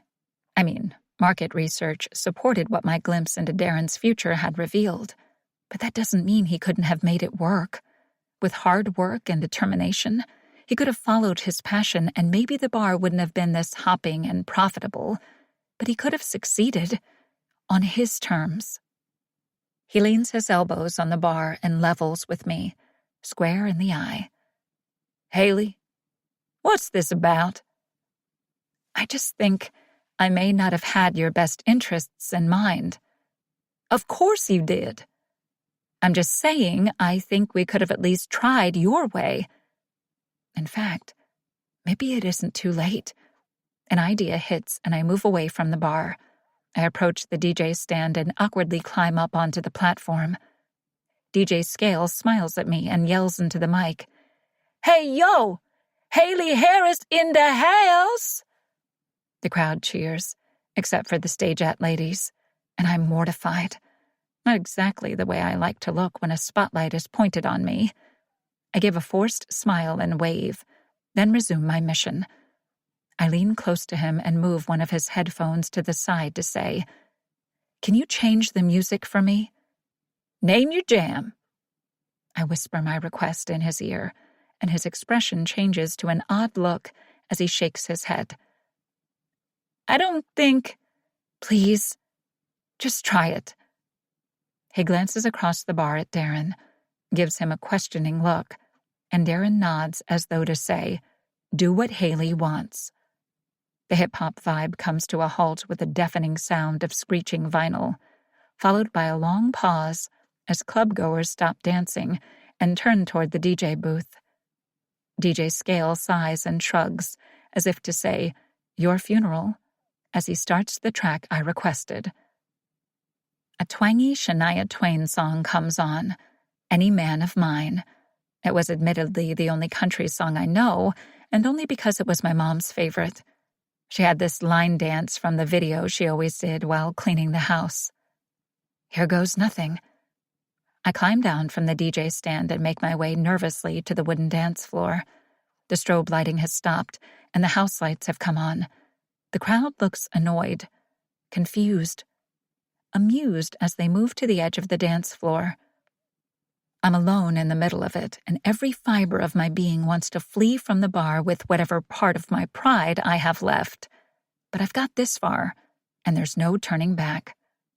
I take a deep breath, put my hands on my hips the way my mom did 1,000,000 times in our kitchen when she was practicing for her weekly line dancing night with her friends.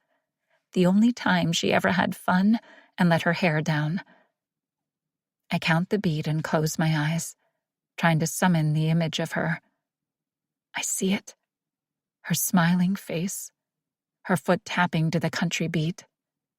A lump forms in the back of my throat, and tears sting the backs of my eyes. It's been an overwhelmingly emotional day. 1, 2, 3, 4. I open my eyes and break into the line dance sequence. I'm awkward and slightly offbeat, but I keep going. The crowd don't know what to think. I force enthusiasm as I gesture for them to join in. Jump in when you're ready. On the beat. No one does, but cell phone cameras come out, naturally. This is fun. I kick my heel and swing toward the bar, slightly off balance. Darren, get out here, I say, but it sounds more like a desperate plea for help than an invite to dance. He hears it too as he jumps over the bar and onto the DJ stand a second later. He grabs the mic and forces a laugh. Just kidding, folks, he says as he hands the mic back to DJ Scale, who sends me a sympathetic look as though I've just committed social suicide. Immediately, the song is cut off and the lights go down. Strobe lights and hip-hop music are back a second later. People stare at me as they reluctantly refill the dance floor. I stand there, in the torn maid of honor dress, helpless and depleted. I'm a complete and utter train wreck. I feel Darren's hands on my shoulders leading me to the exit in a foggy daze of psychedelic lighting and bad decisions. Embarrassment hasn't set in yet. I'm too numb for that, but I'm sure it's coming. In waves. We reach the door and Darren turns me gently toward him. He pulls me in for a hug and I sink into him, resting my head against his chest. I hadn't realized just how much I needed this hug, this comfort, this supportive gesture. But I cling to him and fight the waves of sadness, guilt, despair, and remorse washing over me. He pulls back and bends at the knees to look at me. Everything is always worse in the glow of neon light. Get some sleep, dollface. He gestures to the bouncer, and a second later, he walks me to a taxi waiting near the curb. I climb in, and he leans in to kiss my cheek. I'm happy, Haley. He closes the door, and the taxi driver turns to me. Where to?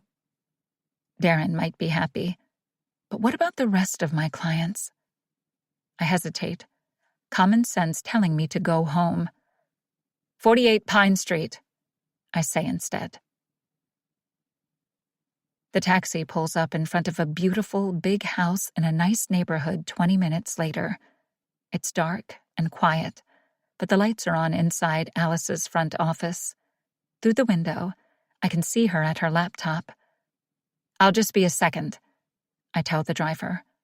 But as soon as I climb out, he tears off almost before I have time to shut the door. Hey! I yell after him, I hadn't even paid him yet.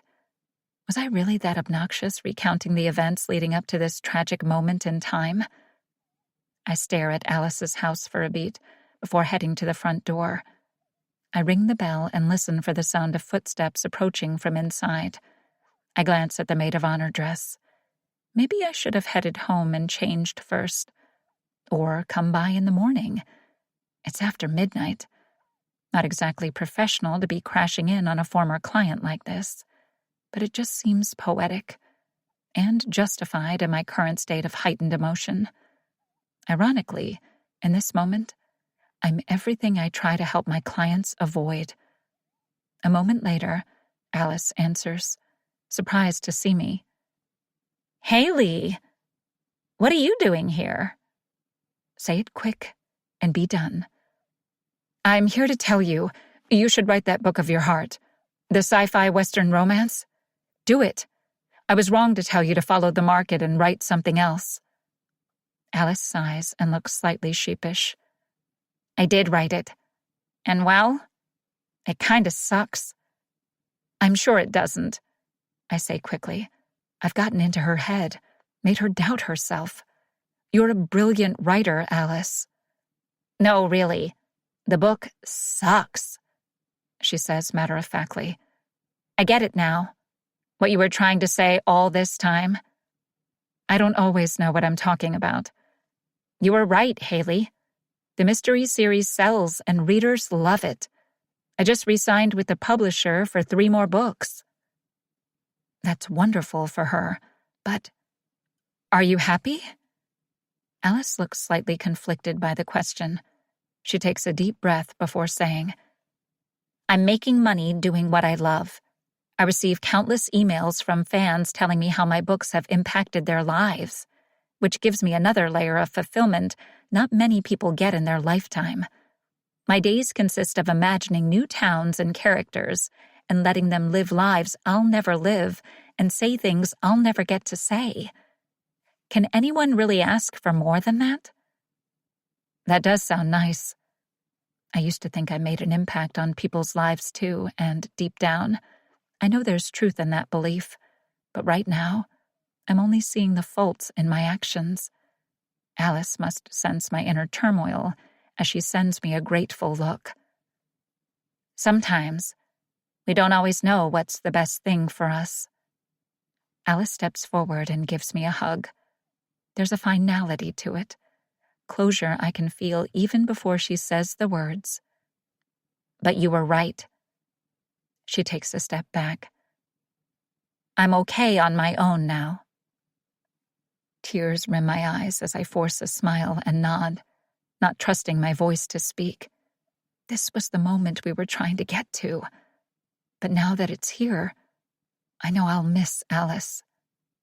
She closes the door and I wipe a tear away as I scan the quiet, deserted street. No taxis in sight. I start to walk. Light reflects on the surface of the pool as I sit on the edge with my feet in the water. I toy with the tattered hem of the maid of honor dress as I stare at my reflection in the water.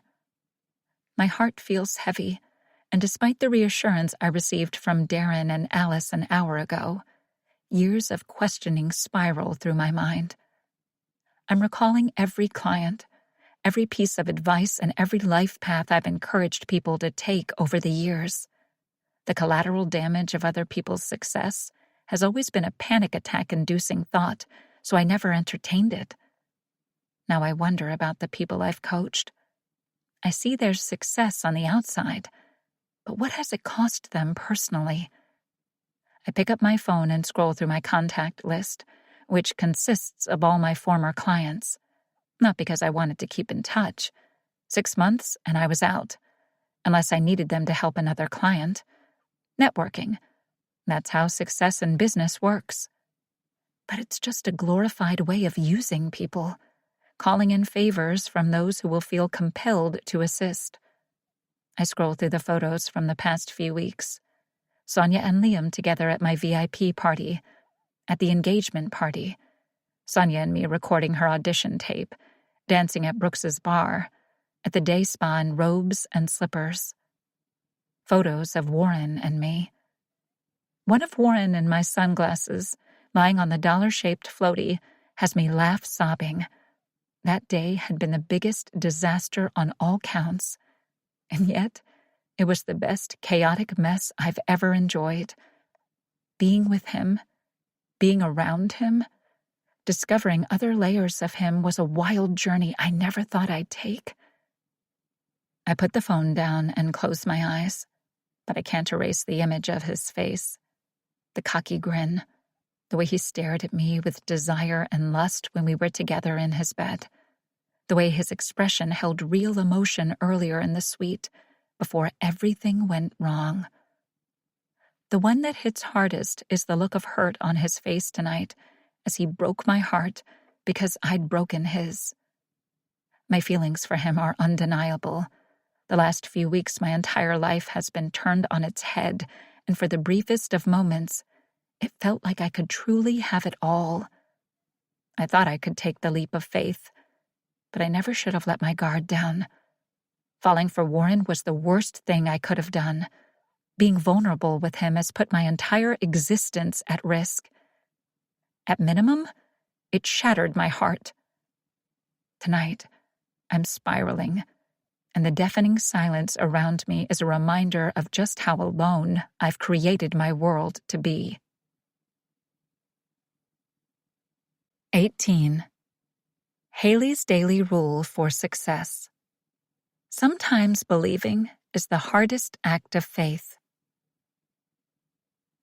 I'm losing my shirt at poker Sunday night, but my mind is just not in the game. It hasn't been in any game all week. I'm letting the team down when they need me most because my focus is not on the field, where it should be. Unfortunately, Haley Harris is everywhere I look. The video of the wedding disaster has gone viral.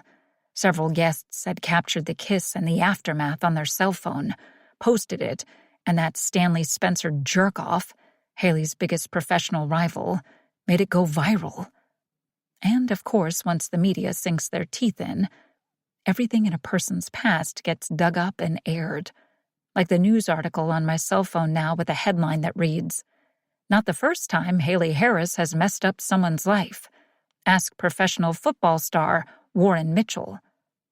Under the headline is a photo of Haley and me in cuffs being escorted to the airport security office. Feels like a lifetime ago. "Hey, Mitchell, you playing or what?" Jeremy asks, tossing a poker chip at me to get my attention. "Yeah." I scan the flush in my hand. I fold, then hesitate before asking. "Hey, those tryouts a couple years ago for the Rangers. What happened to the quarterback? The front runner?" The guy was drafted first pick, then seemingly vanished. His media rep confirmed he'd walked away from the deal and the sport. "The one who replaced you when you bailed?" Jeremy asks. "Yeah." Uncomfortable looks are exchanged around the table. No one wants to talk, and my gut twists. "Come on, guys." My pulse starts to race at the way they all squirm in their seats. Finally, Jeremy sighs and sits back in his chair. "Freak accident on the field with the linebacker." Damien shakes his head. "Last we heard, he was learning to walk again." Jesus. I instantly feel ill, and a chill spreads throughout my entire body. "Saw you get hurt. Really hurt. There's no way Haley could have known." "I don't remember hearing anything about it. They must have released some sort of statement." "They did, but it was around the same time Cliff—" His voice trails. I had other things going on, and with my brother's death, I hadn't been paying attention. "It was a tragic, unexpected accident. In this line of work, we all know it can happen to any of us at any time," Jeremy says. It could have happened to him, but it didn't. Realization dawns. Maybe Haley isn't lying. Marcus needs this opportunity. Her words echo eerily in my mind. If she was right about me, maybe she's also right about Marcus. I climbed the stairs to the Kent house first thing the next morning with breakfast and coffee from the deli down the street. I knock and scan the neighborhood as I wait. All night I tossed and turned and flip-flopped about this decision, but I know in my gut I have to try one last time. Marcus is a fantastic player, and he just needs someone to support him and believe in him. I'm willing to do that, but I need to know he can commit. If he walks away from this today, I'll let it go. I'll have no other choice. Maureen answers, surprised to see me. "Hey, Coach." "Hi, Maureen. Marcus home?" She nods, but frowns. "He said he was off the team." "That's what I came to talk to him about." She hesitates, closes the door a little more. "I don't know, Coach. He's got a lot going on right now." I know. And believe me, I'm going against my own rules by offering him this opportunity to play next week for the Scouts. But the thing is, I believe in Marcus. So very much. More than he does. I know he's great. I know he can do this, and it absolutely kills me that he doesn't. I can't make his decisions for him. I can't make him play his best out there. He needs to want it. "I do." Marcus's voice coming from the hallway behind her catches our attention, and I look past her at the kid. For the first time, the chip on his shoulder is gone, and he looks like a nervous, scared teenage boy trying to figure out his life when the odds seem stacked against him. The false bravado is gone, and there's the faint bruising of a black eye healing. Not the last if he continues on his current path. His mother turns toward him, and her tone is cautious. "Marcus, I thought we decided playing football wasn't the best thing right now." She's scared and practical. It's hard for her to dream big for Marcus when life has proven to be difficult and unpredictable and not always handing out dreams. "I know, Ma, but I really do think I have what it takes," he says. Finally. "I was just afraid to take a shot and fail, so I quit before I could mess up. But now, I want to do this. I want to go all in." His voice is stronger as he continues. I know the pressure on him from all sides is huge, and I feel for him. Choosing what he wants over what his friends are pressuring him to do takes courage and guts at that age. Doing the right thing seems impossible. I tried for years to live up to my father's expectations. Cliff did too, and it was the toll it took on my brother that made me realize I needed to live my life my way, for me. So does Marcus. "I'm sorry, Coach," he says, approaching me. "The other night?" I nod and struggle with my sense of compassion for the kid and needing to be the strong authority on this. He broke the rules and walked away. This ticket back can't be an easy one. I get it. I do. But this offer to play is the last shot. If he messes up this chance again, there's nothing else I can do. This career in professional sports is only going to get more challenging. There will always be doubt or temptations or times he wants to quit or take an easy road. But if he can stay the course, remembering his passion and drive and love of the sport, he could truly thrive where so many fall short. He steps closer and lowers his head. "I'm sorry I let you down." I reach out and draw him into my chest. I heave a deep sigh as he hugs me. "Just don't let yourself down. That's what matters." Clutching my coffee cup, I sit at my desk and stare at the viral video with the caption, "Life Coach Steals Groom at Client's Wedding," with the hashtag Cancel Haley Harris. The video has gotten over 1 million views, and there's no doubt in my mind who helped it trend. I sigh as I sip the coffee. My follower count on social media is dwindling, and subscribers to my app have plummeted. Ignoring my DMs has never been so important. I'm sure instead of the usual dick pics, it's flooded with hate mail. This video is far-reaching and destroying my career. No one cares to hear the real story behind the kiss, and it's hard to defend myself when my actions hadn't been pure in the beginning. My goal was to break up a wedding, and I succeeded. And now I'm living with the consequences. I reach for my cell phone and dial several potential clients. No one answers. Not that I expect them to.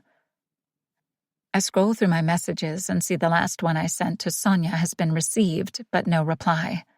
She has every right not to speak to me again, but I'm deeply and truly sorry, and I miss her. Consequences. Deep down, I always knew this gift of mine would be a detriment. It was just a matter of time. What I didn't expect was this devastatingly heartbreaking disappointment as I watch everything I've built come crashing down and everyone I care about turning away. A knock sounds on the door. I didn't hear the gate buzzer, and I'm not expecting anyone, so I'm not surprised to see Amelia standing at the door when I open it. "Hi, dear," she says, holding a pot of tea. "Thought you could use a friend." The words bring another rush of tears to my eyes as I step back to let her enter. A moment later, in the kitchen, she places a mug of tea in front of me, then takes a seat at the table. "Drink." I sip and grimace as a sour taste and unpleasant smell reach me. "What is it?" "Don't ask, but it will make you feel better." Is it laced with something? Because I don't think there's enough disgusting tea in the world that could make me feel better right now. My professional reputation is in shambles, and my personal life, whatever there was of one, is crumbling. And Warren, I can't erase the disappointed, hurt expression from my mind. I can't stop thinking about him, about the kiss, about our time together. My chest aches, and the feeling in the pit of my stomach keeps growing with each passing day of not hearing from him or seeing him. I miss him the most. Amelia sits across from me and touches my hand. "So, you made a mistake." It wasn't just giving a client the wrong advice. This mistake was life-altering. While bad professional advice would be devastating enough, this had much further-reaching impact. "I broke up a couple." Amelia shakes her head, her gray curls falling across her thin, frail shoulders. "If they were truly happy, you wouldn't have been successful in breaking them up." Her words of wisdom don't have the soothing effect I know she intended. She may be right, but deciding on a life together should have been Sonia and Liam's sole decision. I never should have interfered. I slump in the chair. I'm a fraud. I've always known it, but now it's just solidified. There's no way I can continue my career this way. Even if it wasn't slowly being sabotaged by that viral video and my questionable actions, I don't feel in my heart that it's the right thing to do anymore. It doesn't matter how you're able to help people. The key is that you do, Amelia says, as she nudges my teacup closer and urges me to drink. I take another god-awful sip and realize maybe this is my penance. But how many people who took my advice are now unhappy? I mean, even if I was right about Sonia hurting Liam, who was I to interfere? Someone who cared about him. Or did I just care about myself? Use the situation to ease my own conscience while I went after what I wanted. Or thought I wanted, which is even worse. Amelia sends me a thoughtful look. We've been neighbors for a long time, and all I know is I see a lot of lost souls going into your office and a lot of optimism walking out. Her words do make me feel a little better, but I can't tame the spiraling thoughts about the lives I've impacted, directly and indirectly, with my actions. Amelia extends her hand. You've always been a positive guide for me. I hesitate as I stare at her lifeline. I don't think I should do this anymore. She reaches for my hand and grasps it. Our lifelines connect, and my visionary powers are activated. Inside Amelia's house, her living room is cold, quiet. I shiver, feeling an unfamiliar eeriness even through time and space. Amelia's rocking chair is empty, and a pile of unread scripts sits on her desk. Tears burning my eyes, I squeeze Amelia's hand. You know, I think it's time you took that trip to see your son, I say gently. Amelia nods her understanding and doesn't let go of my hand. This time she holds on tighter. Will you come with me? I swallow the lump in my throat. Of course. I may not be confident using my gift to help others anymore, but this is one way I can be there for her, when she needs me, when it matters. My Jeep pulls up to Haley's front gate the next day. I lean out the window and hit the buzzer. As I wait, I run a nervous hand through my hair. I have no idea what to say to her. Do I believe she has psychic abilities? No. I don't know. Maybe? If she did somehow know about the accident at tryouts, or whether she just had a bad feeling that day in the airport. Either way, she saved my life, or at least prevented a life-altering injury. But what do I say to her? Where exactly do we go from here? Truth of the matter is that she still broke up a wedding, kissed her ex moments after kissing me, and made me question my own sanity. Despite that, I can't stop thinking about her.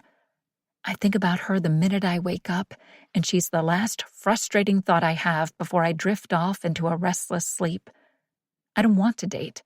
I've deleted my hookup contact list, or even spend time with the guys. I long to see her, touch her, be near her annoyingly addictive energy. I miss her smile, her laugh, her taunting banter.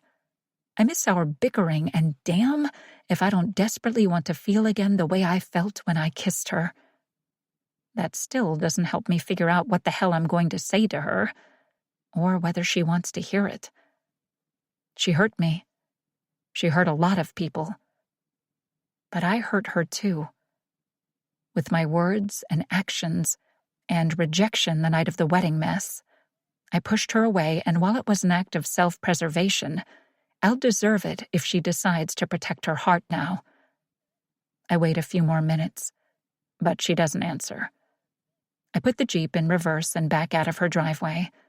Window down, the warm summer breeze blows through the Jeep as I drive away from the beautiful, rich neighborhood, my heart and mind in conflict. As I hit the highway, the life coaching billboard comes into view, and I see that it's defaced with graffiti that reads, #Cancel Haley Harris. She's been given devil horns, and there's a broken heart painted on the sign. I stare at it and sigh. Somehow I know that her heart was in the right place throughout all of this, even if her actions caused chaos, and she doesn't deserve to lose everything over one mistake. Wish I'd come to that conclusion a little sooner.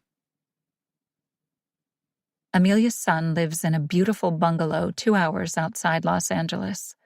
In the passenger seat of my convertible, Amelia looks like Hollywood royalty, her hair wrapped in a bandana and wide-rimmed sunglasses on. She glances nervously at the house. Looks like a nice neighborhood, I say to break the thick silence. We barely spoke on the drive over. I wish there was some way I could offer her the reassurance she needs. Family is complicated. I know that better than anyone. But I hope this reunion goes the way she deserves, because I also know how hollow it feels not to have a family. When she makes no motion to get out, I climb out and open the door for her. Okay, time to be brave. Amelia hesitates, her eyes on the house. She looks older today, a little frailer, and I know the stress of this visit is weighing on her. But I also know that time's running out to make amends and heal, and if she doesn't do this now, while there's still a chance, she'll regret it. What if he won't talk to me? He will. I put my career before family for a long time. What if I'm too late? You're not. You've seen it? She looks hopeful. I don't need to. He's family. Go. I'll wait right here. Amelia climbs out and slowly walks up the front steps. She stands in front of the door, and I see her shoulders rise and fall in a deep breath. This has taken a lot of courage, and I know what this means to her to be here right now. Mending fences after years of stubbornness and heartache is a huge step to take, and I'm proud of her, no matter what happens. Her son, Aaron, opens the front door, and his face is full of surprise when he sees her standing there. I hold my breath and press my sweaty palms against the legs of my pants as I watch and wait for his reaction. If my heart is pounding this hard, I can only imagine how Amelia must be feeling. Aaron finally smiles, happy to see his mother, and I release a huge relieved breath as he ushers her inside. As she steps in, she glances back toward me, and the look on her face is happiness and gratitude, like nothing I've ever seen before, even more radiant than she's ever looked on the silver screen. It steals my breath for a second, as emotions threaten to overwhelm. Leaning against the vehicle, I wave and smile through my tears. I may not always help people, but today I've truly supported a friend when they needed me, and I'll take the win. 19. Haley's daily rule for success. Not that anyone cares anymore. On the resort room bed, a suitcase is partially packed with Liam's clothes. I duck as a shoe comes flying toward me. An enraged Sonia alternates between filling the suitcase and throwing things my way. Maybe a Zoom chat apology would have been safer. Please, just let me explain, I say, holding my arms up to prevent injury. You acted like my friend, she says, balling up a dress shirt and throwing it into the suitcase. You agreed to be my maid of honor. I tried to decline that, I say, and duck as the other shoe narrowly misses my head. Okay, I deserve that one. Doesn't matter. I came to say I'm sorry. She deserves that much and so much more, and after witnessing Amelia reconnecting with her family after such a long time, I needed to do this now. I don't expect forgiveness, but I need to be brave enough to face the music and deal with the consequences. You're sorry? For breaking up my engagement? For kissing my fiancé? For lying to my entire family? For allowing me to trust you with my career goals? All of that. Yes. Deeply, deeply sorry. And also, I was so wrong. I'm not in love with Liam, and he's not in love with me. Really? Tell that to 50 wedding guests who saw you two kiss. Sonia continues to pace the room. Fuming, she continues to toss clothing into Liam's suitcase. She picks up a bottle of champagne, takes a swig from it, then continues. Look, I admit at first I wasn't so sure that the two of you were meant to be. At Sonia's look, in hindsight, I realized that wasn't up to me to decide.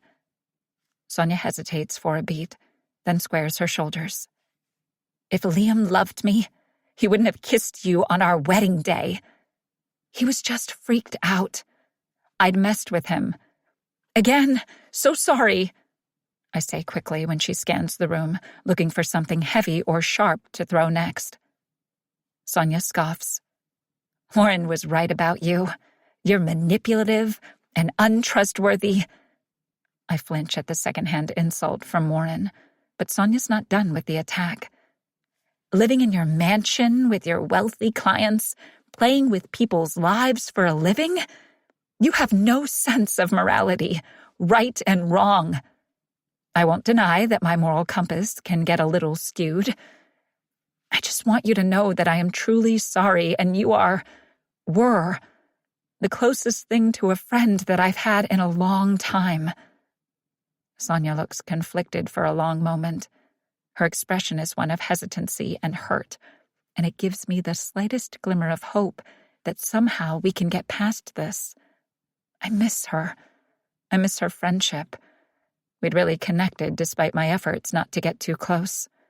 She's a fantastic person, and spending time with her, despite the circumstances, had filled a void in my life that I hadn't wanted to acknowledge. The lack of real human connection. I hate that I messed it all up when, for the first time, I'd been willing to let my guard down just enough to risk having a friend. Sonia sighs. Looks like she might for a second concede, but then turns away. Please leave. Sonia, get the hell out, Haley. The words are spoken softly, but resolutely, leaving no room to argue or hope that there's potential of a future friendship. Deflated and defeated, with no other option and nothing left to say, I leave the room. Parents, football fans, and scouts filled the stands for the league championship finals. On the sidelines, my entire body is full of nervous sweat for the athletes out on the field. This game could change their lives. Adrenaline pumps through me as I remember facing this moment years before. A young, hopeful athlete full of dreams, adrenaline, and ambition. The pressure, but also the anticipation, hope, and drive fueling my actions. The opposing team's coach looks just as nervous as I am, and I nod in his direction. He holds up a triumphant fist. This game is different than all the others. Right now, while we are competitors in a season championship game, we are also allies, working together to showcase the talent and athletic ability of these kids we care so much about. It won't matter today the final score, or which team walks away hoisting the league trophy. Each player is on display. Each toss, each throw, each catch, each touchdown matters. Everyone here is rooting for the future of this sport. The game starts and time passes in an almost blur. On the field, Marcus shines. His focus, determination, skill is all on point. Passes are caught. Touchdowns are scored. The kid is on fire, and I'm so pumped up, I'm practically floating as I run along the sidelines watching one amazing moment after another. The teen has stepped up and brought it when it matters. I can feel the confidence and energy radiating from him that only being given a second shot can evoke. The feeling that it's now or never. Time to leave it all out on the field. He is the superstar I knew he always was. He believes it now, too. Everyone on this football field does. The ball is thrown toward him and he runs with speed I've never seen, dodging players on either side, an unstoppable, unbeatable force as he makes his way toward the end zone. His movements are concise as he plows through the obstacles that stand in his way. I hold my breath as I watch. Then the crowd around me erupts in the stands as Marcus scores the touchdown of his young career. I hear his mother cheering the loudest, and my heart is full that she's been able to see this moment, truly enjoy the sacrifices that the family has made, and see that her son's talent was worth taking this shot on. I'm overwhelmed with so many emotions, and the only thought that pops into my mind out of nowhere is I wish Haley was here to see this. I force the sense of longing away as I glance toward the stands, and the scout sends me a nod. It's short, brief, but so full of meaning that I finally feel myself relax. Marcus has a bright, amazing future ahead of him. On the field, the team rushes to their star quarterback and hoists him up onto their shoulders, celebrating the touchdown, the victory, but more importantly, the rare moment of being part of something special. As they pass by, Marcus sends me a grateful look from beneath his football helmet, as he raises his arms in the air. I sit in a booth at Malibu Moon and clutch a coffee cup nervously. On my cell phone, I scroll through the social media hashtag Cancel Haley Harris. My followers have dropped off even more, and those who have stayed are deeply disappointed in my actions. Each comment is more disheartening than the previous one. Money obviously doesn't buy loyalty. How many other clients has she manipulated to further her own agenda? I never believed that was her real hair. Liam enters the cafe and looks apprehensive as he approaches the booth. With his hand shoved into his shorts pockets and a reluctant gait, he's not looking forward to this face-to-face any more than I am. I put the phone away and my brain is scrambled on what to say. We haven't spoken since the kiss, and the cool-down period hasn't done much to calm my frantic thoughts and conflicted heart.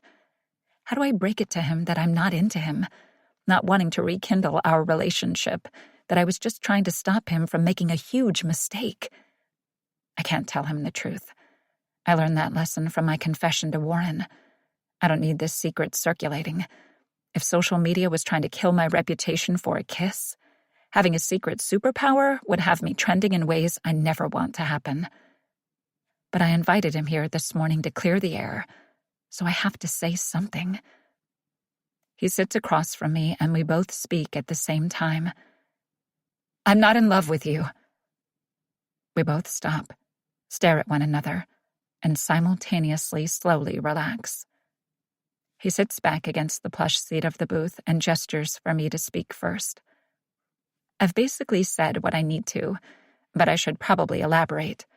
I take a deep breath. Best to start with an apology. I'm sorry I meddled in your relationship. He nods slowly. Appreciate that, but I'm the one who freaked out and kissed my ex-girlfriend at my wedding. So we're both to blame. Liam shoots me a look. Like 60-40 in your favor, I say. Liam sighs as he leans forward and folds his hands on the table. Sonia refuses to talk to me. The front desk at the resort has literally banned me from entering. She won't answer my calls or texts. He looks tired and truly wrecked, and my guilt only increases. I thought apologizing and clearing the air would help ease how shitty I feel about all of this. But seeing him this upset makes it worse.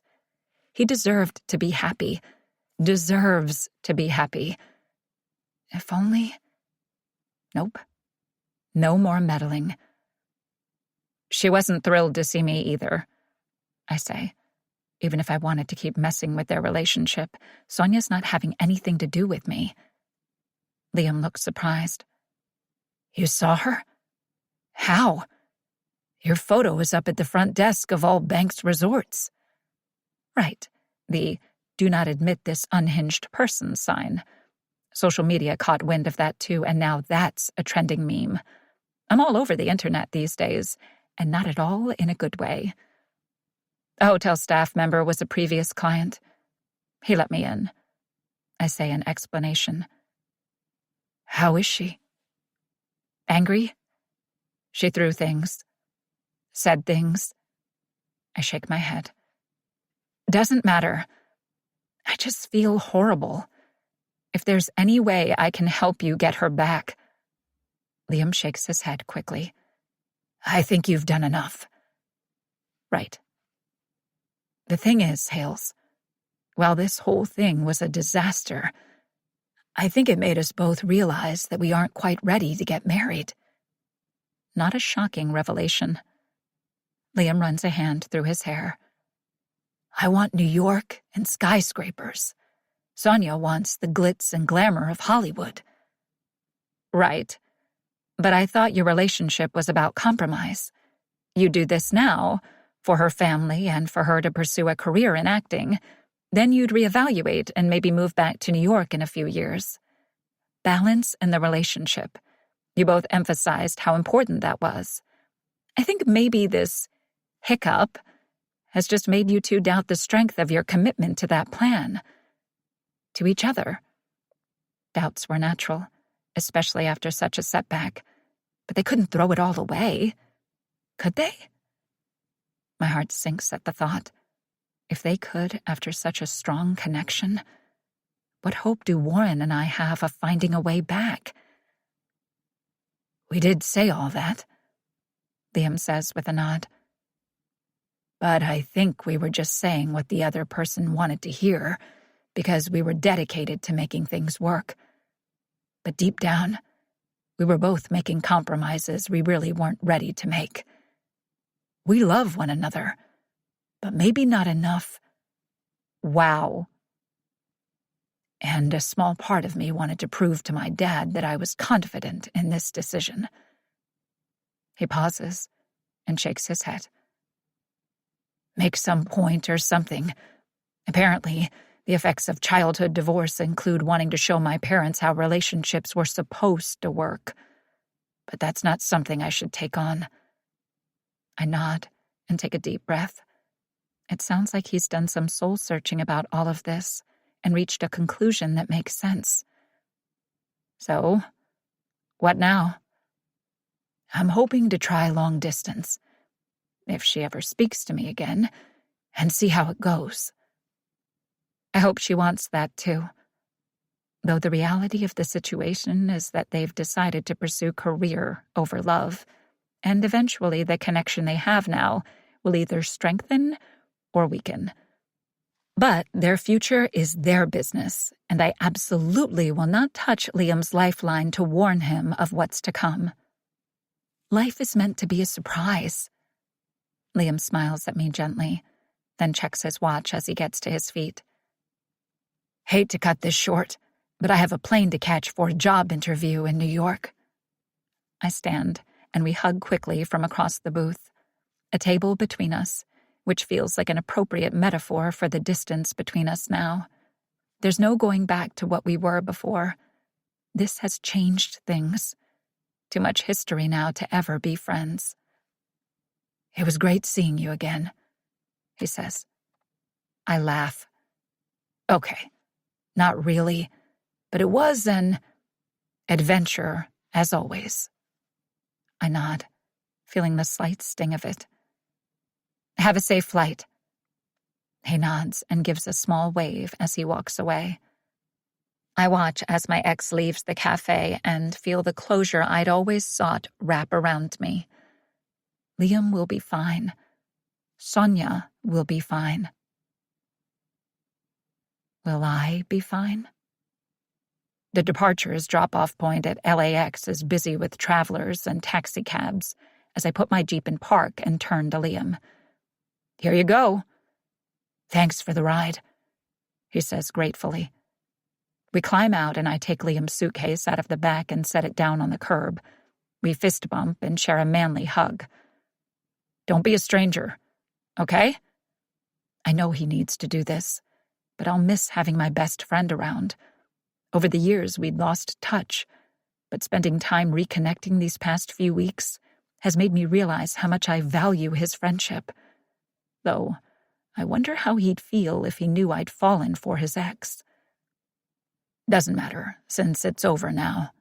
No sense telling him that the girl I'd always thought of as the Antichrist is actually the only woman in the world who has me feeling some type of way, and without her, I'm feeling really lost. He said he was meeting with Haley this morning at the cafe before heading to the airport. I assume they finally discussed the kiss and what that means for them. I haven't had the guts to ask if they are rekindling the old spark. I don't think I could handle hearing it. But he seemed lighter, happier when I picked him up, so I can only assume the conversation went well. Not sure how the two of them together will affect our friendship moving forward. I'd be lying if I said I could be around them.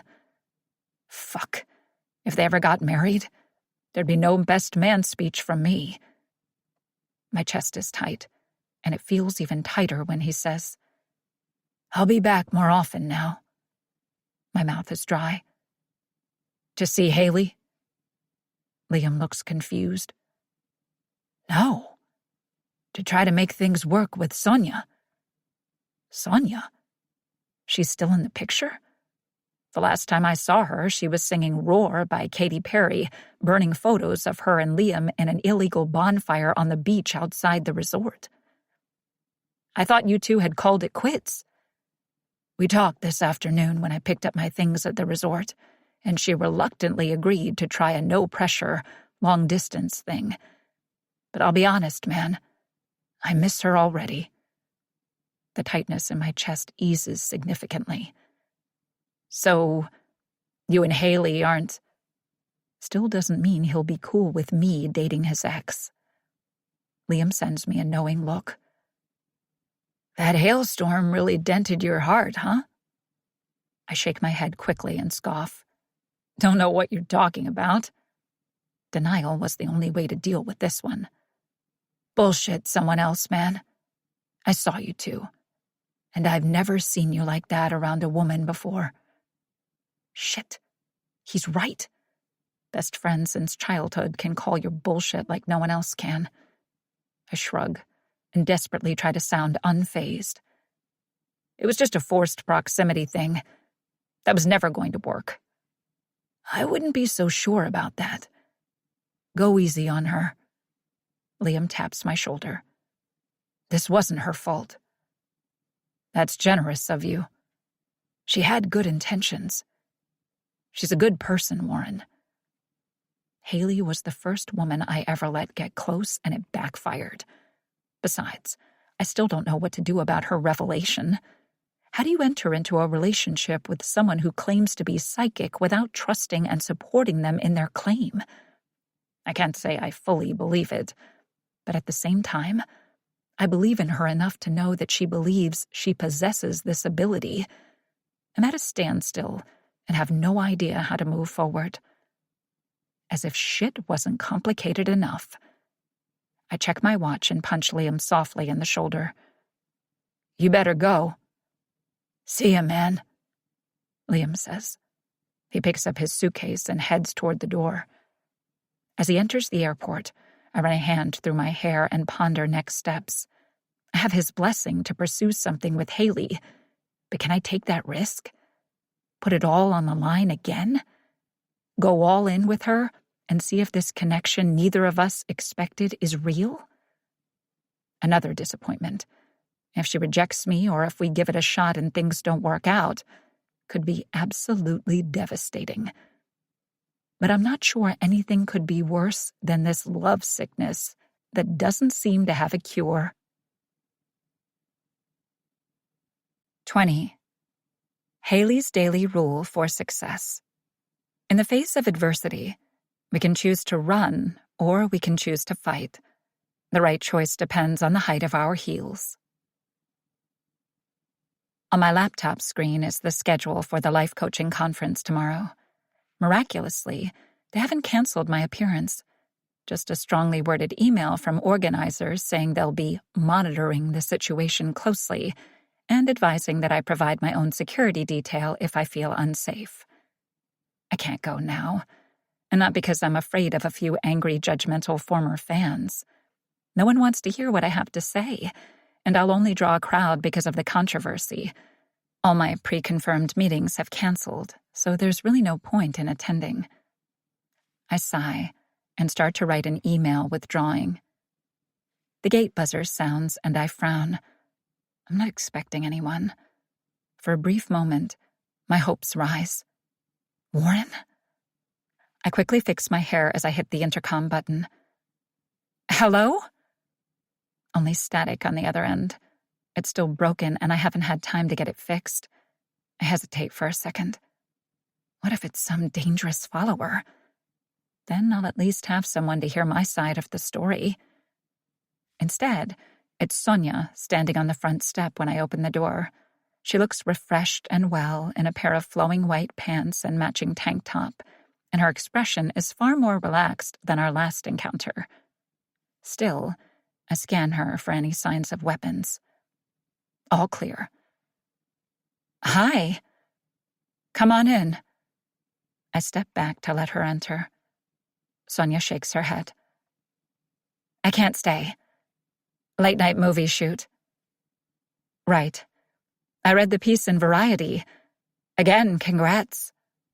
She's really doing it, and the indie thriller is getting a lot of buzz already. She may only be playing a secondary character, but given her status as a Banks, the movie press is highly focused on her acting debut. It will do wonders for future roles. Thanks, she says. I just wanted to stop by and say that while what you did was shitty, you weren't exactly entirely wrong. I appreciate your forgiveness, but Sonia holds up a hand. I didn't say I forgive you. But a hint of a smile plays on her lips. But you did help Liam and I realize that we need to figure out what we want in our own lives before we move forward together. It's what he said, too. I wish I could take solace in the fact that they do genuinely seem happier now not having gone ahead with the wedding. But unfortunately, this whole thing has illuminated so many flaws in my own character, the error of my judgment, that it's hard to feel any kind of victory in how this has played out. Sonia glances at her watch. Anyway, I have to go, but I also wanted to say thank you for your unorthodox way of putting me on the right path. For me. I nod, unsure what to say as I watch Sonia head back to her car. I know the likelihood of us being friends is next to none, and deep disappointment fills my chest. I enjoyed getting to know her. Strong female friendships have always eluded me, and for a while, it had felt nice. But my situation hasn't changed, and if the disaster of confessing my secret to Warren is any indication, I can't be truly vulnerable with a friend. So it's best I continue on my solitary path. But I am happy that I was able to get Sonia one step closer to her dream. I'll be cheering her on as her #1 fan from afar. Back in my office a moment later, I sit at my computer. I stare at the email I'm about to send canceling my appearance. It's the right thing to do. What value can I offer attendees now? No one trusts me anymore. No one believes in my value as a coach. Everything I had planned to say was just empty industry lingo, a sales pitch to draw new clients. My gaze lands on my client pride shelf. Alice's bestsellers, Frost God's top bakery awards, photos of Darren and me at the Brooks's bar opening. All of those people put their faith in me. Had I made their lives perfect? No. But I had helped them get to a place they wanted to go, and I'd done it from a place of sincerity and genuine interest in helping others succeed. I had to build that trust and reputation. It might be harder now, but I've always preached the value of hard work and commitment. With the same focus and principles guiding my own actions this time, maybe I can do it again. I delete the email. Standing, I pick up the framed posters that are still propped against the office wall. Haley Harris, top 30 under 30, life coach to the stars, and start to hang them back up. I may have hit a roadblock, but these images aren't a lie. They are who I am, for better or worse, and I need to strive harder to live up to this successful version of myself staring back at me. I lie in bed and stare at the ceiling. Since dropping Liam off at the airport, memories of the last few weeks have been flooding my mind. With his blessing and the knowledge that he and Haley aren't planning to reconnect their relationship, I'm even more conflicted as to what to do. It's been over a week since I pushed her away. I'm not even sure where her heart is right now. Putting myself out there and having her reject me would be even harder to come back from. But I'm not sure I have a choice.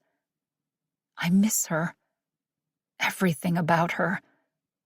Even the bickering.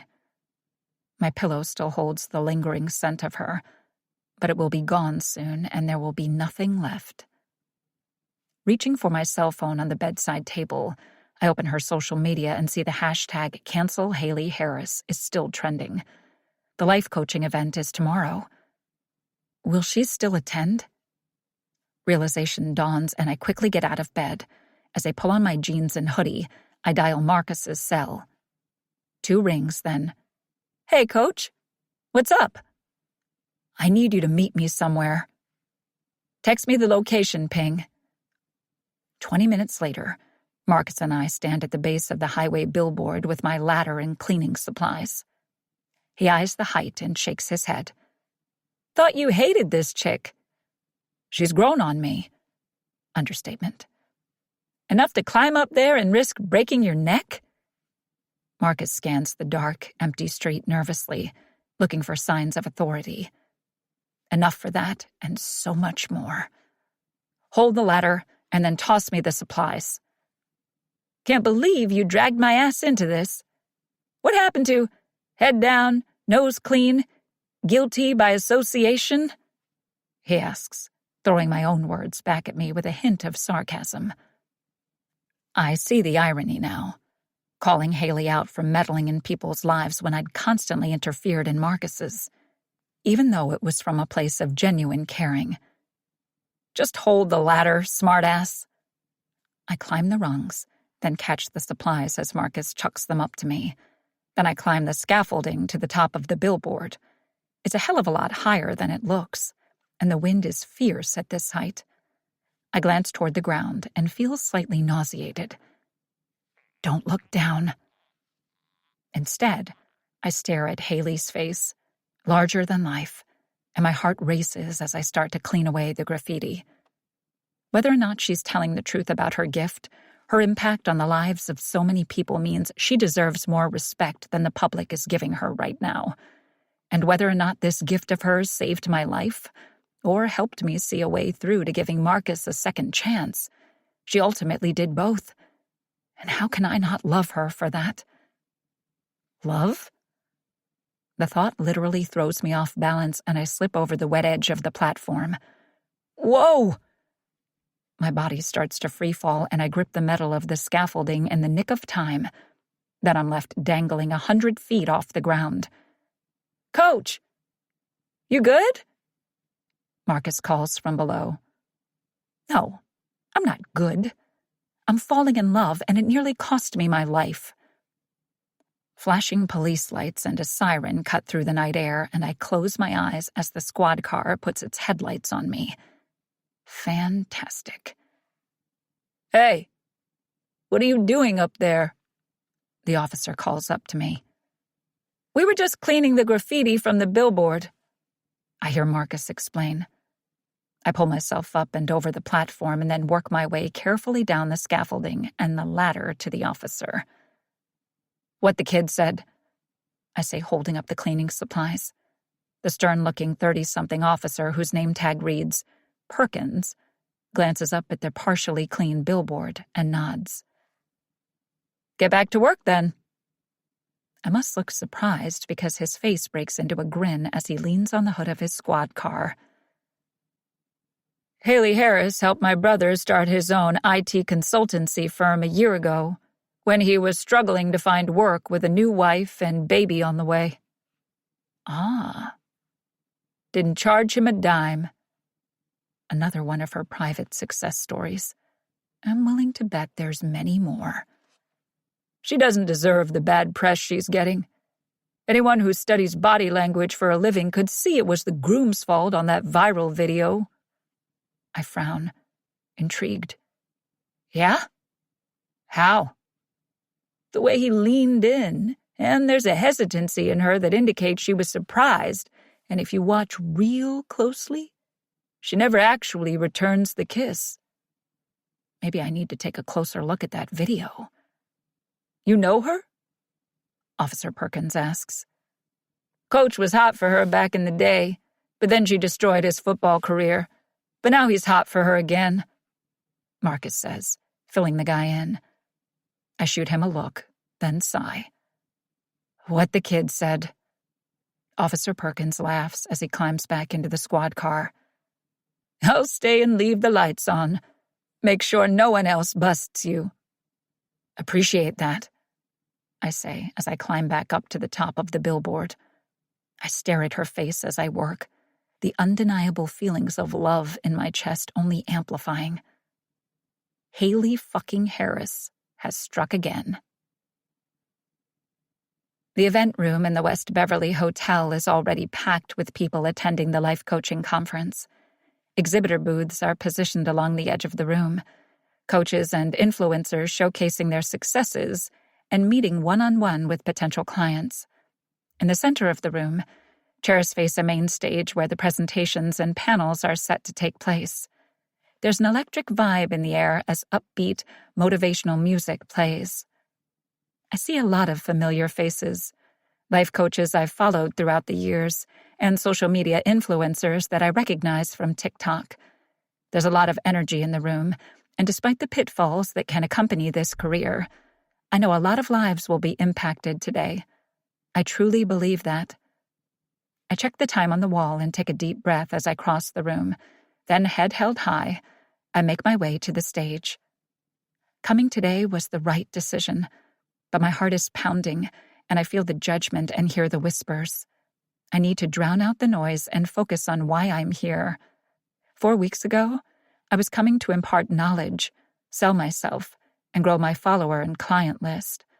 Now I'm desperate and clinging to my last shreds of hope that I can rebuild my own business, my own future, in the face of adversity and public scrutiny. I've never felt this struggle for self-confidence, at least not since I was a dorky teenage high school mascot, desperate to fit in, desperate for people to see me and accept me and let me be me. Strange being back in these feelings, but they were the last time I felt true drive and determination to discover who I am. I had to be accepting of myself. Then others followed. I hope it works the same way now. My palms sweat as I sit on the panel with Spencer Stanley moments later. He's dressed in a slim-fit charcoal suit and electric blue dress shirt. Power colors. Confidence and charisma ooze from him, and I can understand why so many clients choose to work with him. As much as he's had a part in dismantling my reputation, he does have an energy about him that draws people. He turns toward me. "Gotta say, Harris, I'm surprised you're here." I've been in competition with Spencer. In the sports world, he was always 2 steps ahead, and that bothered me. But not anymore. "I'm looking forward to hearing how you approach your business," I say sincerely. "I think I have a lot to learn still." He was obviously expecting a more arrogant Haley. That Haley is gone. Humbled, respectful, grateful Haley is the only Haley I've got going for me anymore. The only one I care to be. His expression takes on an unexpected look of respect as he nods. "You've got balls, Harris. You'll be okay." The words cause unexpected tears to spring to my eyes, and I swallow hard and blink them away quickly as the panel organizer joins us on stage and starts the session. I stare out into the crowd of faces as people take their seats.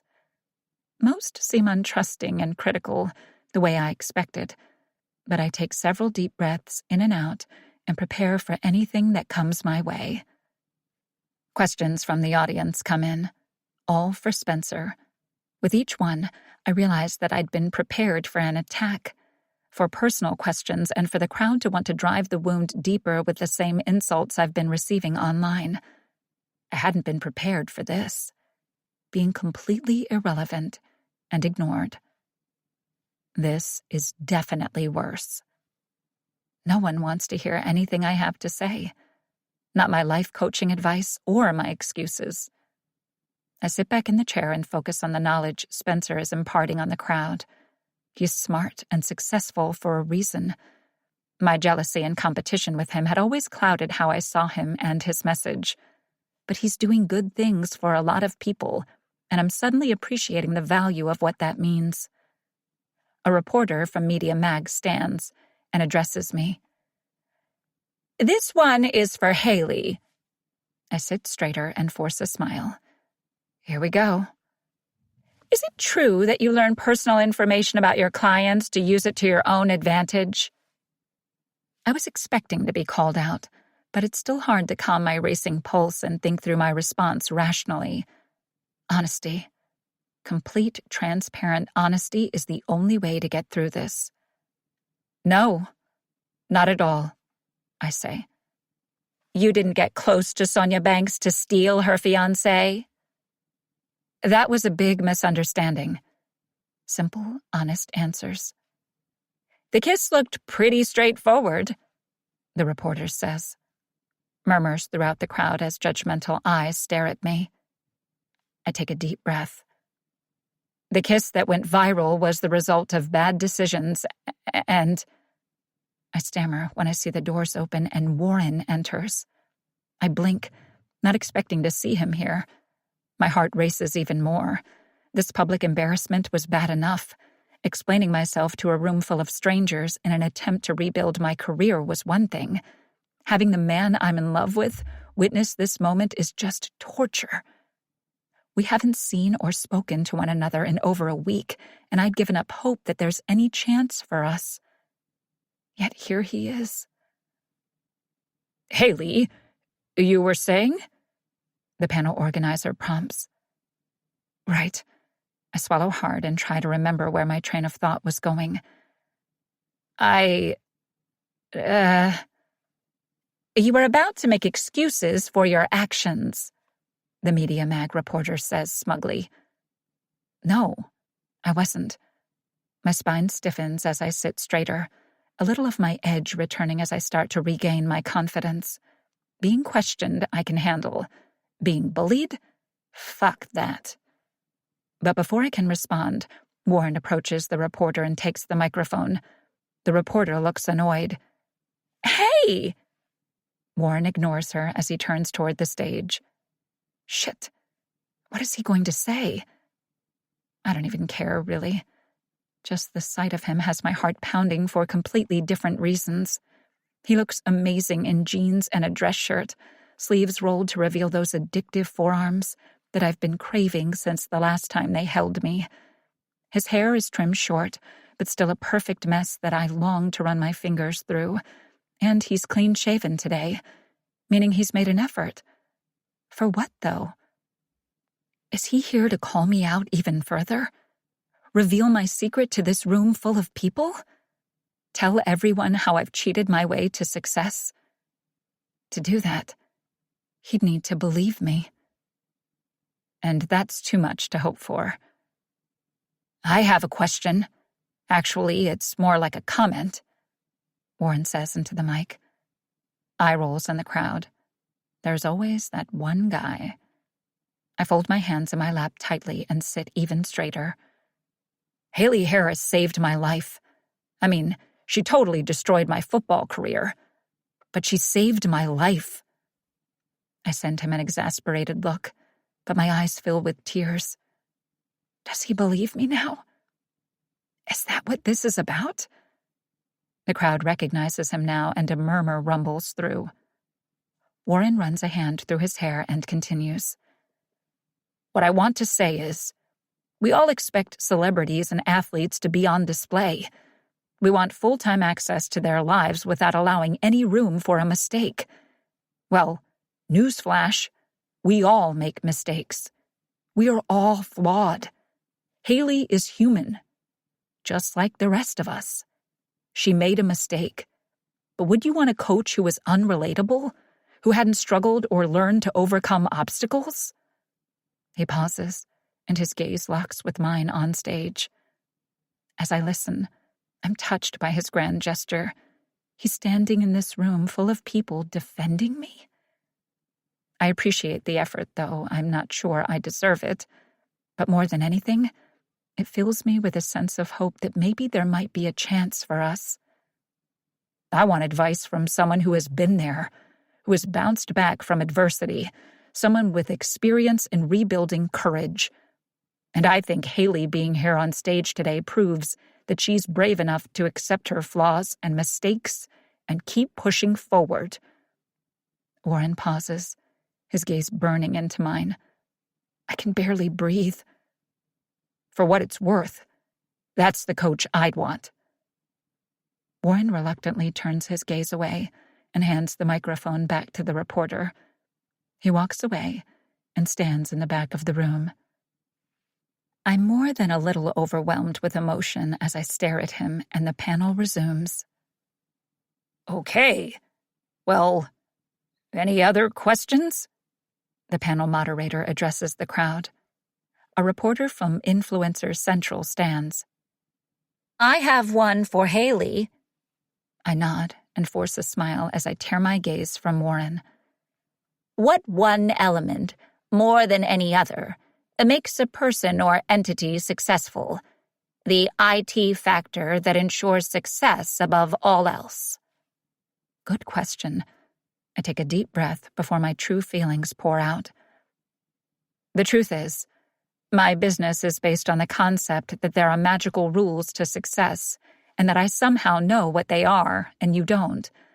But if you want something, truly want it, it will happen, because you'll do the work to get there, to reach those goals at all costs. The crowd is much more engaged now. I can help. I gestured toward Spencer.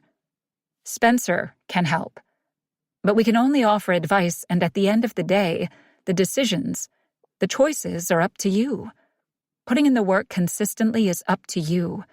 Believing and having faith even through setbacks and failures is up to you. Knowing in your core that you want this dream to become a reality and drowning out the noise of haters and naysayers is up to you. It takes commitment, dedication, focus, but that's something we all know. It's no secret, I say, and take a deep breath. But sometimes what can make the difference is someone truly believing in you to help you reach those goals. I'd always felt like a fraud because I'd used my gift to see the future, discounting the value I added by having that full confidence in my clients that they lacked until they got there themselves. My unwavering belief in them was a solid foundation they could cling to when things were challenging. Just like the belief my mother always had in me. I force a wave of emotion away as I conclude. But one thing I will say, a universal truth that took me a while to learn. The ultimate secret to success, the best path forward, is always the one that makes you happy now, not someday. The reporter nods and smiles. Thank you. Great answer.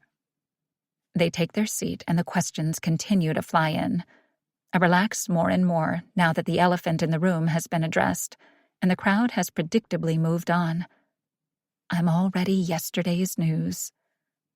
Moments later, the panel disperses and I climb down from the stage. Several reporters approach with their business cards and a young woman asks about a client meeting. Better than I expected this day to go, and I have Warren to thank. He's still standing at the back of the room, and all I want is to go to him. But I'm at a loss of what to say. He defended me today. But what does it mean? Can I get my hopes up that maybe he's here because he still has feelings for me too? I make my way through the crowd and meet Warren in the back of the room, and an awkwardness simmers between us. That was quite a speech, I say.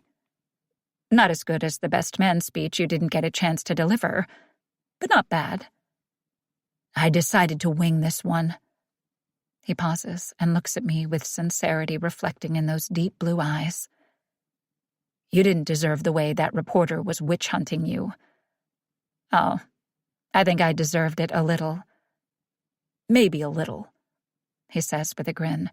He pauses. Then, and I wanted to tell you that Marcus impressed the scout. Looks like he'll be getting that scholarship to UCLA in the fall. Oh, thank God. I sigh in genuine relief. That's wonderful. Warren nods and hesitates. Thank you for convincing me to give him another shot. You just said it yourself. Sometimes people need a second chance. I say gently. Warren steps toward me. Like us? Air traps in my lungs and my heart pounds. I don't trust my voice to speak, and all words are eluding me anyway. You know why I've always called you Hailstorm? He asks in my silence.